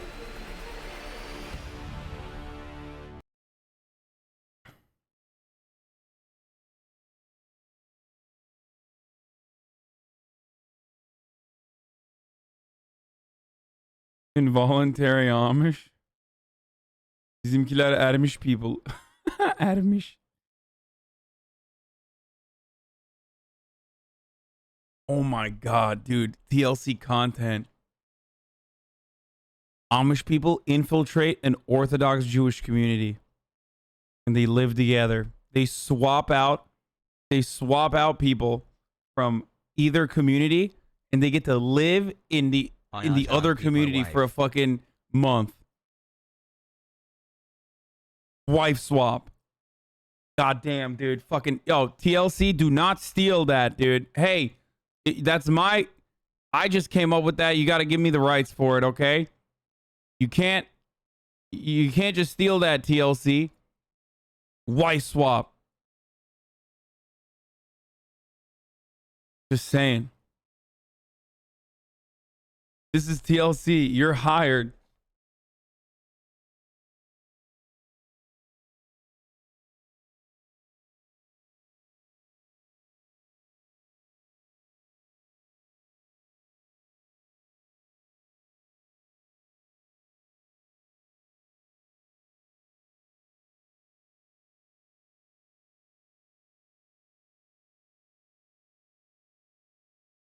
You're stealing their content? Okay, I'll give it to you for free.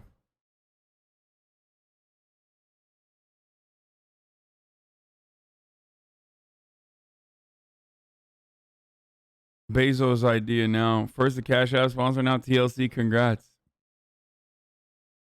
Bro, why your hairline look like that?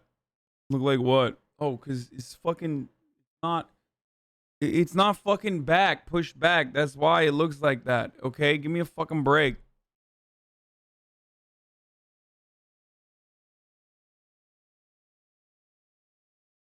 Goodbye. As an Amish person, I'm offended at the number of assumptions you made about Amish people. You can never understand what it means to be Amish in today's political environment.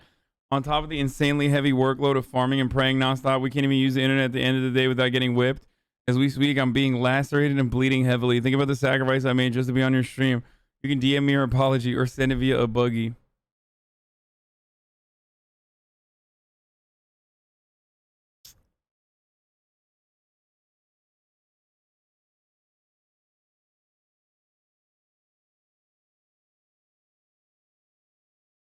Gaming went. Dude, Bob Seven's hairline is in the new Code Miko YouTube vid. It's so unfortunate. A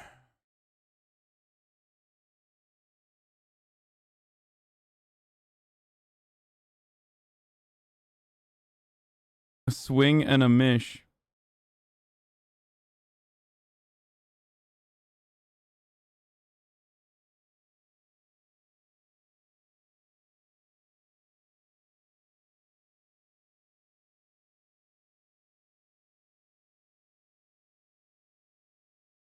Are you familiar with the Turkish language? The whistle language shit? No, I've never heard of it before I came to America. I saw it in a fucking video in America. A swing and a mish.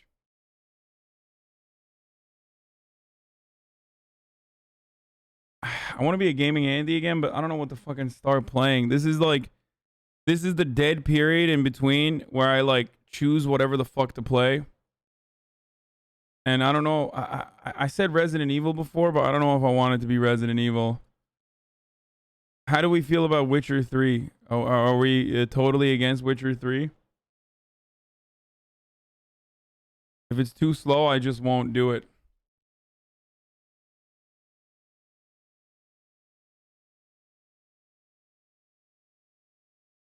Hey, can you unban me from Dono? I'm sorry, bro. Communism bad? No. Wait for the definitive edition. I already have it. Bro, Witcher 3 too slow for stream in my opinion, but then people are literally trying to get me to play Final Fantasy 7 or Breath of the Wild. I was watching a leftist Twitch chat panel on domestic/Islamic terrorism. I will never cheat on it again. Shit was painful as fuck. I mean, it's fine if you want to go watch other people. Look, man, I just do content for you, okay? I'm here to entertain. The only reason why I get frustrated, the only reason why I get frustrated when people don't stay for fucking gaming is because, like, I know if they fucking stayed for gaming, they would enjoy it. But outside of that, like, if I'm doing React Andy or if I'm doing some other shit and you don't appreciate my coverage, or if you don't enjoy it, like, you don't have to fucking stay here. I'm supposed to keep you entertained. Management called you a sexual predator, lol? What?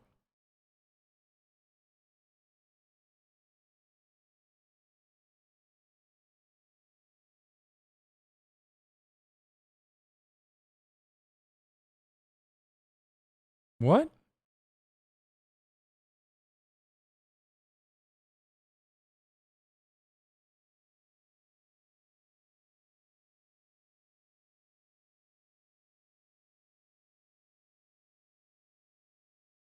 Thanks for the entertainment hassle.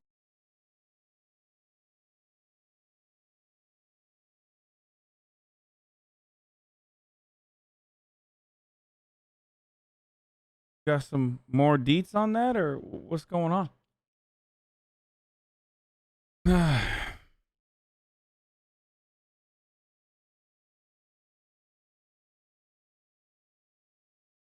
Breath of the Wild as our 3-month anniversary present has buff. Unless he means the other Hasan. He was talking about Hasan, the Twitch employee that was fired for sexual harassment. Oh. Jesus fucking Christ, dude. Jesus fucking Christ, dude. Resident Evil, I don't know why it just didn't hit the same. Like, I played all the Resident Evils except for the third one, and while I was playing the third one, I got, like, kind of bored. Well, not bored, but I got lost.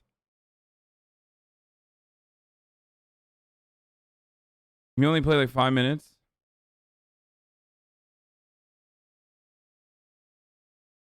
Do you have a Nintendo Switch? I do have a Nintendo Switch now, thanks to Ultra PG, and I haven't fucking whipped it up. I haven't turned it on. Half the chat game recommends is so dog shit for streaming. I agree.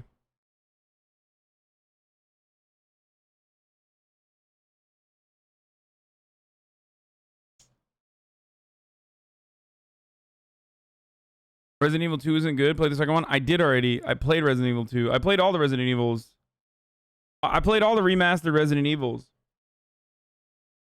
God, there's so many fucking Hasans on this site. No, there's only 2. Well, there's 1 now. There used to be 2.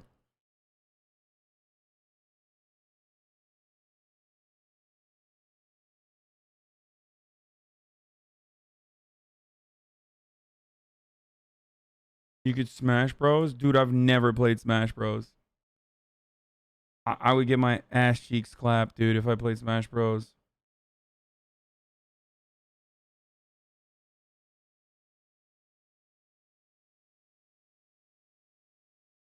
Hades? I have not played Hades. Something we can bet on?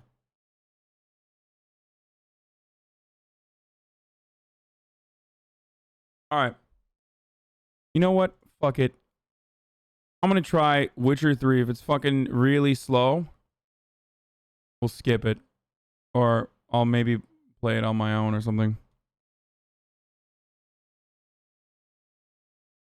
I've been thinking about it a lot. Now I've played it. I played it a long ass time ago.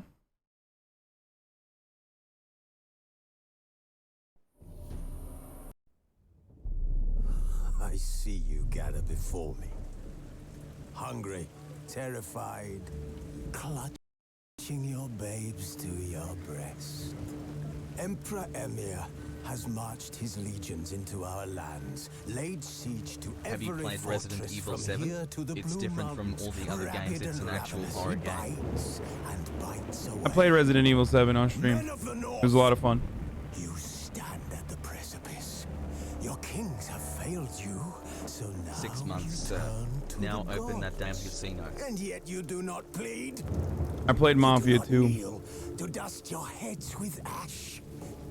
Instead you wail, why have the gods forsaken us?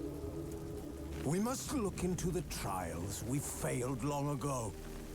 In a time past, our world I always hated Gwent, by the way. through an upheaval scholars call the conjunction. Yeah, I'll say it. Metal Gear Rising is maybe one I might Learn how to play Minecraft. Okay, I'm skipping this. Hearts of Stone expansion. You can start at Hearts of Stone. Select fresh start. Playing the expansion using a specially prepared character, developed level 32 and possessing a predefined array of gear and abilities. Do we just do Heart of Stone? Life is like I never play the DLC. Snacks, grumpus, bugs, and buggy snacks. It's a bug alert. Might No. catch a snack worry or eat a cookie. Bug snacks. Woohoo. Everyday day out there catching bug snacks. Woohoo. Catching bugs both big and small. Luck tails. 5 months ascent.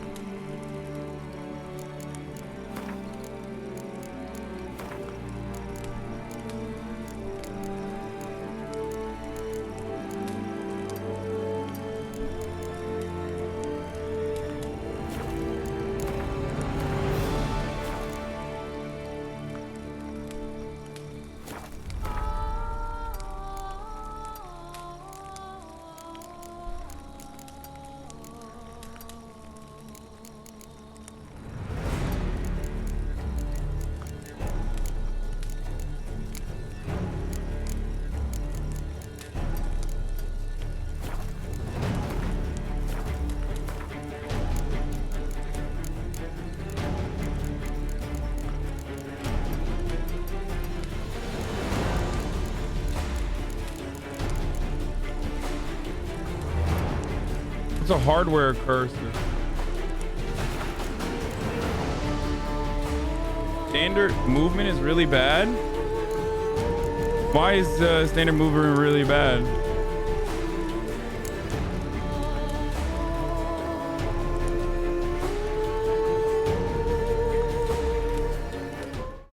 Wait, hold Why is render as homie? Old combat system, but still fun. They patched after launch. Everyone was pissed about the standard. Resolution is super low. Is it? No, it's not. Oh, what the fuck? It is low.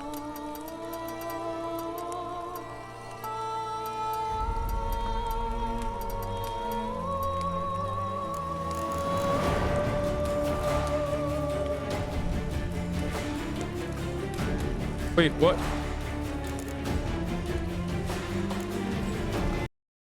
In Christ, dude. It's gotta be like that every time, dude. Thanks. Every fucking time, dude. I literally cannot stop thinking about Bunga. You have 1440p? I know, but my screen. Oh. I want his warm buns on my soft Yikes, Only dude. Bunga's wet greasy embrace can satisfy me. Why can't I fucking Please, dear full God, screen stimulate my this? little bug snack. Isn't it Alt Enter? Nope, that's not working. Okay, so I gotta do 1440p then, I guess.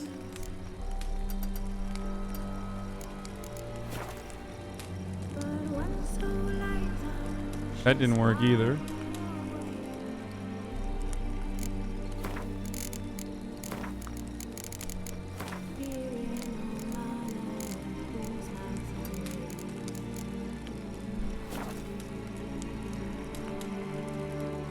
What?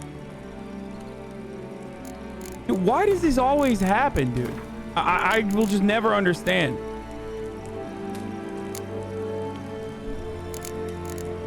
Oh my god. I'm literally losing. There it is. What? No. 2560 by 1440?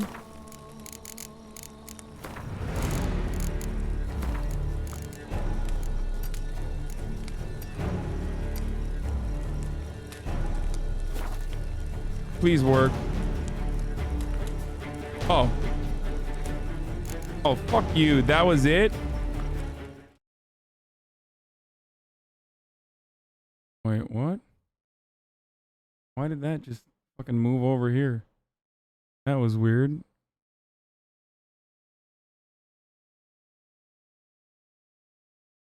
Just do a game capture. Okay.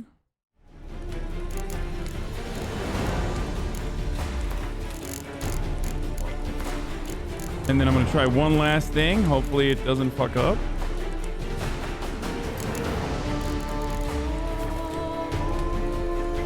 Okay, it worked. Unlock FPS is on. Thanks for everything in chat. Here's to a good 2021 pass.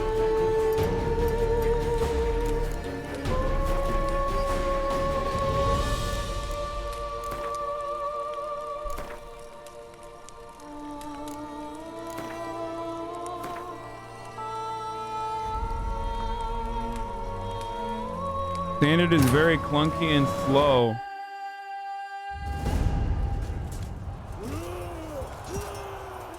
Why is the audio like 3 levels, 3 notches too low? Stop saying turn off VSync. Shut up. I do not care about your point of view. I am right. You are wrong. Na boo boo. You are not a streamer. I am the streamer. I know more than you. VSync is important.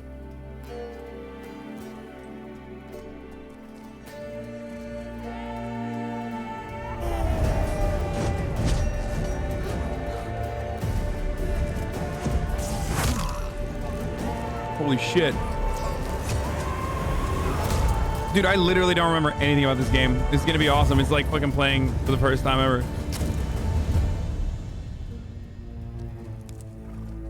Beware of Booba in the opening cutscene? No, there's no reason to be aware of Booba in the opening cutscene. It's a video game, dude.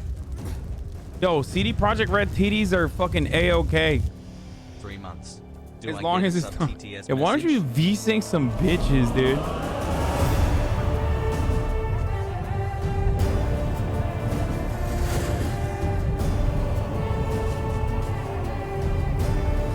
everybody's talking about VSync. Why don't you go find the G spot, bro? Boom.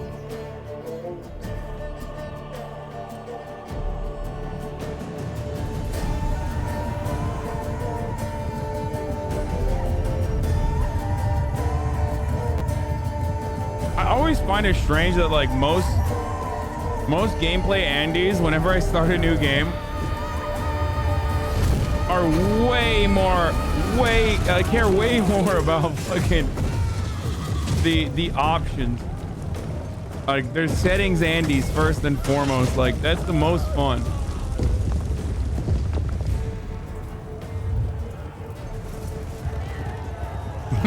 Actually, what you need to do is turn on VSync and like put the frames at unlimited.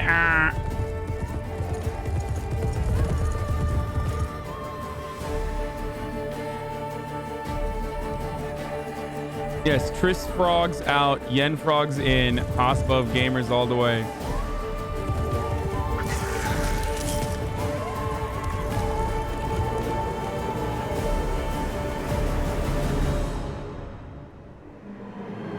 Yen is literally the worst. Ew, you can tell a lot about a person. First of all, Yennefer is a crystal girl, okay? I guess technically Tris is too, but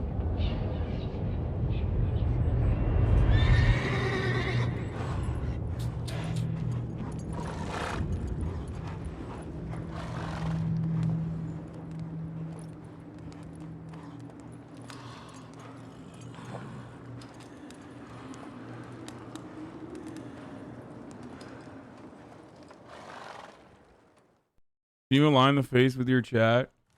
It's not level. I can align my face with your mom.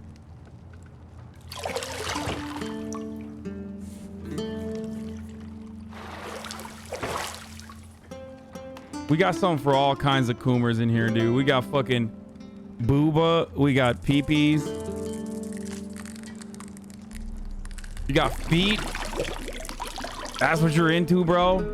We got fucking hot feet, dude. Sorry, sir.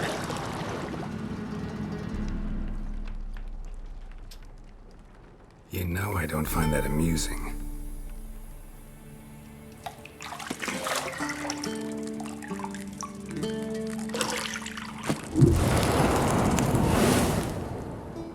Hot on, baby. Ooh, awooga! It wasn't meant to amuse, but to prod you to hurry. It's midday already. You promised Ciri you'd train with her. Go before Vesemir bores her to death. Booty alert! Actions. Hello?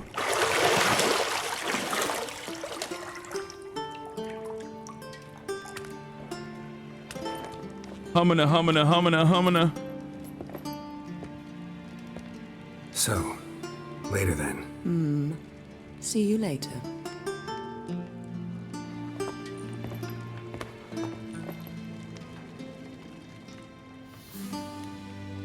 Damn, clipping through her face, dude.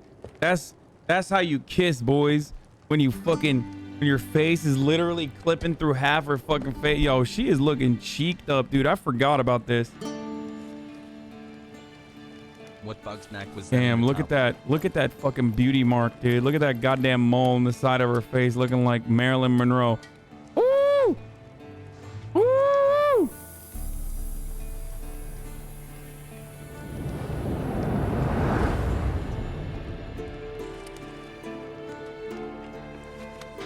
That's a crystal choker, dude. Crystal girl all the way.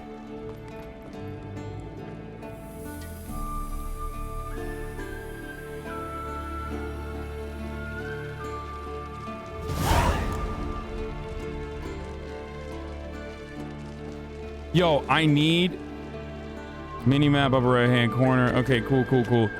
I need fucking whatever. I need there to be regular PlayStation buttons, dude. I fucking hate that like this shit just locks you in.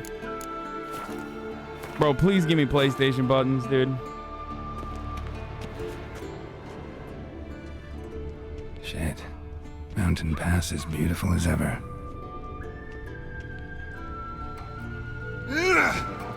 Fuck. You're running out of juice. I know. You might bring me some more once you're done training. Yin frogs don't know she's actually ugly? Dude, who cares, dude? Beauty is what's on the inside, bitch. What do you mean? Y'all are fucking... You are ugly, dude. You're ugly as hell on the...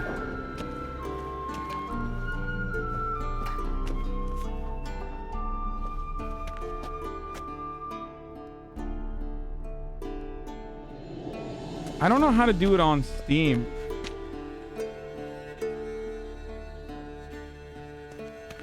Ugly on the inside and the outside? Well, she's not ugly on the outside now, so it doesn't fucking matter. So shut up.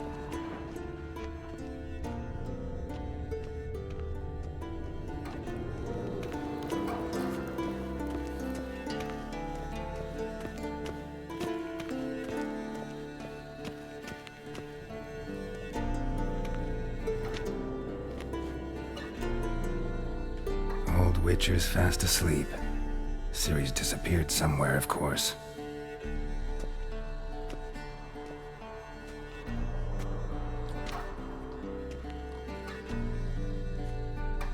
I did enable the DLCs, yes. Wow, look at those. What year did this game originally come out? Guess she prefers practice to theory.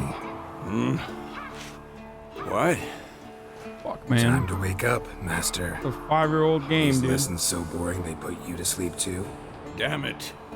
After taking notes on ghouls and owl-ghouls, wanted to rest my eyes a bit. Making her slog through that brick? No wonder she took off. John of Bruges lacks flair, true, but he's reliable. Not like the hogwash they print nowadays.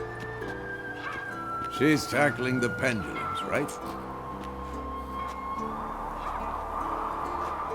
How many times do I have to tell her? Don't train alone. It only embeds your errors.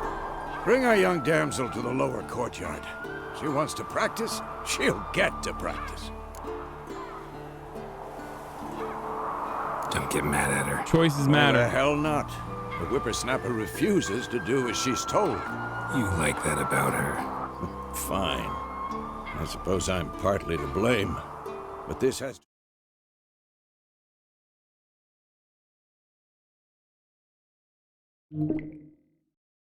Wait. Am I doing it correctly? Someone says shift tab. Oh, you can't see. Oh shit. Oh, hold on. Here. I did this. Sorry. Here, it was in game mode, so you couldn't see. So am I doing it right? I did controller configuration, but like, or do I have to do it through Steam picture mode? It's the game that doesn't register PS buttons, not Steam.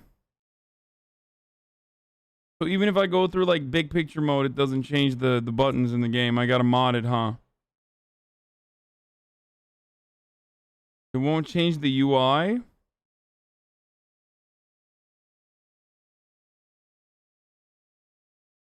There's a mod for PS4 buttons in the Nexus. The game does not support view of buttons. There's image files.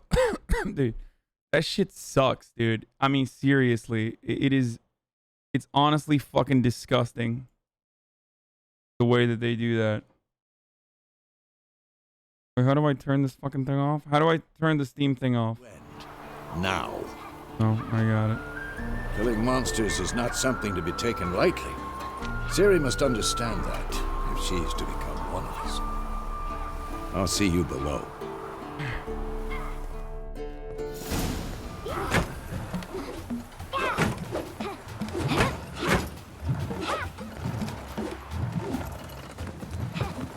Wrong.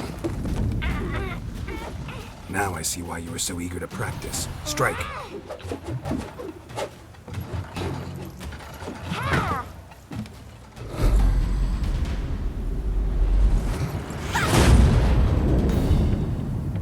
Damn, just got owned by a fucking inanimate object, dude. You got a lot to learn, little one. You're not in a circus. Pirouette. Wrong. Footwork. Enough. Get down. With a flip? Can you post your mod list? Man, you think I got a mod list? What are you, crazy? All right. Take off the blindfold. You've got work to do. Your reflexes are still slow. Maybe for a witcher. Think drowners or striggers will go easy on you because you haven't undergone the mutations? Though in your shoes, I'd fear Vesemir more than any strigger. Disobeying his instructions. Wait, mod list as in like moderators on stream? That book was horribly dull. I know. And you know that's no excuse. I'm sorry. It won't happen again.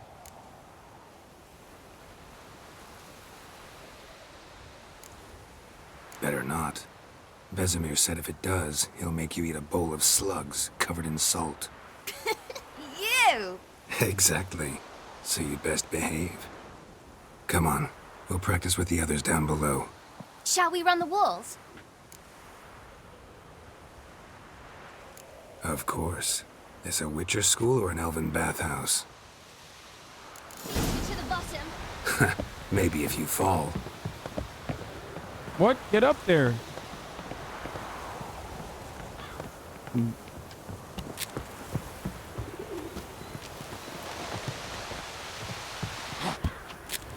Yeah. What did I tell you about breathing? Through your mouth, in rhythm with your steps. I don't know where I'm going. Siri, cut it out.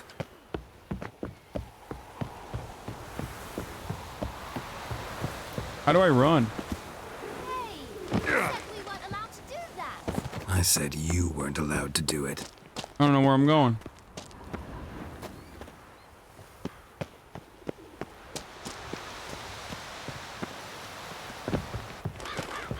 I don't know where I'm going, dude. I don't know where I'm going, dude. I win. Your legs are longer. Oh, X is... Show you yet. Just need to grow a bit.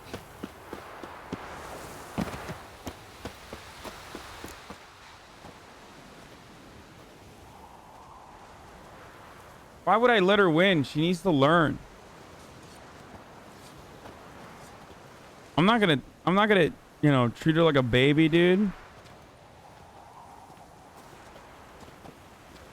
All I remember from this is the last mission. I'm very sorry, Uncle Vesemir. Young blood craves action, I understand that. But when you fight a beast, knowledge counts as much as your silver sword. At the very least, you ought to be able to tell a ghoul from an owl ghoul. By markings, like unto the Panthera tigris that in Zerrikania dwells, and by the sickly paleness of its visage. So you did read the chapter. Still, you should have asked if... But you were asleep, Uncle Vesemir.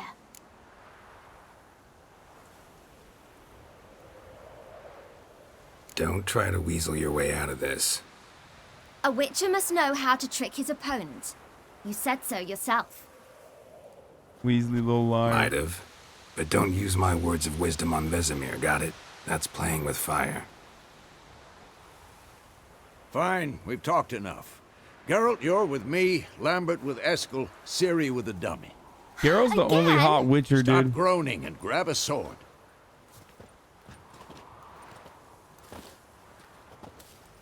What do you think? Should we start by reviewing the fundamentals or go right to free training?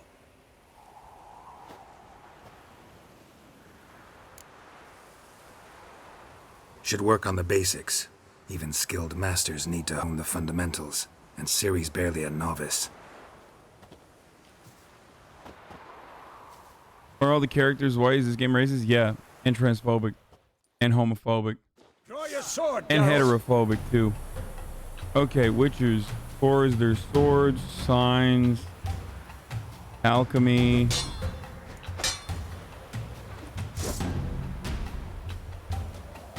Press to select.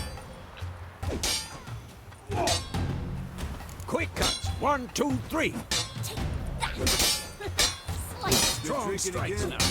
Give it all you got. Never lock your elbow when striking, young man. Position, Siri. Footwork. Remember. Dodge, indicated direction.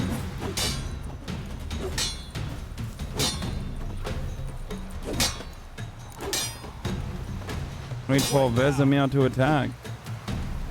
Roll out of the way. Which one's A again? A is X, right?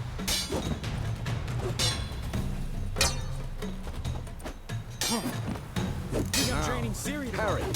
Siri, see how Geralt pulls his sword, its angle.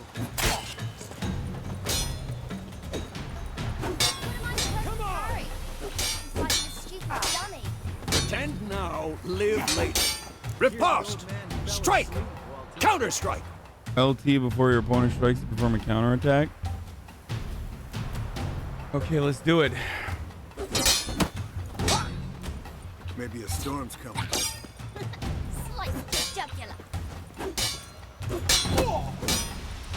Yeah, come on! At them! Now, young lady, to bring the day to a close, we'll go over a few witches' signs. Let's start with Gwen.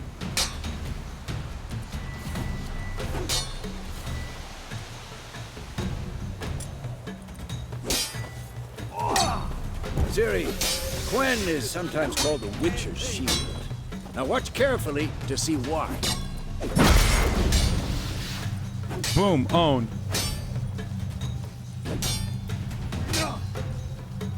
Cast Igni, Geralt. I want to see sparks fly.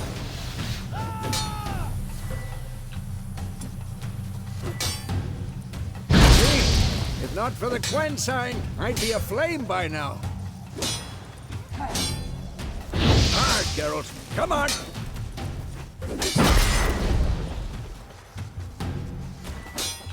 See that, Siri? Ard will knock anyone or anything off balance. Destroy their rhythm. Time for Axie. Damn it. I hate this feeling. Axie, shut up. Muddle your mind.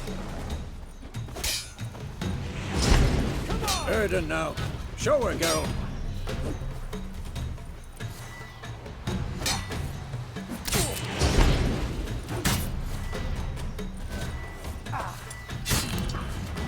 Come on! See this, Siri?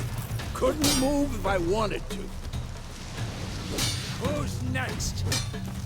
Throw a bomb. Don't worry, Siri. Gwen will dampen the blow. Siri's not even watching, dude.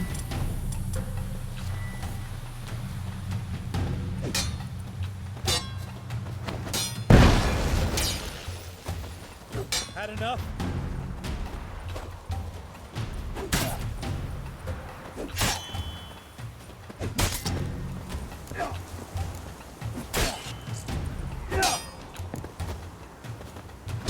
Hold RB and aim. One of the...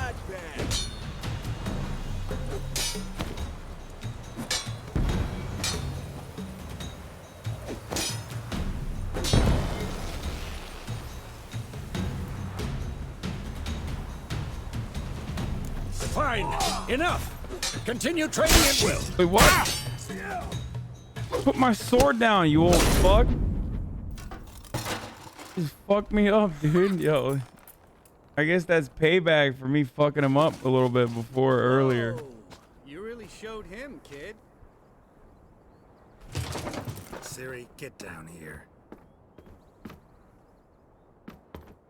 A little she-devil.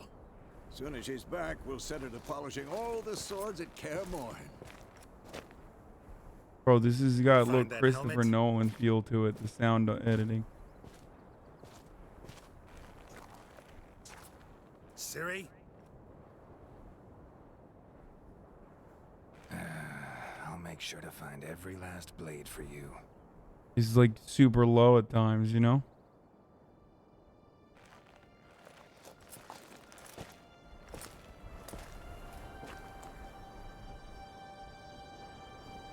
What the?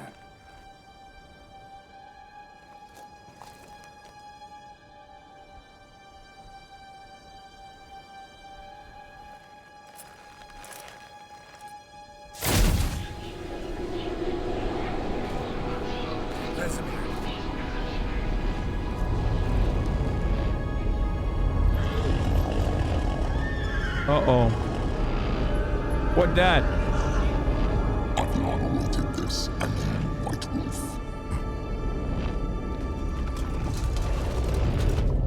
No. Damn, worst ending, dude. GG's. GG no re. Okay, I guess the game's over. All right. This was fun. And, you know, this was a good game. Kind of short. Don't know why it was considered game of the year for 2015, but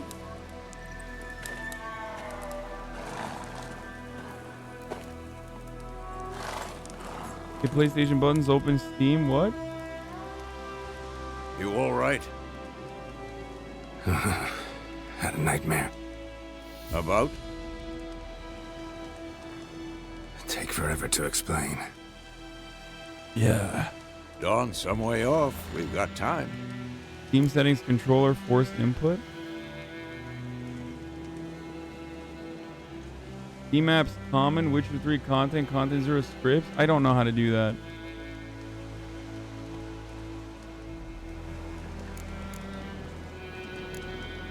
Started in the guest room at Kaer Morhen. Yeah. I was relaxing in the tub, and next to me, Triss? Yennefer. Funny, isn't it? She's never been there. Seemed so real in my dream. It's wild though. how good it looks still. Was she nagging you about something? True to life, indeed. We'll find her.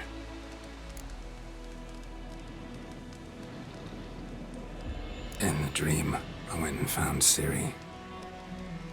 Those were the days. Wait. Didn't end well, did it? Your dream. No. No, I don't want a mod. A wild hunt appeared, attacked Ciri. I couldn't move, stood there like a stump. Can we not do a mod? It was just a dream. It was all a dream. Be dawning soon. Time to go. I don't know what the script dude's talking about. Hold on, I'll try it. Show me the letter from Yennefer. Might have overlooked some hint in there. You think he's hot? Didn't overlook anything. The longer his beard gets, the hotter he gets. That's what she wrote. Meanwhile, one army or another burned the village to the ground. All we can do is follow her trail, so... Stop talking for a minute and give me the letter. Oh, how about that? It does smell of lilac and gooseberries. You were gonna read it, not sniff it. We must meet soon. Willoughby near Vizima. Nothing else to guide us there. I love watching your streaming, including your What's gaming. this postscript? I still have the unicorn? Stuffed unicorn. Used it once or twice. Sex! Certain situations. He means sex! The things young folk get up to these days. Back on topic. Ah, yeah. How's it look? How far behind Yennefer are we? 2 or 3 days. Trail's fresh, but it looks like it leads towards the main road. Could be muddled there. And the crowd goes absolute legend, bruv. Wait, hear that? I hear it. I smell it. Ghouls. That stench.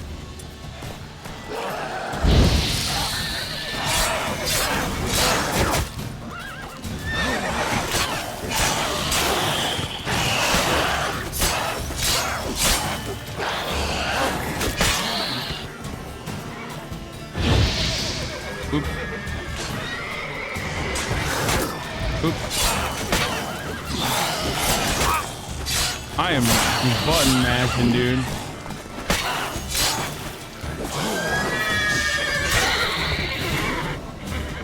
Loot. Of course, when armies pass, necrophages follow. You can regenerate vitality by eating, drinking.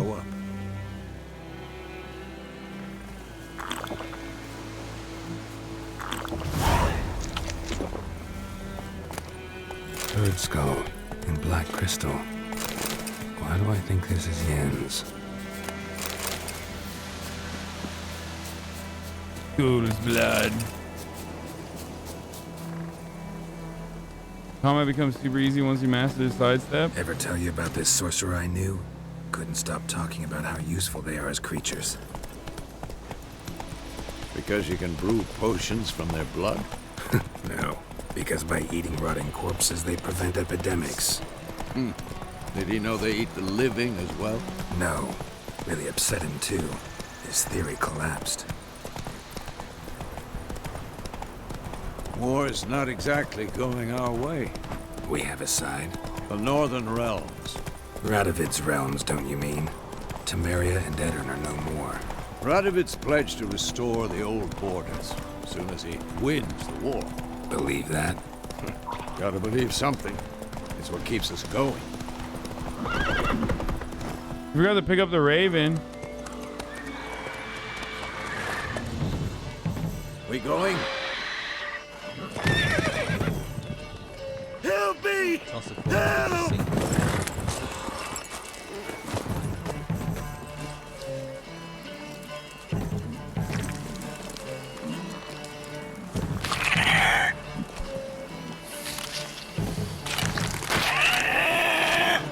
Damn.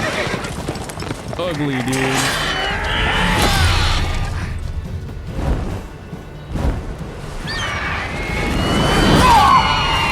Owned.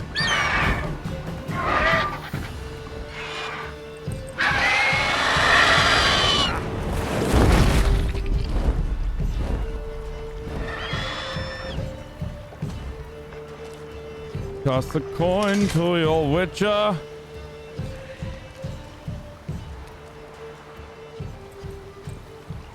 Has it gone? Yeah. Come out. Oh, valley, oh, plenty. Oh, valley, oh, plenty. Oh, my God. Oh, dude, he's Amish. Gods, that was close. I was sure I'd end up like my mare. Provided you got lucky. We got Amish homies over here, dude. What the fuck? But griffins like to toy with their prey. Eat it, alive, piece by piece. Oh. You'd like a reward, I suppose. Could always use a few crowns. Hell yeah, bro. Thing is, I've a meager purse at the moment. Nilfgaardians requisitioned my goods. Shut up, you Amish bitch. Give me some of that. I'm a witcher, motherfucker. Here. Yeah. Fucking better, dude. Back to the trail. Fuck you mean? Like I said, I'm a witcher, homie. The main road and ends there. You seek someone? What's it to you? Well, you see, there's an inn here in White Orchard. Sole one around. Gets its share of travelers. Perhaps you'll learn something there? Not a bad idea. Especially since that wound needs cleaning. Beast barely grazed me. But sure, could use a good rye. Nice and cool, you know, straight from a cellar. Let's go. Socialist gamer, weird champ. Let's see. I unplugged it. And then I replugged it. Nope, it's not working, brother.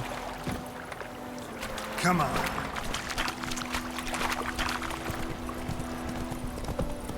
Yeah, it's kind of wild that they went from this game to... A griffin this close to the village. Strange. My thoughts exactly. In the forest or the mountain, sure, but here? Near the main road. Maybe it's the war. Corpses everywhere, the stench of blood, burnt flesh. Drives monsters crazy sometimes. Looking for trouble? Your grand told me about a Swiss boy. Men, too. We need to watch ourselves in White Orchard. And we should leave as...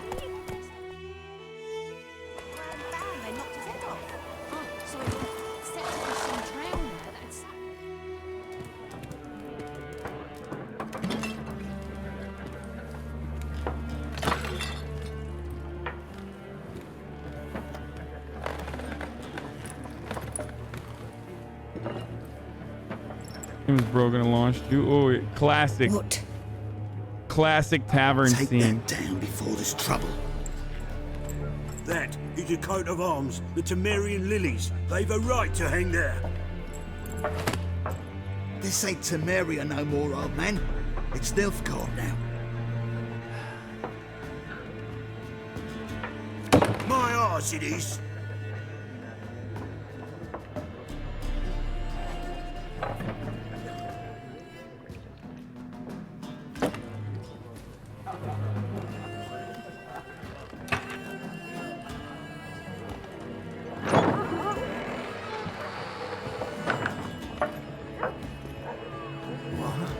Witches?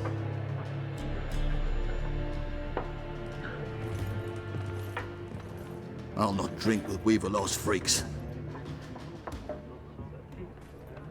The cat. Beg your pardon for those thugs. No need. We're used to it. Folk are jumpy around here. Armies just passed through. Now a griffin's prowling about. Already had the pleasure. One mean beast. Mean? Light way for a hunter to put it. Clawed Lena so bad, poor thing's 1 foot in the grave. But does no good to wallow in misfortune. How can I be of service? With a drop of vodka for me. And you? Something to wet your tongue? The only thing I wet my tongue is with the blood of my enemies. Looking for a woman. Raven-haired, violet eyes, dresses in black and white. Riding in from Willoughby. And, strange as it sounds, lilac and gooseberries might have smelled that. I've not seen nor smelt such a lady. Yeah, have you smelled my girlfriend? Is a weird way to start a convo with a tavern wench. Plenty of travellers about, though. Folk from all over. Might be worth your while to ask after all. Hey, bro, have you smelled my girlfriend? Tavern wench.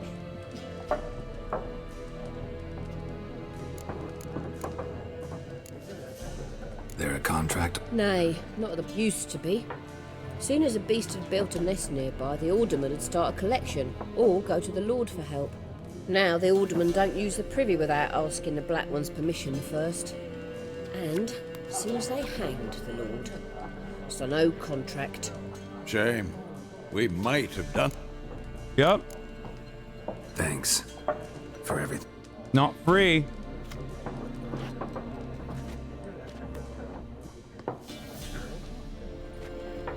Uh-oh. What will happen then, bruv? Help you bandage that up? Please. I'm not decrepit yet. Hold up. Top of the hour, every hour, 60-second ad break right now. Running an ad right now. And also, PlayStation buttons, open folder, Steam apps, common, The Witcher 3 content 0 scripts, game, input manager. Change the line 55, XPad, return, IDT. That actually sounds fucking legit. Should I try it? Hey chat, you're cute hassle. Steam apps, common. I mean, when the game is open, I don't know if I will be able to do it. It's like, I can't do it while the game is open, right? Close the game first. You might need to do more. See this? Controller wirelessly. I plug the controller in USB and the PC prompts. If I plug the controller into the USB into the PC, the prompts will appear. However, if I try to control the USB wirelessly through a PS4 DualShock, it's wireless, dude. This guy already has a he already no, that's a wireless one. No, I'm not gonna download it, man.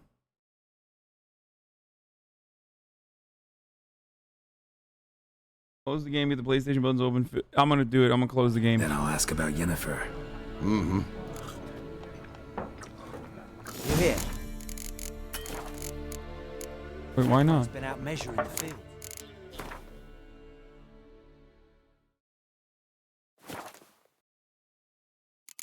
Dude, what the fuck is this key binding shit, dude? Controller scheme. No, I don't want this. I want fucking... Games should be able to just like automatically do it with a fucking... Let him measure. Better that than burning them. Burning the hobs.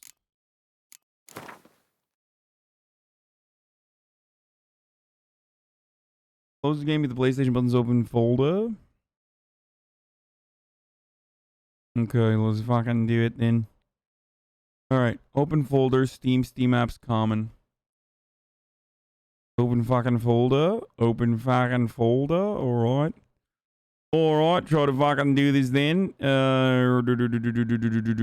Windows C. Program files. Steam. Steam apps common.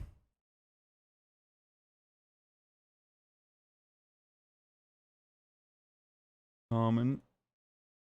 The Witcher 3. Wait, why? It's not even coming up. Wait, what? What the fuck? It's not even showing up on my Steam apps. That's weird.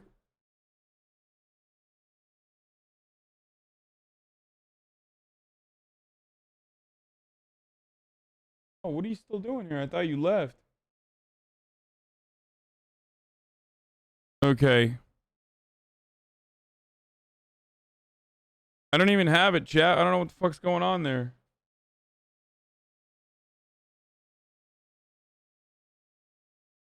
Hello, Fiona. Installed on another drive. I wonder if I put it in D. Yeah, I am. Oh, I did. Evet, burada bir yerde. Hello, Fiona. Hi. You are so wet. Why are you so wet? Is it because it's raining? Is it because it's raining? Do you hate the rain? Fiona. Witcher 3 content. Hello. Content 0 scripts. Game. Input manager.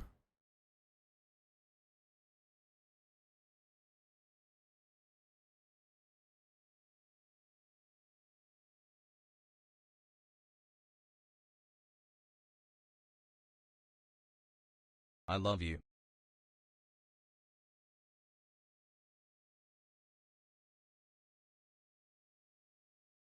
Input manager, change line 55. XPad return IDT. XPad return.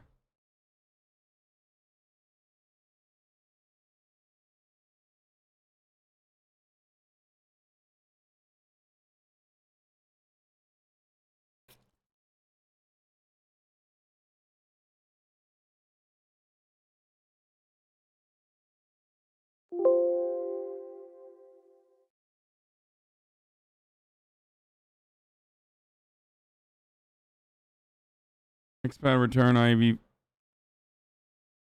XPad return IDT PS4.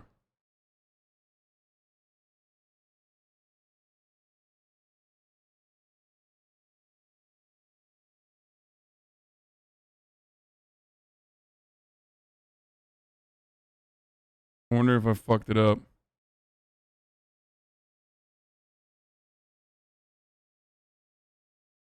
Let's see if that was Hacker Man's as fuck. Who's ready? Will it work? Am I fucking Hacker Man's right now?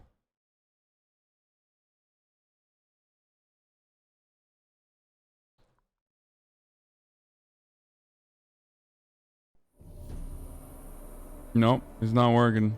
It literally still says skip, and X is not actual X. See you gather before me. Yep, no, it didn't work.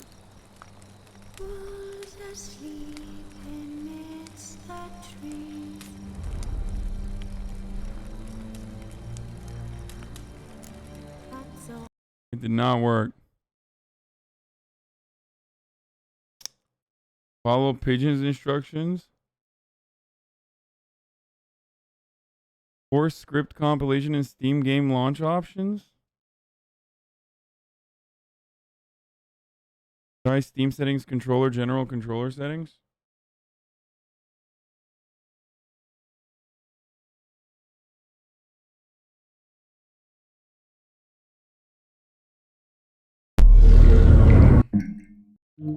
Let's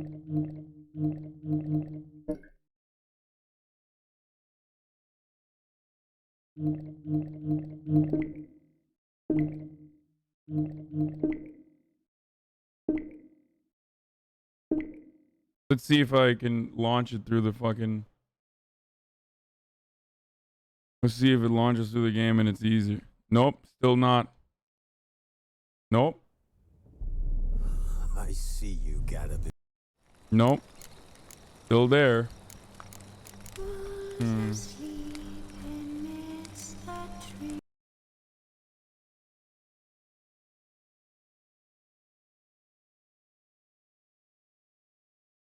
You don't need. You just need to turn off Steam controller configuration and relaunch the game.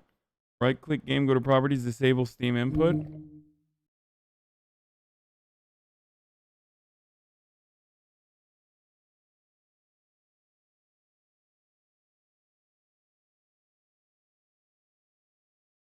Wait, how do you do that? Right-click game, go to properties, disable Steam input.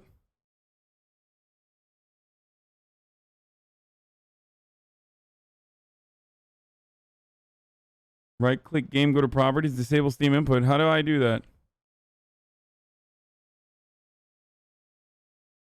Right-click game in Steam. Oh, okay.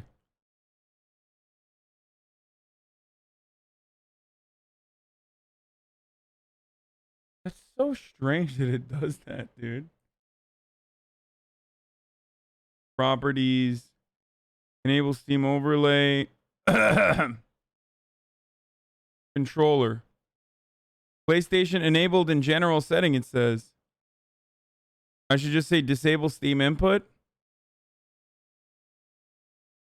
Right click claim, go to properties, disable Steam input, like this.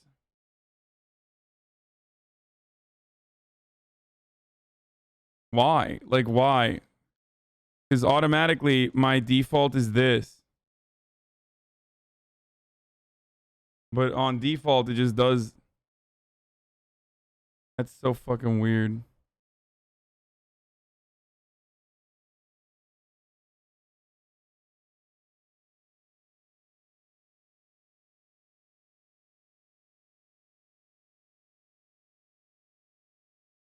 Let's try it again. Let's try it again, boys. One last time, boys.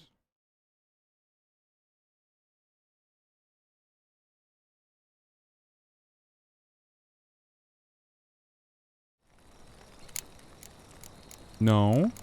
It's still Xbox.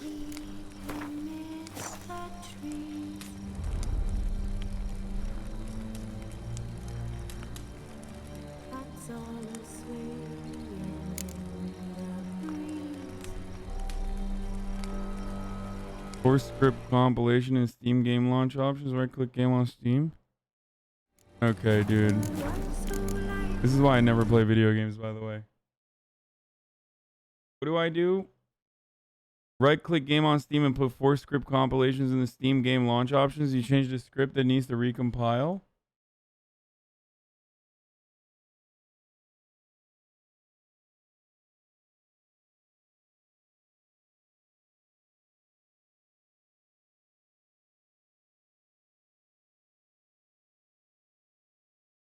Hasan, turn off PS4 controller support in Steam. The game has PS4 buttons built, so turn it off.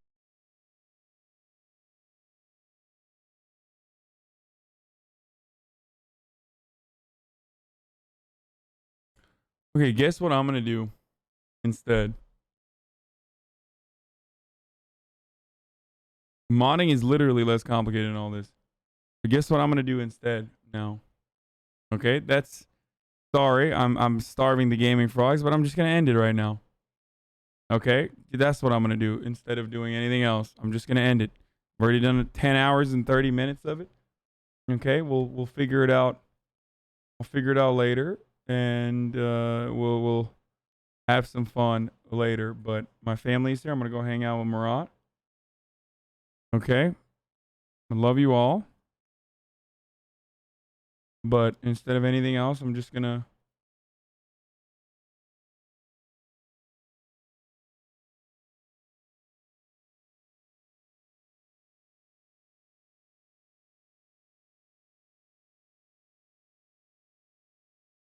to do that. Okay, it's fucking really hot in here. Holy shit. And I'm gonna raid someone different tonight.